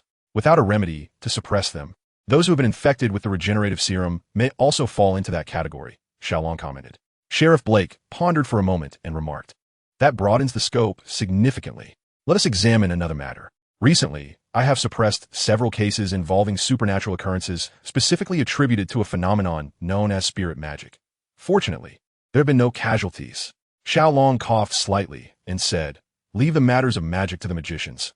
We have professionals for that. Can those 3 young ladies be relied upon? Old Father inquired. If necessary, I will intervene. I believe Blade Dragon will certainly be intrigued by spirit magic. If he takes action, I shall seize the opportunity to capture him, Xiao Long declared. That works as well. Newcomers must undergo rigorous training, ensuring that no significant mishaps arise. Sheriff Blake added, greetings, host. The Roulette upgrade is complete. It is now time for rewards. Please spin the wheel to receive your prize. The sound of the roulette echoed in his mind. Finally, the upgrade is finished. But is this reward truly mandatory? Xiao Long questioned. Should the host choose to forego it? All will transform into random items, the roulette responded. How ruthless. Xiao Long rolled his eyes. Let us spin it. The spinning concluded, revealing complete inheritance of the mechanical pioneer Victor, complete inheritance of the steel shadow Camille, complete inheritance of the Zon Madman Mundo, complete inheritance of the Harbinger of Doom Fiddlesticks, complete inheritance of the sinister blade Katarina. Congratulations, host, on acquiring the Guardian Angel. Observing the acquired items, Xiao Long inquired, complete inheritance? Is there a distinction from the previous ones? Given that many champions from the League of Legends world have been previously inherited, Xiao Long did not perceive a significant difference between the two. Indeed, there is a notable disparity. The inheritance of a champion's bloodline, skills, knowledge, and complete inheritance varies greatly. Bloodline inheritance merely transmits the seed of power, with future development reliant on the inheritor's personal growth. Skill inheritance is akin to in-game abilities. To further develop them, one must thoroughly comprehend and assimilate the skills. Knowledge inheritance encompasses a vast array of content, but does not enhance actual capabilities. Complete inheritance means acquiring the entirety of a champion's power. Continuous development allows one to grow until reaching the original champion's potential. I see, Xiao Long nodded. The Guardian Angel is akin to a resurrection item. However, this does not hold much utility for me, Xiao Long remarked, noting that in reality, the cooldown period for such a resurrection item extends to 300 days, nearly a year. Nonetheless, it is beneficial as it restores the resurrected individual's state to optimal condition, provided it is bound before death. After some contemplation, he stored the item away, reasoning that while it may not serve his purposes, it could prove valuable to others, despite Xiao Long's hope that it would not be necessary. Are there any special changes upon upgrading the roulette to level 2? Xiao Long inquired. When is the next upgrade scheduled? Do not suggest I need to spin several more times. I shall not believe it, Xiao Long stated. Very well. I do not wish to conceal anything from you. The upgrading of the roulette necessitates the feedback energy of the cosmic will. This feedback energy can only be garnered by engaging in endeavors that benefit the evolution of the universe. The superheroes of this world are indeed vessels for the cosmic will, though some villains also harbor a fraction of it. However, they are ultimately destined for annihilation. In essence, as long as I assist these superheroes in growing stronger, you shall receive an abundance of feedback energy. Xiao Long mused. No wonder the elements you introduce are so distinctly directed, were it not for other factors. One might think you were solely focused on the legacy of the League of Heroes. Do not be so naive. There is no such thing as a free lunch. As the strength of the superheroes increases, so too will the power of the villains, for the roulette will continue to introduce unforeseen elements. Surely, you do not wish for a dark Zaki to emerge on Earth one day. The mention of the roulette calmed Xiao Long down. Are you suggesting that in the future, the roulette might even introduce entities of the caliber of Dark Zaki? It's all a matter of luck. The roulette replied curtly. Whether the roulette's upgrades are beneficial or detrimental remains to be seen. The existing challenges within the Marvel Universe already rival nightmarish levels. And now it seems poised to escalate to hellish proportions. It appears imperative to swiftly enhance my own abilities, lest I find myself fervently awaiting the arrival of a savior. Xiao Long contemplated. At that moment, the ancient beast reported to its master, detecting a powerful surge of magical energy. Xiao Long's spirit lifted, instructing, "Share with me your location." He promptly turned and departed. Chapter 70. The Dual Spirits of Water and Fire. In a newly opened aquarium in New York City, a trainer performing with dolphins suddenly sensed their unease. As he wondered why the normally obedient dolphins were disregarding his commands, a frantic staff member rushed in, exclaiming, "This is disastrous. The water gate is out of control." What? The trainer had yet to comprehend the situation when the staff member seized him and pulled him toward the exit. The audience, initially entertained, now expressed their irritation at the interruption of the performance. Suddenly, an announcement echoed through the venue. Due to an unforeseen incident, the aquarium will be closing early today. Please exit in an orderly fashion. We will provide appropriate compensation to all visitors. Some guests grumbled as they departed, while others were insistent, demanding to see the director. Director, the water is crashing against the glass enclosure. A technician reported. What? How is that possible? Even a level 3 mutant would struggle to achieve such a feat. The director gasped, leaning toward the screen, where the monitor revealed a crack in one of the glass enclosures. Within moments, water gushed through the fissure, and the glass shattered. The water coalesced into a dragon-like shape, thrashing about violently. This is utterly abnormal. Call the authorities. Ensure the visitors leave promptly. We need superheroes to resolve this crisis. The director shouted. Outside the aquarium, 3 individuals disembarked from a vehicle. Indeed, trouble has arisen. I wonder what malevolent spirit is responsible this time, the leading woman remarked. Let us hurry inside. We cannot afford any further disturbances. Another girl urged. The trio dashed into the aquarium, seemingly unnoticed by those around them. Just as they entered, 4 more individuals arrived. This is the place, the leader declared. We must secure the malevolent spirit this time, and ensure those 3 girls do not succeed again. The man wearing sunglasses remarked as 4 individuals forcefully pushed through the crowd and entered the aquarium, leaving behind a chorus of curses. Oh my heavens! Could it be that the aquarium's glass dome has shattered? Observed Zayton, gazing at the water that had risen nearly to his ankles. It seems that this time we are dealing with a powerful water spirit, capable of manipulating water. I hope it is not one of the 4 elements. Otherwise, we might be in dire straits, Zachary commented, the tip of his wand glowing as he pointed in a certain direction. The 3 others hastened in that direction, and soon, Valen's subordinates arrived at the scene. This doesn't bode well. Zhou exclaimed. This spirit is formidable, affirmed Afen. We have already acquired strength. We are bound to succeed, asserted Leisu, striding forward boldly. Afu shouted, this way. The other 3 shot him a glance. The pointer on the compass came to a halt, prompting the 4 to press on. The surge of magical energy intensified, confirming that this spirit was indeed the water element. There's nothing to fear. We possess wine magic as well, Zayton retorted. Wind can at best match water, buying us some time, Zachary added. The group halted at a refreshment stand, where a girl resembling a fish was frolicking in the water. Is this the water spirit? Mary Jane inquired. Indeed, Zachary affirmed. Zayton jumped back, casting a barrier spell to halt the flow of water. But he was still pushed back a few meters by its force. Damn it, he growled, glaring at the water spirit with his drenched clothes. The spirit, however, smiled and hurled 2 water orbs at them. You seem quite addicted, Zayton declared. Magic missile. He waved his wand, and the 2 magical missiles collided with the water orbs, exploding and showering the 3 with droplets, much to the spirit's delight as she laughed heartily, clutching her stomach. This is it. The spirit is right here. At that moment, Zhou and his companions also arrived. It's you. Zayton and her friends recognized Zhou's group. The magical trio, Zhou and the others exchanged tense glances with Zayton's group, recalling their previous humiliating defeat in their pursuit of the spirit. Magic lightning. Zayton struck first, unleashing a bolt of electricity as the 4 quickly dodged. Oomph. Do you think you can snatch the spirit from us? Zayton felt a surge of satisfaction at their disarray. Curse that little girl. Zhou cursed. We are not afraid of you, Afen proclaimed, rising to his feet. Zayton laughed heartily. You all capture the water spirit. I will handle them. We are not the same as before, Leisu added, and in the next moment, a mark appeared on the foreheads of the four, from which a dark mist emanated, enveloping their bodies. As the mist dispersed, they had transformed. This is the Shadow Warriors.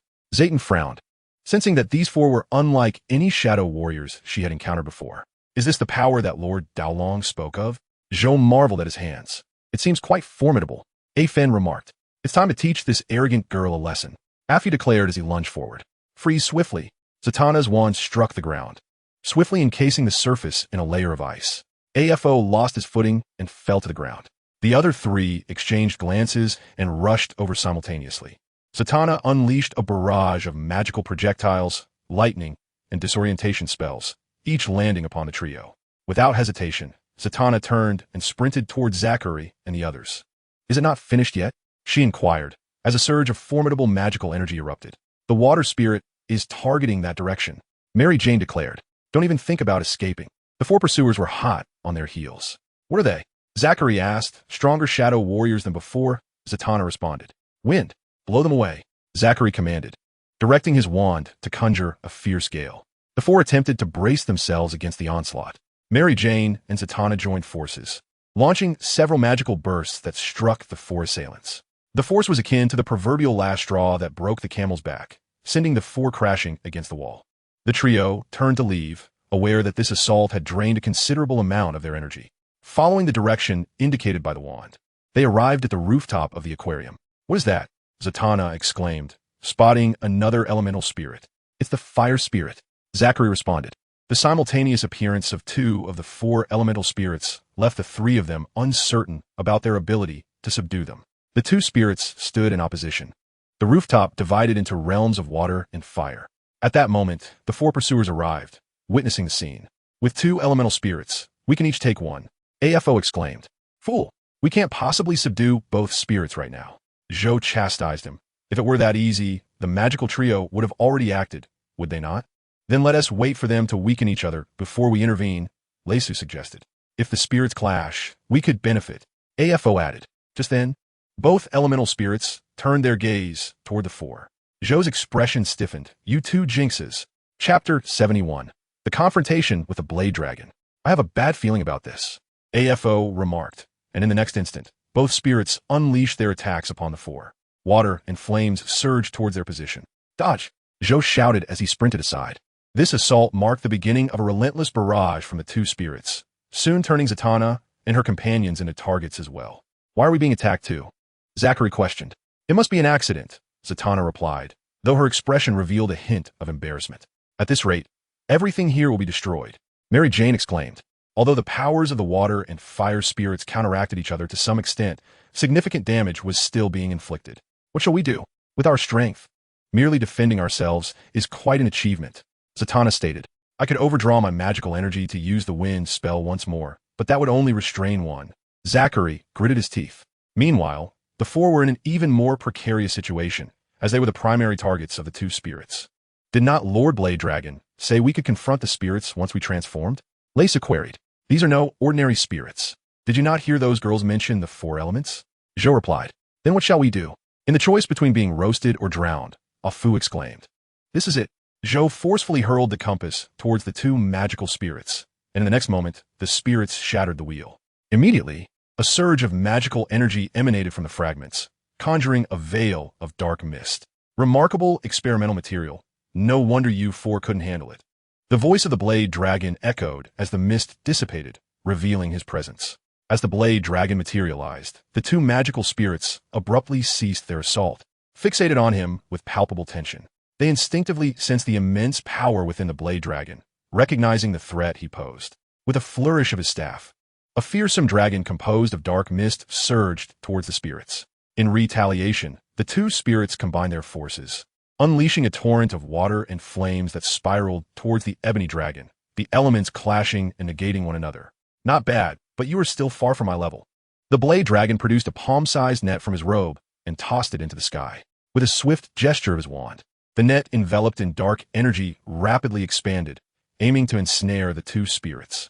Once more, the spirits launched a coordinated attack, only to find their efforts dissipating upon contact with the expansive net, instilling a deep-seated fear that compelled them to flee. Humph. Think you can escape? With a flick of his wand, the net swiftly obstructed the spirit's path and began to close in. As the two spirits realized they were on the brink of capture, a burst of flame erupted upon the net, which seemed to have met its nemesis, dissolving quickly under the heat. Saint Dragon's son, since you are here, why not reveal yourself? The blade dragon remained unfazed.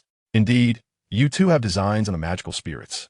As Xiao Long descended onto the rooftop, he remarked, Hee, I've only glimpsed such magical beings in spell compendiums. How could I possibly miss such precious experimental materials? The blade dragon, intrigued, turned his gaze towards them. Oh, is that so? I am equally curious about your methods of magical cultivation. Perhaps we could exchange insights later. Zatanna, taken aback, retorted, Humph. Who would want to converse with an old man like you? Blade dragon, what is your true intention behind the mass cultivation of shadow warriors? Xiao Long inquired coldly. It's just a few business transactions. After all, I require materials that come at a cost, and the other party needs capable subordinates. It's merely a matter of commerce. Nothing unlawful, the blade dragon replied with a smile, exuding an air of nonchalance. They're all gangsters. Xiao Long pointed at Zhou and his companions, to which the blade dragon dismissed the concern. And what of it? I am merely conducting business. I have committed no crime.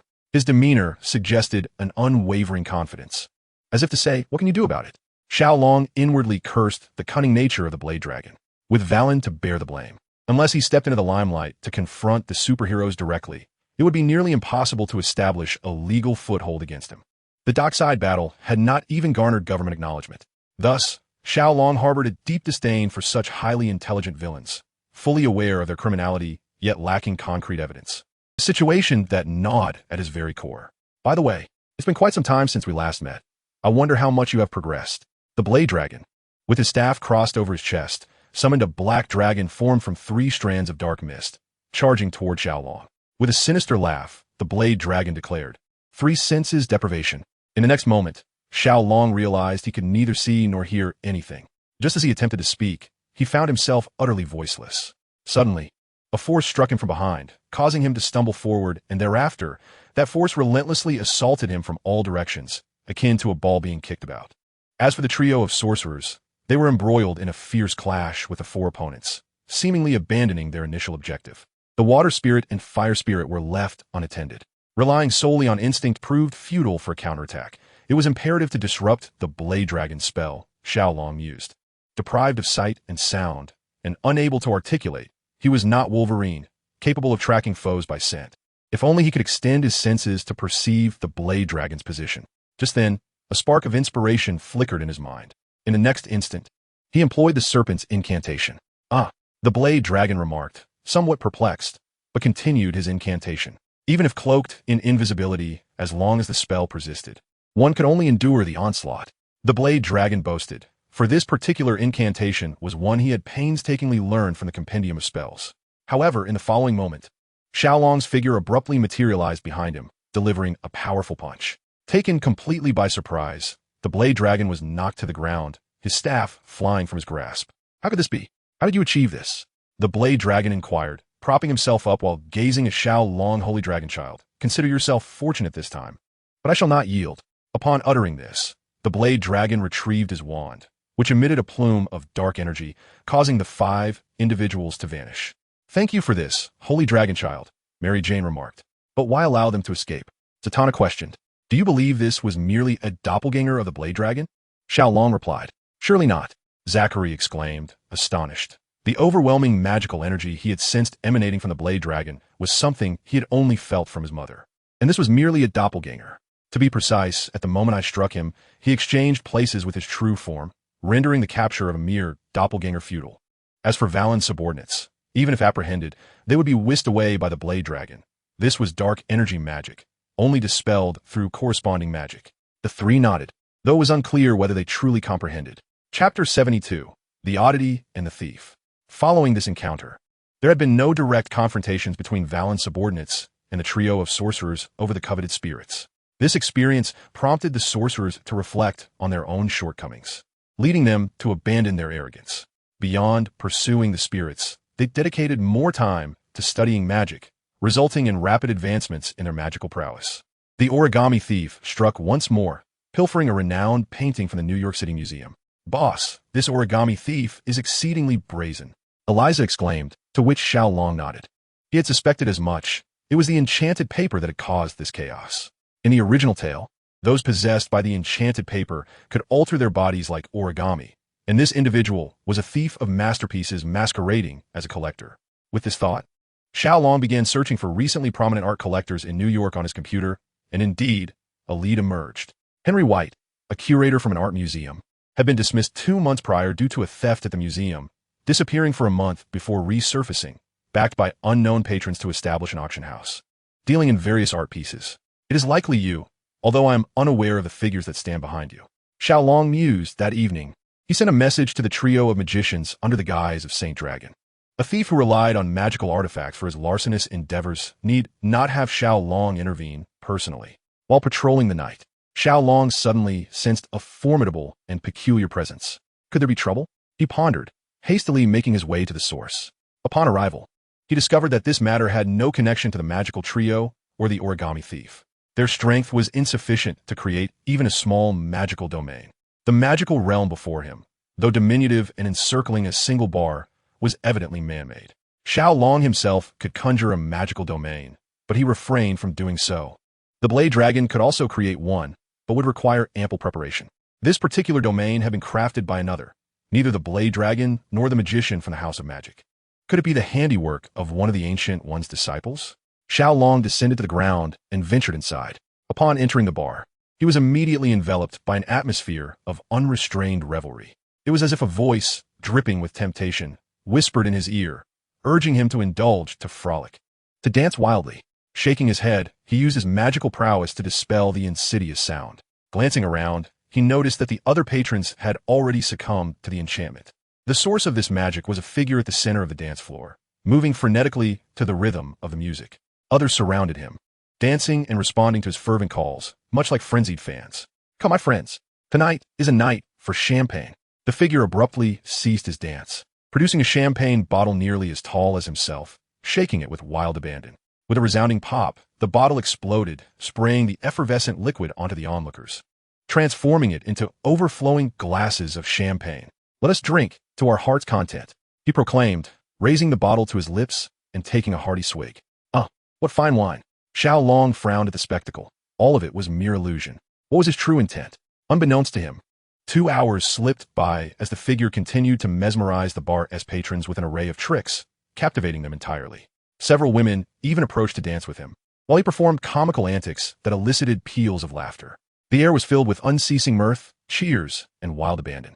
Xiao Long could sense the spell's influence over the ordinary folk. For them, it was akin to living a vivid dream, one that would leave them slightly weary the next day. Posing little harm, he mentally categorized the individual as a rather eccentric sorcerer. At that moment, the performance concluded and the figure prepared to depart. The music abruptly ceased, and silence enveloped the room. Within seconds, everyone had succumbed to slumber. The figure transformed, producing a large bag into which he gathered the wallets, jewelry, and fine spirits from a bar. "What a bountiful harvest!" He cackled, twisting away with an odd gait as he exited the bar. "And who might you be?" The peculiar man's bulging eyes circled around Xiao Long. I thought I recognized you. Saint Dragon, what brings you to seek me?"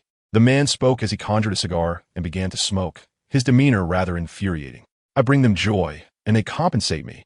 Is that not reasonable?" he remarked. The peculiar individual then posed a question. "But is it truly happiness? Are they sincere?" Xiao Long inquired. The odd man paused, then discarded the cigar. "Say what you will. I must take my leave. Do not hinder me." Xiao Long could not allow him to depart. He grasped the man's shoulder, only to witness the part he held become intangible, while the rest of his body continued forward. "Such tricks are futile. You cannot deceive me," Xiao Long stated coldly.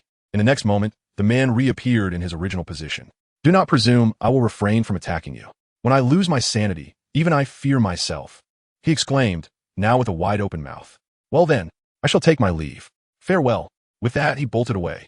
Xiao Long sensed something amiss and pushed open the door, only to discover that what lay beyond was not a bar, but merely a wall. Cursed be this illusion. How exquisite!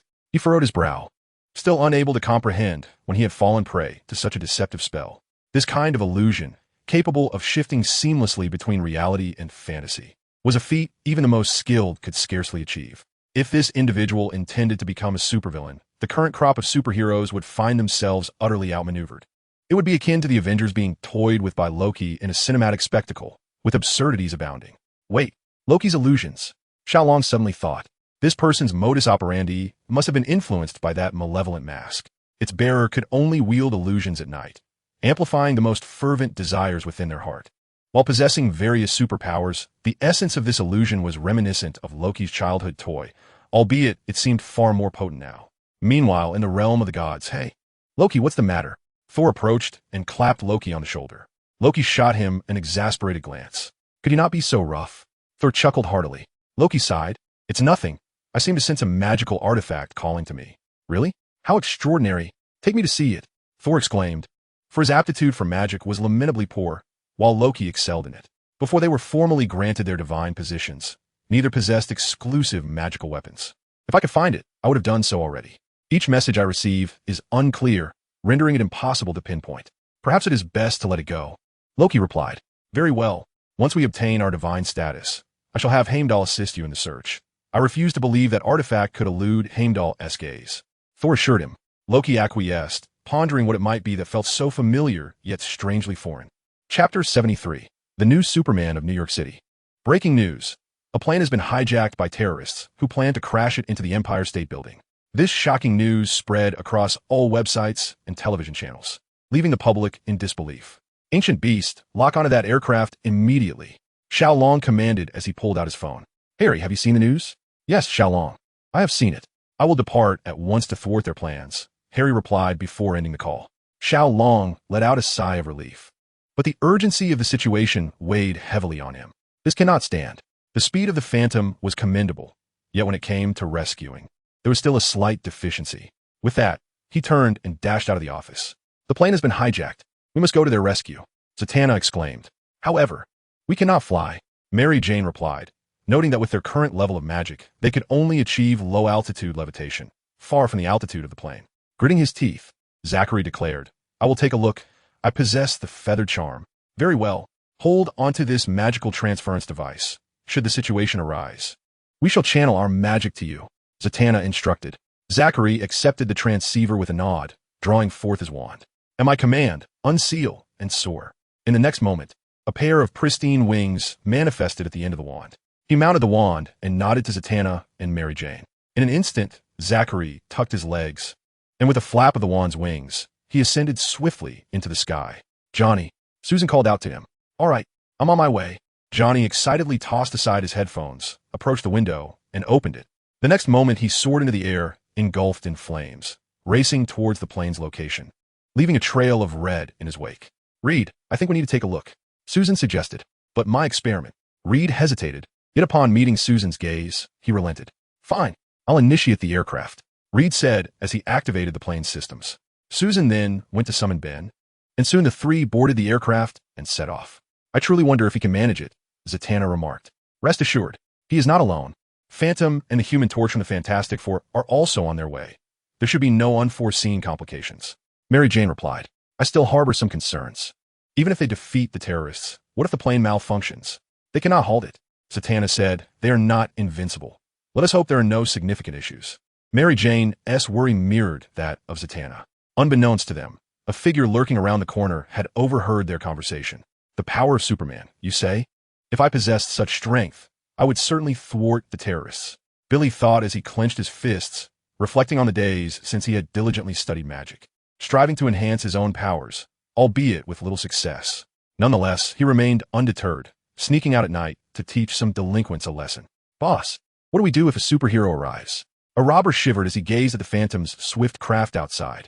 The boss approached and slapped him, saying, What are you afraid of? We have a plane full of hostages. If he dares to act, we shall kill. Activate the external communicator and inform them that should they dare to intervene, we shall take lives. The boss's authority was met with cheers from the henchmen. Humph. Is it any wonder I am boss? Now hurry. He slapped the subordinate again, who nodded vigorously and hurried off. What should we do now? Storm asked, eyeing the plane. We certainly cannot storm in. What if they start killing the passengers? Phantom responded. If only Xing Tian were here, perhaps he could shift forms and infiltrate. For now, we can only attempt to force the plane to land. The fiery hero proposed, and the shadowy figure cast a silent glance in his direction. The terrorists remained on board. Without addressing the potential for a forced landing, could we ensure the aircraft's safety? What if the terrorists went mad and began to kill? This option was untenable, as was that one. What on earth should we do? The fiery hero expressed his frustration, recalling how previous challenges had been straightforward. Charging in and fighting was all it took.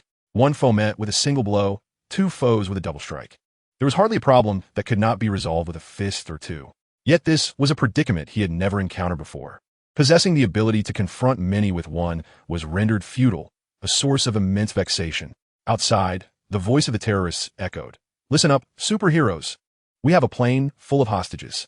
Do not launch destructive attacks on the aircraft, nor attempt to hinder its flight. Otherwise, we will execute the passengers. We speak with conviction. The fiery hero, incensed, was poised to storm the plane to seize the speaker, but was restrained by the shadowy figure. This is infuriating. Are we to merely watch? We are superheroes, and we are being intimidated by a handful of terrorists? The fiery hero bellowed. What good does your shouting do? Will it save the hostages or vanquish the terrorists? The shadowy figure retorted. The fiery hero let out a huff and continued to shadow the aircraft. Shadow hero. Fiery hero. Someone called out. Who is that little girl? The fiery hero inquired of the newcomer. It appears she is a spirit mage from the magical trio. The shadowy figure responded. Magic? Is it genuine? The fiery hero expressed his surprise, having always believed only technologically inclined superheroes existed. Of course it is. Are you not familiar with the Holy Dragon Child and the Blade Dragon? The shadowy figure explained. I know of the Holy Dragon Child, but who is the Blade Dragon? I only know that Veron is a major leader in New York's underground gang, the fiery hero remarked. Very well. Let us hope that this wondrous magic can resolve our dilemma, he shrugged. At that moment, Zachary had already soared closer. Hey, little mage, do you have a way for us to enter the cockpit? The fiery hero asked. Do not call me little mage. I am a spirit mage. Zachary protested. After glancing at the plane, he proposed we could just make a hole in it. Zachary was about to cast a spell when the shadowy figure halted him. Wait. We require a method that does not damage the aircraft and ideally does not alert the terrorists, as they have hostages. I've got it. Zachary exclaimed as he led the two to the top of the plane. I can open a magical door here, but it will be one way and only for 5 seconds. 5 seconds is ample time, the shadowy figure asserted, confident that his speed would allow him to enter the plane in even a single second. All right, I shall begin, Zachary declared, chanting the incantation. In the next moment, a circle appeared on the aircraft's surface. Quick, he shouted, and the shadowy figure, gritting his teeth, leaped inside, landing perfectly upright. The shadow hero is inside. A terrorist shouted. Electrifying shadow upgrade. At the instant he entered, the shadowy figure completed his armor enhancement and swiftly dashed past several captors, incapacitating them with ease. Upon entering the cockpit, the leader of the hijackers aimed his gun at the aircraft's instrument panel. I know you're fast, but you cannot stop me, he declared, pulling the trigger. Sparks flew from the dashboard as the flying shadow knocked him unconscious. What is the situation? He inquired. The flight system has malfunctioned. At this trajectory, even if we avoid crashing into the Empire State Building, we are bound to plummet. The captain lamented, his face drawn in despair. Damn it, the flying shadow cursed. The aircraft suddenly jolted. What now? It's the fuel tank. He planted a bomb there. The plane is going down. The captain cried out in panic. Help me, please. You must save us. The plane is out of control. What is happening? Thunderbolt exclaimed. Can you get it airborne again? Zachary asked. Reckoning it would be easy, Thunderbolt replied. Just then, a figure approached at high speed, arriving at the front of the aircraft. With hands poised under the nose, he astonishingly lifted the plane. He continued to elevate it until it was safely placed on solid ground. Is that Superman? Thunderbolt marveled. No, the costume is different, Zachary replied. However, the passengers seemed oblivious to the distinction, perhaps ready to label him as the new Superman. Thunderbolt nodded in agreement, and the two bid each other farewell. Chapter 74. The Intrusion of Shazam. Hello, as the superhero who just saved an entire plane. Do you have anything to say? As soon as the aircraft landed, reporters rushed to surround him. On the surface, 4 superheroes had appeared during this incident. 2 had already departed, and 1 was too formidable to approach. It was evident that this newly emerged hero would be the source of tomorrow's headlines. Faced with the unusually enthusiastic reporters, Shazam felt a twinge of anxiety. Though his body had transformed into that of an adult, his mind still resided in the innocence of childhood. Removing his hood, he revealed a handsome face, stunning the crowd. Hello, everyone. You can call me Captain Marvel. I've always aspired to be a superhero since I was young. My idols include Captain America, Superman, and others. Even now, I continue to look up to them. Shazam smiled, though internally he felt a surge of nervousness. Yet, he was not alone. Solomon was there to assist him. Captain Marvel, you just saved an entire plane, a feat other superheroes find challenging. Do you believe you have surpassed them? A reporter queried, always eager for sensational news. That's not the case. They are formidable in their own right, each with their unique strengths. Moreover, if the flying shadow hadn't dealt with the terrorists in the cabin, my intervention would have been futile. Certainly, as a mentor, they possess many qualities from which I can learn. Solomon's wisdom has once again averted disaster. Captain Marvel, your uniform bears resemblance to Superman's. During this incident, you showcased flight and extraordinary strength akin to him. Are you trying to emulate him? Another reporter probed. I have mentioned that I'm a fan of Superman, both in the past and present. While our uniforms may look alike, they are distinct. Although I am uncertain about the origin of Superman's powers, I can unequivocally tell you that my strength stems from the Greek heroes. Very well, I must take my leave now. I believe those passengers may provide you with what you seek. Farewell. With that, Shazam donned his hat and soared into the sky. Shazam, the wisdom of Solomon, the strength of Hercules, the endurance of Atlas, the power of Zeus, the courage of Achilles, and the speed of Mercury. He indeed possessed the might of 6 Greek heroes. I did not misjudge you. After Shazam departed, Xiao Long revealed his true form. He certainly recognized the individual, yet deemed it unnecessary to voice it. Host, please be advised of a new intrusion. The sound of the roulette will suddenly echoed. What is happening? I did not request an intrusion. Xiao Long expressed his bewilderment. Ahem. It is as follows. The roulette has been upgraded, and thus the method requires optimization. Energy accrued from significant alterations made by the host will now directly result in an intrusion, rather than being accumulated as before, the roulette explained. Isn't that just a distinction without a difference? Xiao Long countered. How could not be? The previous method wasted an excessive amount of energy. It was utterly impractical. Moreover, with this new mode of intrusion, the frequency of items arriving has diminished, allowing the host ample time to prepare. Uncertainly, Xiao Long sensed that the roulette was not entirely truthful. However, it was indeed as the roulette had stated. After each grand intrusion, unexpected occurrences invariably transpired. Perhaps it was an inherent compulsion of a traveler, for every unforeseen event was exceedingly irksome. Well then, what has intruded this time? Xiao Long inquired. An intrusion from the DC universe, the Killer Croc. The host has acquired the gene seed of the crocodile god, Soton, from the world of the Legion of Heroes. The Legion of Heroes? I have no recollection of that, Xiao Long admitted. For during his traversal, the Super Academy was merely an ordinary fan video and had yet to be formalized, leaving him unaware of its details. The Legion of Heroes is a parallel universe derivative of League of Legends, wherein all characters are technologically advanced and the heroes are supergenetic warriors.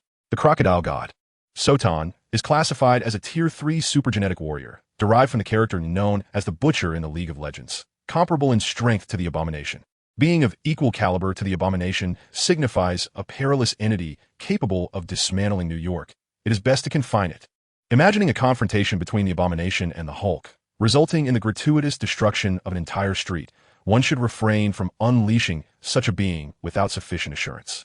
As for the Killer Croc, in the original narrative, he is depicted as an unattractive human. Perhaps due to genetic mutation, he possesses the biological abilities of a crocodile. Yet overall, he remains scarcely superior to an ordinary human.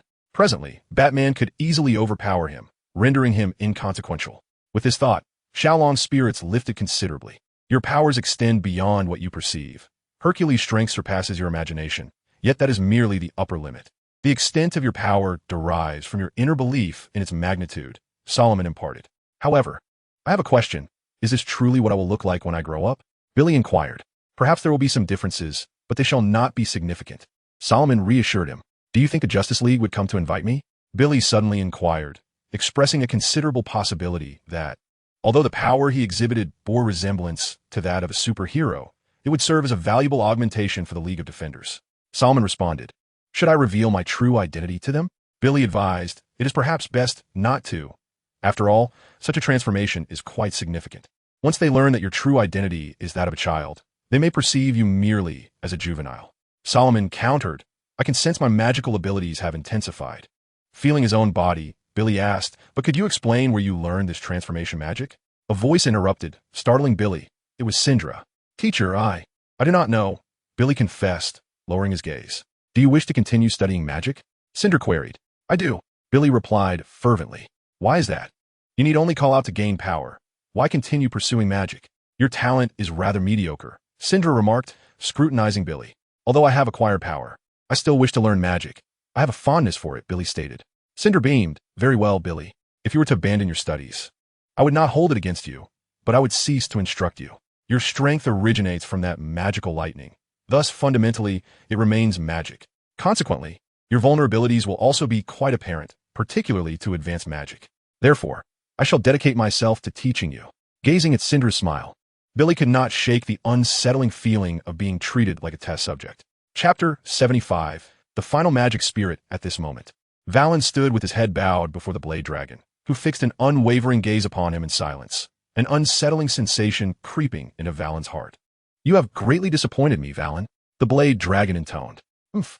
You sought tools to capture the magic spirits, and I provided them. You claimed your subordinates lacked combat prowess, and I transformed them into formidable shadow warriors. You asserted that subduing the magic spirits was challenging, and I equipped you with magical artifacts. Yet what is the outcome? You have delivered only these 2 cards to me. With a dismissive wave, the Blade Dragon conjured 2 cards that hovered in the air. One depicted a shadow, the other a pair. Valen's head drooped even lower.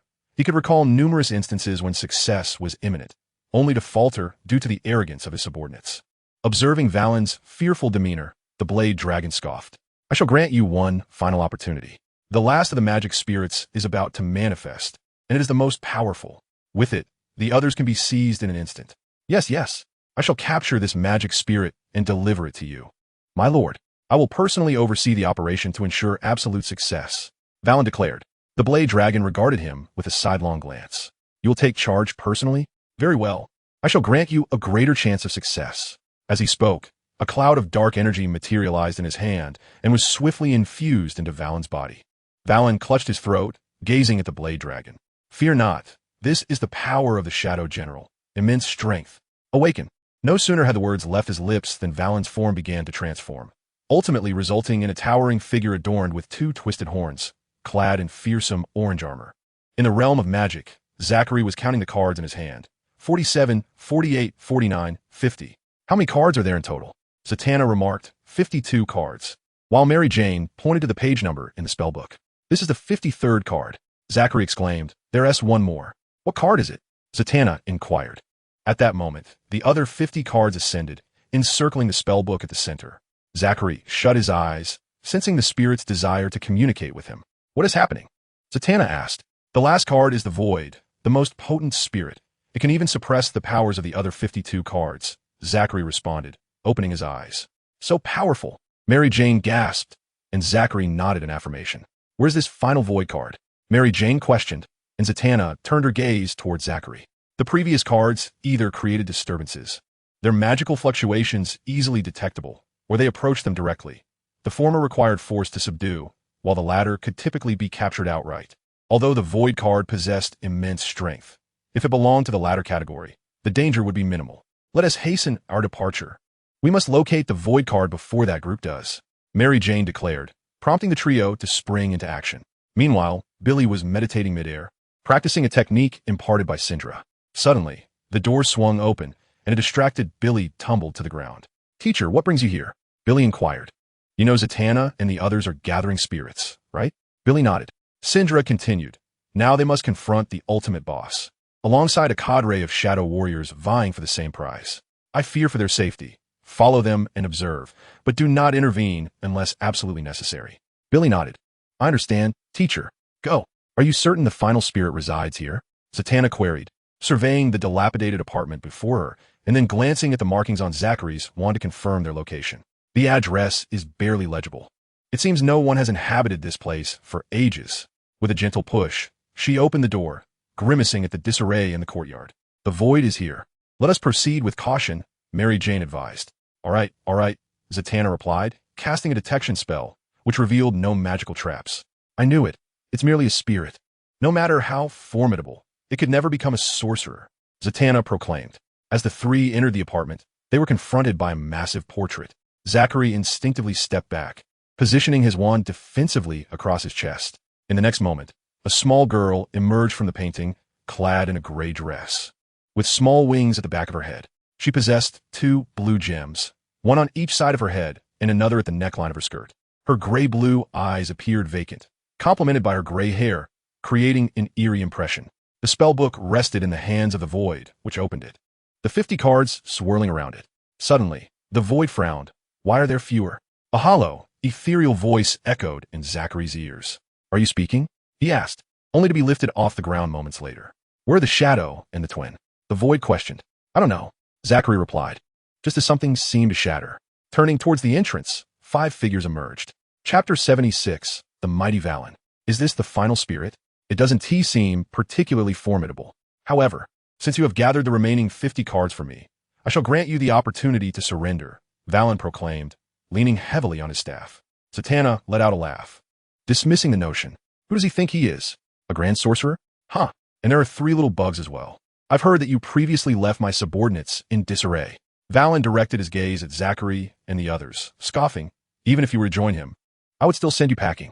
As Zatanna spoke, she unleashed a bolt of magical lightning, but was halted merely half a meter from Valen by a barrier. What are you doing? Is this a magic show? Valen inquired. Zatanna, now on high alert, sensed the powerful magical fluctuations emanating from Valen. Very well. I shall overlook your insolence. Step aside, and I shall let you leave after I subdue this spirit. Upon finishing his words, the 4 individuals behind him charged forward. We cannot allow them to seize the cards, Zachary exclaimed. Although his power had diminished significantly without the cloud cards, his own spells were still formidable. I shall show you a thing or two. Zatanna stepped forward, and together with her brother, they unleashed a barrage of magical projectiles, while Mary Jane simultaneously fired magical rays. However, the 4 adversaries, having received some enhancements, pressed forward, enduring the onslaught. Magical barrier, levitate, tumble and sway. With 3 spells cast, the 4 collided with one another before crashing into the magical barrier. Zachary and the others floated upward, swiftly retreating to create distance. Useless, Valen scoffed, releasing a magical ray from his staff that shattered the barrier in an instant. He approached the uncarded spirit, stating, You are no match for me. It is best not to resist. The spirit seemed agitated, its wings fluttering as it ascended. In the next moment, 4 cards illuminated, representing the 4 elements of earth, water, fire, and wind. A hint of amusement graced Valen's lips. This could be interesting. In an instant, the elements surged forth, with the wind leading the charge, wrapping around Valen. Valen swiftly thrust his staff, striking the wind multiple times, causing it to exhibit signs of anguish. The Earth's assault followed, sharp spikes erupting from the ground. Valen merely directed his staff downward, and the ground returned to its original state. Water and fire flanked him, but Valen adeptly evaded, unleashing a bolt of magical lightning that severely injured both elements. Did they not say he was merely an ordinary man? How could he be so powerful? Mary Jane exclaimed. It must be a magical augmentation akin to that of the Shadow Warriors, but he surpasses those Shadow Warriors by far, Zatanna remarked. What shall we do? It appears that the spirit is no match for him, Zachary stated. Do you believe our intervention would make a difference? Zatanna retorted, causing Zachary's face to flush. He genuinely worried for the spirit. Ever since it had formed a contract with the Cloud Cards, they had been communicating with various spirits each night, and feelings had undoubtedly developed over such a long time. Meanwhile, 2 women, strikingly similar yet clad in black and white, appeared beside the spirit, representing light and darkness. The strongest cards among the 52. This time, Valen's composure faltered. Charge! He commanded Zhou and the others, yet was effortlessly dealt with by light and shadow. With his staff raised, he formed a barrier, absorbing the assaults from light and shadow, causing Valen to stagger backward, his garments in tatters. Valen's eyes glowed a menacing red, and in outrage at the destruction of my cherished suit, he bellowed, You wretches shall pay. In the next moment, he transformed into the Shadow General. What a formidable surge of magical energy! Zatanna exclaimed as Valen instantaneously appeared before light, seizing her with a swift grasp. As the Shadow's attack approached, Valen countered with light, hurling her towards the Shadow. The Shadow caught light, but Valen's strike followed closely, sending both flying and leaving them grievously injured. Cease this at once. At that moment, Zachary rushed forward, positioning himself in front of Wu. Impudent wretch! I warned you not to obstruct me, Valen declared, sweeping his hand, unleashing a blade of magic toward Zachary. Zachary's eyes widened in realization, momentarily forgetting to cast a defensive spell. At that instant, a figure appeared before him, intercepting the blow. Are you unharmed? The person inquired, Captain Marvel, are you truly going to stand against me? Valen regarded the newcomer. An entity as vile as you should have been eradicated long ago. Shazam retorted, oh, is that so? Valen smirked, let's see. He charged at Shazam, his strikes swift, compelling Shazam to defend himself repeatedly. With a sweeping kick, Shazam forced Valen to retreat, conjuring a spear composed of lightning in his right hand and hurling it at Valen. As the spear flew, it transformed into countless bolts of lightning, bombarding Valen, who could only defend himself in a disheveled manner. Is it resolved? Zatanna approached, her voice tinged with anxiety. Ha ha, behold the power, the magnificent force of shadows. Valen laughed heartily, as energy converged around him, stirring a fierce wind. We must halt him, Zachary urged, and Shazam nodded, propelling himself towards Valen. We'll also harness the energy of the Kuro card to unleash a magical shockwave. A tempest swept through, sending Zachary and his companions crashing against the wall. Wu quickly conjured a barrier of magic, preventing further harm. Desist, he commanded, releasing a bolt of lightning, but Valen deflected it with a mere wave of his hand. In the next moment, Valen lunged at Shazam, seizing him by the throat. Captain Marvel, did you not claim to possess great strength? Can you not lift an aircraft? He scoffed, slamming Shazam brutally to the ground and placing a foot upon his chest. I detest you so-called superheroes, loathe you immensely. You presume yourselves powerful, champions of justice. With a single kick, I can cast you aside as mere obstacles. I shall not kill you. Instead, tell your compatriots my name, Valen. I shall unify New York, shrouding it in shadows. With that, Valen reached out a hand towards Wu. Though she attempted to resist, the depletion of her magical energy rendered her futile after mere seconds, and Valen subdued her along with the other 52 cards. Now that we have what we came for, let us depart, Valen declared, prompting the four to quickly position themselves behind him. As the dark mist dissipated, the five vanished. Chapter 77, The Shadow Sacrifice. After Valen departed, Mary Jane assisted Shazam in regaining his footing. Are you all right? Shazam gasped a few breaths, straightening himself once more. I am fine, merely hindered in my body's recuperative capabilities. A sense of frustration welled within Shazam as he had anticipated a straightforward situation, only for it to devolve into chaos. Valen's assault was imbued with magical properties, which had undermined his various abilities. It seems the teacher was indeed correct. Henceforth, I must delve deeper into the study of magic, lest I find myself devoid of such fortune in the future. Zatanna helped a somewhat dazed Zachary to his feet. What shall we do now? Zatanna inquired. With the 53 cards seized by Valen, coupled with his earlier statements, it was evident that ominous developments were on the horizon. After contemplation, Shazam suggested, you all should notify the others. I will pursue him. Zatanna glanced at Zachary and nodded. Suddenly, Zachary broke free of Zatanna's grasp, exclaiming, take me with you. I want to go too. Don't be foolish. What purpose would your presence serve? Will you merely offer them an opening? Zatanna scolded. But I cannot abandon them. Zachary retorted passionately. They chose me, and I chose them. I must go. It is imperative. His determination was palpable, and Zatanna averted her gaze with a huff. Very well. I will take you along. You all contact the others, Shazam declared. What? Valen aims to unify New York? That jest is far from humorous. Spider-Man remarked upon hearing Zatanna's words. In theory, it is not impossible.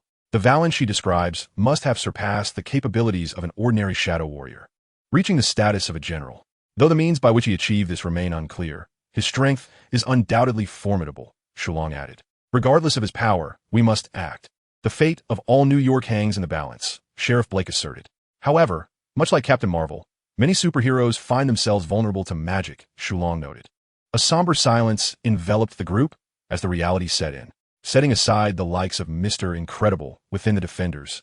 Only the Fantastic Four and the Iron Fist remain unaffected by magic, while the abilities of others would inevitably be diminished, some rendered entirely ineffective. Then we shall confront Valen's minions, assisting you in restraining them, Gwen proposed. Well said. We shall ensure that those minions do not hinder your efforts, Spider-Man affirmed. Time is of the essence. We must depart at once, Sheriff Blake declared.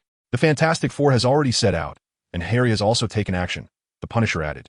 Everyone must exercise caution. I shall proceed ahead. With that, Xiao Long took flight.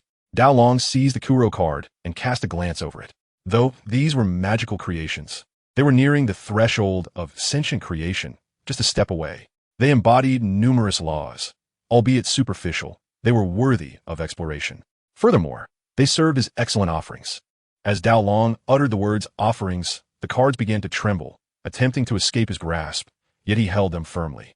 There was a faint trace of a mental imprint. Fascinating. Xiao Long chuckled coldly, enveloping the Kuro card in a shroud of dark energy. After 10 minutes, the Kuro card had turned pitch black. I have heard that you have issued a challenge to those superheroes. The Dragon Blade regarded Valen with a playful glint in his eye. That was merely the thought originally harbored by this individual. I merely articulated it. Furthermore, if you wish to re-establish the Shadow Kingdom, you will inevitably confront them. Valen replied indifferently. Then you can deal with the troubles you provoke. I must prepare the altar. You know the consequences of any misstep. The Dragon Blade retorted coldly.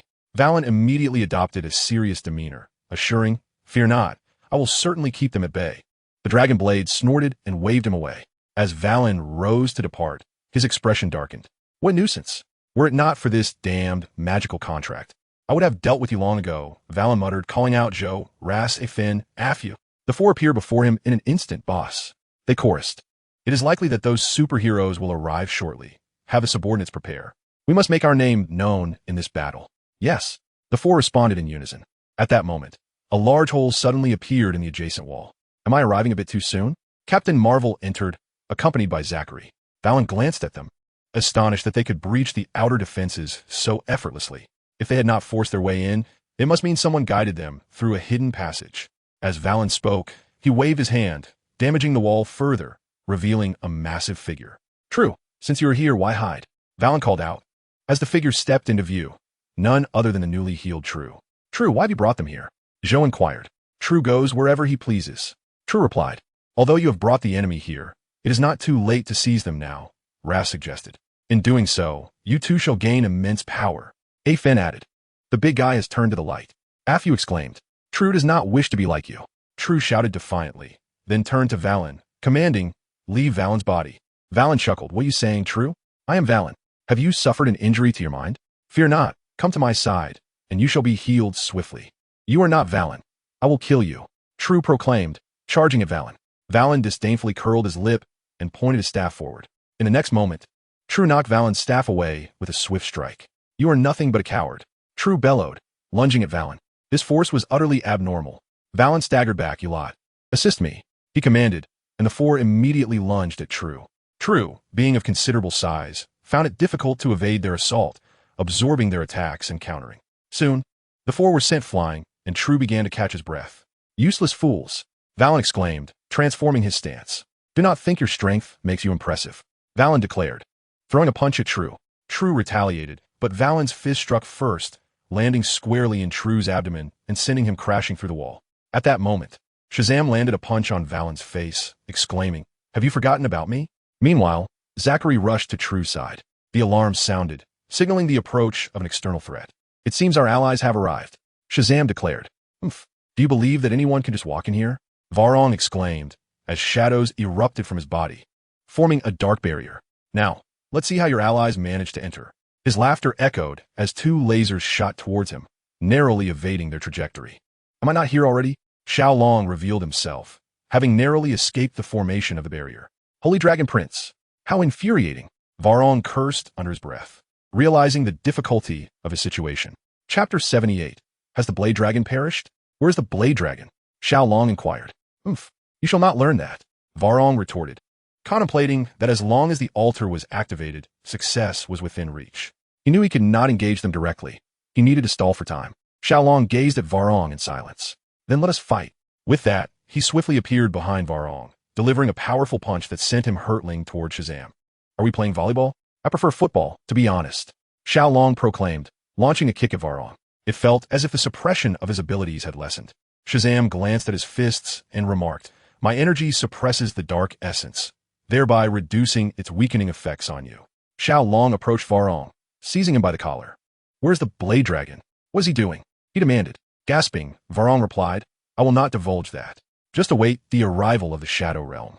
Observing Varong's defiant demeanor, one might think Xiao Long was the villain. The Shadow Realm? What is that? Shazam asked. It is a creation of ancient dark mages in alliance, hostile towards humanity.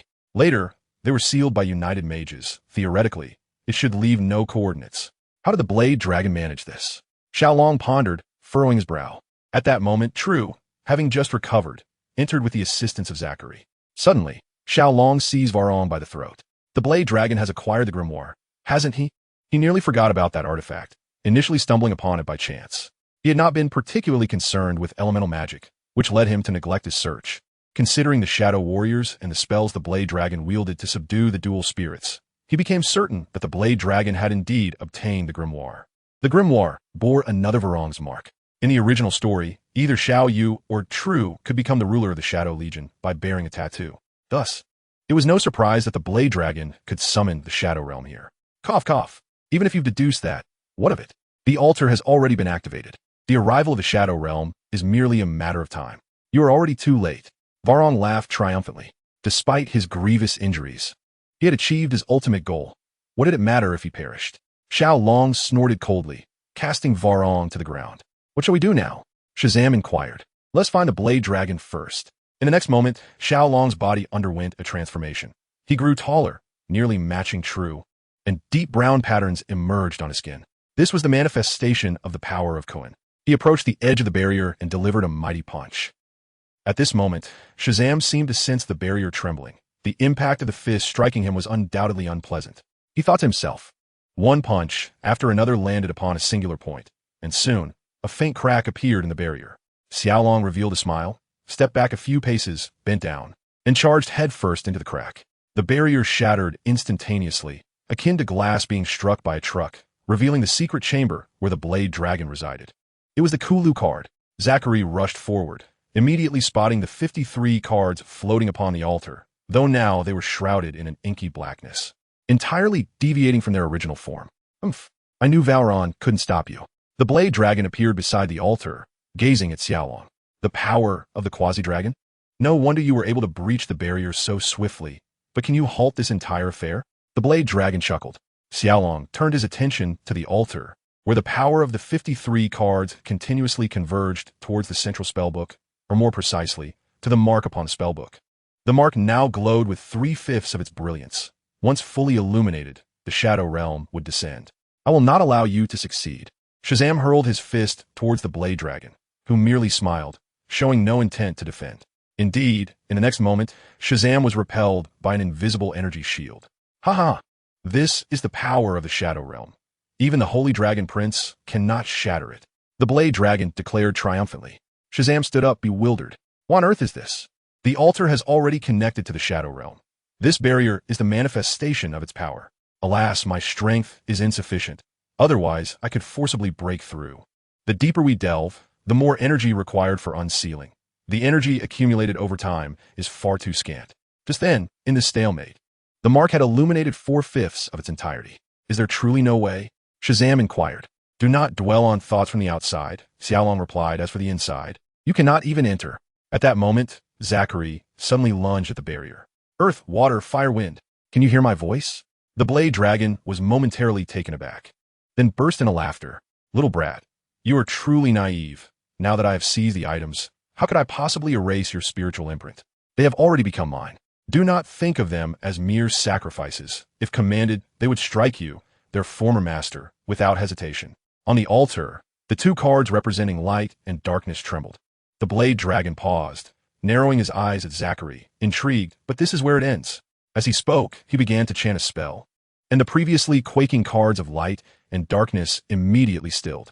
In that instant, Zachary felt as if a needle had pierced his heart, tears streaming down his face. Shazam approached and patted his shoulder. Slowly, Zachary rose, gazing at the blade dragon, his eyes aflame with fury. He desperately wished to penetrate the barrier and slay the blade dragon. The blade dragon, observing the fire in Zachary's gaze, scoffed and turned his attention back to the altar. Soon, it will be complete. The Shadow Realm is on the verge of successfully descending. Xiao Long gazed upon the compendium of spells resting upon the altar. His fists clenched in frustration. This was the second time. The repercussions of the chaotic intrusion of the Roulette had inflicted harm upon those around him. Host, your reasoning is flawed, the Roulette remarked. How could this incident have transpired were it not for the intrusion into this compendium? Xiao Long felt a surge of anger. This was merely an accident. What if the host had discovered the compendium first? The Roulette continued. The opportunities presented by the intrusions are equitable for all, and the unfortunate outcomes merely reflect the host's own inadequacy. You speak the truth. I am indeed weak, Xiao Long conceded. Numerous intrusions had occurred, and while he had acquired a fair share of treasures, aside from the current dragon power and the Xingtian armor, he had failed to fully harness their potential. The markings on the compendium grew increasingly luminous, and Xiao Long could sense the energy of the shadow realm drawing near. Suddenly, Zachary pressed against the barrier, and a faint glow emanated from the card perched atop the altar. "Impossible!" Xiao Long exclaimed, and in the next moment, light erupted from the remaining 52 cards, soaring into the void, which instantly illuminated, breaking free from the altar's constraints and flying into Zachary's grasp. "Curse it! So close!" Xiao Long bellowed. In the next instant, the compendium abruptly opened, and a surge of dark energy erupted from its pages, swiftly enveloping Xiao Long. "No! No!" He managed to scream before vanishing, leaving behind only a fist-sized black crystal. The barrier collapsed, and the altar shattered. Xiao Long approached the compendium, only to discover it had been sealed. The backlash of the spell had rendered him a sacrifice. Although the Shadow Realm had not fully descended, it was perilously close to the main world, and caution was imperative. Xiao Long mused. No sooner had he exited the secret chamber than he received a message from the Roulette. Another intrusion was imminent. Chapter 79, The Mask of Valor. Host, due to certain external forces, the intrusion is commencing immediately. It appeared that some significant figure in the world had instigated this event, albeit it merely expedited the intrusion without altering its outcome, the Roulette explained. "So, you can still be influenced?" Xiao Long inquired. The host must understand that key figures in this world carry immense cosmic fortune. They're not the ones influencing, but rather the cosmic fortune at play. Enough of this. The intrusion has begun. As the Roulette's words fell, Xiao Long sensed the environment around him shifting. Valen, who had been lying on the ground, had somehow crawled onto the altar, and a torrent of dark energy surged forth from a small fissure in the altar. "What the hell?" Xiao Long cursed. Intrusion complete. 10 ghostly masks, Valen's consciousness, and the host has acquired the sealed, blank tome of the ages. At that moment, Xiao Long was too preoccupied to contemplate the tome's significance, as Valen on the altar was being invaded by dark energy, his body unleashing powerful waves of force. "You must leave. This is beyond your capacity to handle," Xiao Long urged Shazam and the others. "I must save Valen." True remarked that Valen's body had already been seized by a demon, and as for his spirit, I cannot guarantee its preservation. However, your assistance is of no use at this moment, Xiao Long replied, and True cast a glance at Valen upon the altar. "I understand. I shall aid you in confronting the demon." With that, he turned and lifted Zachary, leading the way outside. Shazam declared, "I will inform them of the situation here. Be cautious." He then hurried after him. "Ah, the breath of freedom is truly delightful." Valen yawned. "Was it you who vanquished the Blade Dragon? I sense the aura of the spellbook. Is it not time for the rightful owner to reclaim it?" "You think too much." Xiao Long scoffed, delivering a powerful strike to the ground. A dragon fist. A wave surged from beneath, rapidly advancing towards Valen. Valen leaped up, and in the next moment, a dragon's head formed from rock erupted from the earth, which Valen swiftly shattered with a kick. The powers of the 8 great demons. If their true forms were present, I might have fled, but you are still far from that level. No sooner had Valen finished speaking than he appeared before Xiao Long, landing a punch squarely on his chest. Xiao Long slid backward several meters, carving 2 grooves into the ground. "Quite resilient. I wonder how many of my punches you can withstand." Valen continued his assault relentlessly, leaving Xiao Long unable to respond, merely enduring the blows. Suddenly, Valen ceased his attacks. "Who is there? You shall not escape." Xiao Long lunged, tackling Valen to the ground and gripping him tightly. "Let go." Valen roared as the magical array drew ever closer. Xiao Long, determined, refused to release his hold, exerting all his strength to restrain Valen. In the next instant, Valen bellowed, "I will not let you go. I am Ancient One." The Ancient One removed her hat and exclaimed, "So, it is the Supreme Sorcerer." Xiao Long sighed in relief.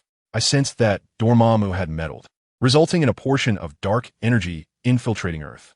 After sealing that portal, I came here, but it appears this demon still has some preparations in place.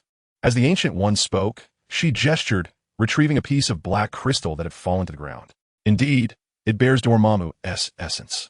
She inscribed a magical array upon the crystal, which transformed into an ordinary-looking stone. "Now, it shall no longer emanate dark energy." She handed the stone to Xiao Long. "I can sense the immense magical power within you. This is entrusted to you. Utilize your inner strength wisely to protect this world." With that, the Ancient One departed. Xiao Long stowed the crystal away and thoroughly shattered the altar before leaving. How long will this counterfeit continue? Spider-Man shouted after narrowly dodging another swing from the bizarre figure. Who are you calling counterfeit? Do you consider my refined attire to be counterfeit? The figure retorted. Enough. Just looking at your beggar-like garb makes me want to vomit, replied Spider-Man. The figure's appearance bore a striking resemblance to his own, intensifying his ire, such a tarnishment to his image. Just as the figure was about to respond, he suddenly sensed something. 9 shadows soared through the air, and the bizarre figure swiftly blocked one. The shadows materialized, revealing a mask. A peculiar mask, imbued with a faint magical aura, was deemed too weak for any practical use, relegated instead to the status of a mere collector's item. Unexpectedly, during a mission, I stumbled upon this delightful treasure, making the endeavor all the more worthwhile. If only such fortuitous tasks were more frequent. Encounters with adversaries, monetary rewards, and unexpected surprises truly bring joy. With that thought, I tucked the mask securely into my pocket. Wait, Sheriff Blake interjected. Please hand over that mask. This is my possession. Why should I surrender it? Which law permits the police to seize personal belongings? The eccentric individual retorted, tossing the mask playfully into the air. Don't. Please don't. As he spoke, he deftly evaded the webbing attacks from Spider-Man and Spider-Woman, vanishing onto the rooftop. It seems Valorant's influence has been eradicated. My mission is accomplished. Farewell. With that, he disappeared into thin air. Is he also a sorcerer? Sheriff Blake pondered aloud. We did not detect any magical fluctuations, Zatanna replied. Spider-Man, you cannot claim to possess my charm. Valorant's minions have been dealt with. At that moment, Xiao Long emerged. Sheriff Blake inquired about Valron and Dao Long. Valron was dragged into the Shadow Realm by a demon. Dao Long met his demise due to a magical backlash, Xiao Long recounted. At last, a gang in Hell's Kitchen has been thoroughly wiped out, Daredevil remarked as Erica approached him, sharing a knowing smile. By the way, 9 beams of black light shot forth earlier, one of which was seized by a mercenary. It's a mask, Spider-Man noted. Is that ghostly mask truly powerful? The mask itself merely enhances the overall strength of its wearer, typically increasing it by 3 to 5 times. However, its greatest power lies in its ability to command the Ghostly Legion, an undead army comprised of shadows.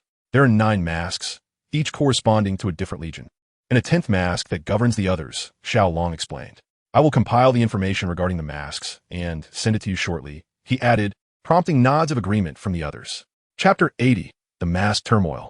Within the confines of a New York police precinct jail, 4 individuals were imprisoned in a cell, designated as dangerous due to their past transformations into shadow warriors. The prison was heavily guarded, with ample personnel equipped with firearms. The guards outside are plentiful and armed. Escape seems nearly impossible, Lacey remarked. Isn't Valron still at large? Fear not. He will come to our rescue, Finn replied with optimism. Setting aside whether he possesses the ability to free us, even if we were to break out, we would still face the dual threat of police and superheroes. We no longer have our former influence. Jean will undoubtedly consume our territory, leaving nothing behind, Afyu stated, surprisingly articulating a sensible thought. In a shadowed corner outside the prison, a dark mist materialized. A patrolling officer felt an unsettling chill at his back and instinctively turned around, only to have the mist envelop his face, transforming into the visage of a mask. What nuisance! That sealing power is exceedingly formidable. Fortunately, I managed to send out the 9 masks in advance. As long as I have those 9 masks, I can break the seal. However, before that, I must also release my subordinates. After all, some assistance is always necessary. The mask vanished, and to his astonishment, the officer transformed into Valen. Turning the corner, Valen assumed the guise of a patrolman and entered the prison. How are things? They haven't caused any trouble, have they? Valen inquired, to which a guard reassured him. Rest assured, they can no longer transform. They're merely ordinary people now. Besides, the security measures here are controlled from the control room, so even if they escape their cells, it would be futile. Then I can relax, Valen replied with a smile. In the next moment, 2 guards suddenly felt darkness envelop them and collapsed. Their shadows rose, morphing into 2 spectral soldiers. Go disable the security measures, Valen commanded. The spectral soldiers saluted before vanishing into the shadows. Valen proceeded into the prison, arriving at the cell where Zhou and his companions were held. You all seem rather at ease, Valen remarked. Oomph. Zhou scoffed, turning away. Have you no intention of escaping? Valen asked. That is none of your concern. Fen retorted. Do you truly not wish to? Valen pressed further. Who are you exactly? Lesu approached, questioning him. Valen. You? Lesu gasped in disbelief. It's nothing much. I am currently working for a powerful individual. These trivial tricks are nothing of consequence, Valen replied. Is it the Blade Dragon Mage? Afen inquired, nostalgia evident as they reminisced about the power they once wielded as shadow warriors, with Afu joining in the conversation. No, the Blade Dragon, no matter how formidable, is merely immortal. My master is a mighty demon, Valen declared. A demon. The others gasped in shock. What? Are you unwilling? How disappointing. I thought of you first, Valen said, turning to leave. Wait, Zhou interjected. What is that demon's true purpose, and what can he offer us? They were no longer Valen's subordinates. Relying solely on their past camaraderie would not suffice. Valen, understanding their hesitation, turned back, a smile gracing his face. The aim of that esteemed individual is quite simple, to transport his army and kingdom into the real world. Perhaps to carve out a domain or to seize control of a nation, depending on the outcome. As for what he can offer you, positions as generals in 9 legions. Yours for the choosing. The 4 exchanged glances, and Zhou declared, we agree. Had Valen mentioned that the demon intended to annihilate the earth or all of humanity, they would have never consented. In truth, Valen had initially contemplated ruling over humanity, but following his encounter with the Ancient One, he recognized that Earth was not so easily conquered. Valen chuckled, excellent. In the next instant, the cell door swung open, and the 5 swiftly vanished from the prison. What? Valen's subordinates have escaped. The following day, Sheriff Blake was infuriated upon receiving the report. How could this happen? Were they not ordinary people already? What? An external enemy has invaded? You didn't even manage to sound the alarm? All right, secure the scene. I will be there shortly. Sheriff Blake hung up the phone, contemplating his next move before retrieving his communicator. Contact Saint Dragon for me. I require his assistance. There remains a lingering power of dark energy here. Xiao Long observed after assessing the prison situation. Could it be that the Blade Dragon is still alive? Sheriff Blake queried. Not the Blade Dragon, but Valen, came the response. Xiao Long remarked that Sheriff Blake furrowed his brow, questioning whether he was not a demon, also known as Valen, who had been subdued and granted a portion of his power. The shadows of these 2 guards had previously been manipulated. This was his forte, Xiao Long continued. What is his objective? Sheriff Blake inquired. To awaken his 9 generals, resurrect the Phantom Legion, and bring his spectral kingdom from the Shadow Realm into the mortal world. Xiao Long contemplated. As for whether Valen still harbored ambitions of ruling all humanity, Xiao Long believed that after being sealed by the Ancient One, such reckless thoughts should have dissipated. What happened then? Sheriff Blake asked. Probably an expanse as vast as Canada would be plunged into darkness, with humanity either becoming shadow soldiers or fleeing, not to mention the possibility of him launching attacks elsewhere. Of course, the exact location of his descent remains uncertain. Xiao Long replied. The crux lies within those 9 masks. Can they be destroyed? Sheriff Blake questioned. Very well. I shall dispatch individuals to search for the whereabouts of the masks, Sheriff Blake declared, with the Defender Alliance also offering their assistance, as Xiao Long affirmed. Sheriff Blake reported the matter of the Phantom Masks to Nick Fury, thus alerting major organizations worldwide. In an obscure corner, Deadpool examined the Phantom Mask in his possession, marveling at its latent power, yet puzzled as to why he could not wield it. How dull. Better to sell it for a handsome price. He mused. But to whom? Magneto? Hellfire? That devilish gentleman from England? Uh-huh, I've got it. With our previous rapport, he would surely pay a fair price. I'll make a fortune. With that, Deadpool vanished from sight. The Phantom Mask? A perilous artifact indeed. Should those with ambitions acquire it, it would pose a formidable threat to mutants. Seated in his wheelchair, Professor X conveyed a mental message to Jean.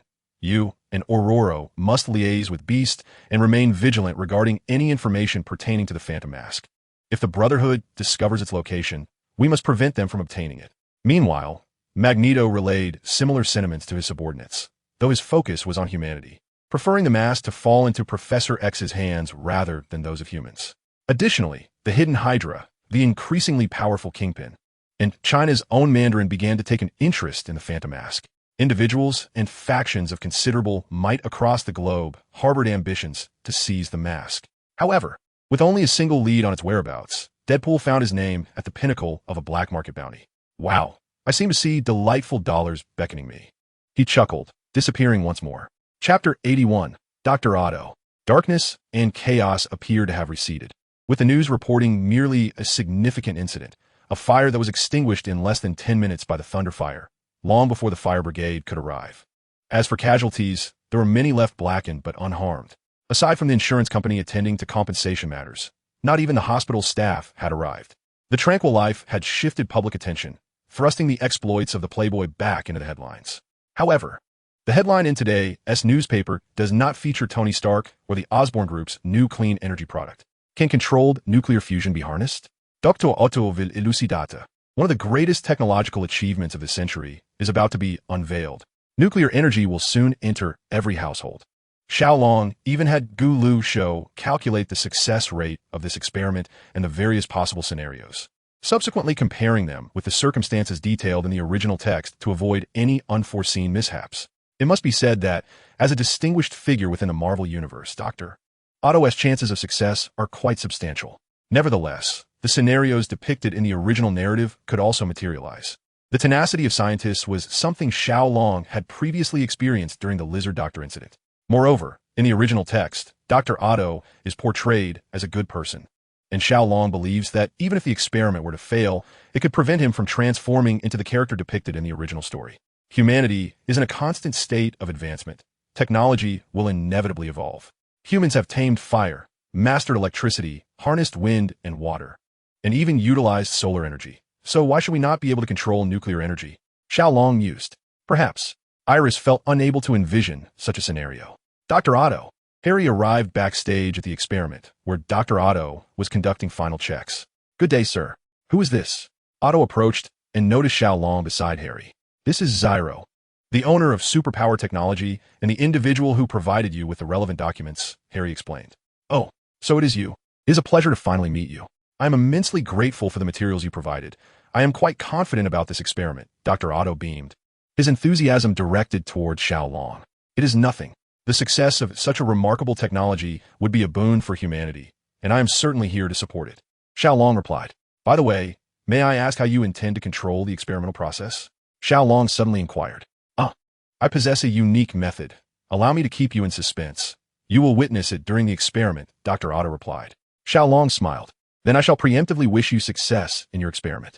Ladies and gentlemen, welcome to my experiment. You are about to witness one of the greatest experiments of this century. This trial will enable humanity to harness a new form of energy, nuclear fusion, Dr. Otto announced, eliciting applause and flashes from cameras. Well, I do not wish to elaborate further.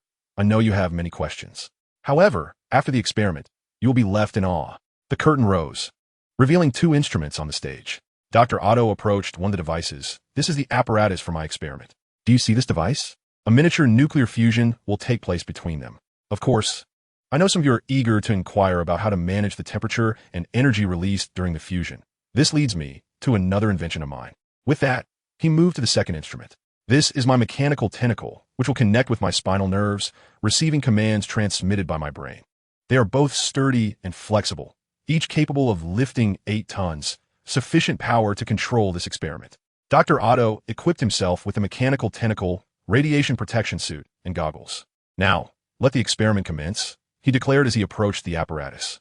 The elements required for the experiment were hydrogen and tritium, the latter of which is abundantly found in nature, yet challenging to extract. As the instruments activated, the tritium began to expand, emitting light and heat that captivated everyone's attention. Splendid. The elements were evolving as planned, and the energy index was on a rise. Dr. Otto, while deftly manipulating the tentacles, remarked that the luminous orb at the center of the apparatus grew increasingly radiant, and the force of its outward expansion intensified. Dr. Otto began to exert full control over the tentacles, regulating the pace of the experiment, a detail mentioned in the data provided by Xiao Long, which he evidently noted. Xiao Long exhaled in relief. According to the calculations from the ancient musical beast, even if the experiment ultimately failed, it would not result in the catastrophic incident described in the original narrative. However, life is full of surprises, and the Marvel Universe is rife with unexpected events. Suddenly, a light flickered, followed by sparks of electricity erupting from the instrument's wiring. Doctor, we should pause the experiment. Xiao Long called out. No, we are so close to success. Just give me a little more time. I can manage it. Dr. Otto shouted, intensifying his control over the tentacles as he prepared for the final compression. Harry, please arrange for an evacuation. Xiao Long instructed. But the experimental results. We have a superb journalist.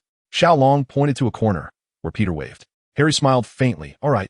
He then began instructing his secretary to facilitate the exit, and Peter approached. Dr. Otto is a remarkable scientist, Peter remarked, gazing at him. I recall that you applied to be his assistant, correct? Harry inquired. Yes, but I was turned down. Dr. Otto prefers to conduct experiments alone. However, our conversation was quite enjoyable, Peter replied. Suddenly, Dr. Otto exclaimed, "This is bad. The instrument has failed."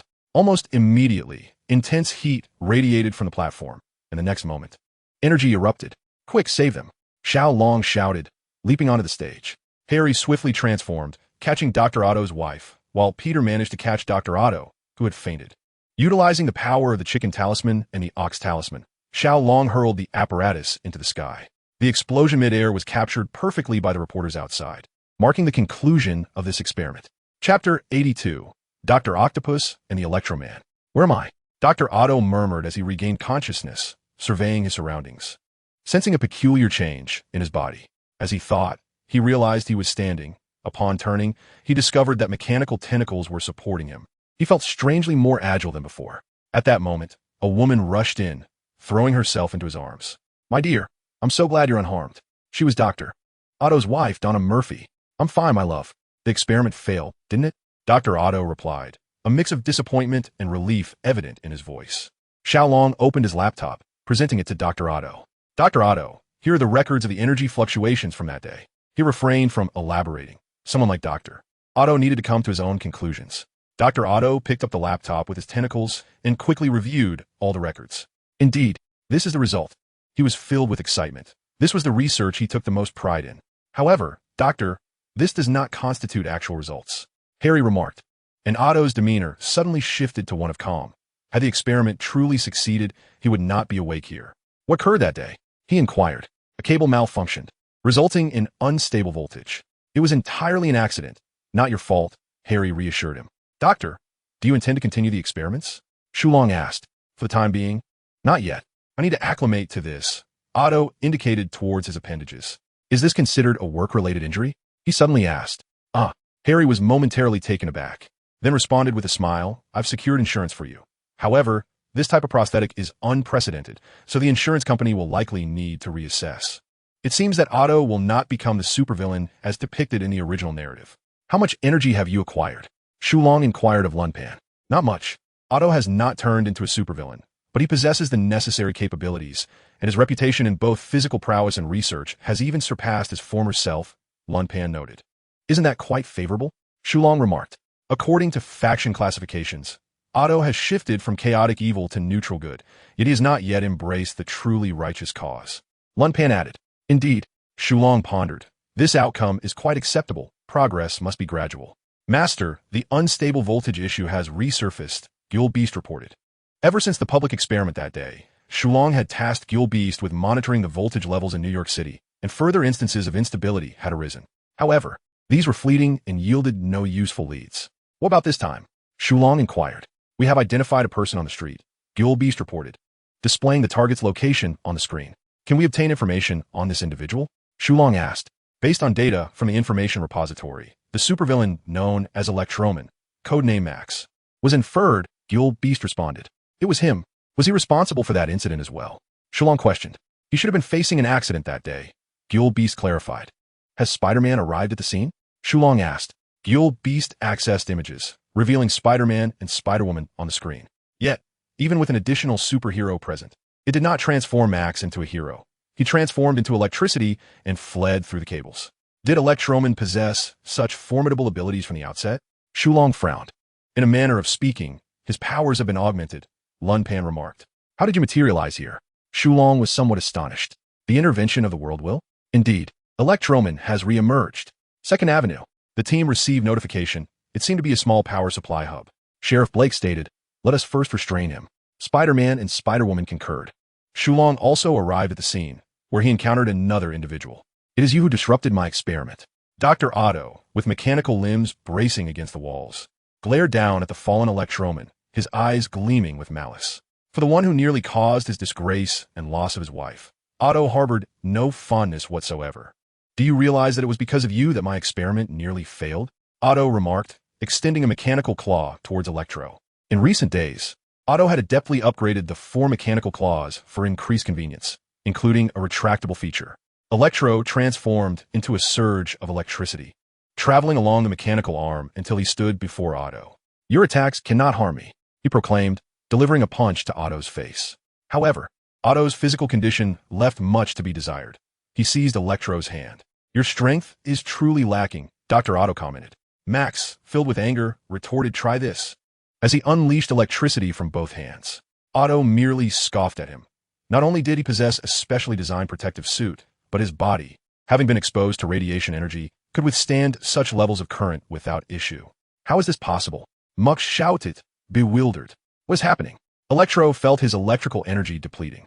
"It's designed to absorb electric currents," Dr. Otto explained, having prepared the mechanical tentacles for his next experiment, although the lack of tritium would prolong the process. Otto was far from ready to concede. At that moment, Spider-Man and Spider-Woman arrived. "Oh, it's you two. Just a moment. I'll drain this guy's electricity and then hand him over to you. He still has quite a bit of stored energy." Otto glint. Thank you, Doctor." Spider-Man replied awkwardly, leaning against the wall. Meanwhile, Spider-Woman informed the others that Electro had been captured. Soon after, Max, now devoid of electrical energy, was tossed to Spider-Man by Otto, who produced a container. "The energy is stored in this super battery. Make sure to keep an eye on it," he instructed, tossing the battery to Spider-Woman before departing. They secured Electro in a specialized prison, and this incident was resolved with remarkable ease. No one expected Dr. Otto to handle Electro so effortlessly. Two adversaries that once posed a challenge to Spider-Man ended up in such a predicament. "You must have gathered quite a bit of energy?" Xiao Long inquired of the Roulette. "Indeed, and thus the chaos has begun anew," Roulette replied. Chapter 83, Godzilla. "Oh, let us get started," Xiao Long casually remarked, and soon the chaos was complete. Staring at the outcome, Xiao Long was momentarily stunned, rubbing his eyes and scrutinizing it once more. "Roulette, are you being serious? What are the odds of this result?" Xiao Long asked. "About 1 in 10,000, Roulette responded. "So, does that mean I am fortunate or unfortunate?" Xiao Long mused with a wry smile. "Host, with the upgrades to Roulette, the chances of encountering higher-level entities will increasingly rise. You should prepare yourself mentally," Roulette advised. After a moment of silence, Xiao Long conceded, "You're right. So what have I obtained?" "The genetic data of Frostbite." "Frostbite? Who is that?" "From the anime Battle of the Heroes. It is Morgana's mortal incarnation, possessing a Tier 3 gene. Isn't that from the same world as crocodile god Sotan?" "Indeed. All right, I need to contemplate how to approach this matter." "Godzilla, my goodness, why does it have to be him?" Xiao Long muttered to himself, slumping into his chair. After a considerable amount of time, Xiao Long urged Gulu Beast to promptly locate Godzilla's whereabouts. However, this endeavor might necessitate the utilization of numerous satellites. Gulu Beast responded. "Then let's disseminate the information anonymously, claiming that a monster, mutated due to nuclear waste, is about to land in the United States. Send it out widely." Without hesitation, Gulu Beast complied, and soon the internet was flooded with related news. Although the government swiftly deleted most of it, it nonetheless sparked considerable public discourse. A day passed, during which Xiao Long refrained from instructing Gulu Beast to continue searching for Godzilla via satellite. Instead, he directed it to remain vigilant along the coastal lines of America. Due to the previous online information prompting governmental investigations, Xiao Long chose not to issue any further messages. "Master, Harry is trying to reach you," Gulu Beast conveyed. "Put him through," Xiao Long replied. "Xiao, it's quite a challenge to get in touch with you. Peter and I are heading out for dinner. Would you care to join us?" Harry, dressed casually, remarked, his spirits buoyed by the recent surge in Osborne Enterprises stock. "Sure, send me the address," Xiao Long replied absent-mindedly. Still preoccupied with thoughts of Godzilla. "What is troubling you? You seem preoccupied," Harry inquired. Just as Xiao Long was about to respond, he sighed. "I'll share it with you all later." "Very well, I've sent you the address." "Don't be late," Harry concluded, disconnecting the call and forwarding the details. "Why did you choose this place for gathering?" Xiao Long asked. "It's spacious, and we have acquaintances here who are easy to converse with," Harry chuckled, adding, "Or is it that you wish to dine with Mary Jane?" Xiao Long shot Harry an exasperated glance, prompting Harry to burst into laughter. Upon entering the venue, they found that the others had already arrived. As the hosts, the Zachary siblings had also taken their seats at the table. Recently, society had quieted considerably, with only minor characters emerging, as if merely stretching their legs. Peter remarked while savoring a bite of steak, "There hasn't been a whisper about the ghost mask. The entire black market is plastered with Deadpool-esque bounties, yet no one has managed to capture him. Valen and his crew have also vanished," Cindy added. "By the way, when does Dr. Otto plan to commence the second experiment?" Peter inquired of Harry. Despite the company's stock continually rising, acquiring tritium elements proved to be quite challenging. Thus, The doctor was currently focused on refining the technology that integrates the neural control system with prosthetics, Harry explained. That truly is an impressive technology, Peter acknowledged. By the way, have you noticed that information circulating online? Xiao Long suddenly asked. What information? Zachary responded, appearing bewildered. He had been preoccupied with establishing connections with unlicensed individuals and had been quite reclusive of late. You don't actually believe the news about the supermonster, do you? Peter exclaimed, nearly spitting out his food. Just focus on your meal. Gwen admonished, playfully covering Peter's mouth, while Cindy shifted her seat in evident disdain. Although the source of the information had yet to be apprehended, Harry chuckled. It's only a matter of time before they are caught. Surely, you don't think this individual is a super hacker criminal? Xiao Long set down his utensils, pondering. What if the information is indeed accurate? The others turned to him, and laughter erupted around the table. I confess, this cold joke struck a chord within me, Peter remarked, and then all eyes turned to Xiao Long's serious countenance. Are you certain? Harry inquired, his smile fading. Indeed, even dinosaurs existed in this world. What is impossible about mutations? Xiao Long asserted. Are there still dinosaurs living among us? How fascinating, Zatanna exclaimed, her excitement palpable, for these were creatures long believed to be extinct.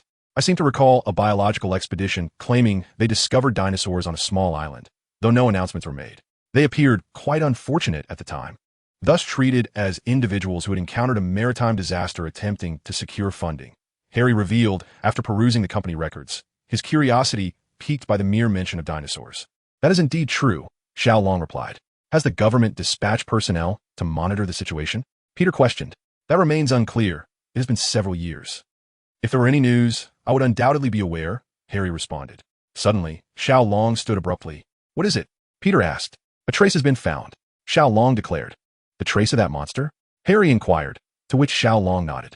Ancient music beast, immediately disseminate the images, videos, and estimated data, Xiao Long commanded. That information was sent by you, Harry observed, suddenly finding Xiao Long quite enigmatic. Xiao Long sat back down, apologizing. I regret not informing you earlier. That information was indeed sent by me. As for how I came to know of this matter, I cannot quite explain. It feels as if I dreamed it. A vivid dream. Xiao Long sighed inwardly. He could not disclose the matter of the roulette, so he had to concoct a plausible excuse. It was fortunate he possessed a superhero identity. Otherwise, it would be rather difficult to explain. A precognitive dream? I've only heard my mother speak of such things. They are quite miraculous, Zachary commented. In the ocean, a colossal figure was slowly swimming toward New York, with all creatures fleeing in its wake. Though some fish were unable to escape and were devoured whole. 2 aircraft approached from above, spotting the creature, and after circling for a moment, they swiftly retreated. What manner of monster is this? The American president gazed at the beast on the screen, feeling as if his worldview was crumbling. It bore a striking resemblance to a dinosaur, albeit mutated, possessing immense research value. I only know it intends to land in America, specifically New York, a scientist proclaimed. Damn the research value. If we can annihilate it, I have no qualms about you studying its remains. The president shouted. Current assessments indicate that our weaponry can only inflict damage with strategic-level missiles, thanks to Stark Industries' latest innovations, a military representative stated. Excellent. Launch immediately and eliminate it, the president commanded. However, this monster possessed an organ within its abdomen resembling a nuclear reactor. Should it perish, that organ would detonate, obliterating all of New York. Another scientist warned, nuclear weapons cannot be employed. It appears this creature has thrived by absorbing nuclear waste. A scientist remarked, as the President of the United States sits in his chair, do not let me know which nation's nuclear waste has caused this calamity. Observing the direction of the monster's advance, another person whispered, it appears to be heading towards one of our underwater nuclear test sites. The President's expression darkened instantly, declaring, I absolutely refuse to run for re-election. Rising, he commanded, regardless of the circumstances, we must first deploy aircraft for a preliminary strike. If that proves ineffective, we must immediately arrange for evacuation. This is a disaster for America. Those vampires shall not sit idly by and watch. Furthermore, he instructed, inform those special organizations from various nations, be they mutants, superhumans, or even notorious criminals, that if they assist in helping America navigate through this disaster, their reasonable demands will be met, and their past transgressions will be pardoned. Announce this at once. He even shouted in desperation. Once the room cleared, he sat alone, cradling his head in his hands. In Chapter 84, the day of the monster's emergence, as they gazed at the screen depicting the aircraft engulfed in flames, Xiao Long and his companions fell into a solemn silence. They were all warriors, and they took a moment to mourn for the fallen. Sheriff Blake stated, and simultaneously, all the superheroes bowed their heads in respect, devoid of any other expression. The monster, codenamed Godzilla, stood at a height of 108 meters, with a tail measuring 168 meters and an estimated weight of 90,000 tons. The tail is longer than the body. Could it be that the tail is its true form? Spider-Man remarked casually, eliciting a few subdued chuckles. However, under the stern gazes of the higher-ups, they quickly lowered their heads once more. I doubt we collectively weigh as much as it does, declared the character known as the female Punisher. True, numbers do confer strength, but the adversary represents a qualitative change, whereas we have yet to achieve a quantitative one. Aside from New York, Gotham City and Metropolis, along with some idle superheroes, would also lend their aid. The X-Men had arrived, and the Brotherhood of Mutants had agreed to intervene as well, Sheriff Blake informed them. This time, the president had issued a strict command. The military personnel had decisively backed down, and Stryker had also consented to abandon the X-Weapon project, though uncertainty lingered regarding any new conspiracies. I have heard that some supervillains have been released, Xiao Long inquired. Indeed, Sheriff Blake replied, somewhat sheepishly. Under the guise of redeeming themselves, they are at the forefront. This is clearly a suicide squad, after all. Do we have any plans? The Punisher asked. Sheriff Blake's expression darkened further. The military will deploy aircraft for long-range fire support and provide 3 aircraft carriers as battlegrounds for the superheroes, hoping we can keep Godzilla from crossing into American territory. A cold smile crept across the Punisher's face, while the countenances of others grew grim. Sheriff Blake hastily pulled up the previously collected data. Godzilla's skin could withstand typical assaults, with only Stark Industries' Jericho missiles inflicting any significant damage, albeit provoking the beast. Within its body resided an organ akin to a nuclear reactor, enabling Godzilla to unleash searing flames. What is the temperature? Asked Thunderfire, who, being a fire manipulator, was particularly sensitive to this inquiry. Approximately 100,000 degrees. It is uncertain if that is its limit.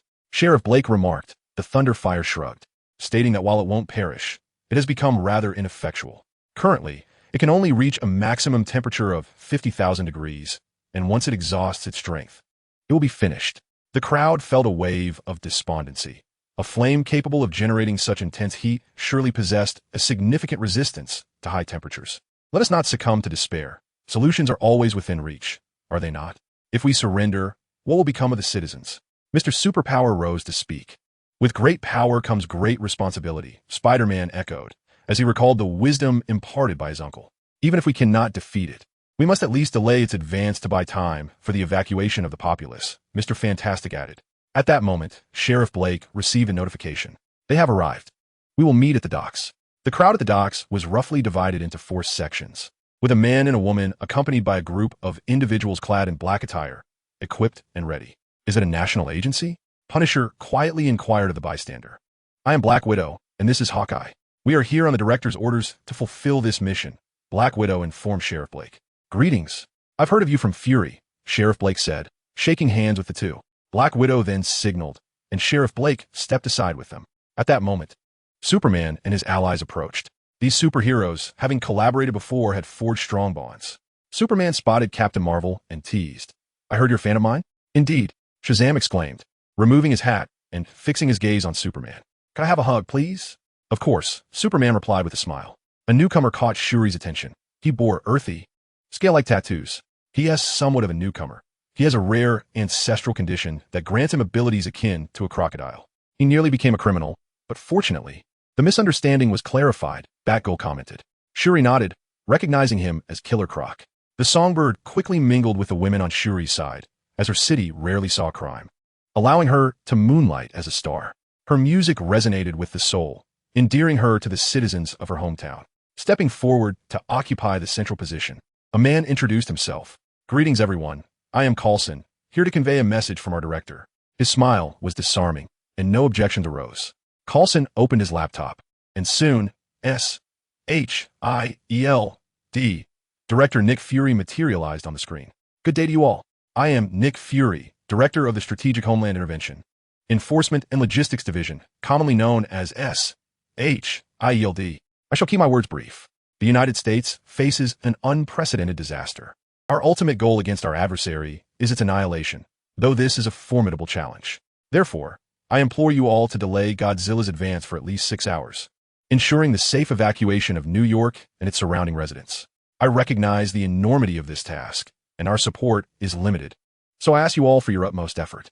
With that, the video concluded. Although we have encountered numerous conflicts in the past, in this moment of peril, we set aside our prejudices and join forces to confront the impending threat. I assure you, the X-Men and the Brotherhood will exert every effort. Professor X stated that after this encounter, mutants will attain their rightful place in society, and thus, the Brotherhood is equally committed. Magneto's words were clear and, in fact, provided a sense of normalcy to the situation. The ship has arrived. We shall embark. After Black Widow concluded her remarks, she led the SHIELD agents towards the aircraft carrier, while the X-Men boarded their own plane. The Brotherhood of Mutants, under Magneto's command, proceeded to another aircraft carrier, and Shaw and his comrades followed Sheriff Blake onto a third carrier. All 3 aircraft carriers powered up, with the third carrying individuals who were either released criminals or infamous supervillains.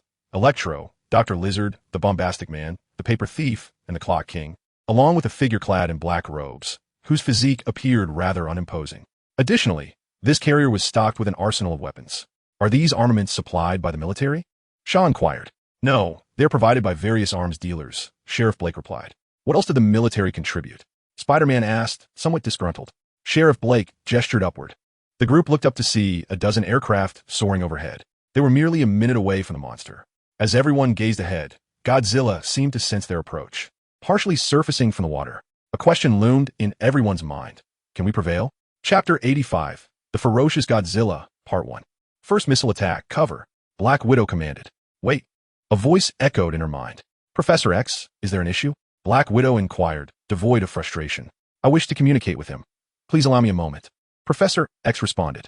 Black Widow hesitated for a brief moment before conceding, very well. She then ordered a halt to the assault preparations.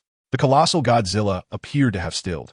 Should we initiate the attack? Colossus asked. It is Professor X. He is communicating with Godzilla, Blake informed the others, yet everyone remained poised for any unforeseen developments. Sheriff Blake silently hoped for a successful dialogue. On board the X-Men's aircraft, Professor X, eyes closed, suddenly opened them wide, his body slightly rising. The beast obeys the strong. He managed to utter before succumbing to unconsciousness.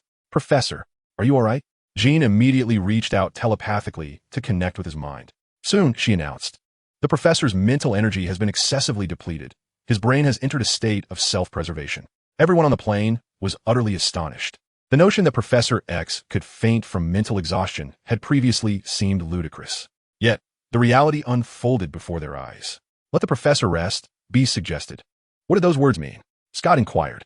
There is too little information. Let us communicate with them, Beast replied. At that moment, Godzilla unleashed a deafening roar, its tail thrashing above the water, sending massive waves crashing towards the 3 aircraft carriers. The Ice Master leapt from the aircraft carrier, his boots swiftly transforming into skis. The moment he touched the ocean's surface, a sheet of ice materialized beneath him, allowing him to glide rapidly as he exhaled a frigid breath that froze the seawater. The X-Men landed on the vessel occupied by the Brotherhood, where Storm unleashed a surge of electricity, while Jean Grey employed her telekinesis to repel the encroaching waves. Meanwhile, several mutants under Magneto's command utilized their abilities to fend off the water. Hawkeye unslung his bow, drawing back the string to reveal 7 ice-blue arrows. In the next instant, he released them, striking the waves and freezing a portion of the sea. Almost there, the Superman siblings spotted a nearby breach and swiftly soared over, inhaling deeply before unleashing a chilling gale that solidified the last remnant of the tumultuous water. Upon returning to the ship, the Power Man patted the Ice Master on the shoulder, exclaiming, "Well done, my friend." The Ice Master replied with a weary smile that was exhausting. Suddenly, the sound of shattering ice echoed as Godzilla struck, breaking through the frozen waves. The battle was just beginning. Caution was imperative. Sheriff Blake warned as he completed his transformation and leapt from the carrier onto the ice, followed closely by the others. Sheriff Blake fired his weapon, but only managed to spark a glimmer against Godzilla's formidable form. The Power Man lifted a chunk of ice the size of a small car and hurled it at Godzilla, while the thing, unwilling to be outdone, threw an even larger piece. Captain Marvel and the Superman siblings charged towards Godzilla's head, deftly evading its claws, delivering powerful blows to its skull. That hide is remarkably tough, Shazam remarked, rubbing his hands. Godzilla, feeling the pain, furiously swiped its claws in an attempt to ensnare the trio. They maneuvered through the air, evading Godzilla's onslaught while seeking opportunities to counterattack. The X-Men and the Brotherhood also engaged in relentless assaults. Magneto manipulated pre-prepared metals into a massive spear, launching it at Godzilla, yet failing to breach its defenses. The S.H.I.E.L.D. agents fired specialized weapons, but their efforts yielded little effect. "Make way!" The impact suddenly shouted, and in the next moment, a 10-meter-long arc of energy sliced through the air. Godzilla, sensing the impending danger, attempted to block the attack with its claws. But the Superman siblings and Captain Marvel simultaneously targeted its eyes. A pained roar erupted from Godzilla, signaling that their attack had succeeded. "Yes," Spider-Man cheered, observing that 2 fingers had been severed from Godzilla's right claw. Its eye also suffered an assault and shut, yet in the next instant, the wound began to heal. Enraged, Godzilla opened its massive maw and unleashed a torrent of flames. Thunderfire countered with its own inferno, attempting to shield against Godzilla's fiery breath. However, the blue flames emitted by Godzilla clearly gained the upper hand. Xiao Long ascended into the air, channeling the full power of the Dragon Talisman, combining it with Thunderfire's flames to halt Godzilla's advance. At that moment, Zachary soared upwards, the fire spirit unfurling its wings, charging towards Godzilla engulfed in flames. An explosion of fire erupted, and Xiao Long and his companions landed on the ice. As the smoke dissipated, blood trickled from the corner of Godzilla's mouth.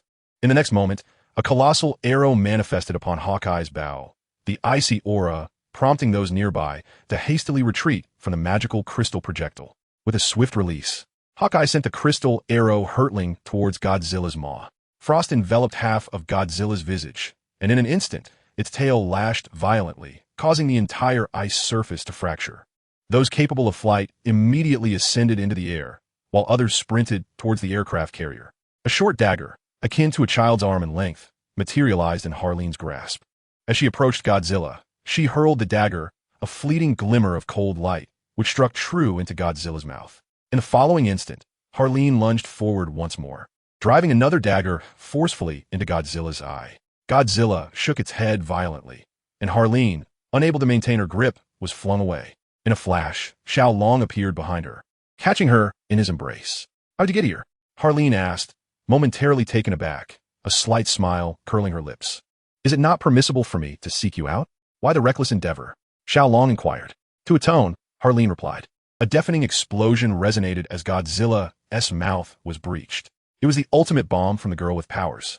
For reasons unknown, witnessing Harleen being thrown aside ignited a fierce anger within her, as if instinctual knowledge surged forth. The ordinary explosives rapidly coalesced into an aberrant missile. "How did you accomplish that, darling?" Big Daddy exclaimed, astonished. "I am uncertain," the girl with powers confessed, equally bewildered.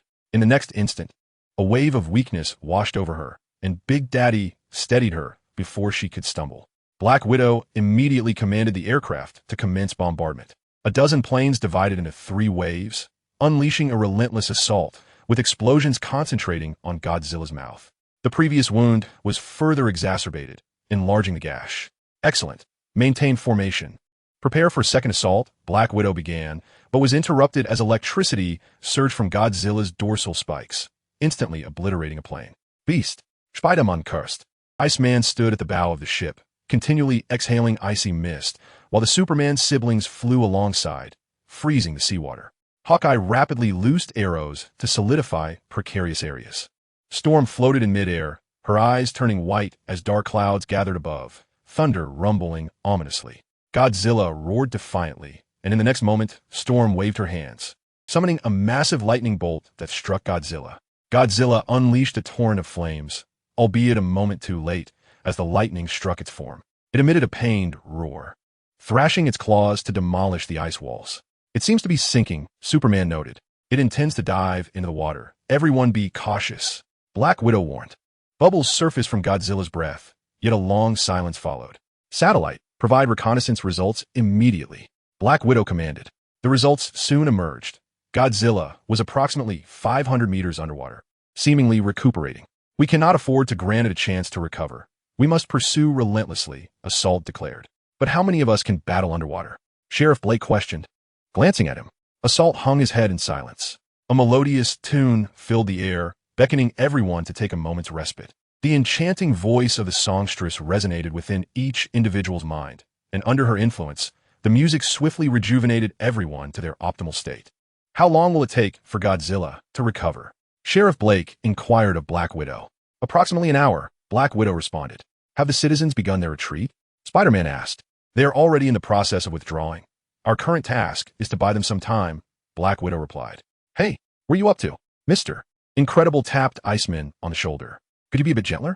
I'm contemplating whether I can freeze an entire expanse of ocean, Iceman articulated. Despite his previous impressive display, he felt his contributions in a real battle would be minimal. That would be quite challenging, even if we were to freeze it. Once Godzilla recovers, we would be left without any fighting capability, Hawkeye interjected. Yet I believe it is worth a try, Superman suggested. I will immediately arrange for some liquid nitrogen, Black Widow stated. From certain characteristics, it exhibits traits reminiscent of a lizard, Dr. Connors remarked. Moreover, due to that peculiar organ, its blood is warm. The alternating temperatures might render its skin brittle, the bombardier added. Do not even think about detonating that. Mr. Incredible admonished as he approached the bombardier, concerned that this eccentric individual might trigger an explosion within Godzilla's anatomy. Hey, don't be so tense. I'm not at that stage yet. The bombardier chuckled. By the way, share a bit of that liquid nitrogen with me. I can create super low temperature bombs to detonate underwater. Count me in. I can fabricate bombs as well. The Punisher chimed in, receiving a welcome from the bombardier, who had witnessed her missile prowess. 10 minutes later, helicopters delivered the materials they required. After another 20 minutes, the bombardier and the Punisher completed their initial batch of bombs, capable of exploding at depths of around 200 meters. I'll take the bombs down, King Shark declared, feeling a sense of disdain for himself as he recalled the aircraft being destroyed by Godzilla, harboring resentment for his own perceived inadequacy. Your courage is commendable, but Godzilla could unleash his wrath at any moment, and you cannot guarantee your safety, Sheriff Blake cautioned. Your recovery ability cannot withstand Godzilla's flames or electric shocks. Old Man Logan firmly grasped his shoulder. I'll pilot the submarine, Batman asserted. I've also brought along low-temperature bombs. Let us use them together. Batman and Batgirl boarded the submarine, and soon after, Black Widow received notification that the bombs had been deployed. In the next moment, communication was abruptly severed. Electromagnetic interference, Magneto remarked as he approached. Is that creature evolving? I can sense the electric charge in the air, Electro noted. Batman and the others are in peril, Daredevil exclaimed, acutely aware of the heightened sensitivity of his senses. Moments later, the ice was breached and Batman's submarine emerged from beneath the frozen surface. Are you all right? Shuri approached, using a healing charm to tend to both. Much better, they replied. Batman remarked that Godzilla seemed to have undergone a transformation. What kind of transformation? Sheriff Blake inquired. It has developed 2 protrusions on its back. Batgirl replied. That shouldn't be possible. Dr. Connors interjected. Spider-Man asked the doctor, is there an issue? I have analyzed Godzilla's movements. On its way here, it consumed numerous aquatic creatures, indicating that it still requires sustenance. The organ within it merely converts energy. It can absorb nuclear energy, but cannot create it. It needs more energy to sustain its bodily functions and even evolve, yet has acquired 2 additional abilities beyond what we initially understood. Are you suggesting that it is expending its internal energy to evolve? Mr. Fantastic asked. Indeed, those protrusions are likely wings, Dr. Connors stated. What should we do? Black Widow clenched her fists. The aircraft carrier can battle on water, but it cannot fly. Few among us have the ability to take to the skies, and even fewer can maintain high combat effectiveness airborne. We must disable its wings, Dr. Connors urged. Otherwise, it could fly directly to New York or any city in America. His words cast a pall over the group's spirits. We will divide into 2 teams, targeting the base of Godzilla's wings, Black Widow declared. Those engaging in ranged attacks will provide cover for those in close combat. Sheriff Blake added, there is sufficient metal here. I will handle the weapons. Magneto noted, I must admit, his powers are of immense value at this moment. Everyone commenced preparations, and the protrusions on Godzilla's back grew larger. Eventually, a pair of bat-like wings emerged, and Godzilla let out a deafening roar, propelling itself to the ocean's surface with a powerful thrust of its tail. The ice shattered upon impact, and its colossal body created towering waves as its expansive wings nearly obscured the sun's rays. The roar echoed in the ears of everyone present, a proclamation of the king's arrival. On the ice, everyone stood ready. All available metal had been fashioned into weapons by Magneto and distributed to every capable individual. Even the agents armed with guns bore gleaming axes on their backs, while the hammers held by Hyperion and the Thing were larger than their own bodies. Fire! Black Widow shouted, as Hawkeye and Green Arrow led the assault. Godzilla let out a pained cry as it crashed onto the ice. The violent tremors made it difficult for anyone to maintain their footing. Charge! Superman bellowed, taking to the air, followed closely by Supergirl, Captain Marvel, Firestorm, and Storm. Their objective was to divert Godzilla's attention in the skies. The close combat fighters advanced, uncertain if their strikes would be effective, yet they pressed forward against the monstrous form of Godzilla. Chapter 87, The Ultimate Explosion.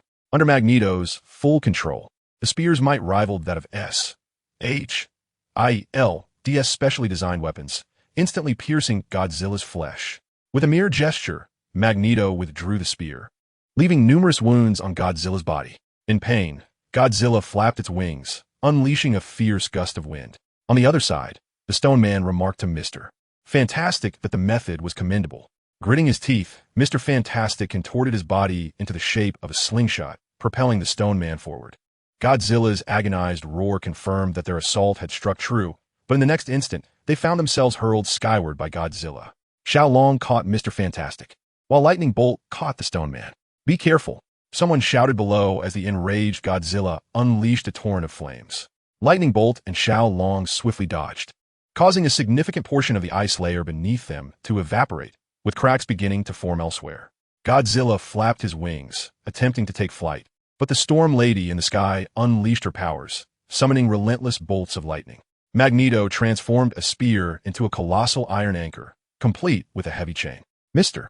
Fantastic and the Stone Man rushed to the anchor, and together they hoisted it aloft, hurling it at Godzilla. Following the previous wound, the anchor tore through Godzilla's wing. Together, they pulled down with all their might, and others joined in to assist. Coupled with the attacks from Superman and his allies above, Godzilla tilted and crashed onto the icy surface. Now's our chance.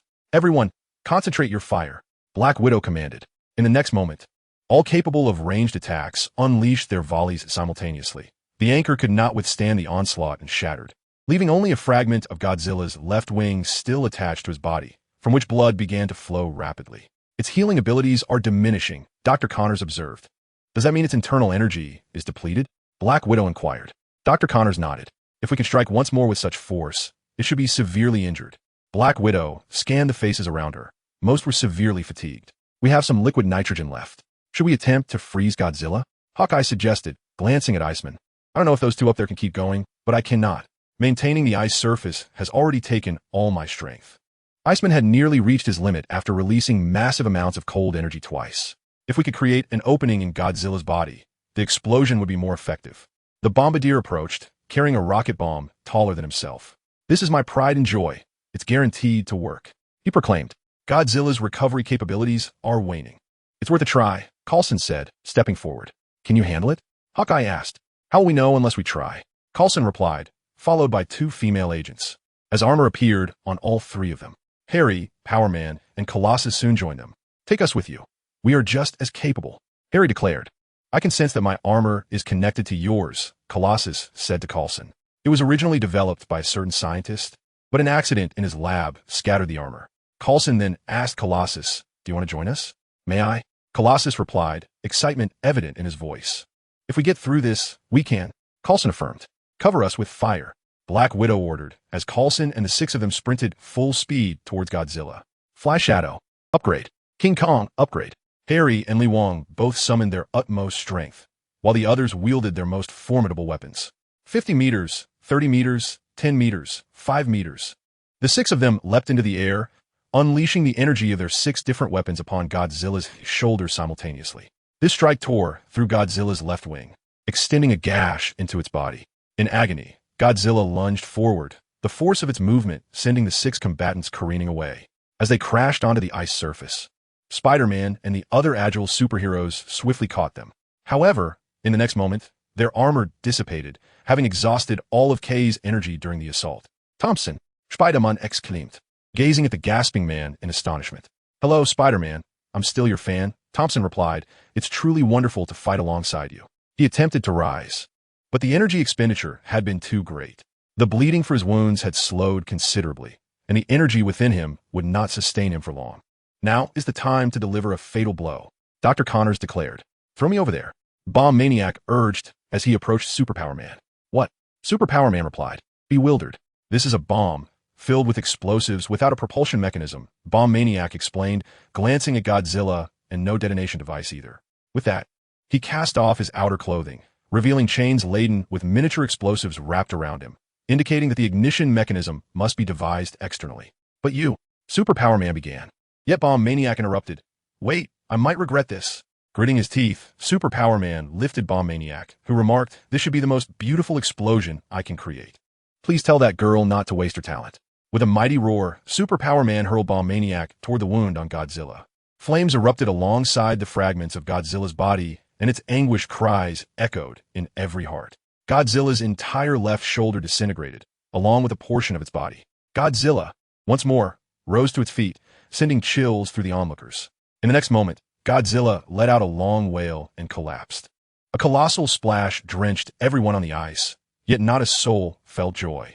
The Huntress rushed down from the aircraft carrier, inquiring if Superpower Man was the uncle.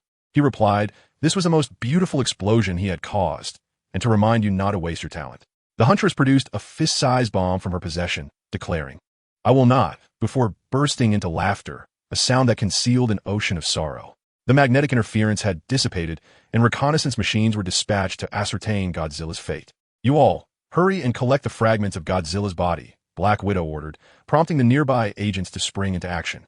Godzilla is dead, someone shouted first, and a collective sigh of relief swept over the crowd, with some even joyously leaping into the air. Xiao Long finally felt a weight lift from his heart. Turning to gaze at the horizon, he noticed the sun was nearing its descent, casting an extraordinary beauty upon the ocean's surface in the golden light of the setting sun. Suddenly, Xiao Long's expression changed. The host, a new disruption is imminent. Chapter 88, Reina. Just as Xiao Long was about to request a moment's pause, the Roulette had already announced its result. This disruption pertains to the world of the Xiong Bing Lian, featuring the sealed Reina, the third-level genetic Du Qiangwei, and the remnant soul of the demon little dragon. Is there nothing for me? Xiao Long inquired after a brief silence, noticing the Roulette had ceased its movement. Host, this serves as a trial specifically for you. The seals on the dragon power within you have now been fully lifted. Only by vanquishing the remnant soul of the demon little dragon can your cultivation progress further. Otherwise, you shall remain at the peak of level 3 indefinitely. The Roulette stated earnestly. Wait a moment, Xiao Long queried. What delineates the levels of the peak? It is categorized according to the energy system of the vast universe. The upper limit of level 1 corresponds to the physical prowess of the original Batman. Level 2 to that of Captain America. Level 3 signifies the extraordinary threshold. Level 4 grants the body of a deity, achieving a degree of immortality. Level 5 reaches the cosmic tier. Level 6 equates to the strength of a planet devourer. Level 7 enables one to transcend temporal influences. Level 8 allows for the breach of the cosmic barriers beneath the vast universe. And Level 9 denotes the ultimate limit of the vast universe. And my current status? You have just reached Level 3. Those capable of flight swiftly attended to the rescue. Elastigirl and Mr. Incredible were also in action. The mutants employed their diverse abilities, with Magneto stabilizing the aircraft carrier with his powers. Is there anyone still unrescued? Xiao Long inquired. The large crocodile has yet to be brought up. A voice responded. Turning his gaze, Xiao Long recognized it as Tu Chi, who had earlier assisted him to the surface. Has anyone seen Natasha? Hawkeye suddenly asked, prompting everyone to scan the ICC, which revealed no trace of her. I'll dive down and check, Xiao Long declared, plunging into the water. Upon rescuing others, he had learned that Godzilla's vital signs had ceased, leading to organ failure and an explosion caused by the sudden release of energy from the reactor within. They had managed to deplete much of Godzilla's energy. Otherwise, the explosion would have reached nuclear levels. Descending further, Xiao Long encountered residual nuclear radiation from the explosion still permeating the water, and he needed to mitigate its effects with his energy. As a level 3 novice, he lacked the capacity to fully withstand the nuclear radiation. Soon, he reached a depth of 300 meters without sighting the two individuals. Hey, you know, your desired person is here, a woman's voice echoed in Xiao Long's mind. A surge of vigilance coursed through him. With the basic protection of the Roulette, unless Professor X utilized a telepathic amplifier, no one could infiltrate his mind undetected. Who are you? Where are you? Xiao Long asked, scanning his surroundings. I am the light of the sun, I am a goddess. The voice proclaimed with pride. Hurry down. I'm just below you. Not far away, beside a deceased creature. Xiao Long dove swiftly, soon spotting 3 silhouettes, 1 standing and 2 lying down. Are you Reina? Xiao Long asked, observing that the woman bore no distinction from an ordinary human. I am indeed a goddess. Show me the proper respect. You are to address me as Goddess Milady. Reina desired to take action, but merely curled her lips and shot a glare at Xiao Long. Unfortunately, the energy within her was sealed. Had it not been for the nuclear energy surrounding her, she might not have awakened at all. Now, apart from her basic divine form, her strength had diminished to the pinnacle of level 2. As for the 2 of them, Xiao Long inquired of the Killer Croc and Black Widow. They are alive, albeit barely. Their bodies have absorbed some nuclear energy. With a stroke of luck, they might break through to level 2, but if fortune does not favor them, they may perish, Reina remarked with indifference. Xiao Long cast her a stern look before transferring Wayne's legacy seed into Black Widow's body and retrieving the gene of the formidable croc god. Reina rubbed her eyes in disbelief at what Xiao Long had produced. Am I seeing things? This is a level 3 gene, and that earlier one was a top-tier level 2 gene seed. Who exactly are you? Xiao Long hesitated, but ultimately injected the gene into Killer Croc's body. Regardless of his past as a supercriminal, he was now begrudgingly a superhero. Subsequently, Xiao Long employed the horse talisman, and the external wounds of both individuals swiftly healed. I have yet to inquire who you truly are, Xiao Long stated, glancing around at the others. Reina, pursing her lips, remarked that there were indeed several formidable individuals present. We will handle the remaining ones, Hawkeye said, turning to Reina. And you are? She is Reina, also a superpowered individual currently without a fixed residence, who arrived in this vicinity just in time for the recent explosion, Xiao Long explained. Upon hearing this, Reina understood that Xiao Long wished to conceal her extraterrestrial identity. Hello, she greeted, speaking in Chinese. The aircraft carrier had not yet docked, and the personnel were nearly gone. The X-Men possessed their own aircraft, while the Brotherhood of Mutants had swiftly departed in a small boat under Magneto's control. Batman piloted his submarine to ferry Green Arrow, while Superman and his sister took to the skies. Once ashore, SHIELD personnel managed media inquiries and registered the supercriminals aboard the vessel. The moon has risen, someone exclaimed, prompting the group to exchange glances and farewells. Rushing to his laboratory, Xiao Long found the door ajar. Upon entering, he discovered Iris lying on the ground, her complexion pale. He hurried to her side and lifted her gently, calling Iris, wake up, while simultaneously invoking the power of the horse talisman. Iris slowly opened her eyes, and Xiao Long followed the direction of her slightly raised finger, which pointed to where he had placed the spell compendium and the crystal left by the dragon blade. Chapter 89. The Demon Little Dragon. The world Reina hailed from operated under a technological system, with advanced development directed towards the utilization of dark energy. Thus, despite their self-proclamation as gods, they were, in fact, products of technology, or rather, supergenes. Dark energy functioned akin to a programming language for computers, capable of sealing supergenes, yet forcibly extracting it was unheard of. Impossible. I must have misread. Yes, it has to be a mistake, Reina insisted, pushing Xiao Long away, placing a hand on Iris's chest, her eyes gradually turning white. After a moment, Reina's pallor deepened, exclaiming, "It's truly gone. It's really gone." At that moment, Reina recalled Xiao Long's previous admonition that wandering around recklessly could result in being treated as a test subject. Initially, she thought Xiao Long was merely trying to frighten her, but upon witnessing Eliza's condition, she became genuinely convinced. Turning to Xiao Long, Reina softly apologized, expressing her regret for her earlier impatience and seeking his forgiveness. Xiao Long nodded, somewhat surprised by the sudden transformation in Reina. However, he now comprehended the predicament that Eliza had encountered. The malevolent dragon's lingering soul had absconded with the crystal and spell tome left by the Blade Dragon, while simultaneously extracting the energy seed from within Eliza. Fortunately, since Eliza's body had not fully fused at that time, Xiao Long was able to seal her. Otherwise, she might have perished instantly. Xiao Long suddenly directed his gaze towards Reina, inquiring if she possessed a solution to Eliza's dilemma. He furrowed his brow, aware that the malevolent dragon had vanished without a trace. Nonetheless, even if they vanquished the malevolent dragon, according to the Roulette's implications, that power would still transfer into Xiao Long's own body. As long as it's the super gene you mentioned, that should suffice. Reina nodded in agreement, but then questioned if he still had any left. Previously, she would have made a sarcastic remark, noting that super genes were not as common as cabbages. Moreover, Considering the residual fluctuations of the super gene within this woman, it seemed to be at level 3. Xiao Long sighed in relief, fortunate to still possess one. He produced the super gene from Liang Bing and infused it into Eliza's being. Soon, Eliza fell into a deep slumber, her complexion returning to normalcy. I must take care of her. Harleen, please assist Reina in familiarizing herself with this place. The laboratory supercomputer can provide you both with assistance, but for now, do not leave this area. With that, Xiao Long departed, carrying Eliza. Hello, I am Reina. She introduced herself, extending her hand. Harleen shook her hand and smiled, reassuring her to relax, as she was quite amiable. I am Harleen. You speak Chinese, don't you? Well, this is the universal language of the cosmos. Ah, I should learn your language then. Please wait a moment.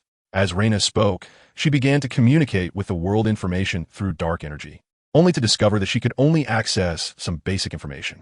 Nevertheless, she gained a general understanding of this world from the fragments of knowledge she acquired. She found this Earth to be remarkable. The technological level still hovered around a pre-nuclear civilization, yet there existed level 3 and even 4 supergene warriors. Furthermore, the legendary deities were indeed real, challenging Reina's worldview. However, she refrained from delving deeper and exited that state, as her energy reserves were dwindling. When she spoke again, her words flowed in impeccable American English. Now, with no barriers to communication, Harleen remarked, in truth, there isn't much I can teach you, but it seems you may not need it. I am intrigued by that supercomputer. Would you like to take a look? Certainly, Reina replied, as she was eager to see how Xiao Long's supercomputer differed from those on Earth, which, as per her understanding, still lacked independent intelligence. Miss Harleen, Miss Reina, greetings. I'm a supercomputer Gulu Beast. Upon entering, the two were greeted by the adorable Gulu Beast on the screen, waving at them. Restored to her usual self, Harleen still harbored a fondness for all things adorable, while Reina gazed in astonishment at the ancient musical beast, a remarkable fusion of dark energy and digital intellect, a phenomenon absent in our realm. Before long, the two began to explore their interests through the ancient musical beast. Reina's initial anxiety dissipated. Conversations among women are always plentiful, and thus she and Harleen quickly forged a deep friendship. The former abode of Valong had now been seized by a minor lieutenant under Jean Bing. At this moment, he reveled in celebration with his subordinates, rejoicing in their freedom from fleeing New York. Though I harbor disdain for those superheroes, I must admit, well done, he proclaimed, downing a hearty gulp of beer. To think this place has been occupied. Valong truly is a fool. A figure emerged from the shadows, regarding the ruffians with the same disdain one might reserve for ants. One inebriated thug, failing to recognize that this was not one of their own, approached to clasp his shoulder. Brother, let us share a drink. With a disdainful snort, the figure Little Dragon flicked his tail, sending the man flying. The sound of impact drew the attention of the others. Who are you? This is Jean Bing's territory, the leader shouted. Oh, I distinctly recall this being Valong's domain. Little Dragon retorted. That was in the past. He has since become a lost dog, wandering who knows where. The thug, brimming with arrogance, declared, if you seek to ally with my boss, I can provide an introduction. To attain the status of a minor lieutenant, one must possess a keen sense of judgment. Offending a being like Little Dragon, an individual endowed with extraordinary powers, would be unwise. However, an introduction to the boss, or even to the higher-ups, could yield some rewards. Little Dragon surveyed the assembled crowd. This place belongs to me now. You can either serve under me or perish. As he spoke, black flames erupted from his being, resembling a demon risen from the depths of hell. We shall never betray our boss. Kill him, the thug leader bellowed, hurling a bottle of liquor. With a cold smirk, Little Dragon pointed, and a line of black fire incinerated the bottle completely. The thug leader broke into a cold sweat, contemplating his next words. But before he could utter anything, Little Dragon pointed again, reducing the man to ashes. Is anyone else inclined to challenge me? He inquired, surveying the remaining thugs. Suddenly, one thug knelt first. I am willing to submit to you. This man was the second in command of the group. Little Dragon smiled. Excellent. I'm not one to be stingy with my subordinates. He gestured, and the kneeling thug, fearing for his life, cried out. Yet, he soon realized he was unharmed. Upon rising, he discovered he had gained considerable strength. Feeling the newfound power coursing through him, he promptly knelt again, bowing deeply in gratitude for the master's gift. Little Dragon scoffed, truly lacking in talent. With that, he took a seat at the position formerly occupied by the leader. My name is Little Dragon, and I am a demon. From now on, we shall be known as the Little Dragon Gang. Your sole task is to commit crimes, murder, arson, robbery. Anything will suffice. As long as it constitutes a crime, I shall bestow upon you power. The more crimes you commit, the greater the gifts I shall provide. Ideally, it would be best to eliminate a superhero or two. With a mere wave of his hand, a torrent of flames enveloped each thug, transforming them into robust figures, their bulging muscles straining against their clothing. A few of the ruffians underwent further transformations, eliciting a faint smile from Xiao Long. All right, disperse. The thugs hurriedly vacated the premises, leaving Xiao Long alone in the room. Chapter 90. The initial battle master. There has been a surge of gang-related criminal activity in the Hell's Kitchen area. Gulu Beast informed. What? Are they short on manpower? Xiao Long inquired. Not quite. Most of them simply possess superior physical qualities compared to ordinary humans. However, the alarm was triggered by the traces of dark energy magic modifications on these criminals. Gulu Beast explained as he activated an electronic screen displaying various images and relevant data. Xiao Long instructed Gulu Beast to take good care of Eliza before turning to leave. Just as Xiao Long exited, Eliza, lying in bed, opened her eyes. My head aches. How did I end up here? Why do I feel so weak?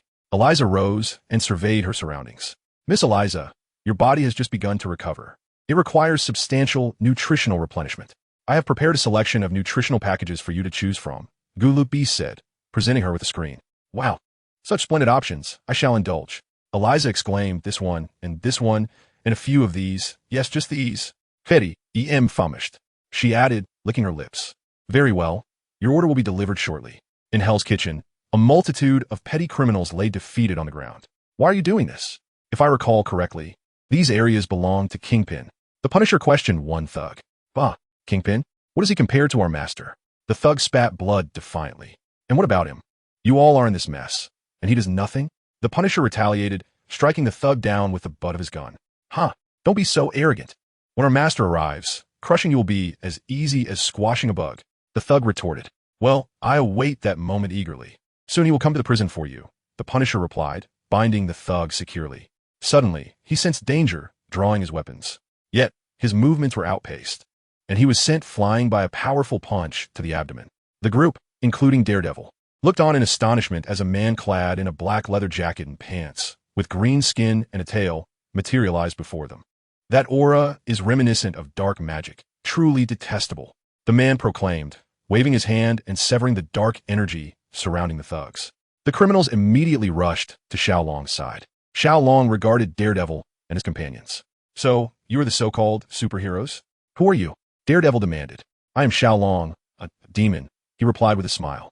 I have come to this world to reclaim humanity as the slaves of demons. Should you choose to ally with me, you may even rise to the rank of a small leader in the future. After all, with so many humans, ample subordinates will be required to manage them. Demon, do you believe we are still in ancient times? To rule the world? What a delightful jest. As Impact spoke, Little Dragon gazed at him with amusement. In the next instant, he materialized behind Impact, ensnaring his neck with his tail, and then vanished, reappearing high in the sky to hurl Impact directly toward the ground. Pointing at the ruffians behind him, Little Dragon asserted that even their most rudimentary modifications rendered them twice as strong as ordinary humans. With more advanced enhancements, they could acquire unique abilities, and their lifespans would extend. Some, like myself, could even attain immortality. Upon finishing his proclamation, the ruffians chorused his name in unison. This demon, Little Dragon, posed a grave threat.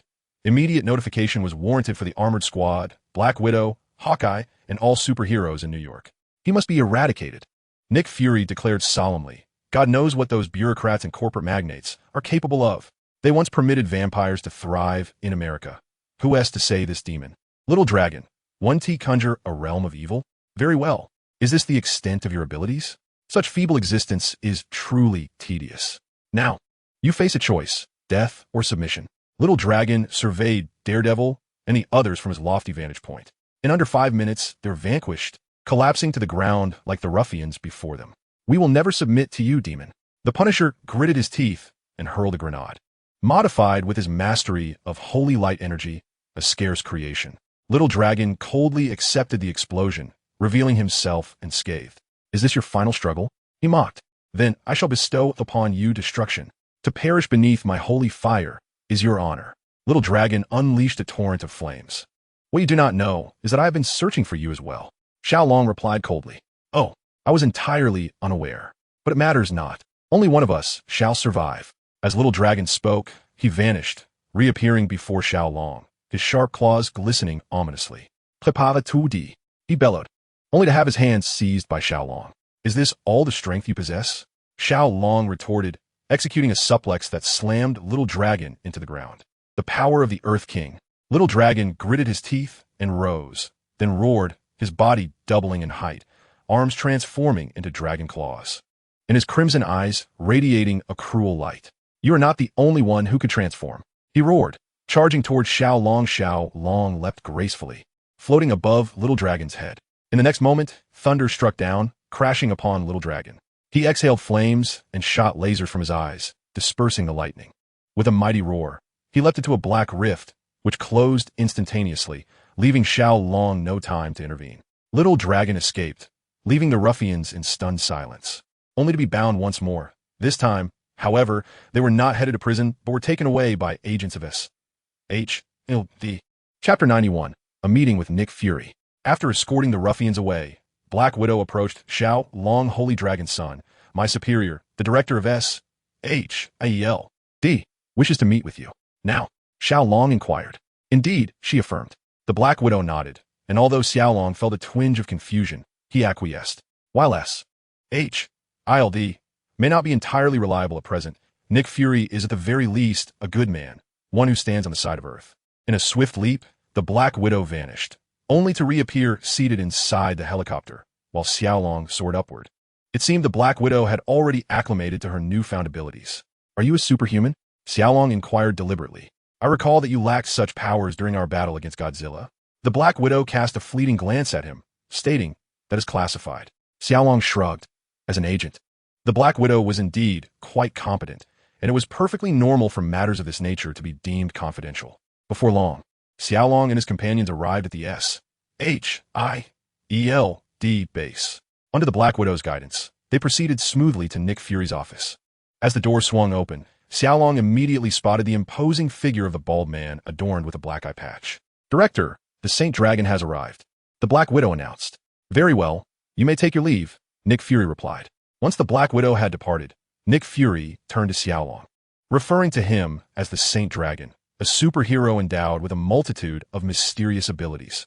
He had emerged 3 years prior in Hell's Kitchen, forming the Defenders alongside Daredevil and other superheroes, participating in the Battle of the Dock to protect Bloodland, and repeatedly vanquishing the malevolent sorcerer, Blade. With a gesture inviting Xiao Long to sit, he took a seat across from Fury. What do you mean by this? To prove your intelligence is thorough? It appears you have conducted investigations on numerous superheroes, and you are aware of their identities? Do not be overly anxious. S.H.I.E.L.D. is an organization dedicated to safeguarding Earth. Established during World War II, our adversary back then was an exceedingly malevolent organization intent on world domination. To be frank, I'm somewhat apprehensive about you superheroes. You wield powers that transcend legal boundaries, making regulation exceedingly challenging. Yet, your endeavors are rooted in justice, which is commendable. Nick Fury's tone remained constant, leading Xiao Long to almost believe he was conversing with a mere recording device. Then why do you wish to meet with me? Xiao Long inquired. There are primarily 3 reasons, Nick Fury replied, pressing a button that caused the computer screen to pivot, revealing an image of Godzilla, the colossal and perilous creature. To this day, our dispatch personnel have been unable to provide a scientifically sound explanation for its sudden appearance, nor its motives for heading to New York. The screen then displayed a series of photographs featuring Rena. Secondly, this woman named Rena seems to have materialized from nowhere. There was no prior information about her. My agents attempted to acquire her biological data, but to no avail. They could only ascertain that she possesses immense energy, disrupting any existing detection devices. I wonder if you, Lord Saint Dragon, could shed light on her origins, given that she departed with you. As Xiao Long gazed at the images of Rena, Harleen, and Elise shopping, he realized that keeping them confined to the laboratory would be futile. This is rather complex to explain, Xiao Long admitted, uncertain of how to articulate it. Rena was an alien, a deity. However, the Sunstar did not exist within the Marvel Universe, and the Nick Fury before him was unlikely to believe in the existence of gods. Nick Fury nodded blandly, indicating for him to proceed slowly. Do you believe in the existence of parallel universes and alternate realms? Xiao Long inquired. Theoretically, they could exist, Nick Fury replied, prompting Xiao Long to exhale in relief. She, Rena, hails from another universe. In that realm, She is a deity known as the Solar Star. Not in the sense of our world's legends. In their universe, divinity is a classification of life and power levels. According to her, their universe has also developed technologically. Moreover, she harbors a friendly disposition towards Earth. After Xiao Long concluded, Nick Fury gazed at him silently. After a considerable pause, Xiao Long began to feel uneasy under his scrutiny. And Nick Fury finally spoke. Although what you say is difficult to believe, I choose to trust you. Can the knowledge she possesses be utilized in our universe? Nick Fury queried. It should be applicable, Xiao Long answered. Then, may I enlist her as a technological advisor for SHALD? Nick Fury asked. Xiao Long frowned, contemplating the implications. SHILD currently resembled half of Hydra.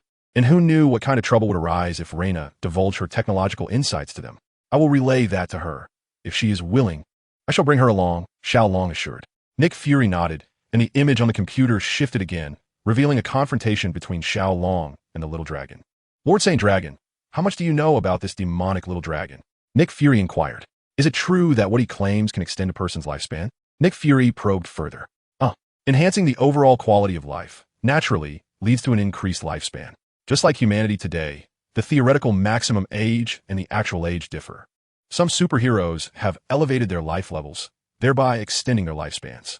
According to Reina's universe, attaining godhood involves merging one's consciousness with every cell, or even smaller particles. As long as one exists, resurrection is possible, rendering lifespan limitless. Xiao Long internally scoffed, thinking he once believed Fury's expression would never change. All right, I will do so.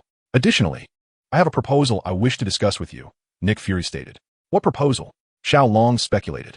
A plan regarding a superhero team, Nick Fury elaborated. Something akin to the Defenders? Xiao Long carefully refrained from mentioning the Avengers directly, knowing it would certainly raise Fury's suspicions. Are you not concerned about inciting national panic?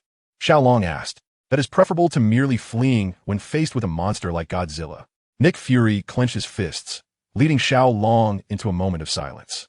Without the butterfly effect he had inadvertently caused, the Avengers initiative would still merely be a proposal in Nick Fury's mind. However, now it had been brought to light prematurely. Hulk was still in hiding, Iron Man was still a playboy, Captain America remained in slumber, and Thor was still the warrior of the divine realm. Why me? Xiao Long questioned. In terms of strength, among the superheroes that have emerged thus far, you are the most formidable. Additionally, you hold the highest seniority among them. More importantly, my intuition suggests that you are well suited to be the leader of this team. Faced with Nick Fury's gaze, Xiao Long felt a flicker of uncertainty within. With a sigh, he addressed Director Fury, expressing, there are matters I wish to discuss with you. As he spoke, Xiao Long removed his mask, shedding his disguise. Chapter 92, Nick Fury's Astonishment. Greetings, Director Fury. Allow me to reintroduce myself. I am Zyro. True to his reputation as the director of SHIELD, Fury wasted no time, promptly severing the power supply to all electronic devices in the office. You may continue, Mr. Zyro, Nick Fury said, his eyes fixed on Zyro. According to the intelligence gathered by SHIELD, Zyro was noted for two things. He was the child of a superhero and a rather considerable genius. For an ordinary person, the former might be unknown, and the latter could merely evoke surprise. However, when one adds the identity of superhero, specifically the legendary Saint Dragon, it transforms the narrative entirely. For he is indeed a mysterious figure in the realm of superheroes. In truth, there is more. With a smile, Xiao Long produced the summoning device for the Xingtian armor. Nick Fury furrowed his brow at the sight, questioning, is this an armor transformation device? As it differed from the armor summoners known to SHIELD, Fury could only speculate, unable to confirm. I prefer to call it the summoner, the Xingtian armor summoner, Xiao Long replied, tucking the device away. The Xingtian armor. You are the Xingtian hero, Fury remarked, raising an eyebrow. Regarding the Xingtian hero, SHIELD's assessment was that he possessed formidable strength and a mysterious presence. His appearances before the public have been fleeting, yet his demonstrated power is undeniable. Most notably, SHIELD has been unable to trace his whereabouts. I understand that SHIELD has its own armor squad, and through your studies of their armors, you may perceive their power as somewhat lackluster. However, I must clarify that the armors you are familiar with are not of the same category as the Xingtian, Feiying, and Jinggang armors, Xiao Long stated. Fury interjected. I concede that the Xingtian armor indeed possesses great power, along with that enigmatic aircraft that evades radar detection. Can you elaborate on how it differs from S-H-I-E-L-DS armors? S-H-I-E-L-DS armors are man-made, harnessing the natural forces of Earth as their core. In contrast, the Xingtian, Feiying, and Jinggang armors are extraterrestrial creations, with technological advancements far surpassing those of Earth. Their essence lies in the summoner's intent. The stronger the will and conviction, the greater the power manifested. Moreover, the technological sophistication they embody, including that shuttle, is unparalleled, Xiao Long explained. Does this imply that the products of your company are derived from the technology of the armors? Fury inquired. If that were indeed the case, the value of collaborating with Zyro would be significantly heightened. No, Xiao Long quickly refuted.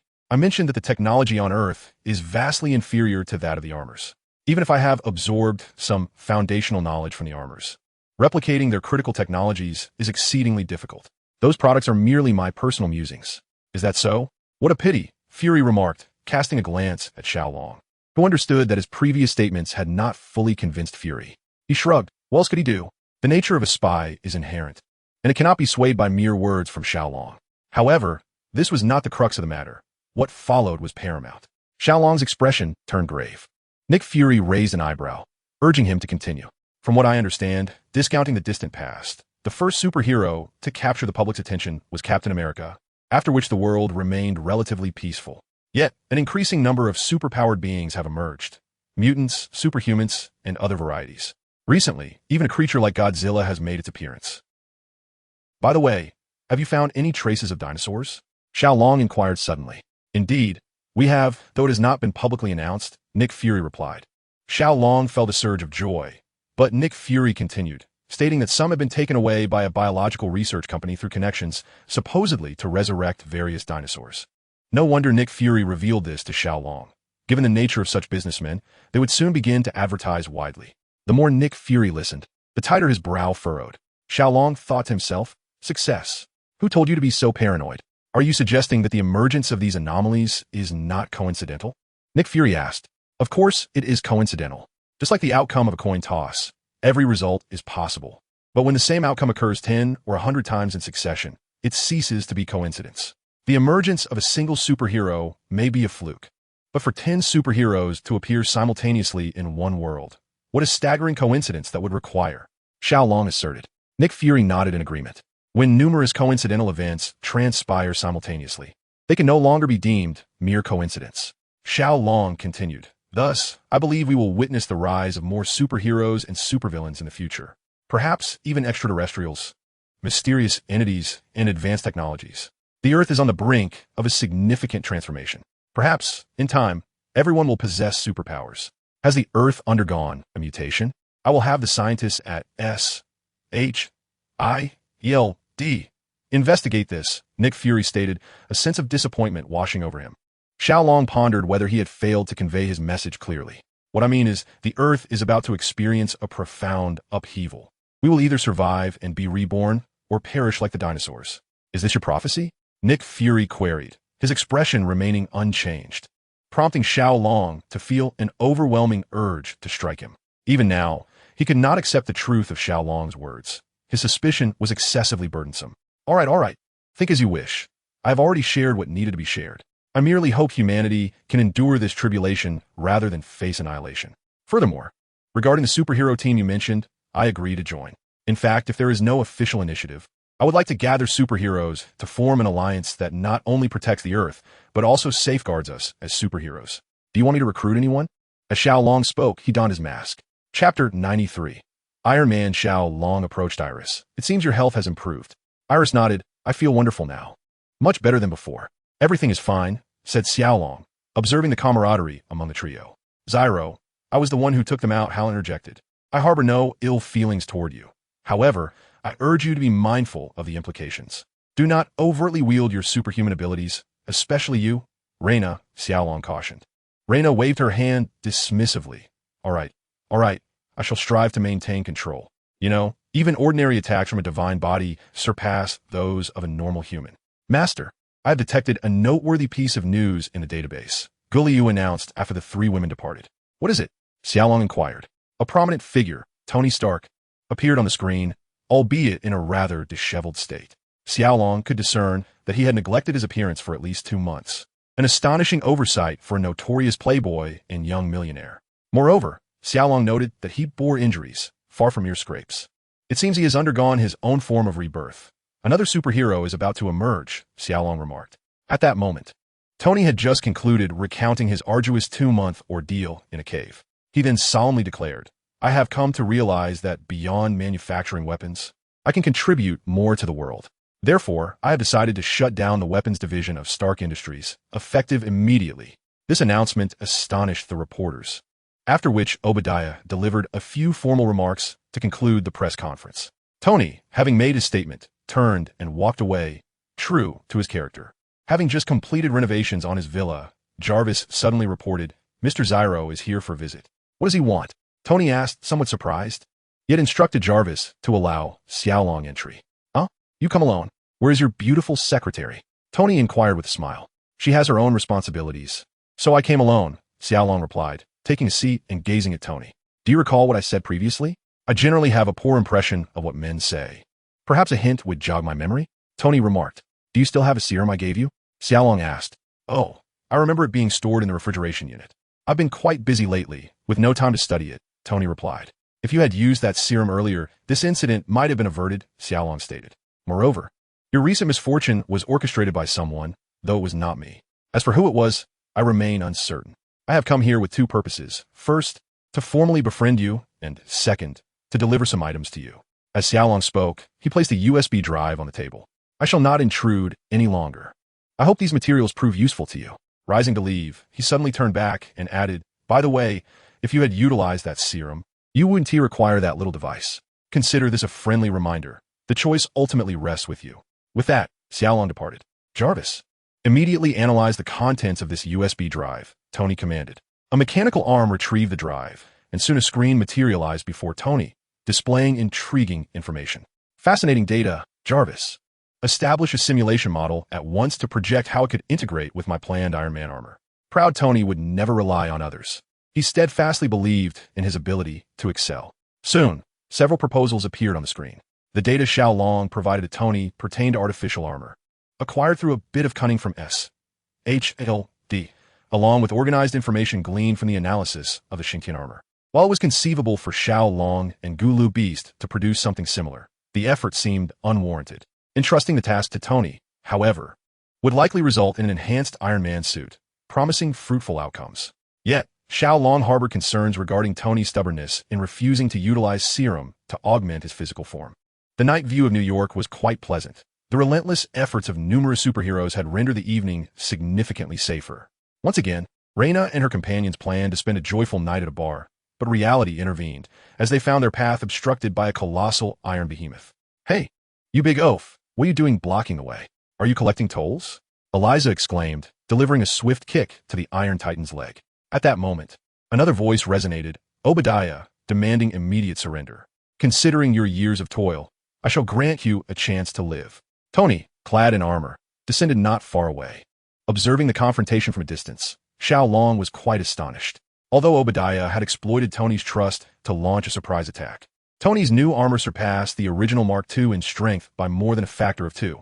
Against Obadiah, a mere imitation, Tony's suit delivered a thorough beating. Thanks to the integration of key concept from the armor design, significantly enhancing its close combat capabilities compared to the original narrative. Obadiah's remaining arm, equipped with a machine gun, aimed menacingly at Reina and her companions. Tony, if you want them unharmed, let me go. Despite the nighttime hour, Tony's discerning gaze could still perceive the beauty of Reina and her friends, causing him to hesitate momentarily. Seeing this development, Obadiah quickly demanded, I want to leave America safely. You must ensure my escape. Tony lowered his arms, conceding, all right, I simply refuse to let these lovely ladies come to harm. I promise you, Obadiah, with a sigh of relief. Obadiah felt momentarily secure. In the next instant, he felt as though he were soaring into the air. The flight system had been rendered inoperative by Tony. How could he still ascend? On the other side, Tony watched in disbelief as a woman hurled Obadiah skyward. The next moment, Reina leapt above Obadiah, exclaiming, Who gave you the audacity to threaten me? You iron lump. She then landed a powerful kick onto Obadiah's head. creating a crater upon impact. As Tony approached, the instruments indicated that Obadiah had sustained severe injuries and had lost consciousness. Glancing at Raina and her companions, Tony intended to speak, but at that moment Coulson arrived with Pepper in tow. "Tony, are you all right?" Pepper rushed towards him, and Tony quickly reassured her. By the time they had dealt with Obadiah, Raina and her friends had already departed. Chapter 94. Tony joins the fray. Another press conference convened by Tony Stark addressed the recent battle involving the steel robots on the streets. Had arranged several witnesses to provide an alibi for Tony Stark. However, Tony had no intention of relinquishing this opportunity for the limelight. He felt that if even a child like Harry could boldly declare his identity as a superhero, how could he hide his own? Casting aside the meticulously prepared speech, Tony proclaimed to the eager journalists, "I am Iron Man." Observing this scene, Nick Fury promptly issued a command. "Coulson, you are tasked with persuading Tony Stark to join the Avengers. If necessary, enlist the help of Saint Dragon." Following this, Fury retrieved all pertinent files related to Tony Stark within SHIELD due to Harry's prior revelation of his identity. Tony's self-disclosure did not wield the same weight as it did in the original narrative. Instead, journalists seized upon the topic and sought further interviews with Harry, prolonging the discussion for several days. Xiao Long entered the conference room and approached Tony. "It's you," Xiao Long exclaimed with a smile. Tony pondered. "If you believe my acquisition of stocks has affected your plans, then I apologize." "Not at all," Xiao Long replied. "You are Tony Stark. That name alone suffices. Moreover, there's this little device on your chest." Xiao Long gestured towards the arc reactor embedded in Tony's suit. "Indeed, after today, Stark Industries stock will continue to soar, and you will profit immensely." After casting a glance at Xiao Long, Tony departed. During the board meeting, Tony announced Stark Industries' foray into the energy sector, unveiling several new products. The major shareholders had long since divested their stocks, and those remaining could not oppose Tony's decisions collectively. After the meeting, Tony encountered someone. "I remember you. I saw you when I got off the plane. What was your name again?" Tony inquired. Coulson smiled and replied, "Hello, Mr. Stark. I am Coulson from SHIELD. "Ah, yes.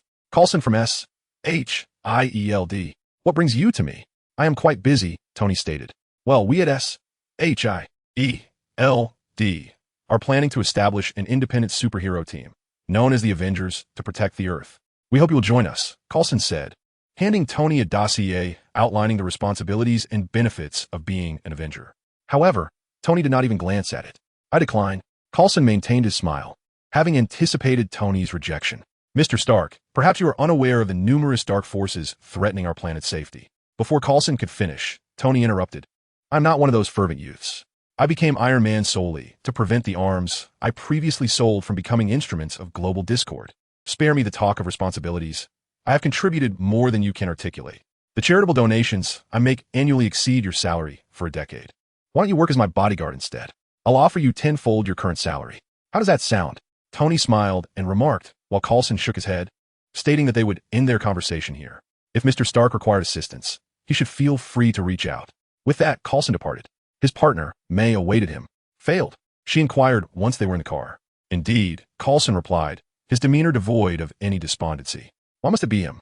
I find Harry Osborn from Oscorp quite impressive. With SHIELD's support, his enterprise could flourish, and he would surely be eager to join," May suggested. "Harry Osborn is indeed on the list, but the director insists that Tony Stark must be involved. The reason eludes me," Coulson explained. "Then let us proceed to the next target," May declared, starting the vehicle. Suddenly, Jarvis interjected, revealing that within the files provided by Agent Coulson, one individual had already joined the Avengers. "Oh, which spirited youth is it? I genuinely wish to meet him," Tony mused, raising an eyebrow, suddenly intrigued by the idea of forming a superhero organization. Of course, he would never establish a street-level hero alliance akin to the Defenders. Saint Dragon, the most enigmatic superhero to date, Jarvis noted. Tony furrowed his brow and called up all available information on this Saint Dragon, determined to unveil his mysterious identity. A thrill crept across Tony's lips, as he found himself unexpectedly exhilarated by the prospect. Xiao Long received a message from Nick Fury, who hoped for Xiao Long's intervention to persuade Tony Stark to join the Avengers. Xiao Long contemplated whether to act, for according to the original timeline, Captain America was soon to be unearthed, and Tony would ultimately join the Avengers. His involvement could potentially bring no significant alteration. However, Xiao Long swiftly resolved to draw Tony into the Avengers, as Gu Shou discovered that Tony's supercomputer, JAR-VIS, was actively searching for information on Saint Dragon. Xiao Long surmised that, given Tony's character, he was eager to uncover Saint Dragon's true identity. If he were to appear before Tony and reveal the answer, it would undoubtedly leave Tony disheartened. Such an opportunity to captivate someone like Tony was rare. After several days of investigation, Tony found himself unable to ascertain Saint Dragon's true identity. JAR-VIS, is this all the information available? Tony inquired. Superior to any supercomputer you can imagine. JAR-VIS retorted. That cannot be. Tony exclaimed. JAR-VIS. Then informed him that someone claiming to be Saint Dragon wished to meet with him. Is that so? Tony scoffed, noting that based on the data at hand, the likelihood of this person being Saint Dragon was 75%. Very well. Consider it a moment of leisure. Let him in, Tony replied, setting aside his documents as he proceeded to the reception room. Are you Saint Dragon? Tony asked, gazing at Xiao Long. Indeed. I heard you were investigating me. Hence my visit, Xiao Long replied. It's nothing serious. I'm merely curious.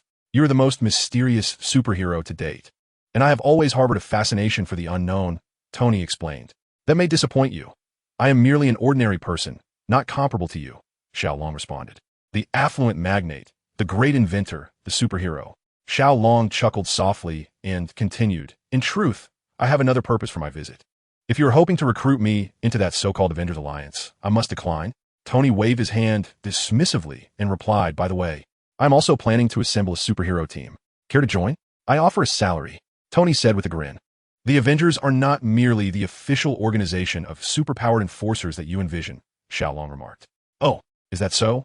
Tony scoffed, fully aware of the insincerity of politicians. As Xiao Long spoke, he produced a list. If you believe these individuals together could be manipulated by those politicians, I shall take my leave. Tony glanced at Xiao Long, then accepted the list. Are you certain these individuals will join the Avengers? He inquired, somewhat astonished. At least these individuals will, Xiao Long affirmed. Then I shall join, Tony declared. Chapter 95, Magneto. You will not regret this choice, Xiao Long stated. As Tony confirmed his decision to join, Xiao Long received a prompt from the Roulette. In the original narrative, Tony struggled to resolve the palladium poisoning afflicting his body until he received his father's legacy from S.H.I.L.D., which fostered a modicum of goodwill towards them. Shortly thereafter, an alien invasion prompted his eventual enlistment in the Avengers. The entire sequence was largely influenced by external circumstances. However, in this instance, it was Tony himself who proposed joining, and it was not a mere formality. After departing from Tony's residence, Xiao Long felt quite pleased. Host, the intrusion is about to commence, the Roulette alerted. Understood, let us begin, Xiao Long responded. Upon completion of the intrusion, the sea cow from the world of One Piece emerged. Mu, the host acquired the training method of the Marine 6 styles. Oh, why is this time so favorable? Xiao Long pondered, initially startled by the appearance of the Sea King, fearing a colossal monster would send the American government into a frenzy. Instead, a manatee-like creature called Mu appeared, one that, despite its size, was not inherently ferocious. Host, based on strength classification, Mu's power is rated at level 3, beginner. However, due to its inherent temperament, it can only be classified as level 2, advanced. In the world of One Piece, the physical prowess of ordinary individuals is superior to that of average humans on Earth. In terms of rankings, the Navy is equivalent to level 2, while Vice Admiral ranks range from level 3 to 4, beginner. Of course, this only pertains to strength. Their physical attributes have yet to undergo complete transformation, the Roulette explained. Is that so? Xiao Long contemplated integrating the Marine 6 styles into his mind. I hope Mu does not end up captured for research. At that moment, in the depths of the Pacific Ocean, Mu suddenly found its surroundings transformed, as several seemingly fierce little fish swam menacingly around it. Feeling a bit hungry, Mu wondered why Xiao Ba had not yet arrived to feed it. Suddenly, a sharp pain coursed through its body as a small fish dared to bite it. I am a Sea King, Mu exclaimed, opening its mouth wide to swallow the little fish whole. After waiting a while longer, it became evident that Xiao Ba would not be coming, so Mu resolved to seek out food on its own. Mu swam toward a certain direction, that direction being America. It seemed that after Xiao Long successfully persuaded Tony, luck had suddenly turned in his favor as he managed to convince everyone on the list. With the financial backing of several affluent individuals, the construction of the Avengers headquarters swiftly commenced. Then, an unexpected arrival occurred. Chopper appeared. and Xiao Long acquired a formidable method for cultivating power. On this day, Xiao Long received a phone call from Nick Fury. "What is it? Who do you wish to recruit this time?" Xiao Long inquired. "This time, it is not about persuading someone to join, but rather preventing an individual's actions," Nick Fury replied. "Why not simply send your agents?" Xiao Long questioned. Since Nick Fury did not directly inform the Avengers, it indicated that the individual in question was not a supervillain. It was highly likely that they were merely assisting politicians. "I am currently in Antarctica and quite occupied. Furthermore, the instigator this time is Magneto," Nick Fury stated. "Why not let the X-Men handle it?" Xiao Long asked. "It would be remarkable if the X-Men even assisted him," Nick Fury sighed. "Who has acted recklessly this time?" Xiao Long scoffed. "If Professor X has not intervened to stop Magneto, it either means he is deceased or has no reason to intervene. Regardless of the outcome, there is but one phrase to describe the troublemaker: seeking death. Does he wish to incite a war?" Reflecting on the scenario from the film where Magneto led an army of mutants to attack a facility for a cure, Xiao Long could only envision such chaos. However, he overlooked a crucial element. Magneto has always desired a world where mutants are not a minority.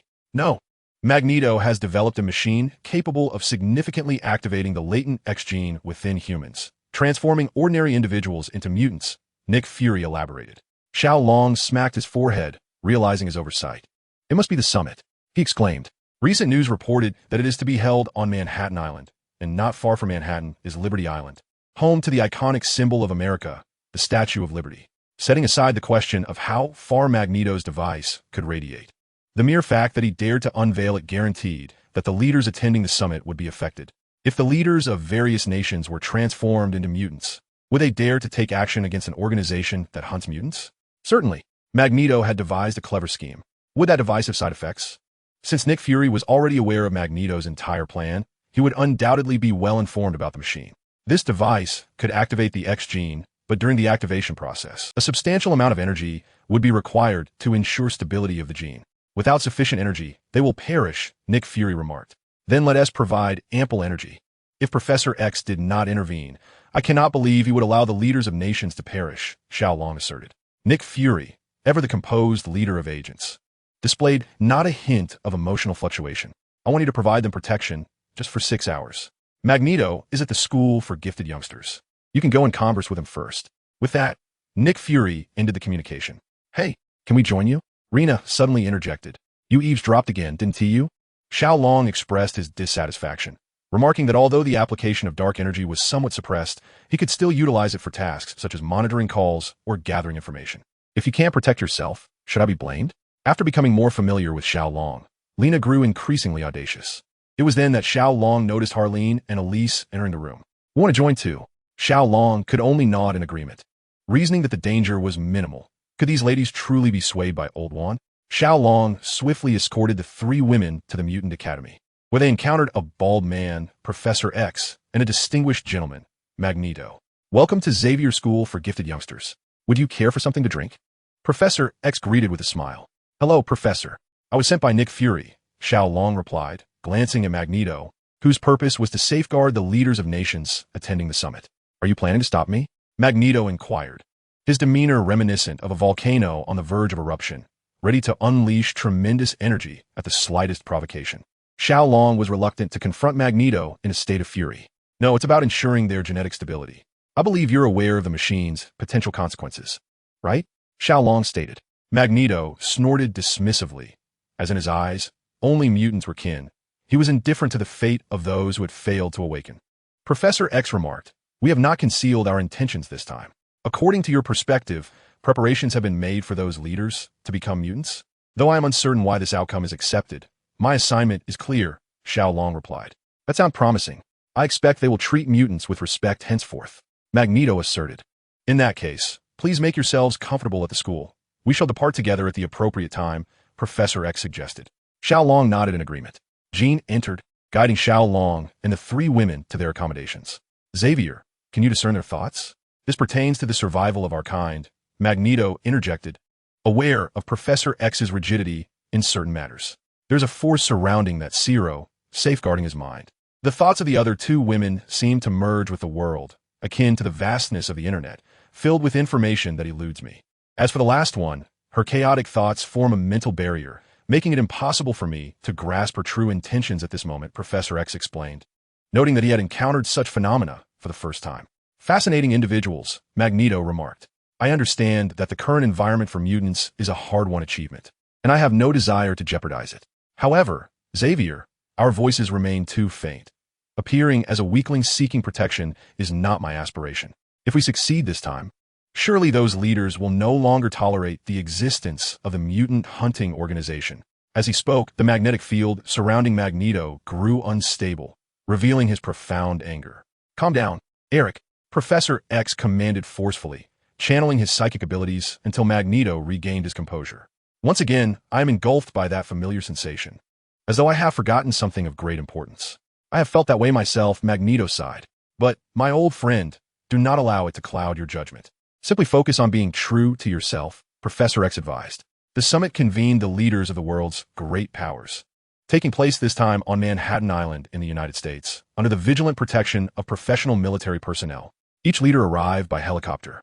If a missile were to be launched here, it seems a global conflict would inevitably ensue, Iris remarked, observing the dignitaries. That is unlikely. After all, each nation maintains its own order, and most leaders are not permanent fixtures, Lena responded, having thoroughly acquainted herself with Earth's circumstances. To someone from a society akin to ancient China on the planet Solaris, these systems appeared quite novel, yet Lena perceived them as riddled with flaws. Nevertheless, she had grown fond of Earth's societal structure, unlike the solitary existence she endured in the vast emptiness of her palace on Solaris. Curse this order, Iris muttered under her breath, stepping aside to converse with Mystique. Xiao Long surveyed the soldiers at the venue and noticed at least 10 SHLD agents present. As Magneto did not require the full activation of his machinery for this occasion, the mischievous one was not needed as a conduit. In his quest for the rights of mutants, Magneto had indeed subjected himself to considerable strain. Soon, the American president, acting as the host, descended from the helicopter, marking the official commencement of the summit. Proposals were presented one after another, yet Magneto remained inactive. Will he act or not? This is infuriating. Iris expressed her impatience. He is likely waiting until the primary matters of the conference are addressed before taking action. After all, once that device is activated, this meeting will serve no further purpose. Xiao Long explained.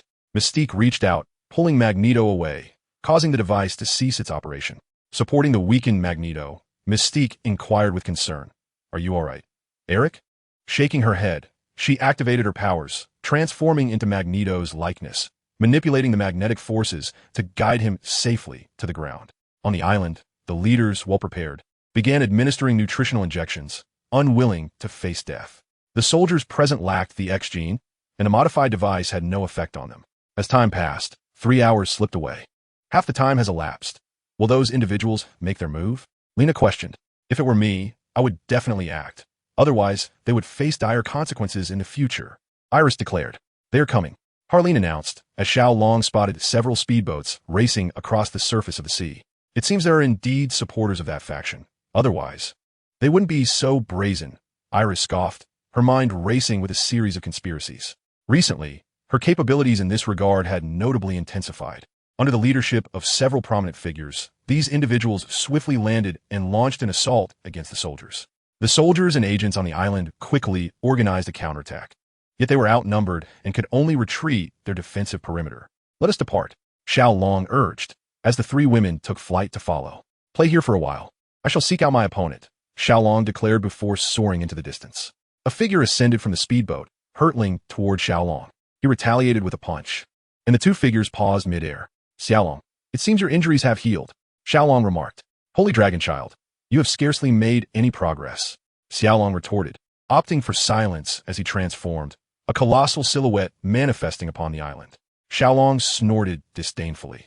The sealing powers of the 8 immortal deities coalesced into a suit of armor, compelling him to summon all his strength against Xiao Long.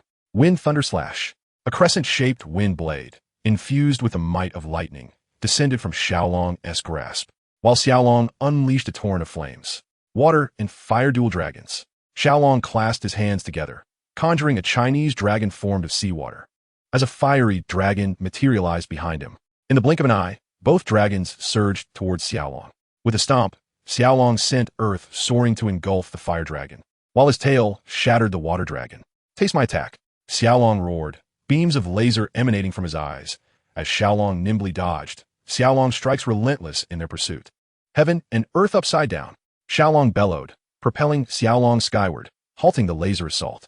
Thunder's fury. Seizing the moment, Xiao Long summoned storm clouds, unleashing a barrage of lightning upon Xiao Long. By the time the clouds dissipated, Xiao Long had vanished from sight. He escaped again. Xiao Long cursed, landing heavily on the ground. Meanwhile, on the island, with the presence of the three Reina sisters, Xiao Long's subordinates were predictably vanquished. At some point, Iron Man had also arrived, visibly exhilarated upon seeing the Reina sisters. Yet he restrained himself in the presence of the world leaders. The assailants were either dead or captured, and the leaders successfully transformed into mutants, marking the conclusion of this incident. Chapter 97. The Frigid Chill. The situation seemed resolved, albeit without the eradication of the demon Xiao Long. Xiao Long had no desire for prolonged discourse with the world leaders, and Iron Man's occasional glances at the Reina sisters left him distinctly uncomfortable. As the leaders prepared to depart, Xiao Long took his leave alongside the three sisters. Honestly, those individuals were utterly useless. It all ended before we could fully engage, Iris lamented from the car, gazing out at the passing scenery. They were merely cannon fodder. Had no one intervened, not a single soul would have survived on this island, Harleen added. In my view, that Xiao Long is nothing special. If I could break just one layer of his seal, I'd have him scrambling for his teeth, Reina asserted, lamenting the meager solar energy available on Earth and the inefficacy of dark energy conversion, having only unraveled a third of the first layer thus far. Come now, that fellow is nearing pinnacle level 3, just a step away from level 4. Don't be deluded. Even if you were to fully unseal him, it would likely end in stalemate, Iris countered. Oh, understood, Reina and Harleen replied in unison. Aren't you going to say anything? Xiao Long suddenly inquired. Are you busy or not? If not, I shall take my leave. I hardly slept at that school yesterday, and I need to catch up on my beauty rest. Iris remarked, preparing to depart. Elise, what should I call you now? Liangbing? Xiao Long gazed at Elise as he spoke.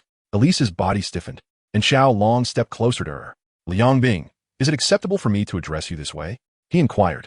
I suppose the memories you've received from Elise consist solely of mundane knowledge. Otherwise, your demeanor towards me would not be as it is now, Xiao Long remarked. Elise lifted her head in curiosity. Why? Because, Elise, you were once considered a notorious criminal, the Dragoness.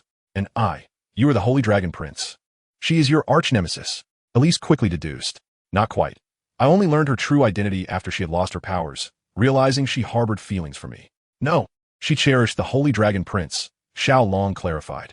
Then you took her in, allowing her to be your secretary without revealing that you are the Holy Dragon Prince. Elise pointed out. Indeed, I was unsure how to confront her, Xiao Long confessed. Initially, he had intended to offer Elise an opportunity to uncover her identity and observe her reaction, but a series of unforeseen events left him unprepared to reveal the truth. Now I understand. You are merely a coward, unable to voice your thoughts or express your feelings. Although I have lost a portion of my memories, I feel remarkably well. I am Elise, and if you wish to pursue me further, I shall acquiesce, Elise declared, rising and approaching Xiao Long with an alluring smile. Shall we give it a try? Xiao Long furrowed his brow. You are not Elise. You are Liangbing, merely Liangbing. Huh, I am indeed Liangbing. What of it? Are you afraid to pursue me? Elise challenged, fixing her gaze upon Xiao Long. I will find a way to restore your memories, Xiao Long asserted. I cherish that. I shall continue to call you Liangbing. It suits you, devilishly delightful.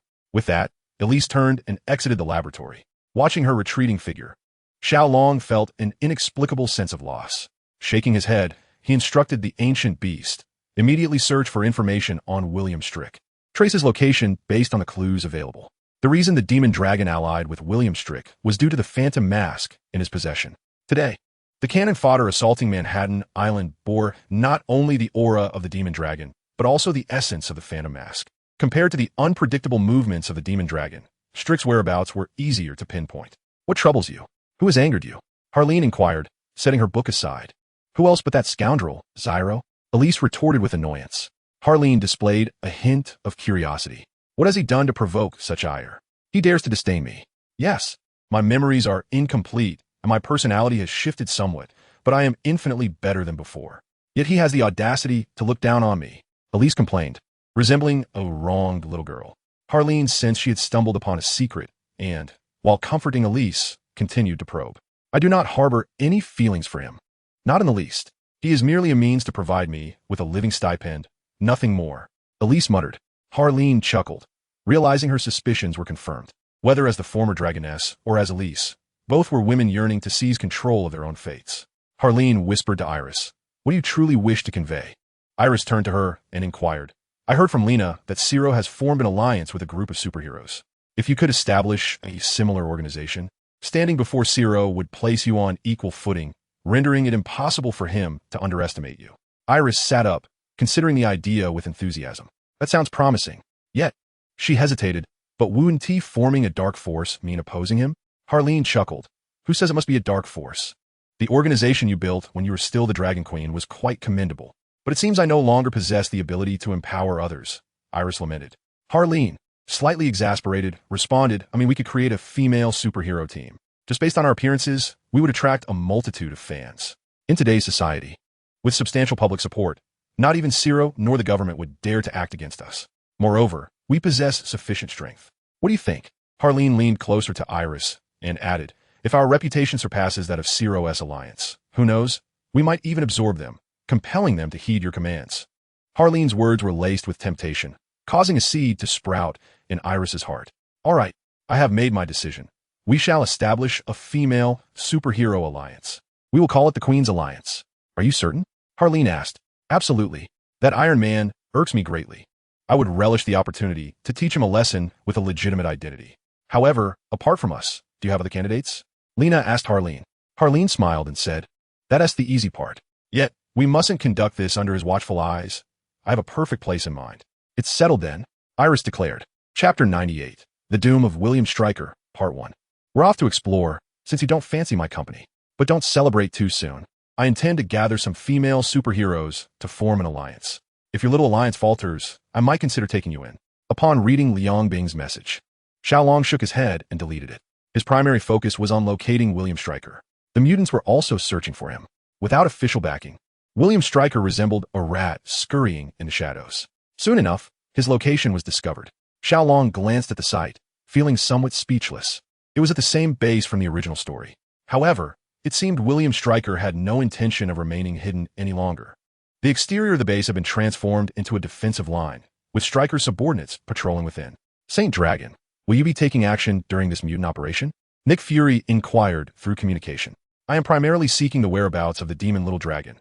Additionally, the phantom mask in William Stryker's possession needs to be sealed." Xiao Long replied. After a moment of contemplation, Xiao Long added, "For now, it's acceptable. However, once the Avengers base is completed, we must relocate, as that is not something to be trifled with." Nick Fury nodded in agreement. The phantom mask, when bestowed upon any individual, can wreak havoc of unimaginable proportions. Hence, it is prudent to refrain from delving into its mysteries without certainty. Soon, Xiao Long received a notification from Magneto, indicating that preparations were complete. Boarding the X-Men aircraft, Xiao Long and his companions arrived outside William Stryker's base. Observing the guards below, a stealthy approach seemed implausible. They landed the aircraft a short distance away and approached the defensive line. In the next moment, bullets rained down like a torrential downpour, but Jean Grey extended her hand, channeling her telekinetic powers to form a protective barrier, causing the bullets to hover in midair. A girl with an unconventional hairstyle opened her hands, unleashing an invisible shockwave toward the defense line, obliterating the firearms in the soldiers' grasp. Yet, rather than surrendering or fleeing, the soldiers roared, transforming into grotesque, green-skinned monstrosities. Charging at Xiao Long and his team, Magneto cast a questioning glance at Xiao Long. They have merely evolved into more formidable humans, devoid of reason, akin to beasts, Xiao Long remarked. Magneto nodded, a flicker of coldness in his eyes. His voice resonated in the ears of every mutant, prompting some to charge forward, engaging the mutated soldiers. These mutants possessed lethal capabilities, albeit classified as level 2 in the mutant hierarchy. A plethora of powers manifested before Xiao Long's eyes. Some gained the upper hand, while others struggled for parity. Magneto pressed onward with the remaining mutants, and Xiao Long followed suit in silence. "I maintain that those soldiers cannot impede us. It would be wiser to utilize them within the base, for they might serve a purpose," Xiao Long asserted. At that moment, William Stryker, adorned with a mask, stood alongside the demonic Little Dragon. The dragon, casting a glance at him, remarked, "Regardless, those fellows are mere cannon fodder. Is it not fitting for cannon fodder to contend with cannon fodder?" Stryker chuckled, acknowledging the truth in his words. The phantoms within the base are our primary combat force. I wonder if they will reach this location. What do you think? The dragon mused. Their inherent strength is commendable, yet they cannot withstand my demonic aura modification. Thus, mutants are doomed. Striker's eyes gleamed with cruelty. Upon entering the base, Xiao Long felt the potent aura of magic. He was certain that William Stryker had donned the Phantom Mask. Be cautious. Stryker has assumed the Phantom Mask, and phantoms may emerge at any moment, Xiao Long warned. Everyone, remain prepared for battle, Magneto commanded. All remained vigilant, cautiously advancing. Suddenly, dozens of shadows sprang forth. The Phantom Soldiers' shurikens, composed of energy, possessed far greater lethality than conventional projectiles. The mutants swiftly retaliated, with Wolverine being the first to charge, his claws effortlessly cleaving through foes, while Cyclops unleashed a sweeping laser beam. Jean and Storm took charge of defense, with others safeguarding their rear flank. These Phantom Soldiers are utterly feeble. They are less formidable than the ones outside, Wolverine commented. Their greatest advantage lies in their obedience to commands, compounded by their inexhaustible nature and fearlessness of death, Xiao Long stated. The group continued their advance, beset along the way by several waves of spectral soldiers. After the third disturbance, Magneto refrained from allowing Wolverine and the other third-tier mutants to engage, instead calling upon a few children in the team to confront the Phantom Soldiers while the rest of the group focused on protection, successfully vanquishing the foes. It was evident that he had deduced the adversary's intent to exhaust their stamina. After some time, they arrived at a vast chamber. Wolverine, deep in thought, approached a nearby container, where I detected a metallic scent reminiscent of that which clung to him. Magneto remarked, and it seemed Wolverine recalled something significant. The sound of high heels echoed through the room as a woman clad in tight black leather appeared before Wolverine. Your opponent is me, she stated coldly. Magneto let out a derisive chuckle and reached out to unleash his powers, but was halted by Wolverine. You're a mutant as well. Why do you side with William Stryker? Wolverine inquired, aware that Stryker had entrusted his son to Professor X and had destroyed all control substances, thus confirming that the woman before him was not under manipulation. My very existence is to defeat you, or to be defeated by you, she declared. This is my battlefield now. As Wolverine extended his claws, Magneto furrowed his brow and said, We must go. As Xiao Long passed by Wolverine, he whispered, Best not to kill her. She may be connected to your past. Wolverine was momentarily taken aback, but Xiao Long had already departed with Magneto and the others. In that fleeting moment of distraction, the woman attacked. Her nails transformed into adamantium claws. Though thinner than Wolverine's three-pronged ones, she possessed an additional two. Caught off guard, Wolverine was toppled by her swift maneuver, and her claws lunged toward his head. Instinctively, he crossed his claws defensively before him, regardless of any potential connection to her. He knew he must first subdue her.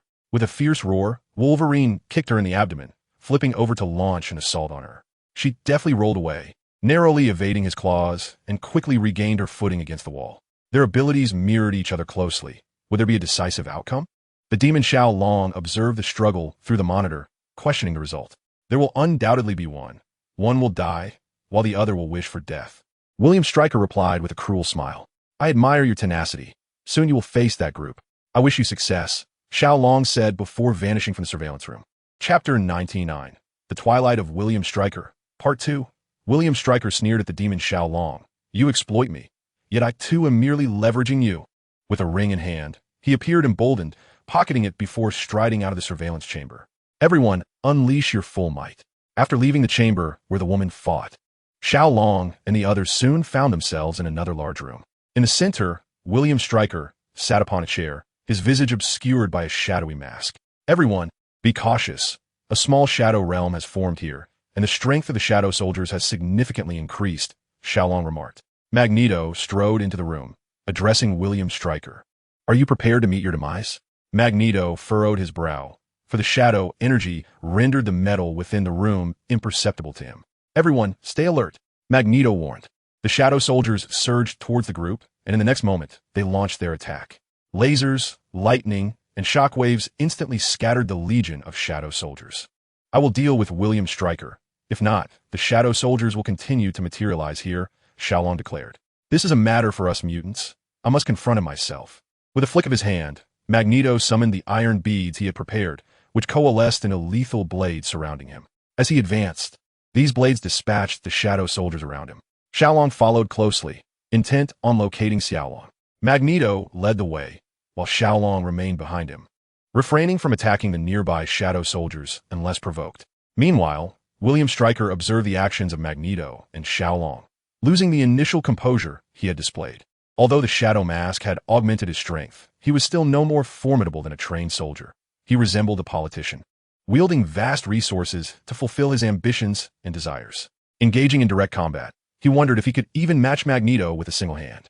Initially, he had set up a small shadow barrier to obscure the metal within the building, or else it would have become Magneto's domain. Little did he know that Magneto would arrive equipped with weapons.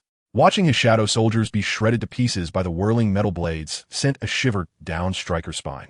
Glancing at the distress signal left for him by the demon Xiao Long, he gritted his teeth and activated it. In the next instant, Magneto stood before him. William Stryker, you first established a mutant research organization for the government, executed the Weapon X program, and later directly formed a mutant hunting organization. Your sins are unforgivable. After sensing the inability to manipulate the iron within Stryker's body, Magneto shot the iron beads towards him. In truth, Magneto had not initially possessed this awareness. But after facing Godzilla, he recognized the necessity of being prepared with weaponry. He could control metal, but what if he found himself in an environment devoid of it? Should he extract it from his own body? Thus, after defeating Godzilla, he began carrying some condensed iron beads, which were not burdensome for him. As Stryker beheld the approaching blades, he could envision that his fate would be no better than that of the Shadow Soldiers. He recalled an ancient Chinese punishment known as Ling Chi, and a chill ran through him at the thought that Magneto might truly intend to dismember him alive. Trembling, Stryker recoiled. From the shadows, Xiao Long cursed him as a fool and, with a swift motion, halted the metal blades in midair, confronting those who dared to move against him. As the demonic dragon emerged, William Strick felt a wave of relief wash over him. You desire this mask, do you not? Here it is. As long as you can guarantee my safety, even if it means taking me away, I shall relinquish this mask to you.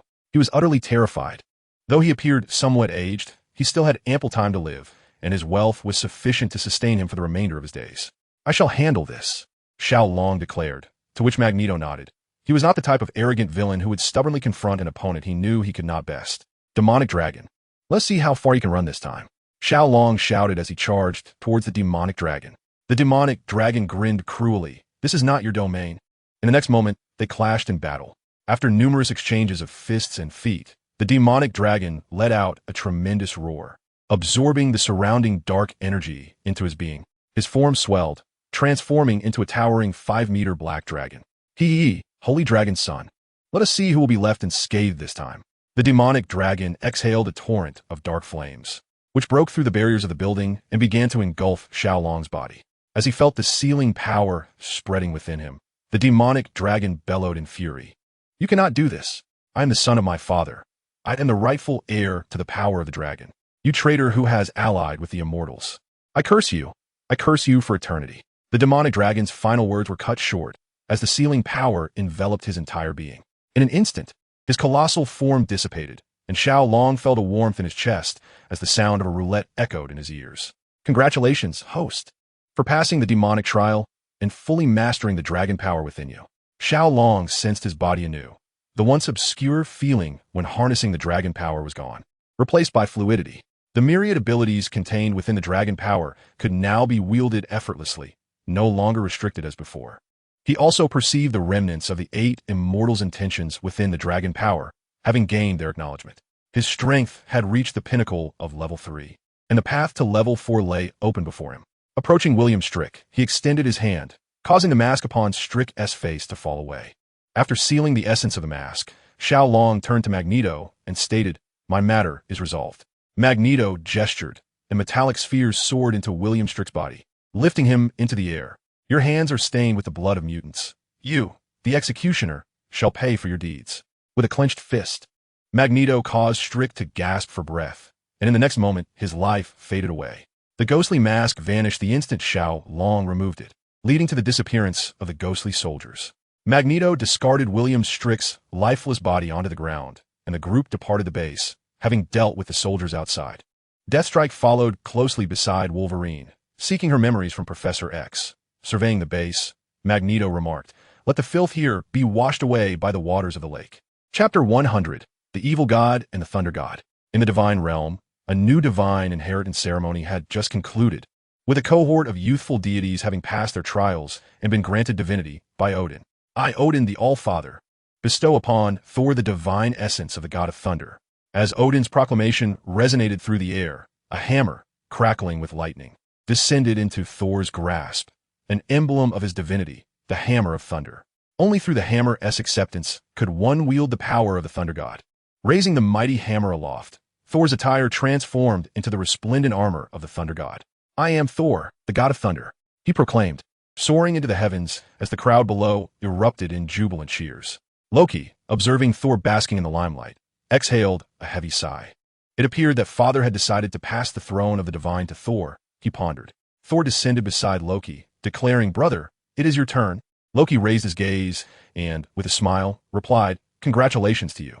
After expressing his sentiments, Loki approached Odin. Odin regarded Loki, the offspring of his adversary. Contemplating the matter, he considered bestowing upon Loki a lesser divine position to ensure he posed no threat to Thor's reign. Yet, Loki's exceptional talents were undeniably suited for governance.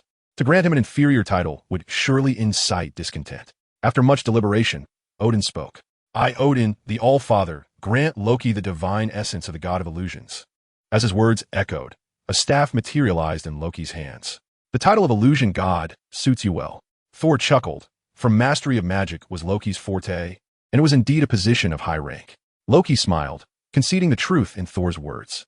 Odin, overhearing their exchange, felt a wave of relief wash over him. Subsequently, Odin continued to announce new divine titles, revealing that among the newly appointed deities, 3 were worthy of high rank, in addition to Thor and Loki. Apart from Heimdall's successor, the remaining 2 were the goddess of the sun and the god of war, titles that had long awaited inheritance. Upon the conclusion of the ceremony, Odin decreed a 3-day celebration across the realms, filling every corner of the divine domain with joyous fervor. Even Loki, after reveling with his friends throughout the day, sought a moment of solitude away from the festivities.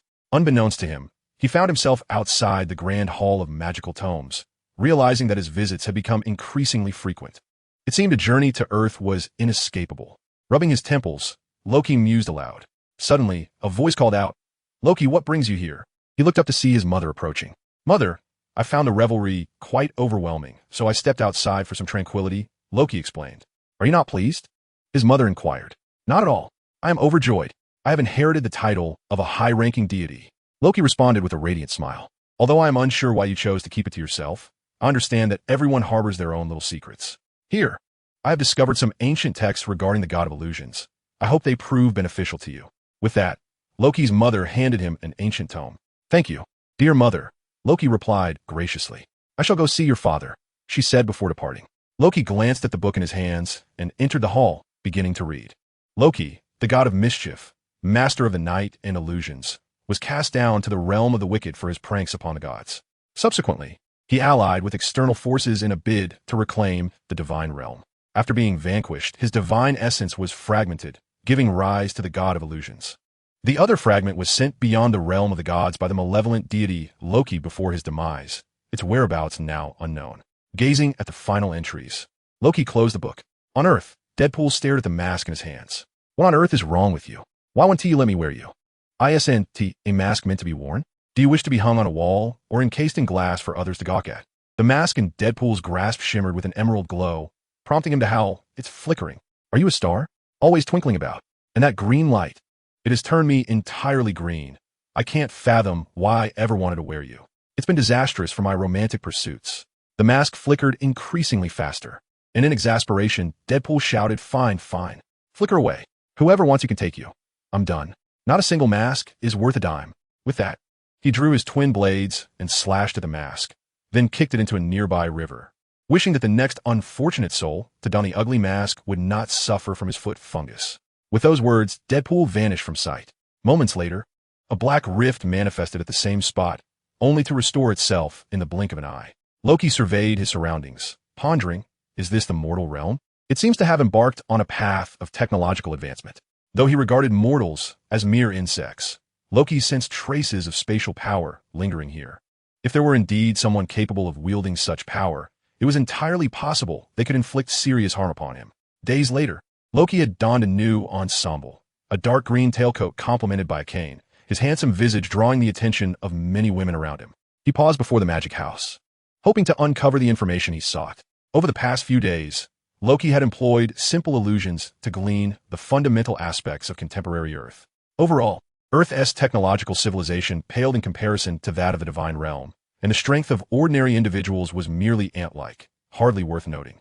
However, there existed exceptional beings on Earth, superheroes, supervillains, and a few mutants, among others.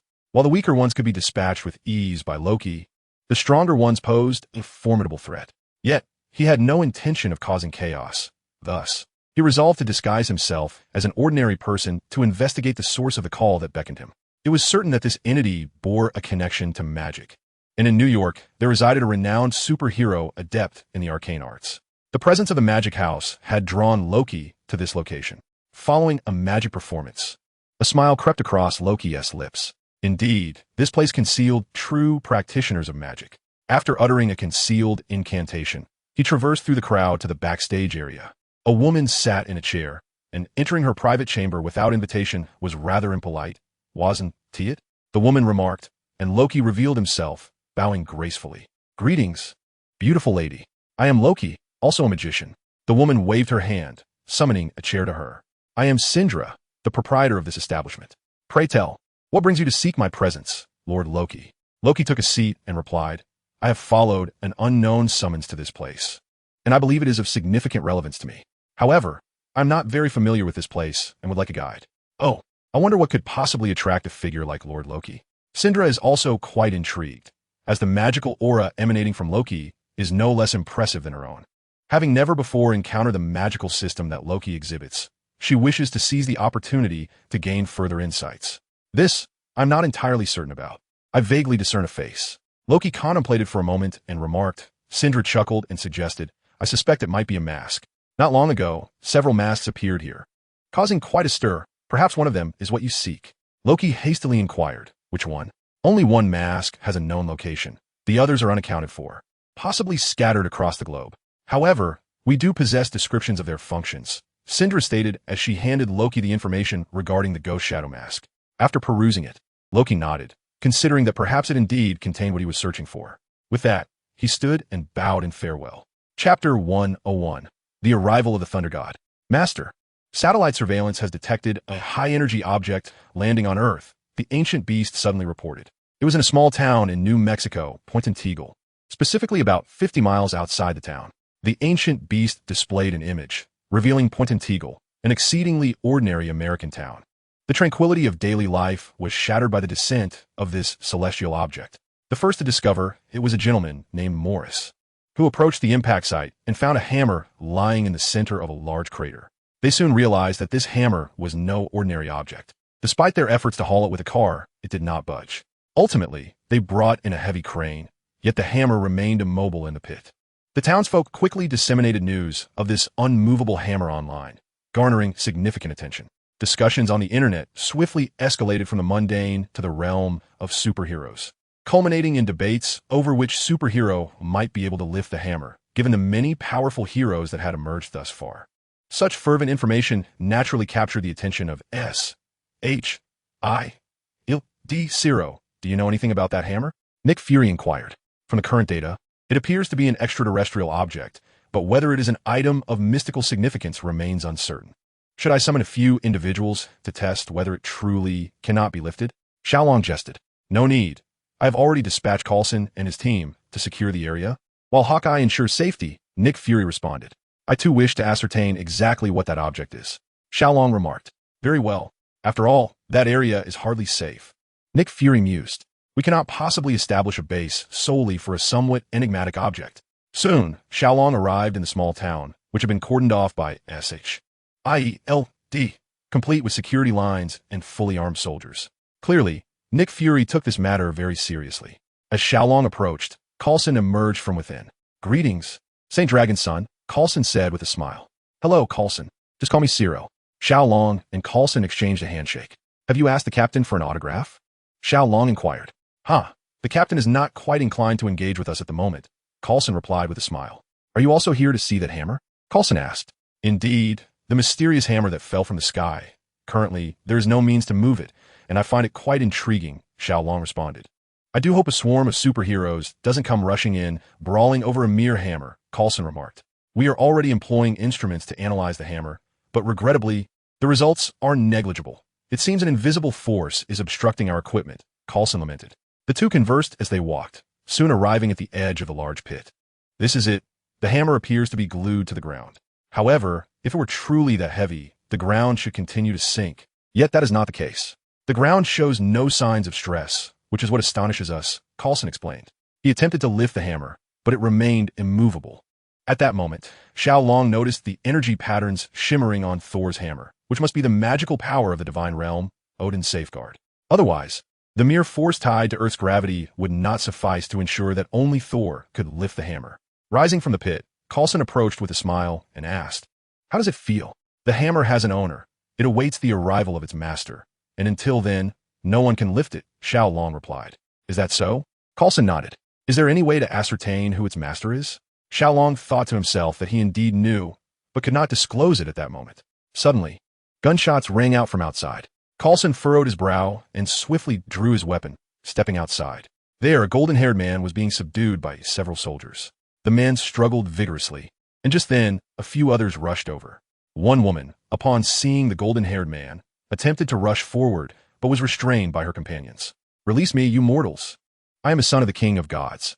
You cannot treat me this way." The golden-haired man shouted, attempting to break free, only to have the soldiers tighten their grip. "He approached us with the intention of leaving, but suddenly attacked us," one soldier explained. At that moment, the woman broke free from her companions and ran over, apologizing. "I'm sorry, my friend is not quite well. He constantly imagines himself as the prince of the divine realm." "Jane, I am not imagining. I am indeed the prince of the divine realm, the son of Odin, Thor." Coulson chuckled at this.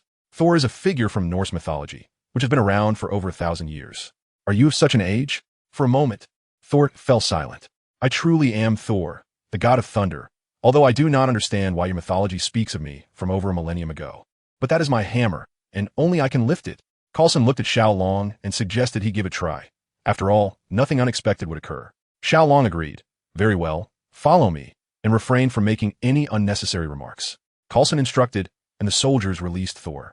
Thor shifted his body slightly and declared, "I shall prove myself to you mortals." With that, he followed Coulson into the fortified area. Jane Foster and her companions were also ushered inside. Upon glimpsing Mjolnir, the hammer of the god of thunder, Thor's face instantly lit up with excitement. "At last, I have found you," he exclaimed, leaping into the pit to grasp the hammer's handle. Chapter 102, Gods and Deities. However, the smile on Thor's face vanished in an instant, for Mjolnir rejected him. "Do not be this way, Mjolnir," Thor implored, as if soothing a pet. He fell to the ground, deeply affected. "Why? Why do you refuse me?" Perhaps he truly was the one at fault.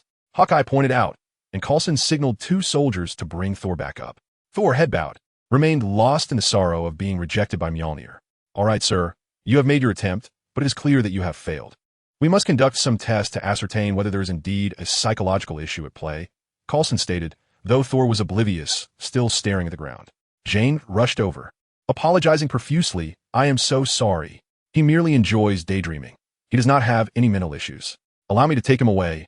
I assure you he will not return." "Apologies, Mom," Coulson repeated. "As for Mr. Thor, we have no prior records in our database. Until we verify his true identity, we must detain him temporarily." The soldiers escorted Thor to a separate room. Coulson asked, "Shang, do you believe he is truly the god of thunder?"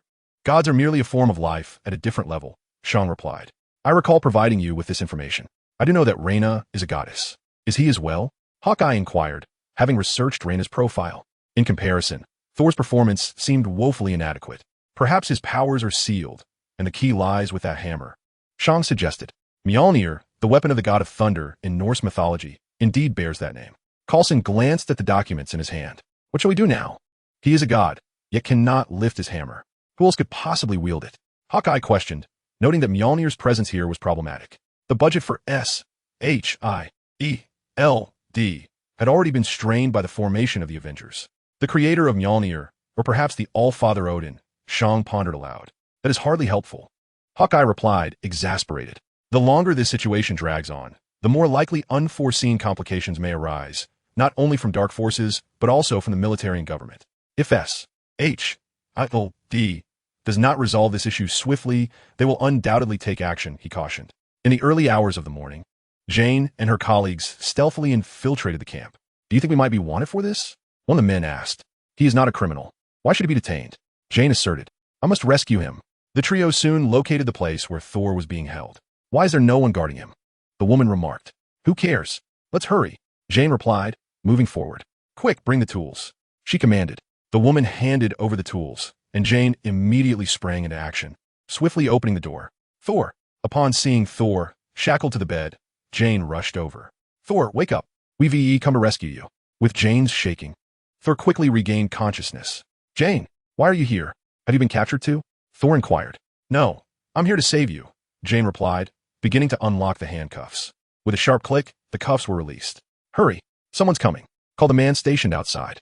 There's no time to waste. We must leave now, Jane urged, grasping Thor's hand as the four of them dashed towards the camp's exit. Where are we going? The female researcher asked. We're heading to the town. It's populated, and we might be able to escape, Jane explained. Unbeknownst to them, the soldiers ceased their pursuit at the camp's entrance. If he truly is the god of thunder, he would never abandon his hammer, Hawkeye remarked from a corner. But keeping him locked away serves little purpose, doesn't it? Shuri replied. Why evacuate the townsfolk? They surely noticed something amiss, Coulson commented. I sense an unforeseen event is imminent. Do you believe me? Shuri responded. In the original narrative, the destroyer wreaked considerable havoc in the town. It would be improbable to avoid casualties. Hence it was prudent for SHLD to evacuate the people early. Is that so?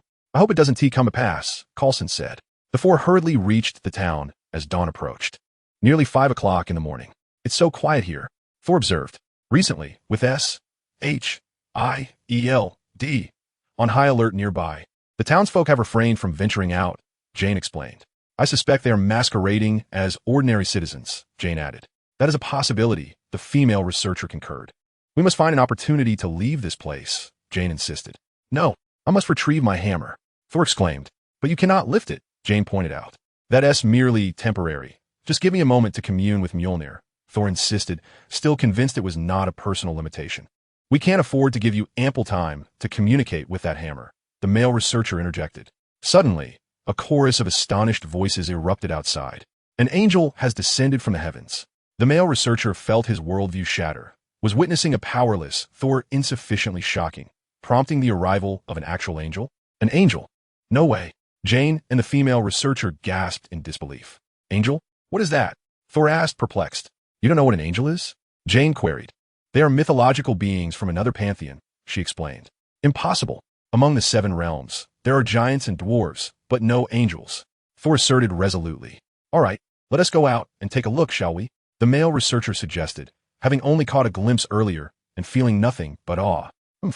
I shall see what manner of beings dare to call themselves gods. After Thor crumpled the empty water bottle into a ball and discarded it.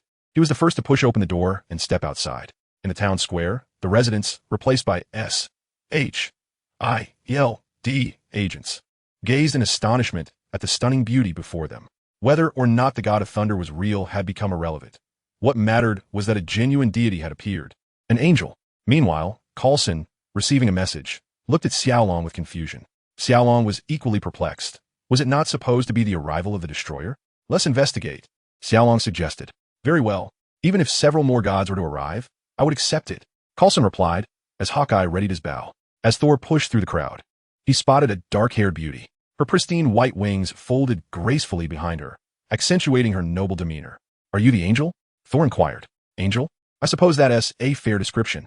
My name is Liang Bing, and you are the so-called god of thunder? I must say, you do not seem all that impressive, Liang Bing retorted, though inwardly she lamented her decision to come alone, as Reina would surely draw more attention. Just as Thor was about to respond, the crowd parted once more, revealing another enchanting woman before him. Approaching Thor, Reina surveyed the scene and remarked, And you dare to call yourself a god? By that logic, I must be a supreme deity. I will not permit you to insult the dignity of a divine. Thor bellowed, and had it not been for Jane restraining him, he would have charged forward in fury. From a distance, Xiao Long watched in disbelief, never having anticipated Reina's arrival. She was indeed a true goddess. Nearby, the SHIELD agents quickly concealed themselves, while Coulson, Xiao Long, and Hawkeye approached. Let's not quarrel any longer. It would be prudent for us to engage in a civil discussion, Coulson suggested.